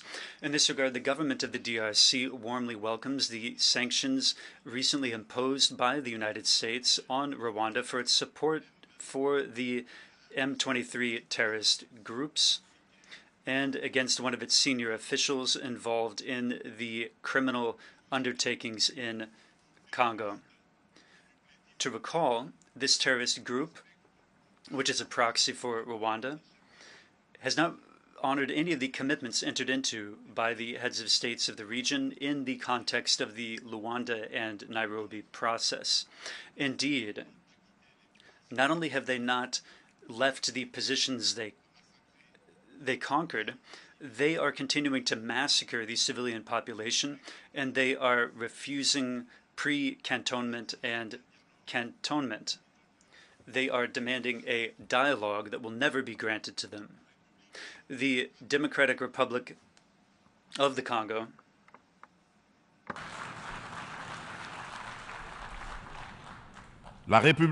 The Democratic Republic of the Congo hopes that the other states will follow this good example set by the United States of America in order to support the common struggle against impunity, to ensure the triumph of the ideals of justice and solidarity among peoples. The government of the DRC is awaiting the next meeting of the Security Council, which will focus in particular on our request, and we want it to be constructive when it comes to the management of the delicate and laborious process of crafting peace in our country. President, there's another challenge that is of concern, of the utmost concern to all of the nations of the world. I am referring to the warming of our planet. Needless to say, there's been an increase in temperature for several decades that has affected the life of everyone in humanity, and is of concern to all of us. Having said that, I am compelled to note that despite the proclamations in good faith of polluters when it comes to stopping greenhouse gas emissions, despite the many fora convened all over the world to stem this scourge, including the 27 COPs, that is the Conference of Member States of the UN to counter climate change. And despite the many resolutions and recommendations adopted at these various bodies, despite all this, the warming of our planet is far from being restricted to the 1.5 degrees Celsius target. Despite the COP27 held in Sharm el-Sheikh in Egypt this year, there is concern about a trend toward this temperature rising. This is not very reassuring. and it calls for us doubtlessly to revisit our approaches and our policies that we've adopted. In this context, the African Climate Summit, which will be held in Nairobi in Kenya under the joint leadership of the African Union and the Republic of Kenya from the 4th to the 7th of September of this year, that summit was a welcome initiative and an opportune initiative which shows the determination of Africa to participate actively in addressing this vital question, and now to act as a heavyweight when it comes to providing solutions to global warming and to ensuring future economies that are more green and more responsibility. The Africans emerged from the summit with a set of shared specifications contained in the Declaration of Nairobi, which aim to ensure a reform of the international financial architecture, to ensure more fairness, restructuring, debt alleviation, local transformation of their products, and putting in place a carbon tax regime, including a tax on the commerce in fossil fuels and maritime and air transport. They also reminded the rich polluters of the commitments that they took on in 2009 but have yet to honor. That is to provide $100 billion in climate financing. The Democratic Republic of the Congo calls upon the United Nations and upon the entire international community to pay particular attention to the legitimate claims of Africa. In this context, my country calls for the creation of a fair carbon market, and we want to see incentivizing of prices to bolster the efficacy of climate financing. We hope to see the rapid operationalization of Article 6 of the Paris Agreement, and we support the idea of mutually beneficial partnerships between the state and the private sector. In the same vein, the Democratic Republic of the Congo reiterates its full readiness to cooperate with all stakeholders, public and private alike, in order to make the most of its strategic minerals, in order to achieve its environmental transition, and to take on bold commitments, notably the commitment of dedicating 30% of its national territory to the preservation of biodiversity, and to aim at a nationally determined contribution, including measures based on 4 major sectors: agriculture, forestry, energy, technology transfer, and adaptation measures. President, multilateralism and the respect for a global rules-based system has underpinned peace, security, health, and prosperity in large swaths of the world for the last 78 years. The United Nations embodies these principles and remains a key protagonist in order to cope with contemporary existential threats, be they the current food crisis, climate change, terrorism, or pandemics, or nuclear proliferation. None of these critical global threats can be resolved by nations that act by themselves, no matter how powerful they may be. All of this requires multilateral cooperation. To retain the trust of the international community, the United Nations needs to show that it is capable of adapting to the present and capable of effectively shouldering its responsibilities in tackling today's challenges. In order to provide new impetus to multilateralism, the reform of the Charter of the United Nations on the key points, the Security Council, the veto in Chapter 7, the use of force, this is absolutely necessary but will not be sufficient. We have a lot of work to do. The coordination and cooperation among the various institutions and agencies of the United Nations are imperfect. The global challenges are often tackled several times over at various fora, with different angles being taken, sometimes contradicting approaches being taken, and other problems are not addressed at all, with each international bureaucracy aiming to save itself. In this regard, I wish to sound a stirring call, the call of Africa on the whole, a call to enlarge the United Nations Security Council as a guiding decision-making body of the United Nations to ensure that there are 2 representatives of the African continent there as permanent representatives in order to ensure fair and representative geographical representation. Hence, the relevance and the need to reform our 78-year-old organization, which is somewhat hobbled in the face of current changes and international trends, so as to make it more inclusive in its composition and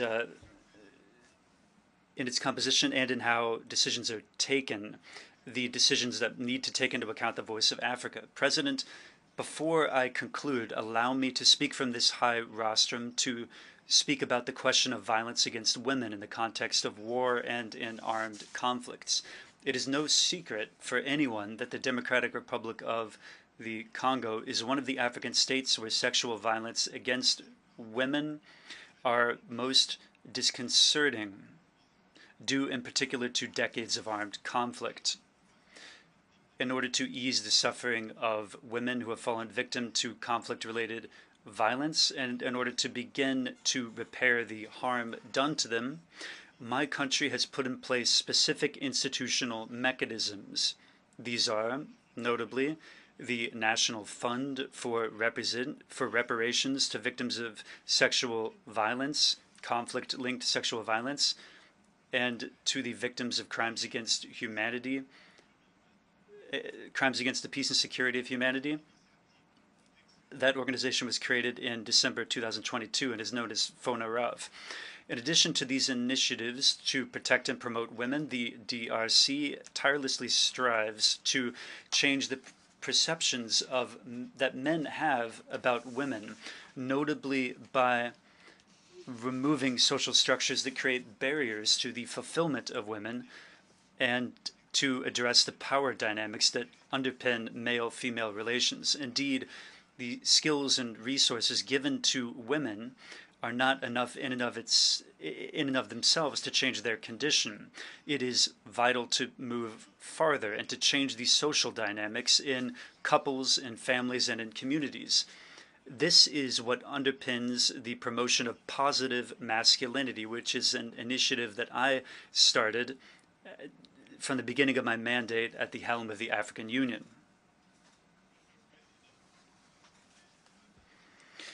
President of the General Assembly of the United Nations, heads of state and government, Secretary General of the United Nations, heads of delegations. In closing, I wish to confirm once more that at the end of this year, general elections will be held in the Democratic Republic of the Congo,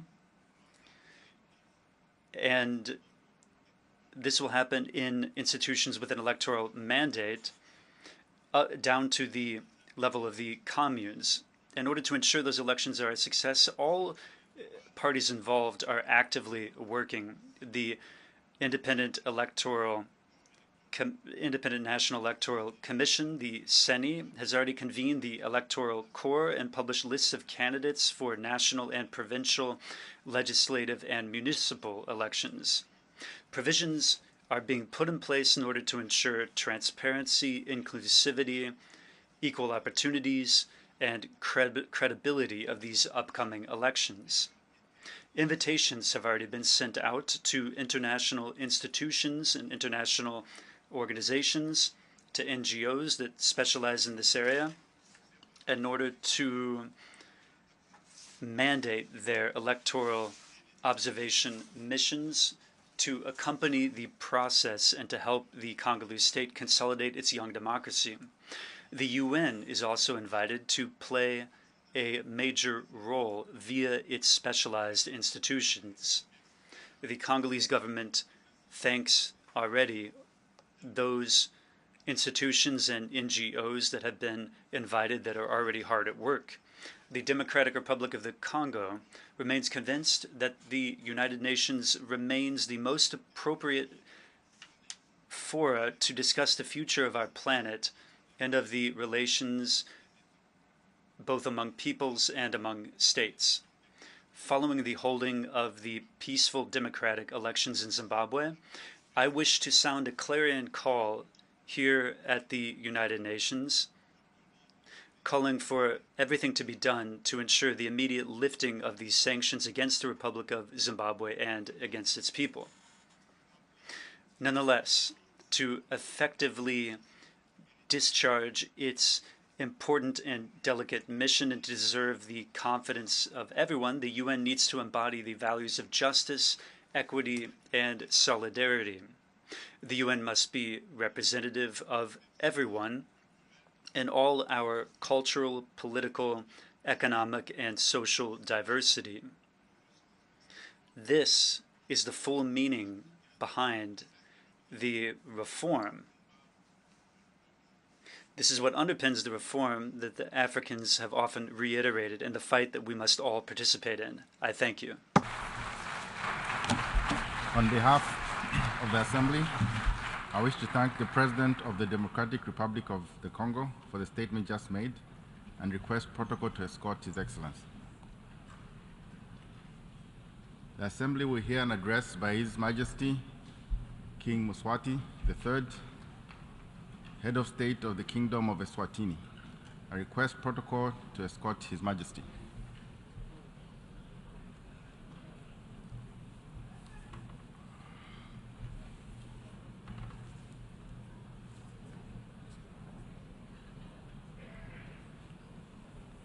On behalf of the General Assembly, I have the honor to welcome His Majesty King Mswati III, Head of the State of the Kingdom of Swat, and invite him to address the Assembly.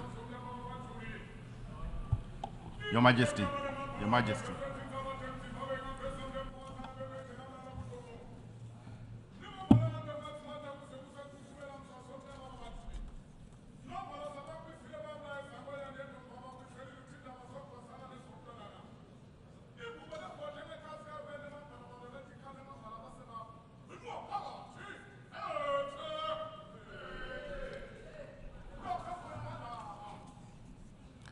Mr. President, Your Majesties, Your Excellencies, Heads of State and Government, the United Nations Secretary General, distinguished delegates, ladies and gentlemen, it is a great honor for me to address this 78th General Assembly under the theme, Rebuilding Trust and Reigniting Global Solidarity, accelerating action on the 2030 Agenda and its sustainable development goals towards peace, prosperity, progress, and sustainability for all. In a world faced with complex challenges such as climate change, poverty, inequality, and resource depletion, it has become increasingly evident that sustainable development is not just a noble aspiration, but is an imperative for the survival and well-being of our planet and its inhabitants. For 78 years, the United Nations has stood for the great ideal of building an international system of collaboration, solidarity, and common purpose. The values of the UN Charter, which are our roadmap today, will remain as such for generations to come, because the United Nations is founded on the timeless ideals of global peace, security, development, human rights, and global cooperation. Today, we need unity in our organization more than ever before. Among the multiple crises we are experiencing are the impact of the COVID-19 pandemic, geopolitical conflicts, and wars, and the climate change catastrophe. These have undermined our resilience and increased vulnerability to shocks and significantly slowed the progress to achieve the SDG by 2030. Just as the founders of the UN once united to address the challenges of their time for the benefit of all, it is now our responsibility to stand together and to confront those we face today, rebuild trust, and take swift action to achieve the Sustainable Development Goals and the African Agenda 2063. Of great concern are the conflicts around the world, the coups and the unconstitutional change of governments in several African states, which are negating the gains towards attaining our AU goals.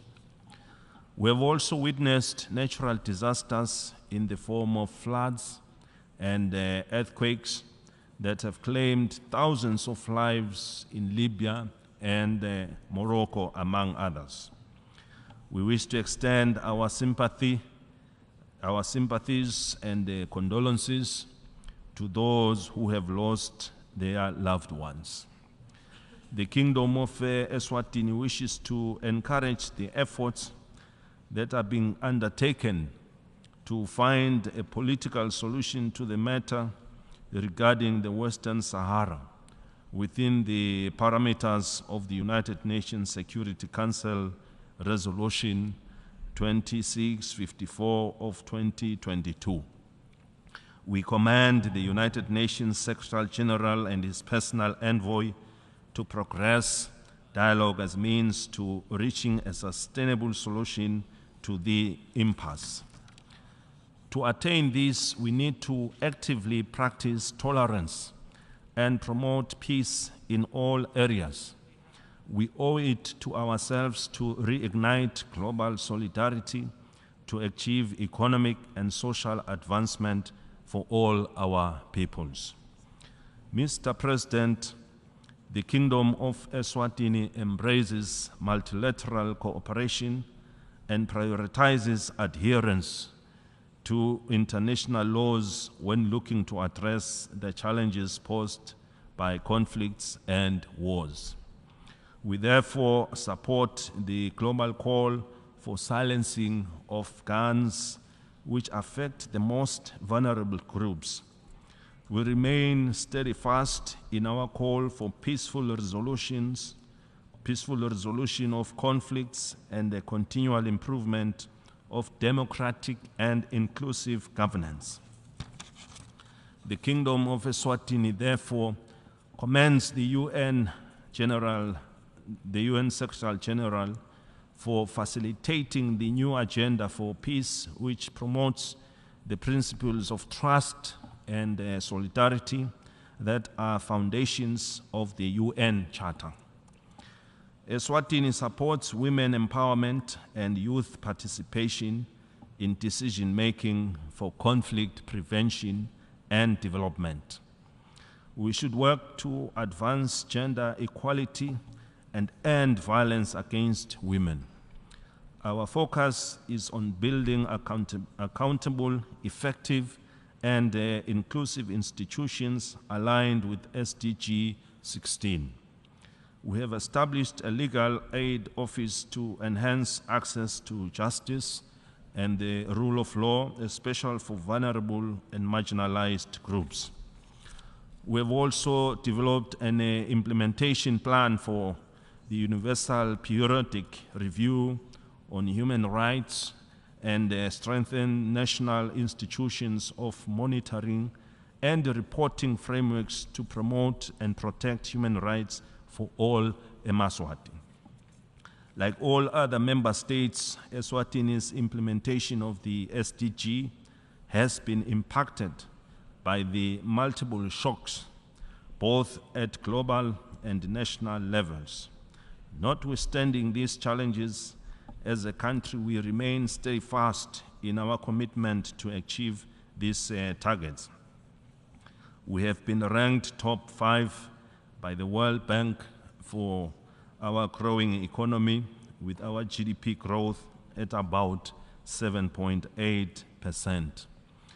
We attained the second greatest manufacturing value added per capita country and are placed 6th on the 2022 Africa Industrialization Index. Furthermore, we have been ranked number 9 amongst the 10 African countries with the highest GDP per capita. We will not rest on our laurels, but work much harder as we look to improve our economy.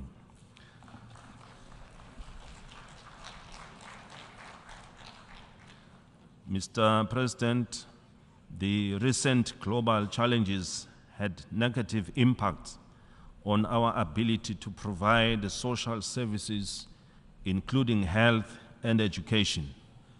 Despite this, we have significantly reduced the rate of under 5 deaths and the maternal mortality ratio in Eswatini. The HIV prevalence amongst adults aged 15 to 49 has also dropped. We continue to work tirelessly to strengthen our healthcare systems while also ensuring that our citizens have access to these essential services.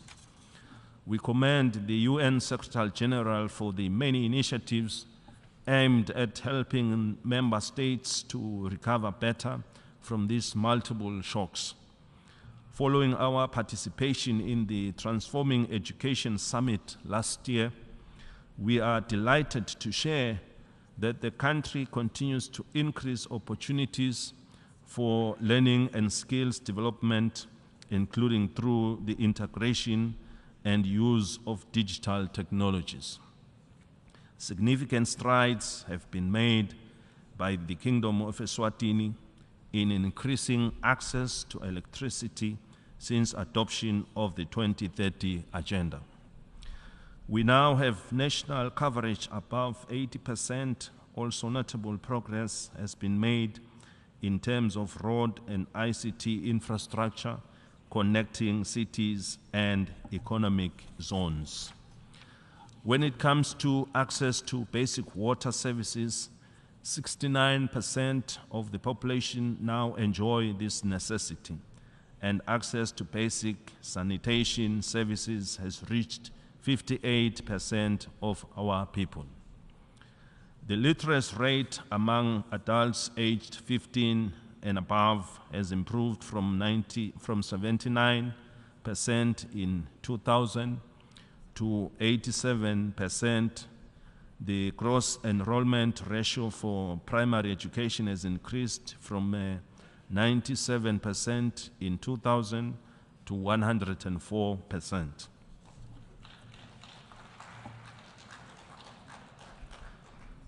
In the lead up to the SDG summit this week, the Kingdom of Eswatini undertook a series of consultations in each region, seeking the views of the people regarding how best to accelerate the attainment of the SDGs. As a result, the Kingdom has prioritized investments in key areas in the remaining 7 years. We want to create decent jobs and employment opportunities for everyone, especially the youth. We want to improve water and sanitation for all. We are convinced that this will help secure maximum progress across all 17 SDGs. Mr. President, Eswatini has continued to cherish a homegrown and unique model of a people-driven democratic governance. Like many other democracies, our constitution recognizes the role of the monarchy as well as a bicameral parliament, separation of powers, fundamental human rights, and the rule of law. It takes into account our rich cultural heritage and traditional African values in that it is grounded in respect, consensus, and community support through traditional structures. It is a monarchical democracy. Our system is based on individual merit, where candidates are nominated from their communities to stand for elections in constituencies which we call Tingundla, to which they are accountable. The electorate expects members of parliament to meet as colleagues rather than combatants, to look for consensus as opposed to partisanship, and to balance the interests of their constituencies with those of the nation. In terms of our democratic dispensation, elections are a constitutional imperative and are held every 5 years. Eswatini is in the middle of our electoral cycle in a bid to elect the 12th parliament. In this regard, a voter registration exercise was conducted, which returned over 95% registered against an eligible population. This was a resounding success and a ringing endorsement of the support for the system of government. As we speak, the nomination process has been completed. Primary elections were held on the 26th August 2023, and our secondary elections will be taking place 29th September 2023. We are looking forward to eMaswati expressing their desires through the ballot box. Sibaya remains one of our highest institutions where eMaswati dialogue and play their part in determining the future they want. It is an inclusive forum where citizens, irrespective of gender and social status, discuss issues of national interest. A couple of weeks ago, the nation was celebrating 55 years of our independence, during which eMaswati have been living in peace and harmony. Mr. President, Eswatini has been hit hard by the COVID-19 pandemic, which has affected some of our social sectors. Although we have made progress in reducing poverty and inequality, they remain high. As a result, we continue to battle with high unemployment, especially among the youth. With the support of the United Nations in Eswatini, we have launched a youth empowerment program which has generated great public interest from the private sector. We hope to enroll at least 4,000 young people into the program to increase their chances of employment, help them start their own businesses, and with access to finance. The European Union has also pledged to support youth empowerment initiatives to mitigate the unemployment situation. Eswatini is highly dependent on external sources of income, such as regional trade, remittances, and transfers from the Southern African Customs Union. We continue to implement structural reforms to improve our business environment, diversify our economy, and foster inclusive growth. We have recently launched our national implementation strategy for the Africa Continental Free Trade Agreement. 2 days ago, on the sidelines of the United Nations General Assembly, we had a resource mobilization session to introduce the Africa Strategic Investment Alliance. This will support This will support the program of the AE Trade, which seeks to create a digital marketing platform for all African countries to promote trading through technologies. We are also looking at the advancement. We are also looking at the advanced countries to share their experiences so that Africa will not be left behind. We urge member states and financial institutions to support the AE Trade initiative. We wish to commend the private sector that participated at this forum and further committed itself to pledges towards this noble objective. This will help us take full advantage of the opportunities for intra-Africa trade, increase national productivity, and promote regional integration in the world's largest free trade area that connects 1.3 billion people across 55 countries with a combined gross domestic product valued at 3.4 trillion US dollars. Eswatini is embracing the leave no one behind principle, which is the central promise of the 2030 Agenda for Sustainable Development and its goals. As we work towards achieving these targets, it is crucial to re-evaluate the global financial architecture. We must address interest rates in a way that is fair and beneficial for both the least and developing nations. This will ensure eradication of poverty in all its forms and improved living conditions for the poorest of the poor.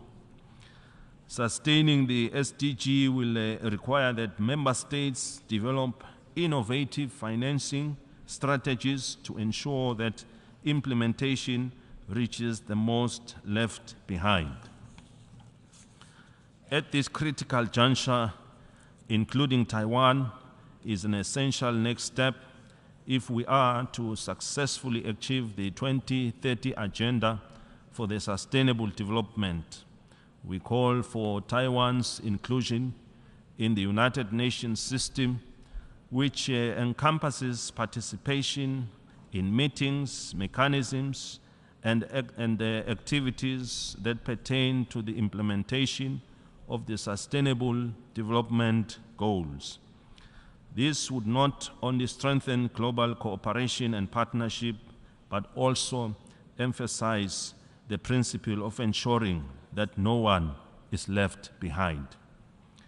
In conclusion, Mr. President, the remaining 7 years, Eswatini will continue to prioritize the implementation of the SDGs and ensure that they remain the core agenda behind our development.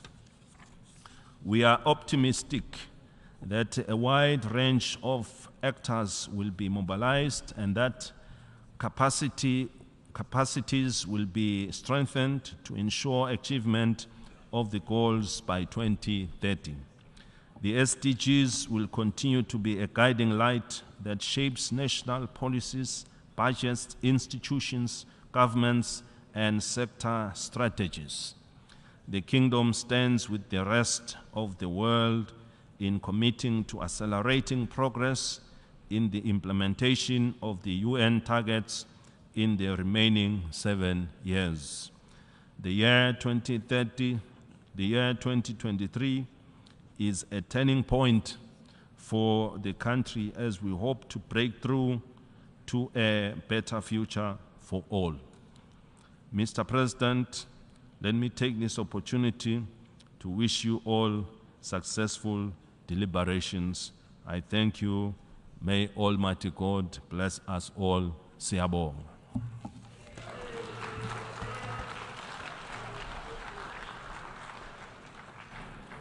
On behalf of the Assembly, I wish to thank the Head of State of the Kingdom of Eswatini for the statement just made and request protocol to escort His Majesty.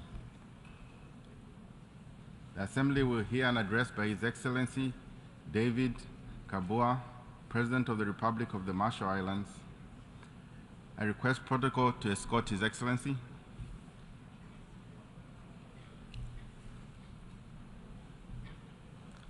On behalf of the General Assembly, I have the honor to welcome His Excellency David Kabua, President of the Republic of Marshall Islands, and to invite him to address the Assembly. Your Excellency.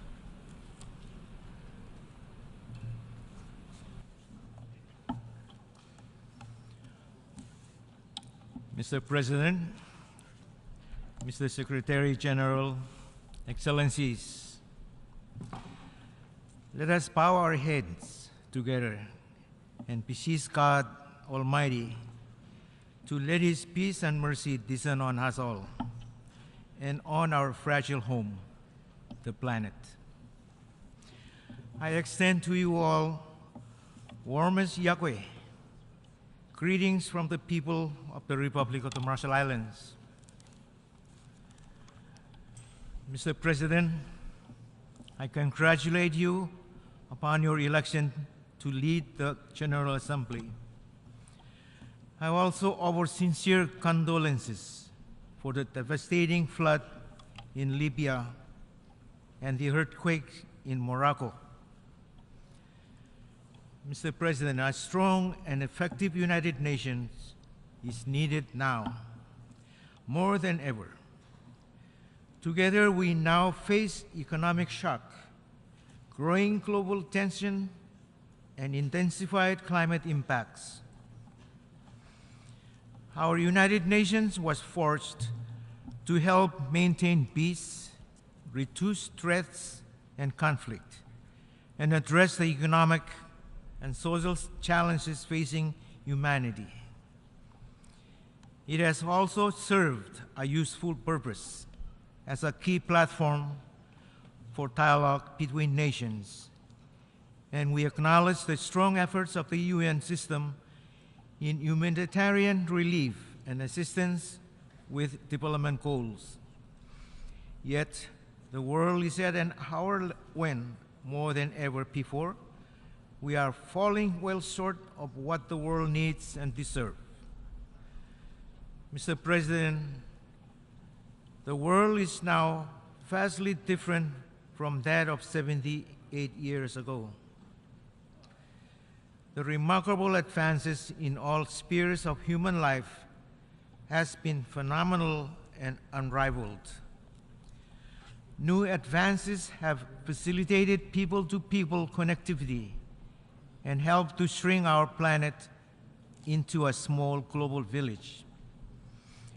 Yet, we are feeling an intense rise of the very global tensions, if not the threat of wider conflict, which the founding members sought to avert. Politics must never blind the need for accountability, not only in Russia's illegal and immoral invasion of Ukraine, but everywhere without exception. Mr. President, every nation in this room, including my own, has more to do to deliver on our human rights records. Far greater understanding and direct assistance is needed to better address complex rights situations. Every nation scattered in this hall bears a vital responsibility to protect, not overstep, the voices of the most vulnerable. As a candidate country for election to the Human Rights Council in the term 2025 to 2027, we are firmly committed to strong and credible action and also to listen closely to all perspectives. And we are proud to call attention to the recent endorsement of our candidacy by the foreign ministers of the Pacific Island Forum. Mr. President, the Pacific Small Island Developing States are truly large ocean nations. Before we are small island developing states. Oceans are not a distant notion. They are our lifeblood, our economic future, our food security, and our culture. And much of the rest of the world has used oceans as dumping grounds or resource basket for which to take at will without consequence. And now the tide is changing. Pacific Island nations help to set the mark in global tuna markets and affect a transition to sustainability. Our partners are helping us set up with resources, partnerships, and real-time technology to better monitor and patrol our vast EEZs. The UN has now adopted a new high seas conservation treaty addressing biodiversity beyond national jurisdiction. And at a time when nations are increasingly challenged to work together on the basics, it is a testament to political will and diplomatic skill, in which we have come together to cut across silos and define specific action and obligation to try to better ensure future generations see the same ocean benefits we know today. It is our challenge to the world to bring this treaty into force and effect before the 2025 UN Oceans Conference. And today, you have my signature of that treaty to add to the growing chorus.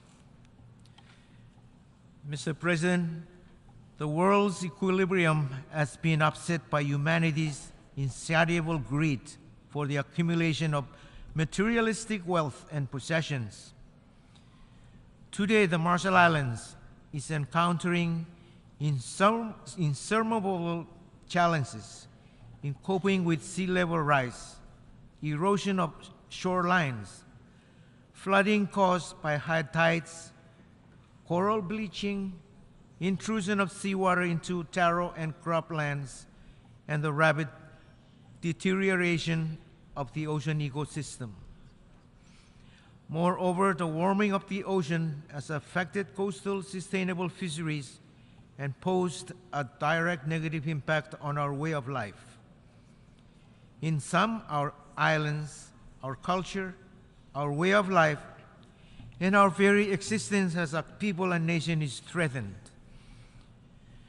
We call for the establishment of an international financing facility to provide assistance and support to small islands, developing states, and low-lying atoll nations and territories devastated during and after natural disaster, as well as elements of insulation from external shocks, be it energy, supply chains disruption, food security, global health pandemics, hyperinflation, and other challenges.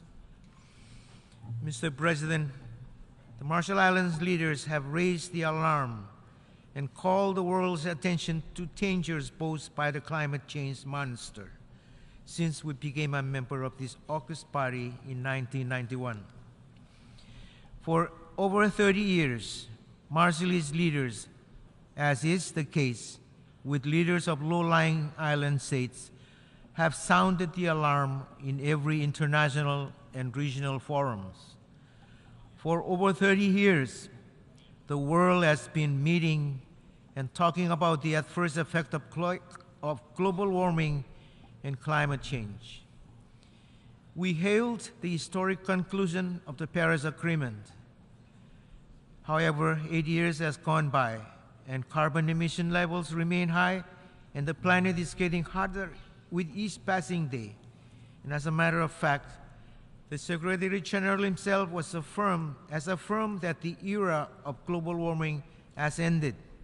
Now we have entered the age of global boiling. May I again reiterate my humble call for the world to declare war on climate change. Mr. President, the future of the Marshall Islands and all low-lying island states hangs in the balance. The eyes of people the world over are on us in this 78th session of the General Assembly. The Marshall Islands believes that the time for speeches and eloquence of talk is over. It is time for eloquence of actions. Let deeds, not words, be our operating principle. Our own island security is at stake, not only by the tension between superpowers, but by rising seas and changing oceans. The world has spent a full generation falling short in our common goals to avoid dangerous climate change. And we are past the hour of waiting for a real step up in ambition. This year must be different. At COP28, the global stockade must mark the turning point at which we all recognize that we are collectively failing to deliver on the Paris Agreement. And we must all respond by agreeing upon a clear roadmap to correct our course. This ambition roadmap must include the phase-out of fossil fuels. The world cannot afford to further ignore the issue at the heart of the crisis.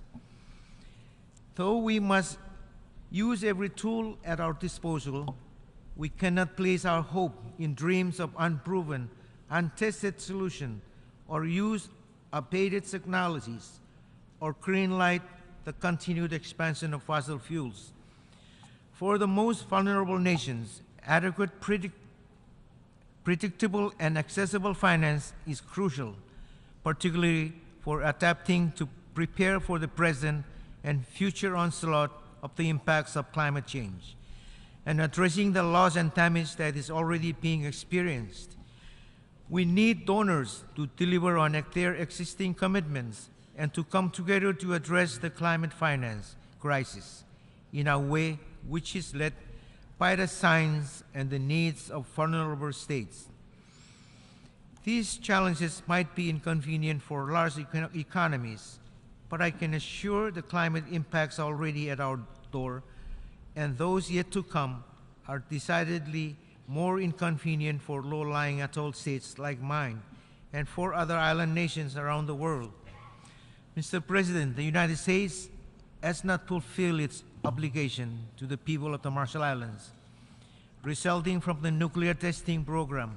On November 25 or 25, 1947, U.S. President Harry S. Truman, in response to concern about the people of Eniwetok, who were being removed and relocated so that the U.S. could conduct its nuclear weapon tests, stated, the Eniwetokis will be accorded all rights which are the normal constitutional rights of the citizens under the Constitution, but will be dealt with as wards of the United States for whom this country has special responsibilities. Our atoll nations were affected, other atoll nations were affected, and these obligations likewise remain unfulfilled. The Marshall Islands has continued its negotiation with the United States on extending our relationship of free association. We have come a long way in this endeavor, have satisfactorily addressed most issues, and remain cautiously optimistic that our agreements will be finalized soon. However, there remain difficult issues that the Marshallese people have insisted need to be resolved.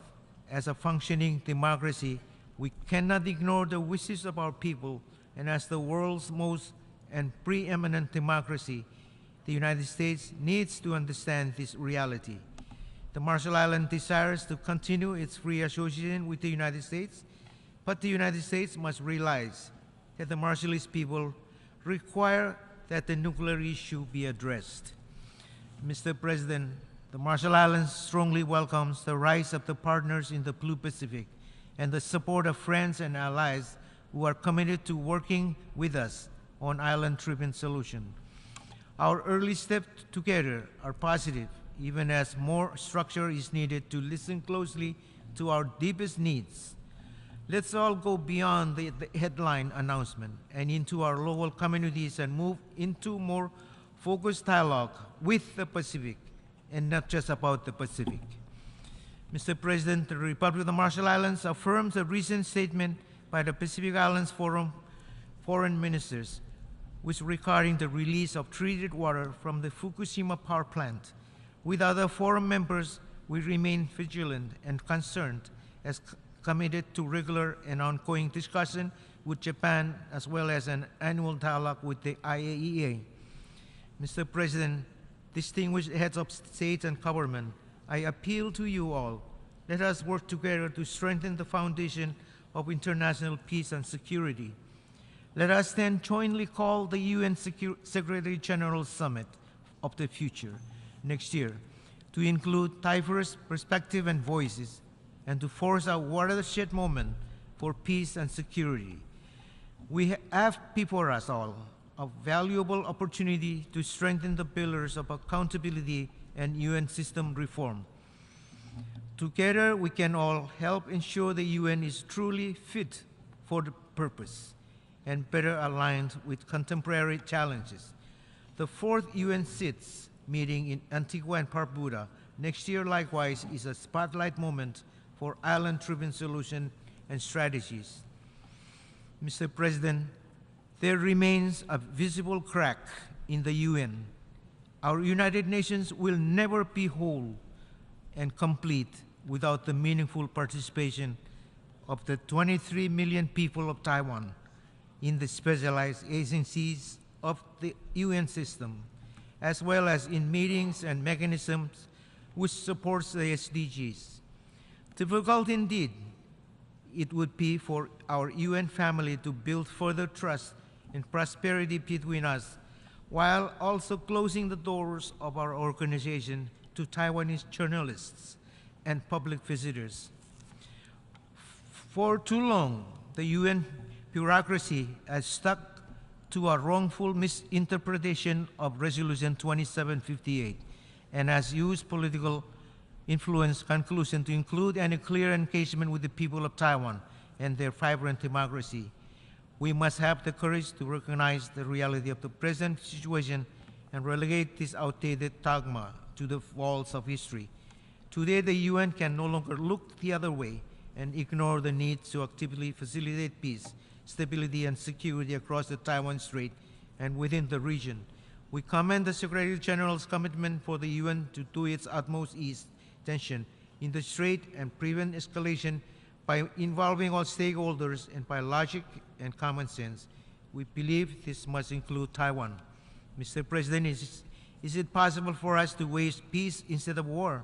Is it too much to ask that the United Nations declare war on climate change and global boiling, poverty, racism, injustices, and unequal distribution of wealth, the white gulf between the haves and the have-nots, exploitation of the planet's finite resources? We must help hasten the peace foretold by Isaiah when they say, shall beat their sword into plowshares and their spears into plunging hooks. Nation shall not lift up sword against the nation, neither shall they learn war anymore. Thank you, and Komol Dada.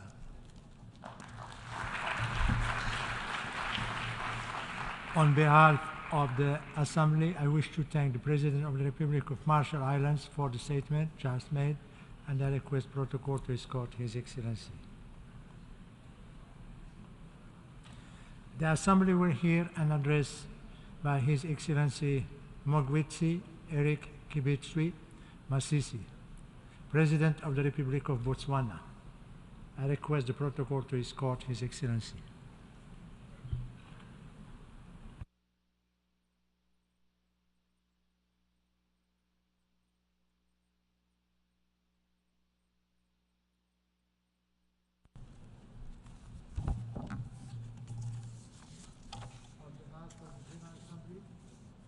On behalf of the General Assembly, I have the honor to welcome His Excellency Mogwitsi Eric Kibitswi Masisi, President of the Republic of Botswana, and to invite him to address the Assembly. Your Excellency. Mr. President, I join previous speakers in extending my sincere congratulations to you on your election as the President of the 78th session of the United Nations General Assembly. You can count on my delegation's full support as you steer the work of this august body. Mr. President, I could not agree more with you that the multilateral system needs to rebuild trust and reignite global solidarity to accelerate action on the Agenda 2030 and its Sustainable Development Goals in order to realize peace, prosperity, progress, and sustainability. As we convene this week, the world is in the age of polycrisis, facing a plethora of persisting global challenges, among them the war in Ukraine and its associated geopolitical tensions and impact on the global economy, the challenges relating to climate change, and the lingering effects of the COVID-19 pandemic. Of critical importance is the distressing reality that the implementation of the 2030 Agenda and its Sustainable Development Goals is off track. From the 2023 SDG Progress Report, half of the targets of the SDGs are experiencing inadequate progress, while 30% of the targets have come to a halt. This lack of progress is exacerbated by the multifaceted global crisis, which compounds the already dire situation we find ourselves in. Illustratively, whereas SDG 5, which expresses the need for gender equality and empowerment of women and girls, and picks representation in positions of power and leadership as one of the indicators, the United Nations in this regard has not done badly, except for the Secretary General position. Would you not agree with me that the time is now to have a female Secretary General? The gravity of challenges faced by the SDGs demands that we transcend the business-as-usual approach to addressing these. This will obligate a robust political commitment from all of us. It is therefore imperative for the United Nations system, international financiers, the private sector, and civil society to forge a collective front and refocus our efforts to swiftly propel the SDGs back on track. To this end, the recent SDG summit and its political declaration could not have come at a better time. Mr. President, over the past few years, we have witnessed and continue to endure the profound and devastating impact of the COVID-19 pandemic. The consequences have been felt across nations, but the extent of its devastation have varied greatly depending on factors such as level of development and geographical location. Whether one resides in the global south or north, a landlocked developing country or small island developing state, these distinctions have played a crucial role in determining the severity of the pandemic's effects. It is therefore imperative that we will wholeheartedly embrace the ongoing discussions regarding pandemic prevention, preparedness, and response. Mr. President, Botswana's key priority in these discussions is to ensure an international instrument that addresses equity during a pandemic. To this end, the main issues to be addressed from this perspective include timely and equitable access and sharing of benefits, strengthening of regulations to ensure developed countries and those with the resources do not hoard medical products during a pandemic, building capacity for stronger health systems, investment in research and development to build local and regional manufacturing vaccines, including sharing of intellectual property and establishing sustainable, predictable, and flexible financing mechanisms. I am pleased to inform the General Assembly that Botswana is making her contribution to build capacity to manufacture vaccines for both humans and animals. We have made remarkable progress in terms of HIV diagnosis, and on the 28th of August 2023, our National HIV Reference Laboratory was designated a World Health Organization Collaborating Center of Excellence. This epitomized, in part, the crowning of our national laboratory competence and success in carrying out genomic sequencing on levels equivalent to those of the best, as demonstrated by being the first to discover the Omicron variant. By the time these discussions reach their conclusion, it is essential that we establish robust systems that leave no room for the repetition of such calamity, ensuring that the survival and well-being of our people are never again contingent upon their location in the global south or north. More importantly, our hope is that the resultant of these discussions will culminate into a treaty. Mr. President, climate change remains an urgent and critical challenge of our time, with a huge threat to the existence of our planet. It is alarming that the Intergovernmental Panel on Climate Change recently reported record high global greenhouse emissions, which are at the highest level and continues to surge. To effectively address climate change, it is crucial that we prioritize international cooperation and partnerships. This global effort requires a comprehensive approach that goes beyond reducing emissions, encompassing various aspects of our lives, be it energy production, agriculture, transportation, and industry. Our efforts must also include accelerating the uptake of renewable energy sources and investing in clean technologies. This necessitates sufficient funding to support mitigation and adaptation, particularly for developing countries. In this context, we endorse the appeal for developed countries to fulfill their pledge of providing $100 billion annually in climate finance to developing countries. This also includes fully replenishing the Green Climate Fund. My government welcomes the Secretary General's acceleration agenda, which urges the fast tracking of climate action in all countries and sectors. It is imperative that both developed and developing countries comply with their targets.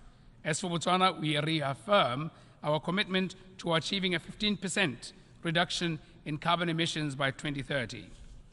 Mr. President, it has been more than a year since the beginning of the Russia-Ukraine war. The war's destructive consequences have been experienced not only in the region, but also globally, as the international economy has suffered from food and energy crisis. Botswana strongly urges an immediate cessation of hostilities and advocates for a diplomatic resolution to the conflict. In this regard, Botswana welcomes the recent engagement between African and Russian Ukraine leaders, and we hope that these efforts, along with similar initiatives elsewhere, will encourage the conflicting parties to return to the negotiating table. While we work on resolving active conflicts, we must step up action in mitigating all threats to international peace and security by reaffirming and observing the purposes and principles of the UN Charter, international law, and other obligations. This also includes commitment to obligations concerning, among others, nuclear disarmament and nuclear non-proliferation, arms control, weapons of mass destruction. Mr. President, Botswana shares a deep concern regarding the persistent conflicts and destabilization of legitimate governments across the African continent. The negation of constitutionalism, as evidenced by overthrows of governments, which seem to be having a contagion effect, should be shunned with the greatest disdain. Equally, the deprivation of people to self-determine continues unabated, albeit repugnant. It is of utmost importance that the United Nations Secretary General collaborates closely with the African Union and sub-regional organizations to prioritize and actively engage to foster peace and stability in Africa. I firmly believe that the attainment of lasting peace in Africa can pave way for a more prosperous and harmonious continent where the aspirations and well-being of African people can thrive. Mr. President, next year marks the conclusion of the Vienna Programme of Action for the Landlocked Developing Countries, LLDCs, followed by the third Landlocked Developing Countries Conference in Kigali, Rwanda, scheduled for June 2024. The challenges faced by the LLDCs have been extensively documented, and the ongoing global crisis have inflicted severe damage to their economies. Unfortunately, the progress achieved in implementing the Vienna Programme of Action has been eroded by these crises, resulting in persistently high poverty levels in LLDCs that averaged 23% as of 2022. These countries continue to suffer from marginalization in global trade due to exorbitant trade costs, underscoring the urgent need for infrastructure development and maintenance to address geographical and structural obstacles and capitalize on their untapped potential. The forthcoming program represents a valuable opportunity to rally greater global support and foster multi-stakeholder partnerships. Consequently, we must prioritize the formulation of new and tangible priorities aimed at bolstering infrastructure in LLDCs, with particular emphasis on transit, transportation, ICT, and energy sectors. I therefore urge the United Nations Secretary General, development partners, international financial institutions, and the private sector and civil society to unite in support of the upcoming conference. It is essential that we not only strive for its success, but also forge a new program of action that is attuned to the pressing challenges confronting the LLDCs. This comprehensive program must provide the necessary tools and resources to enable these countries to attain their SDGs objectives. To conclude, Mr. President, I want to re-emphasize that merely acknowledging global problems without taking substantive measures will not solve them. We require greater action. The urgent action to revitalize the UN system, ensuring that it is fit for purpose, is now. I thank you for your attention. On behalf of the Assembly, I wish to thank the President of the Republic of Botswana for the statement just made and the request protocol to escort His Excellency. We shall now continue the general debates. The Assembly will hear an address by Excellency Giorgia Meloni, President of the Council of Ministers of the Republic of Italy. I request the protocol to escort Her Excellency.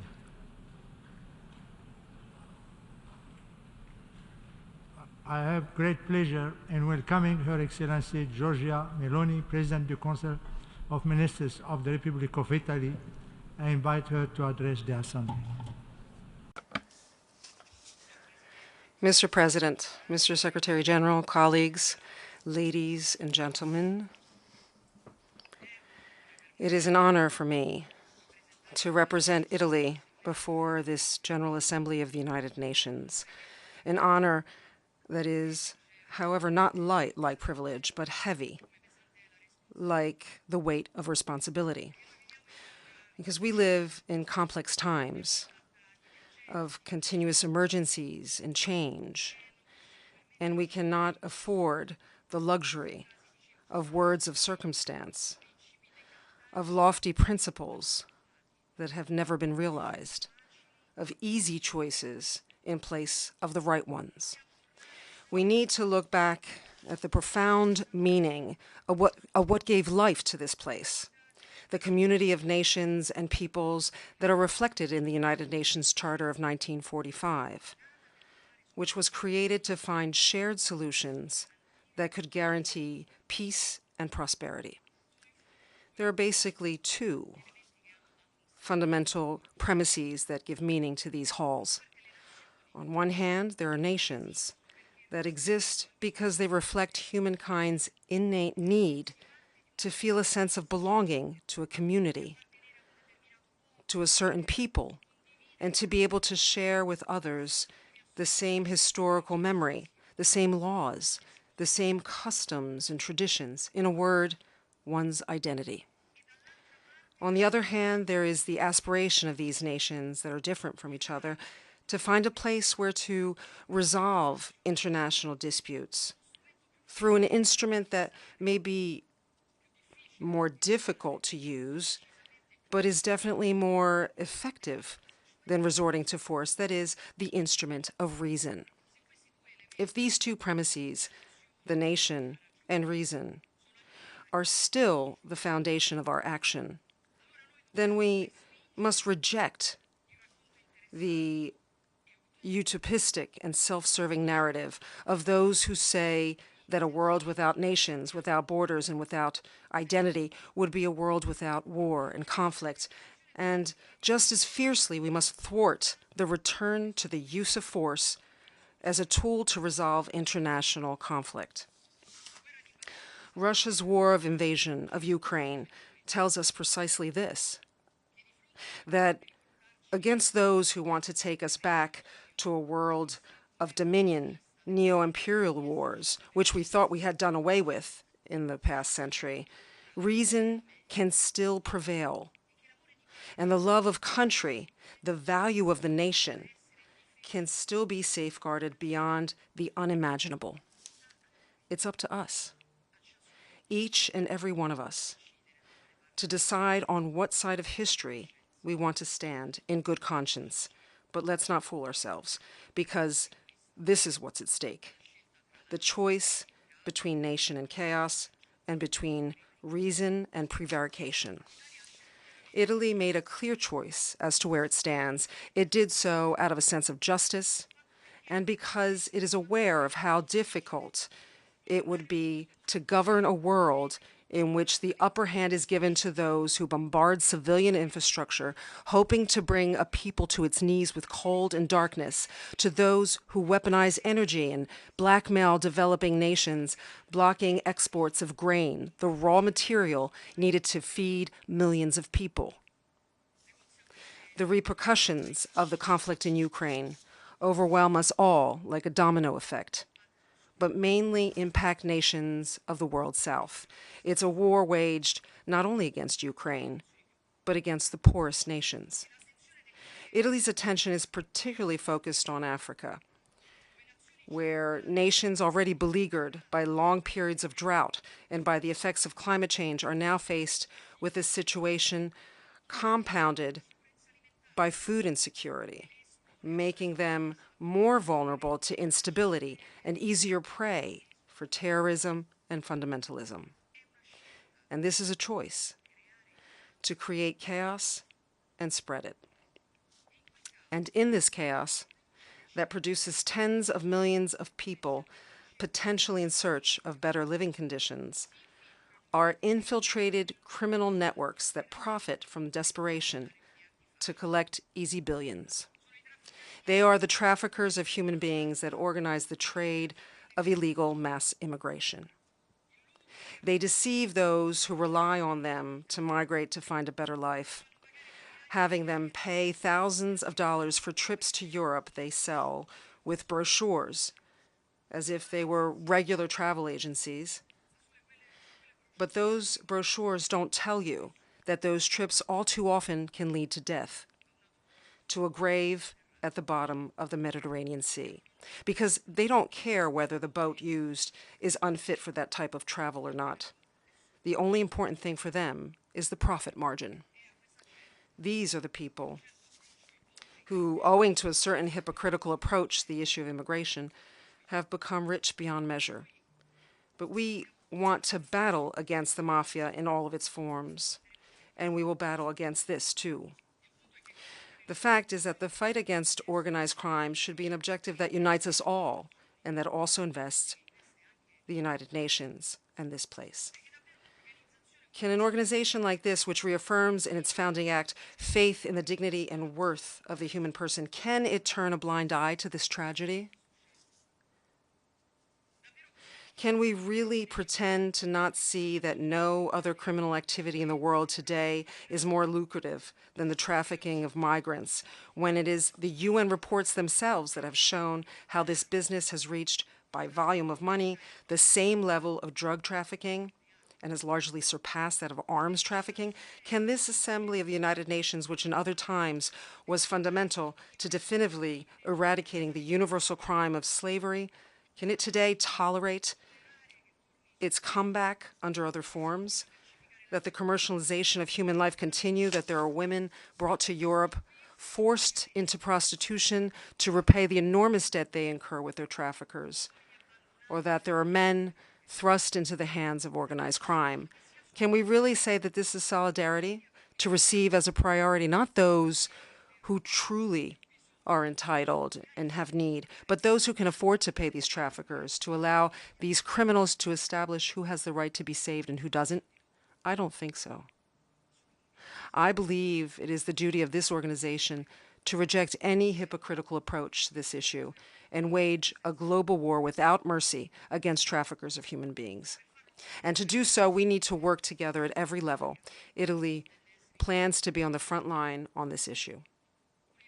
With the Rome process launched in July with the Conference on Migration and Development, we have engaged Mediterranean and various African nations in a process that follows two main paths: defeat the slave traders of the third millennium on the one side, and at the same time tackle the root causes of migration with the objective of guaranteeing the first of rights, that is, the right of not having to emigrate, of not being forced to leave one's home, one's family, to cut off one's roots, and being able to find in one's own land the conditions necessary to achieve one's own fulfillment.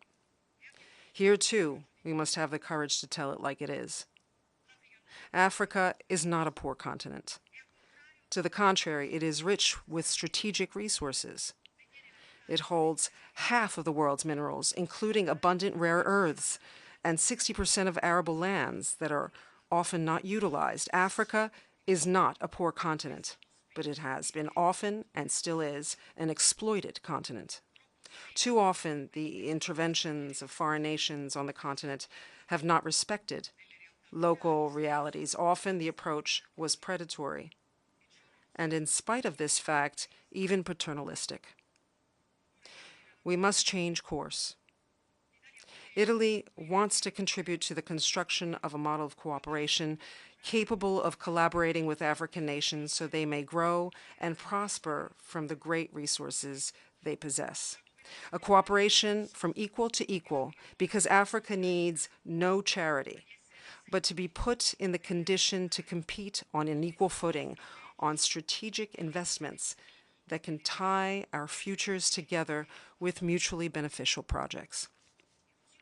In this way, we can offer a serious alternative to the phenomenon of mass migration, an alternative that is work, training, opportunities for nations of origin, and pathways for legal and agreed migration, and thus integratable.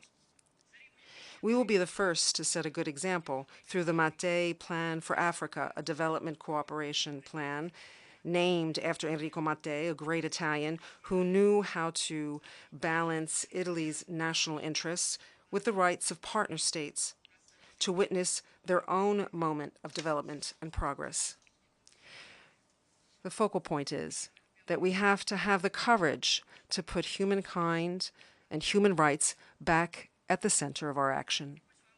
It seems like a self-evident principle, but, however, it is no longer the case. Not now. Countries are invaded. Wealth is more and more concentrated. Poverty is rampant. The slave trade is reemerging. All this seems poised to put the sacredness of the human being at risk. Even what would seem at a superficial glance a tool that could improve the well-being of humanity, at a closer look, can turn out to be a risk. Just think of artificial intelligence. The applications of this new technology may offer great opportunities in many fields, but we cannot pretend to not understand its enormous inherent risks. I'm not sure if we are adequately aware of the implications of technological development, whose pace is much faster than our capacity to manage its effects. We were used to progress that aimed to optimize human capacities, while today we are dealing with progress that risks replacing human capacities. Because if in the past this replacement focused on physical tasks so that humans could dedicate themselves to intellectual and organizational work, today the human intellect risks being replaced with consequences that could be devastating, particularly for the job market. More and more people will no longer be necessary in a world ever dominated by disparities, by the concentration of power and wealth in the hands of the few. This is not the world we want. And so I think we should not mistake this dominion for a free zone without rules.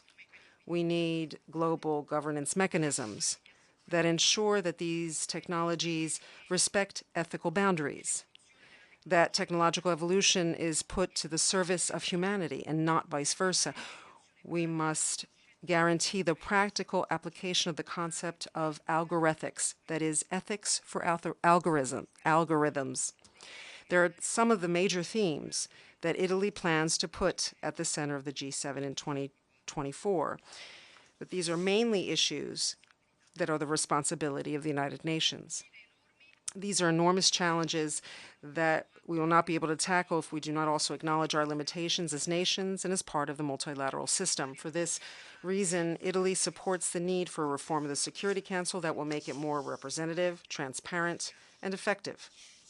A council that can guarantee a fair geographical distribution of seats and that can strengthen regional representation as well, that emerges from an order frozen in time established by outcomes of a conflict that ended 80 years ago, in another century, in another millennium, so that everyone has the opportunity to demonstrate their worth at the present time.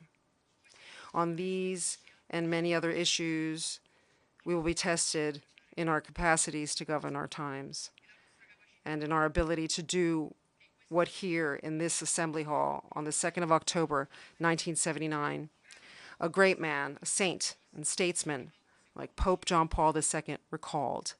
That is, that political activity, whether national or international, comes from the human being. It is practiced by the human being, and it is meant for the human being. Thank you all for your attention.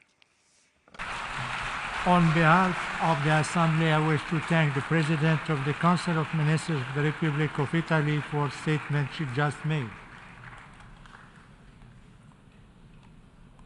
The Assembly will hear an address by His Excellency Pedro Sanchez Perez Castejon, President of the Government of Spain. I request protocol to escort His Excellency.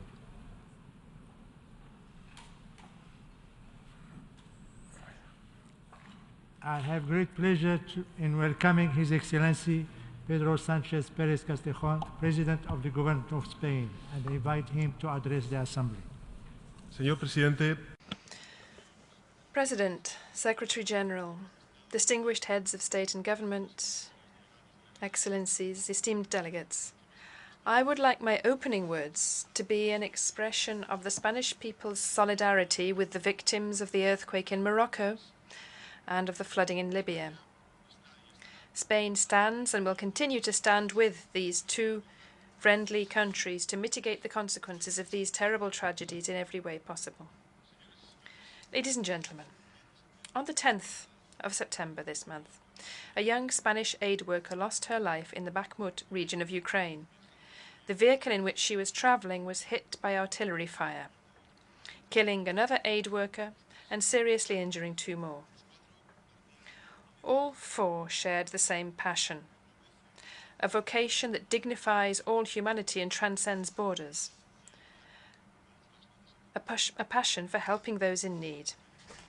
That was not the only thing that they had in common. More than anything, it was their activism that brought them together, their work taking food and supplies to civilians, providing medical assistance, evacuating casualties. Their example demands of us a calm but nonetheless urgent reflection on the need to take a stand against injustice and not stay silent when human rights and the most basic rules that govern our nation's peaceful coexistence are being violated. This Assembly has been witness to many memorable speeches delivered by leaders such as Salvador Allende, Olof Palme, and Nelson Mandela. We should, of course, draw inspiration from their words. But given the urgency of the challenges we are facing, it is not enough for us to revel in their eloquence. It is time to turn words into deeds, because time is quite simply running out. We have some difficult choices ahead of us. Change or let ourselves be swept away by the course of events. Progress or retreat. Work together or look out for ourselves. Build a future or revive the past. Content ourselves with words or move on to action. The first of the difficult choices I'm going to talk about is related to the climate emergency. We have just experienced in quick succession the hottest months since records began, and extreme weather events are becoming more and more frequent with devastating effects on every continent. According to the experts, we are now in uncharted territory. It is no longer a case of trying to stop temperatures from rising, but of mitigating and, as far as possible, adapting to a situation that's already here. Thanks to science, we know that we cannot let temperatures increase by more than 1.5 degrees. That is, under no circumstances can global emissions peak any later than 2025, and we have no other choice than to speed up the rollout of renewable energies in a fair and equitable manner, to triple their generation capacity by the end of this decade. In doing this, we also need to show solidarity with the most vulnerable countries, driving forwards the adaptation agenda and putting the loss and damage agreement reached last year in Sharm el-Sheikh into practice. Fighting the climate emergency requires courage and determination. We need to bring about an unprecedented technological and economic revolution, something that will only be possible with wide-scale, resolute support from global society. To win this support, we need to be intelligent in our approach to climate inaction's main ally, denialism. This will be achievable as long as we are able to transform this formidable challenge into an opportunity to create more and better jobs, to make all of our industries more sustainable and, in short, to keep moving forward, following science every step of the way. On this path, my country, Spain's actions speak louder than its words. We have indeed set more ambitious renewable energy and energy efficiency targets in our National Energy and Climate Plan. We are going to be contributing €225 million to the Green Climate Fund, €20 million to the Adaptation Fund, and over €17 million to instruments aimed at strengthening climate justice, particularly the funds for the most vulnerable countries and the loss and damage funds. Just today, I signed the Treaty of the High Seas on Spain's behalf, building on the historic Kunming-Montreal Agreement. This new treaty represents another step forward in protecting the balance of nature. It is crucial that we make a resounding success of COP28 in the United Arab Emirates. Spain is fully committed to achieving this. The second area in which we have difficult decisions to make is the defence of democracy, fundamental rights, equality, and social justice. We are witnessing a profound crisis of apathy and mistrust of institutions, of democratic institutions, a wave of extremism and reactionary thinking that is rising all over the world, also in Europe, which is propelled by movements that all share the same strategy, promising a return to a mythical past that never existed in the first place. Marginalizing and criminalizing disadvantaged minorities, rejecting equality and feminism, and questioning human, civil, and social rights. These movements are bringing back ideas that we thought had long been abandoned, and they are flourishing in those places where social discontent is highest. It is not easy to combat a movement that has chosen lies, fear, and manipulation as its main weapons. But I believe, and this is what I would like to share with you, that there are reasons for hope. From the determination shown by many societies to uphold a legacy of growth and progress and their refusal to move in any other direction than forwards. This is the path marked out by civil society in Spain, which has taken a bold, determined stance, particularly when it comes to equality between men and women, as recent events in the world of sports have shown, and particularly women's sport, women's football in Spain. Spain has decided that enough is enough, with all the consequences that this decision entails, because every step forward a woman takes is a step forward for us all, men and women alike. There is a long way to go, and there are many battles to be waged if we are to achieve full equality between men and women. None of them is more pressing than the need, once and for all, to eradicate male violence against women, a scourge whose existence is, against all logic, still brazenly questioned by some. In my opinion, there is no better antidote to reactionary extremism than feminism. It is undoubtedly one of the flagship causes of our century, which is the century of women. This commitment to gender equality also needs to be reflected in multilateral relations, and more specifically in the allocation of top jobs at the institutions themselves.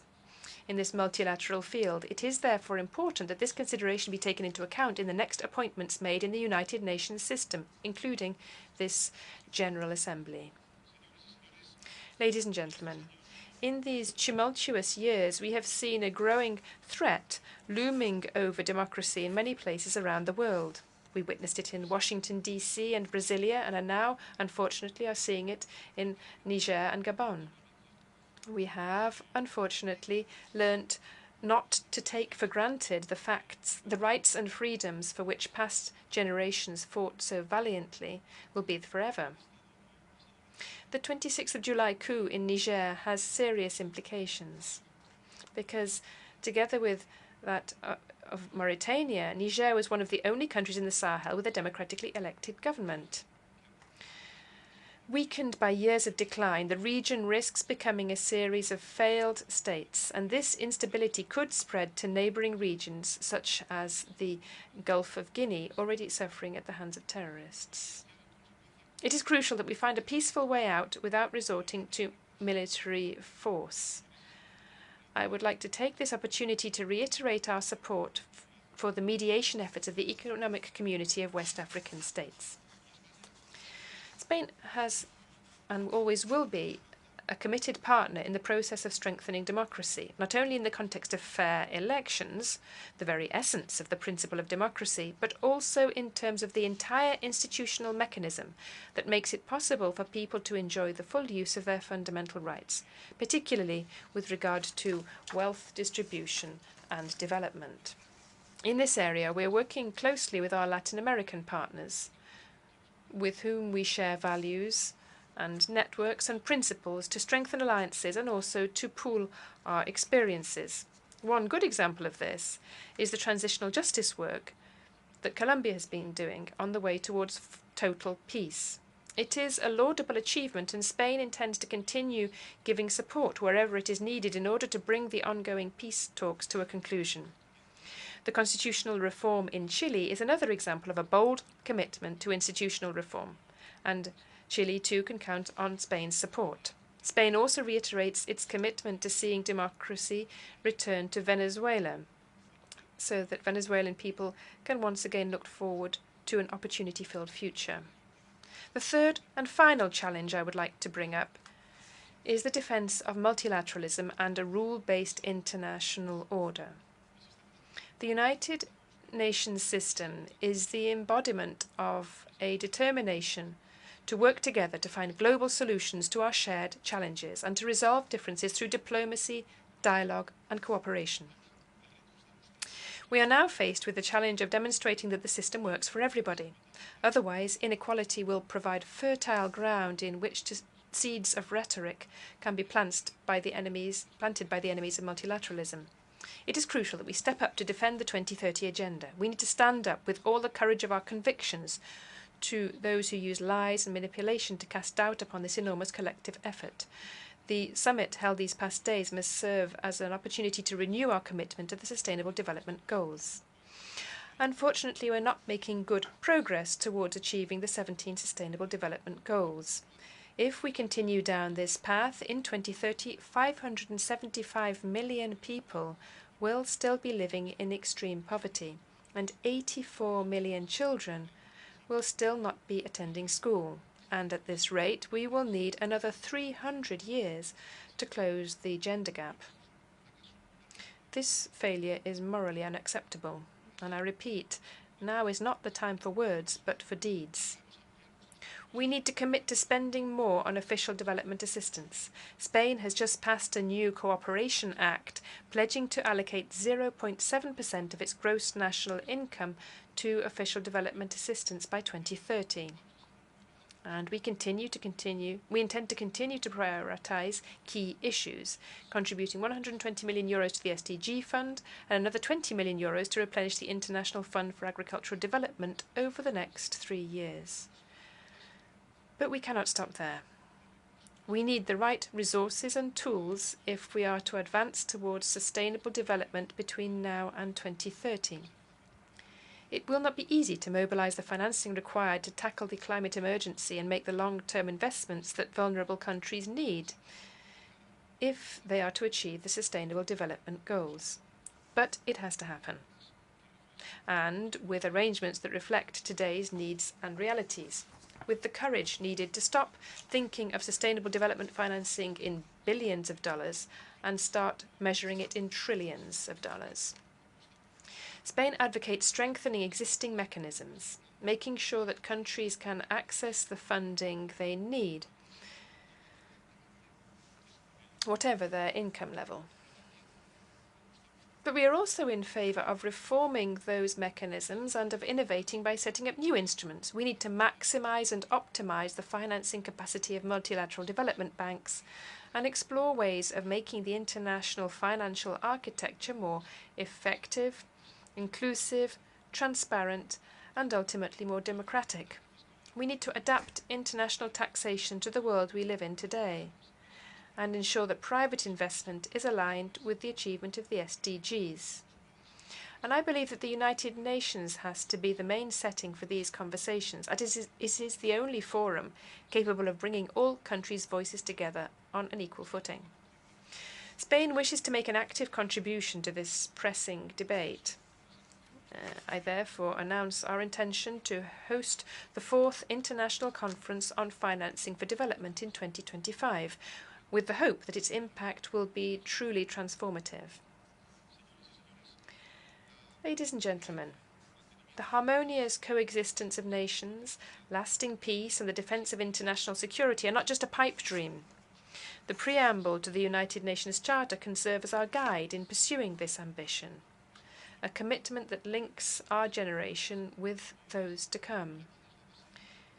Peace is the essential prerequisite for economic development and the expansion of human rights, which is particularly significant this year as we celebrate the 75th anniversary of the Universal Declaration. Many conflicts still rage around the world, and others have reached a deadlock. I would therefore like to reiterate the Spanish government's emphatic support for the work of the Secretary-General's Special Envoys for the Middle East peace process in Syria and Libya. Regarding the Western Sahara, Spain supports a mutually acceptable political solution within the framework of the United Nations Charter and the Security Council resolutions. The work of the personal envoy of the United Nations Secretary-General is crucial in this respect and has our full backing from the Government of Spain.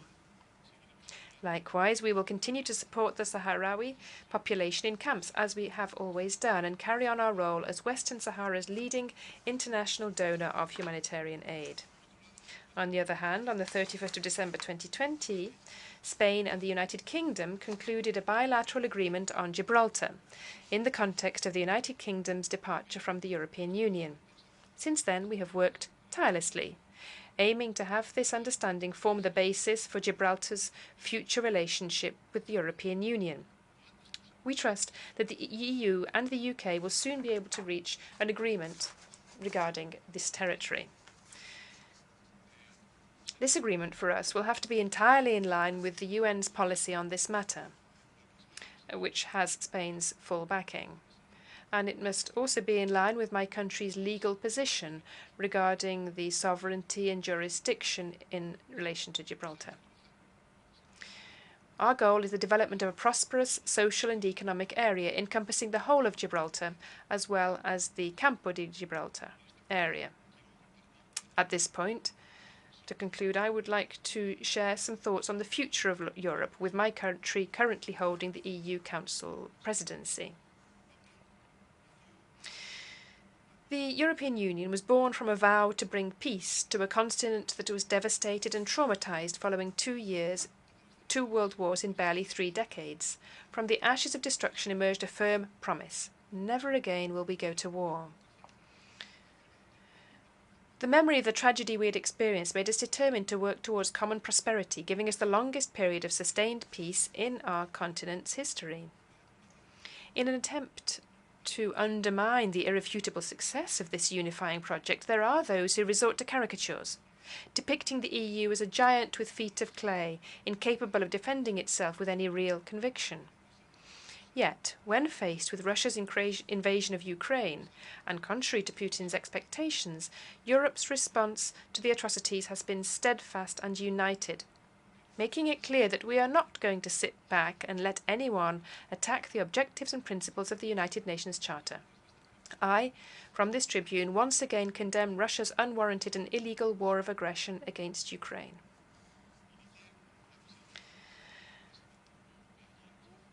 Indeed, as a show of our support to Ukraine, I launched our EU presidency from Kiev on the 1st of July. Spain has been standing by Ukraine and will continue to do so for as long as it takes. But we will also be playing an active role in working towards a fair and lasting peace that restores Ukraine's sovereignty, independence and territorial integrity and gives the Ukrainian people the freedom to determine their own fate. I believe in a Europe that spearheads the defence of global public goods and democracy, takes the lead in protecting its society and workers, and champions economic openness, a Europe that stands on the front line in the fight against inequality and in defending individual rights and public freedoms. That Europe is already here, and it is moving resolutely forwards thanks to two essential factors: a firm commitment to a collective agenda grounded in greater solidarity, fairness and inclusivity than the one which came out of the 2008 financial crisis, and the unanimity and decisiveness of its response to the critical events of these past 4 years. This is the path down which the European ideal must continue to travel, whatever challenges it faces along the way. Europe needs to lead by example on the climate agenda, delivering on our pledges to reduce emissions, keeping our international climate financing promises, and speeding up the energy transition. It needs to drive forward an exemplary policy on the global phenomenon of migration, a phenomenon which looks likely to become more intense and more tragic in the decades to come. We need to control irregular immigration and provide routes for orderly, regular migration, which is, there is no doubt about it, something that Europe does need. And Europe also has the responsibility of ensuring a more person-centered and rights-oriented digital transformation. We need to lay the groundwork for the regulation of artificial intelligence, a field whose vast possibilities do not outweigh the barely concealed risks. In this regard, Spain is committed to supporting the Secretary-General's envoy on technology, providing resources and know-how in the development of multilateral governance in this area. We would like to host the headquarters of the future International Artificial Intelligence Agency. Ultimately, Europe needs to perform this role without shutting itself off from the rest of the world. Nothing would be more profoundly anti-European than an isolated EU. That is why we need to strengthen our transatlantic alliances with countries such as the United States and Canada, and also our Asian, African and Latin American partnerships. Spain has always placed particular emphasis on boosting relations between the EU and the countries of Latin America and the Caribbean, with a new agenda that provides the framework for a strategic relationship with the region. And I am confident that the EU CELAC summit will represent a real turning point and have a lasting impact. Ladies and gentlemen, by way of conclusion, at the beginning of this speech I spoke of the brave woman, a brave woman who lost her life in Bakhmut in Ukraine while transporting humanitarian aid. Her name was Emma Igual. She was 32 years old. Emma was the granddaughter of a Holocaust survivor who lost most of her family during the Nazi era. She came to Spain from Austria and was adopted by a family from Barcelona. The life of the grandmother and the senseless killing of her granddaughter Emma were shaped by the kind of events which, in essence, led to the founding of this institution and gave it a meaning, a desire to preserve humanity from the scourge of war and to reaffirm our faith in the dignity and value of humanity. If there is one place where Emma deserves to have her story told, it is, without a doubt, here, before the United Nations General Assembly. Let her example, and the example set every day by thousands of aid workers around the world, inspire us to take the difficult decisions required of us in these momentous times, to let our actions and achievements speak for themselves, and to turn our words into deeds. Let this be the way in which we honour the memory of those who, just like Emma, gave everything they had to defend the values that inspire this noble organisation. Thank you very much.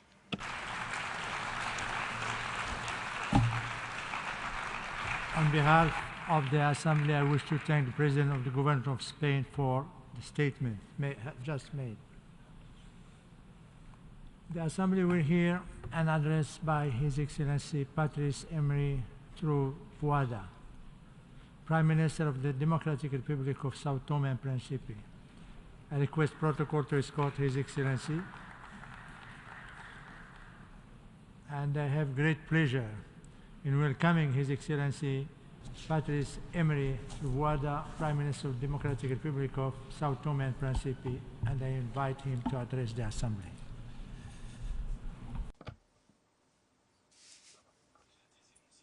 Mr. President of the United Nations General Assembly, Mr. Secretary General of the United Nations, ladies and gentlemen, heads of state and government, ladies and gentlemen, representatives of member states, in an international context marked by growing divisions, rising tensions, and diminishing trust, it is with a great sense of responsibility that I take the floor in this great assembly, as Prime Minister and Head of Government, representing the Democratic Republic of Sao Tome and Principe. I would like to honor the memory of the victims of the recent earthquake in Morocco and the floods in Libya. Allow me to take advantage of the 78th session of the General Debate to congratulate Ambassador Denis Francis on his election and to express our full support for him throughout his mandate. We also thank the outgoing President, Mr. Korosi, for his commitment in conducting the work of the previous session, particularly in face of the complexity created by new conflicts and the world of food crisis. Mr. President, Excellencies, ladies and gentlemen, heads of state and government, the theme chosen for this session, Unleashing the Power of Gender Equality, which we applaud, is highly relevant at a time when humanity is going through the greatest of threats, reversing progress in human development and widening inequalities in our respective states. The Protocol on the Rights of Women in Africa, known as the Maputo Protocol, is celebrating its 20th anniversary.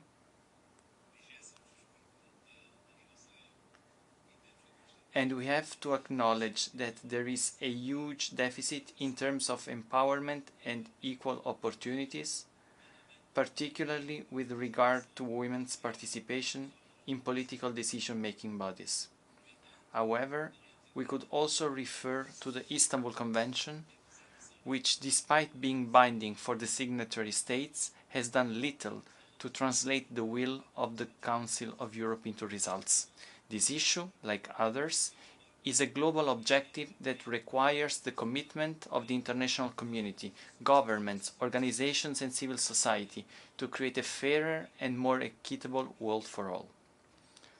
Faced with the persistent and growing challenges that remain, particularly in terms of poverty, hunger, inequalities and environmental issues, beyond our speeches, we, the leaders of the various nations represented here, must question ourselves and recognize our failures to protect our planet and ensure shared prosperity by 2030. My country, a small island state that has enjoyed effective democracy for more than 30 years and is still developing, is one of the main victims of climate change, ecosystem degradation, and economic dependence. My country is experiencing a situation of real economic and financial urgency in the short term, well known to our main partners, while at the same time going through a complex process of transition to the middle stage of development and pursuing a policy adapted to its reality, respecting multicultural diversity and human rights. We have tried with some success to adopt the codes, recommendations and good attitudes aimed at achieving the 17 Sustainable Development Goals, but structural problems, asymmetries of all kinds and a lack of confidence in the democratic institutions on the part of our populations are increasing. We should not hesitate to point the finger at those responsible for climate disruption within the G20 or at the global economic governing bodies that continue to ignore our social and environmental objectives, notably by denying us access to financial resources in reasonable quantities and conditions. Even more worrying is the fact that we are witnessing an increasing polarization and fragmentation of the world and global governance, with its growing share of populism and nationalism. The digital technology society itself, which could have been the accelerator for the development of our countries and citizenship worldwide, is becoming a new source of inequality, concentration of wealth and domination. Inequality, lack of respect and lack of inclusion can only lead to even greater fractures and setbacks. Coup d'etat and attempts to overthrow the constitutional orders are becoming more and more frequent, while at the same time long-standing conflicts such as those in Palestine and Cuba persist, and those in Yemen, Syria, Sudan and Libya follow the same path. Armed conflicts in violation of international law, whatever they may be, are also treated differently. Our condemnation of Russian invasion of Ukraine was clear and without hesitation, because we respect international law and the UN Charter.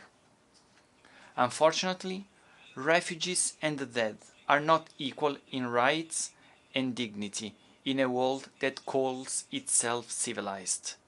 Nowadays, it seems that only global pandemics are capable of uniting and mobilizing us. We are slow to react in order to impose peace in the face of the latent conflict in the Great Lakes region, while the list of deaths, displaced people and destruction of all kinds continues to grow, and international peace missions are showing their limits due to the lack of clear and effective commitments in favor of the populations who are the first victims. Excellencies, ladies and gentlemen, it may be too late, but indifference and hypocrisy are unacceptable. Our problems as poor countries tend to become the problems of rich countries too. Demographic disparity, economic disparity, climate deregulation, loss of institutional trust, among others. And there is still hope of finding new impetus if we resolutely commit to reforming our institutions, starting with the United Nations and the Bretton Woods institutions, towards a reinvented and more supportive multilateralism. It is our duty as leaders to cultivate an art capable of articulating the hoped-for solutions that can enlighten so many human beings whose experience is nothing more than a journey of suffering and uncertainty. True leadership means finding the necessary compromises. It means having the ability to make peace and promote progress. Excellencies, as the saying goes, nature abhors a vacuum, and our rhetoric, our appeals at summit after summit, sounds empty. We are convinced that peaceful, equitable and sustainable societies with educated and trained young people in good health are in the general interest, and that we must therefore use common sense to avoid major and unpredictable disruptions, and we still have the technical, financial and human resources to reform the international political system. Rich countries have a responsibility, but ours cannot be excluded either. We reaffirm the firm commitment of the Democratic Republic of São Tomé and Príncipe to actively collaborate with its regional and international partners in all initiatives aimed at eradicating all acts that are inhuman, degrading to human beings and the environment, and detrimental to humanist values and freedom. We firmly believe that our organization is the converging center of our causes and is the only entity whose role is to structure and systematize our common challenges and lead the harmonization of our world, respecting cultural differences, models and systems of government and economic choices. Mr. President, Excellencies, ladies and gentlemen, heads of state and government, before concluding, I would like to say how particularly grateful my country is to our Secretary General Antonio Guterres for his tireless efforts to strengthen the role of the United Nations in promoting peace, democracy, and the protection of human life worldwide, as well as in the fight against poverty and climate change in all its forms. His determination challenges and compels us. Thank you for your attention. On behalf of the Assembly, I wish to thank the Prime Minister of the Democratic Republic of São Tomé and Príncipe for the statement just made. The Assembly will hear an address by His Excellency Alexander De Croo, Prime Minister of the Kingdom of Belgium. I request protocol to escort His Excellency.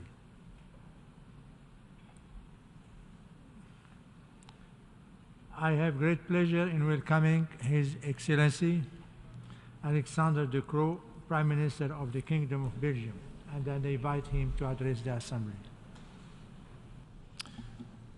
Mr. President, Your Excellencies, ladies and gentlemen, some people, also here in this room, are pessimistic about the state of the world today. I beg to differ. There are good reasons for optimism. Since the start of the new millennium, we have made tremendous progress in the Sustainable Development Goals. Today, there is more universal access to education than ever. 85% of young children worldwide are in primary education.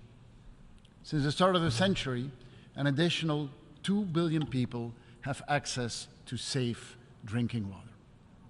It shows that if we put our mind to it and promises are followed by investments, we can make global progress. Of course, the picture is not rosy across the board. Our changing climate is reason for concern. We witnessed some extreme climate events this year. Forest fires in Greece, in Spain, in Canada, and in Hawaii. Floods in Libya and in Hong Kong. Long periods of drought and water stress in my own country. But also here, let's look at the trends rather than the events. Let us look at our recent climate track record. And then we will see that there is a reason for grounded optimism. A record-breaking 340 billion euro have been invested in renewable energy globally this year. Prices of renewables keep on going down year after year. Many climate analysts believe that the carbon emissions will peak as soon as 2025 and will keep going down afterwards, provided we keep up the investment pace in renewables. The chair of the International Energy Agency called it the beginning of the end of the fossil fuel era. He said, it shows that our climate policies do work.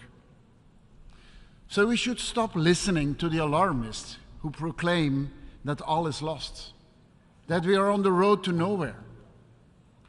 How can we expect public opinion to rally behind the climate cause with such blatant defeatism?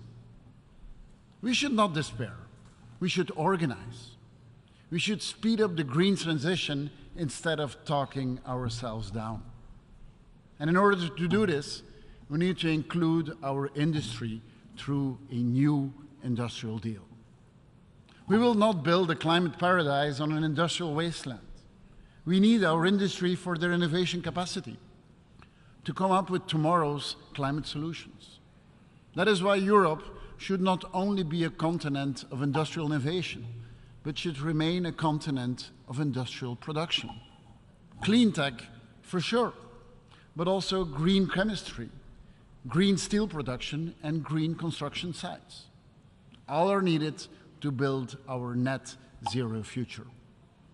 This new industrial deal will be one of the big priorities of the Belgian presidency of the European Union starting on January 1st. But to make this industrial deal a success, we should look beyond Europe. We need partnerships, especially between Europe and Africa. The foundation stones, they are there. Belgium has partnered up with countries such as Namibia, Morocco, and Egypt to accelerate the green transition. In wind, in solar, in hydrogen, investments are pouring in, creating local employment, building up local expertise, soon exporting clean molecules from the shores of Africa to our North Sea ports. And we work as home as well. Together with Germany, France, Netherlands, Luxembourg, Denmark, Norway, Ireland, and the United Kingdom, we are turning the North Sea into a big green power plant for Europe. By 2030, we will reach 120 gigawatts of wind energy at sea, the equivalent of more than 50 nuclear plants, enough to provide more than 100 million households with clean, affordable energy. We're making progress on the nuclear front as well. Belgium has reached an agreement with its nuclear operator to prolong the lifespan of its two biggest power plants. We will remain a nuclear nation, and we will seek renewed close cooperation with other nuclear nations. Because to achieve climate neutrality, we will need both renewables and nuclear. Ladies and gentlemen, it is vital to win the fight against climate change, since it is the single biggest disruptor of our societies today. It causes young people to flee their home country en masse.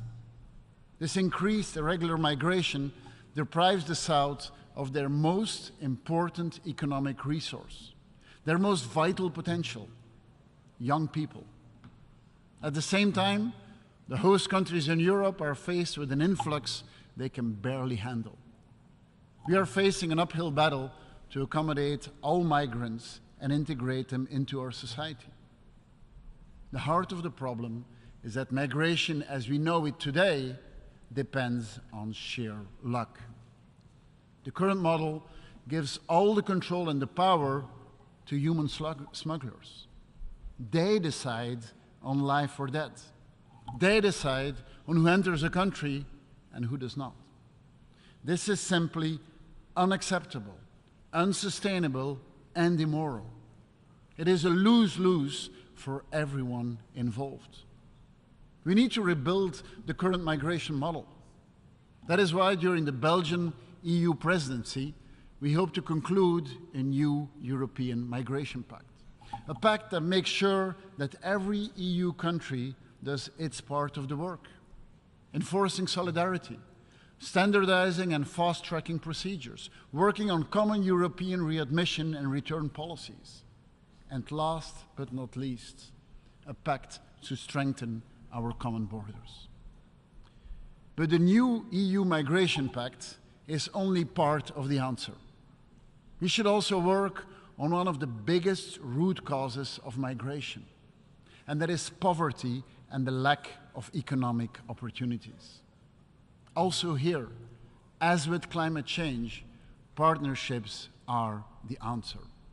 Partnerships between Europe and the countries of transit and origin.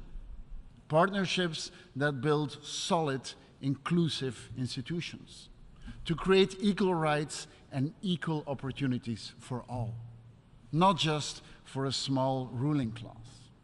And yes, fixing migration also means creating legal channels to Europe, to education and talent programs, to strengthen the societies in the home countries, turning a lose-lose situation into a win-win, so that young Africans can pursue the African dream and not have to risk their lives at sea for the European dream or the American dream.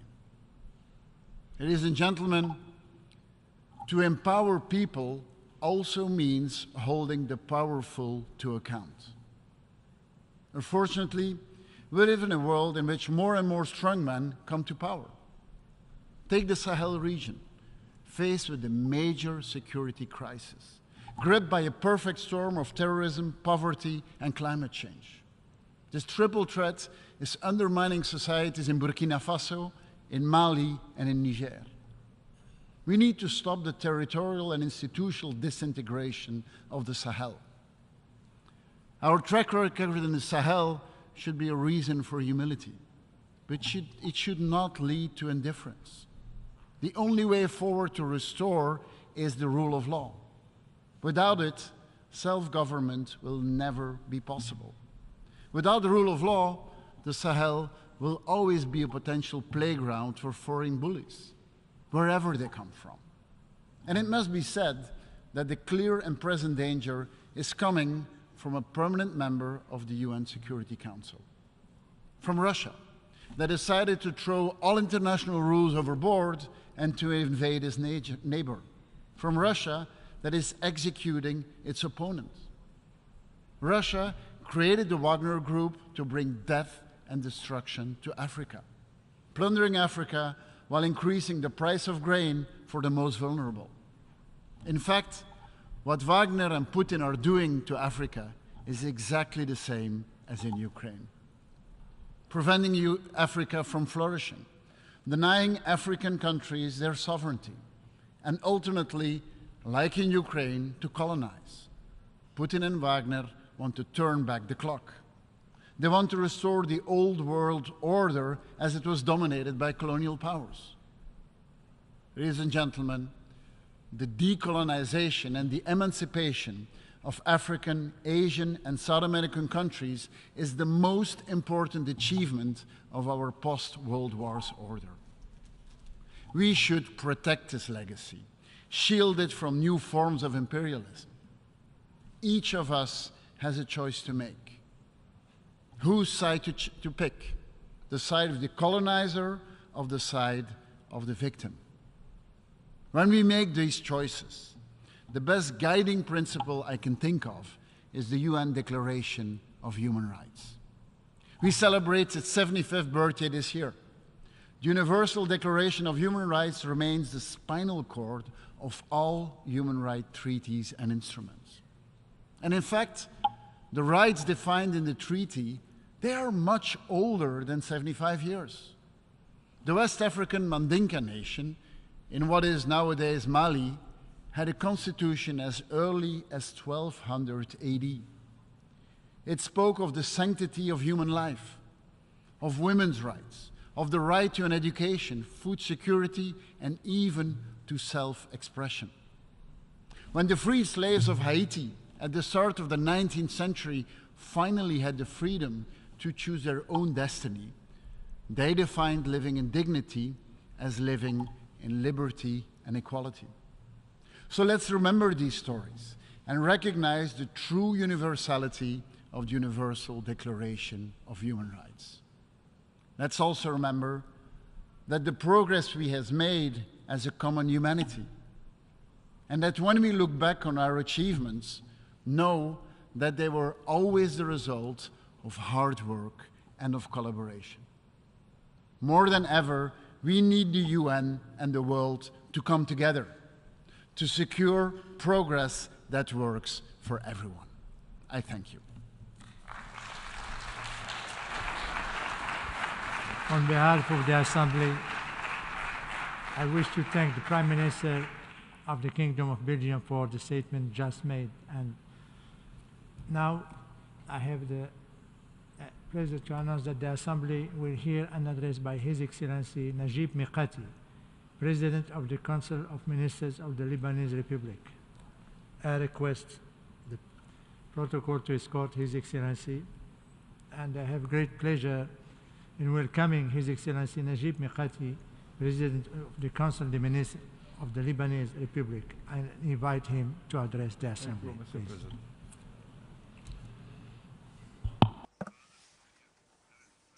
Your Excellency Ambassador Denis Francis, President of the General Assembly, Your Excellency Mr. Antonio Guterres, ladies and gentlemen,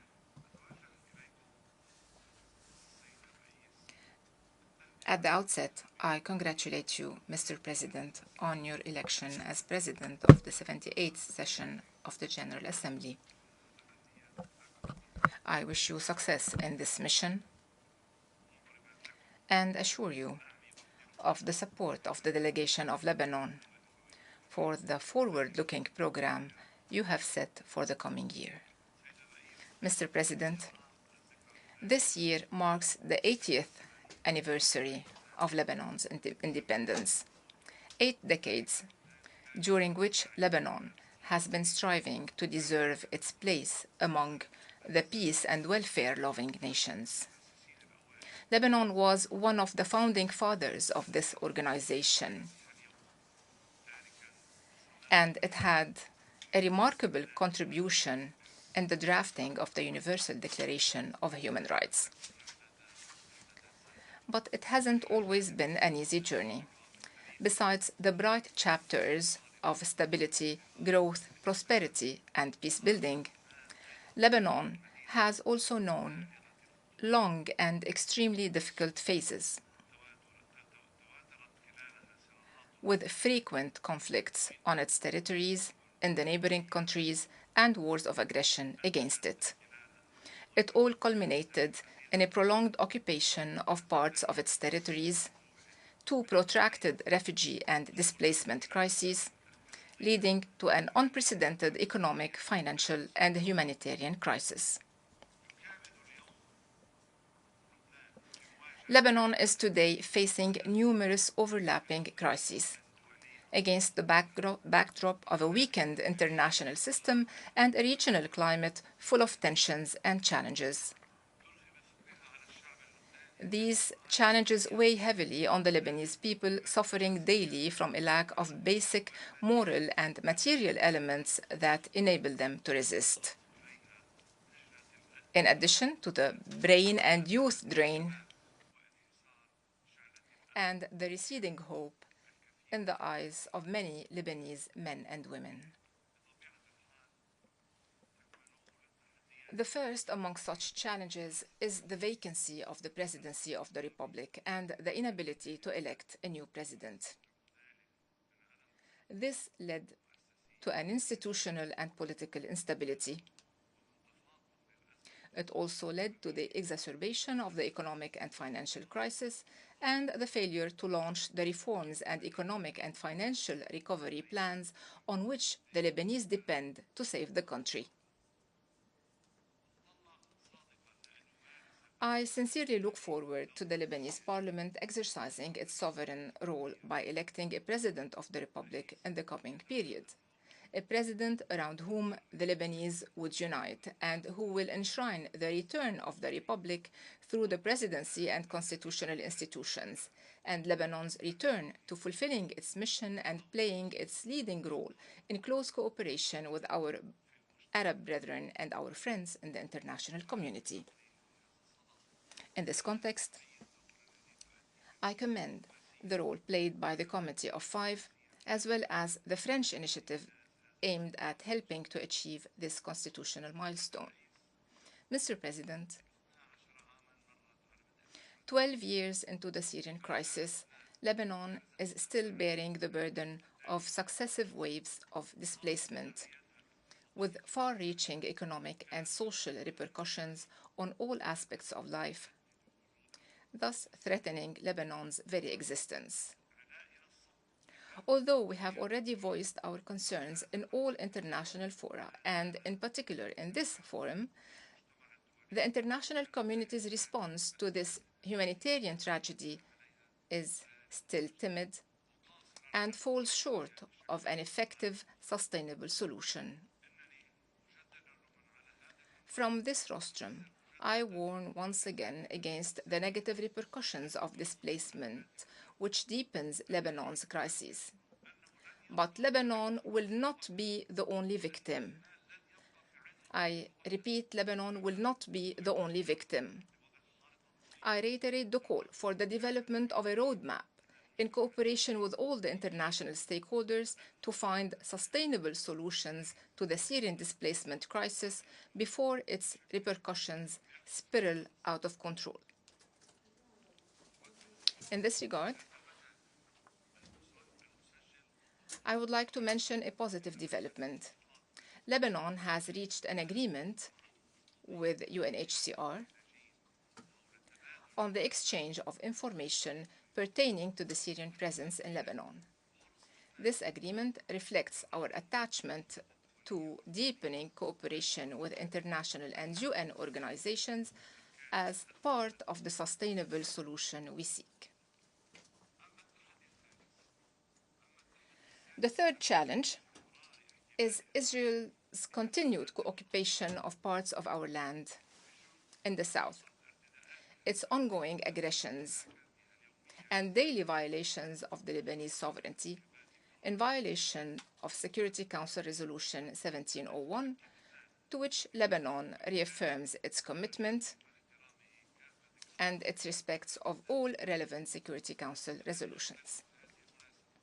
I take this opportunity to thank all the troop contributing countries to UNIFIL. UNIFIL's mandate was renewed by the Security Council at the end of August.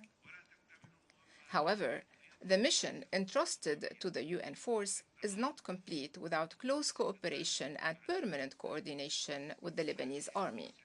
This would contribute to consolidating peace and security in the region and would restore the authority of the Lebanese state over its entire territories within our internationally recognized borders. Lebanon welcomes the start of the oil and gas exploration in its territorial waters and looks forward to playing a constructive role in the future in the Mediterranean basin in areas such as energy. Mr. President, parts of the Middle East are witnessing concerning levels of political and security instability, casting a shadow over the countries of the region and their peoples. It is worth noting, however, that there are remarkable exceptions of stability, development, and growth in the Arab Gulf countries. These countries and their people are dear to our hearts. Lebanon and its people owe them a lot of gratitude and appreciation. In this context, we welcome the return of the Syrian Arab Republic to exercise its membership in the League of Arab States, and we welcome the Saudi-Iranian agreement. On the other hand, the brotherly Palestinian people continues to languish under occupation and to struggle for their inalienable human rights. As the need to alleviate the suffering of the Palestinian people increases, we reaffirm our attachment to a just and comprehensive peace based on the two-state solution and on international references, mainly Security Council Resolutions 242 and 338. I seize the opportunity today to recall the Arab Peace Initiative adopted by the Beirut Summit in 2002, which laid the foundations for the desired peace. In this context, and as a country that has hosted hundreds of thousands of Palestinian refugees since 1948,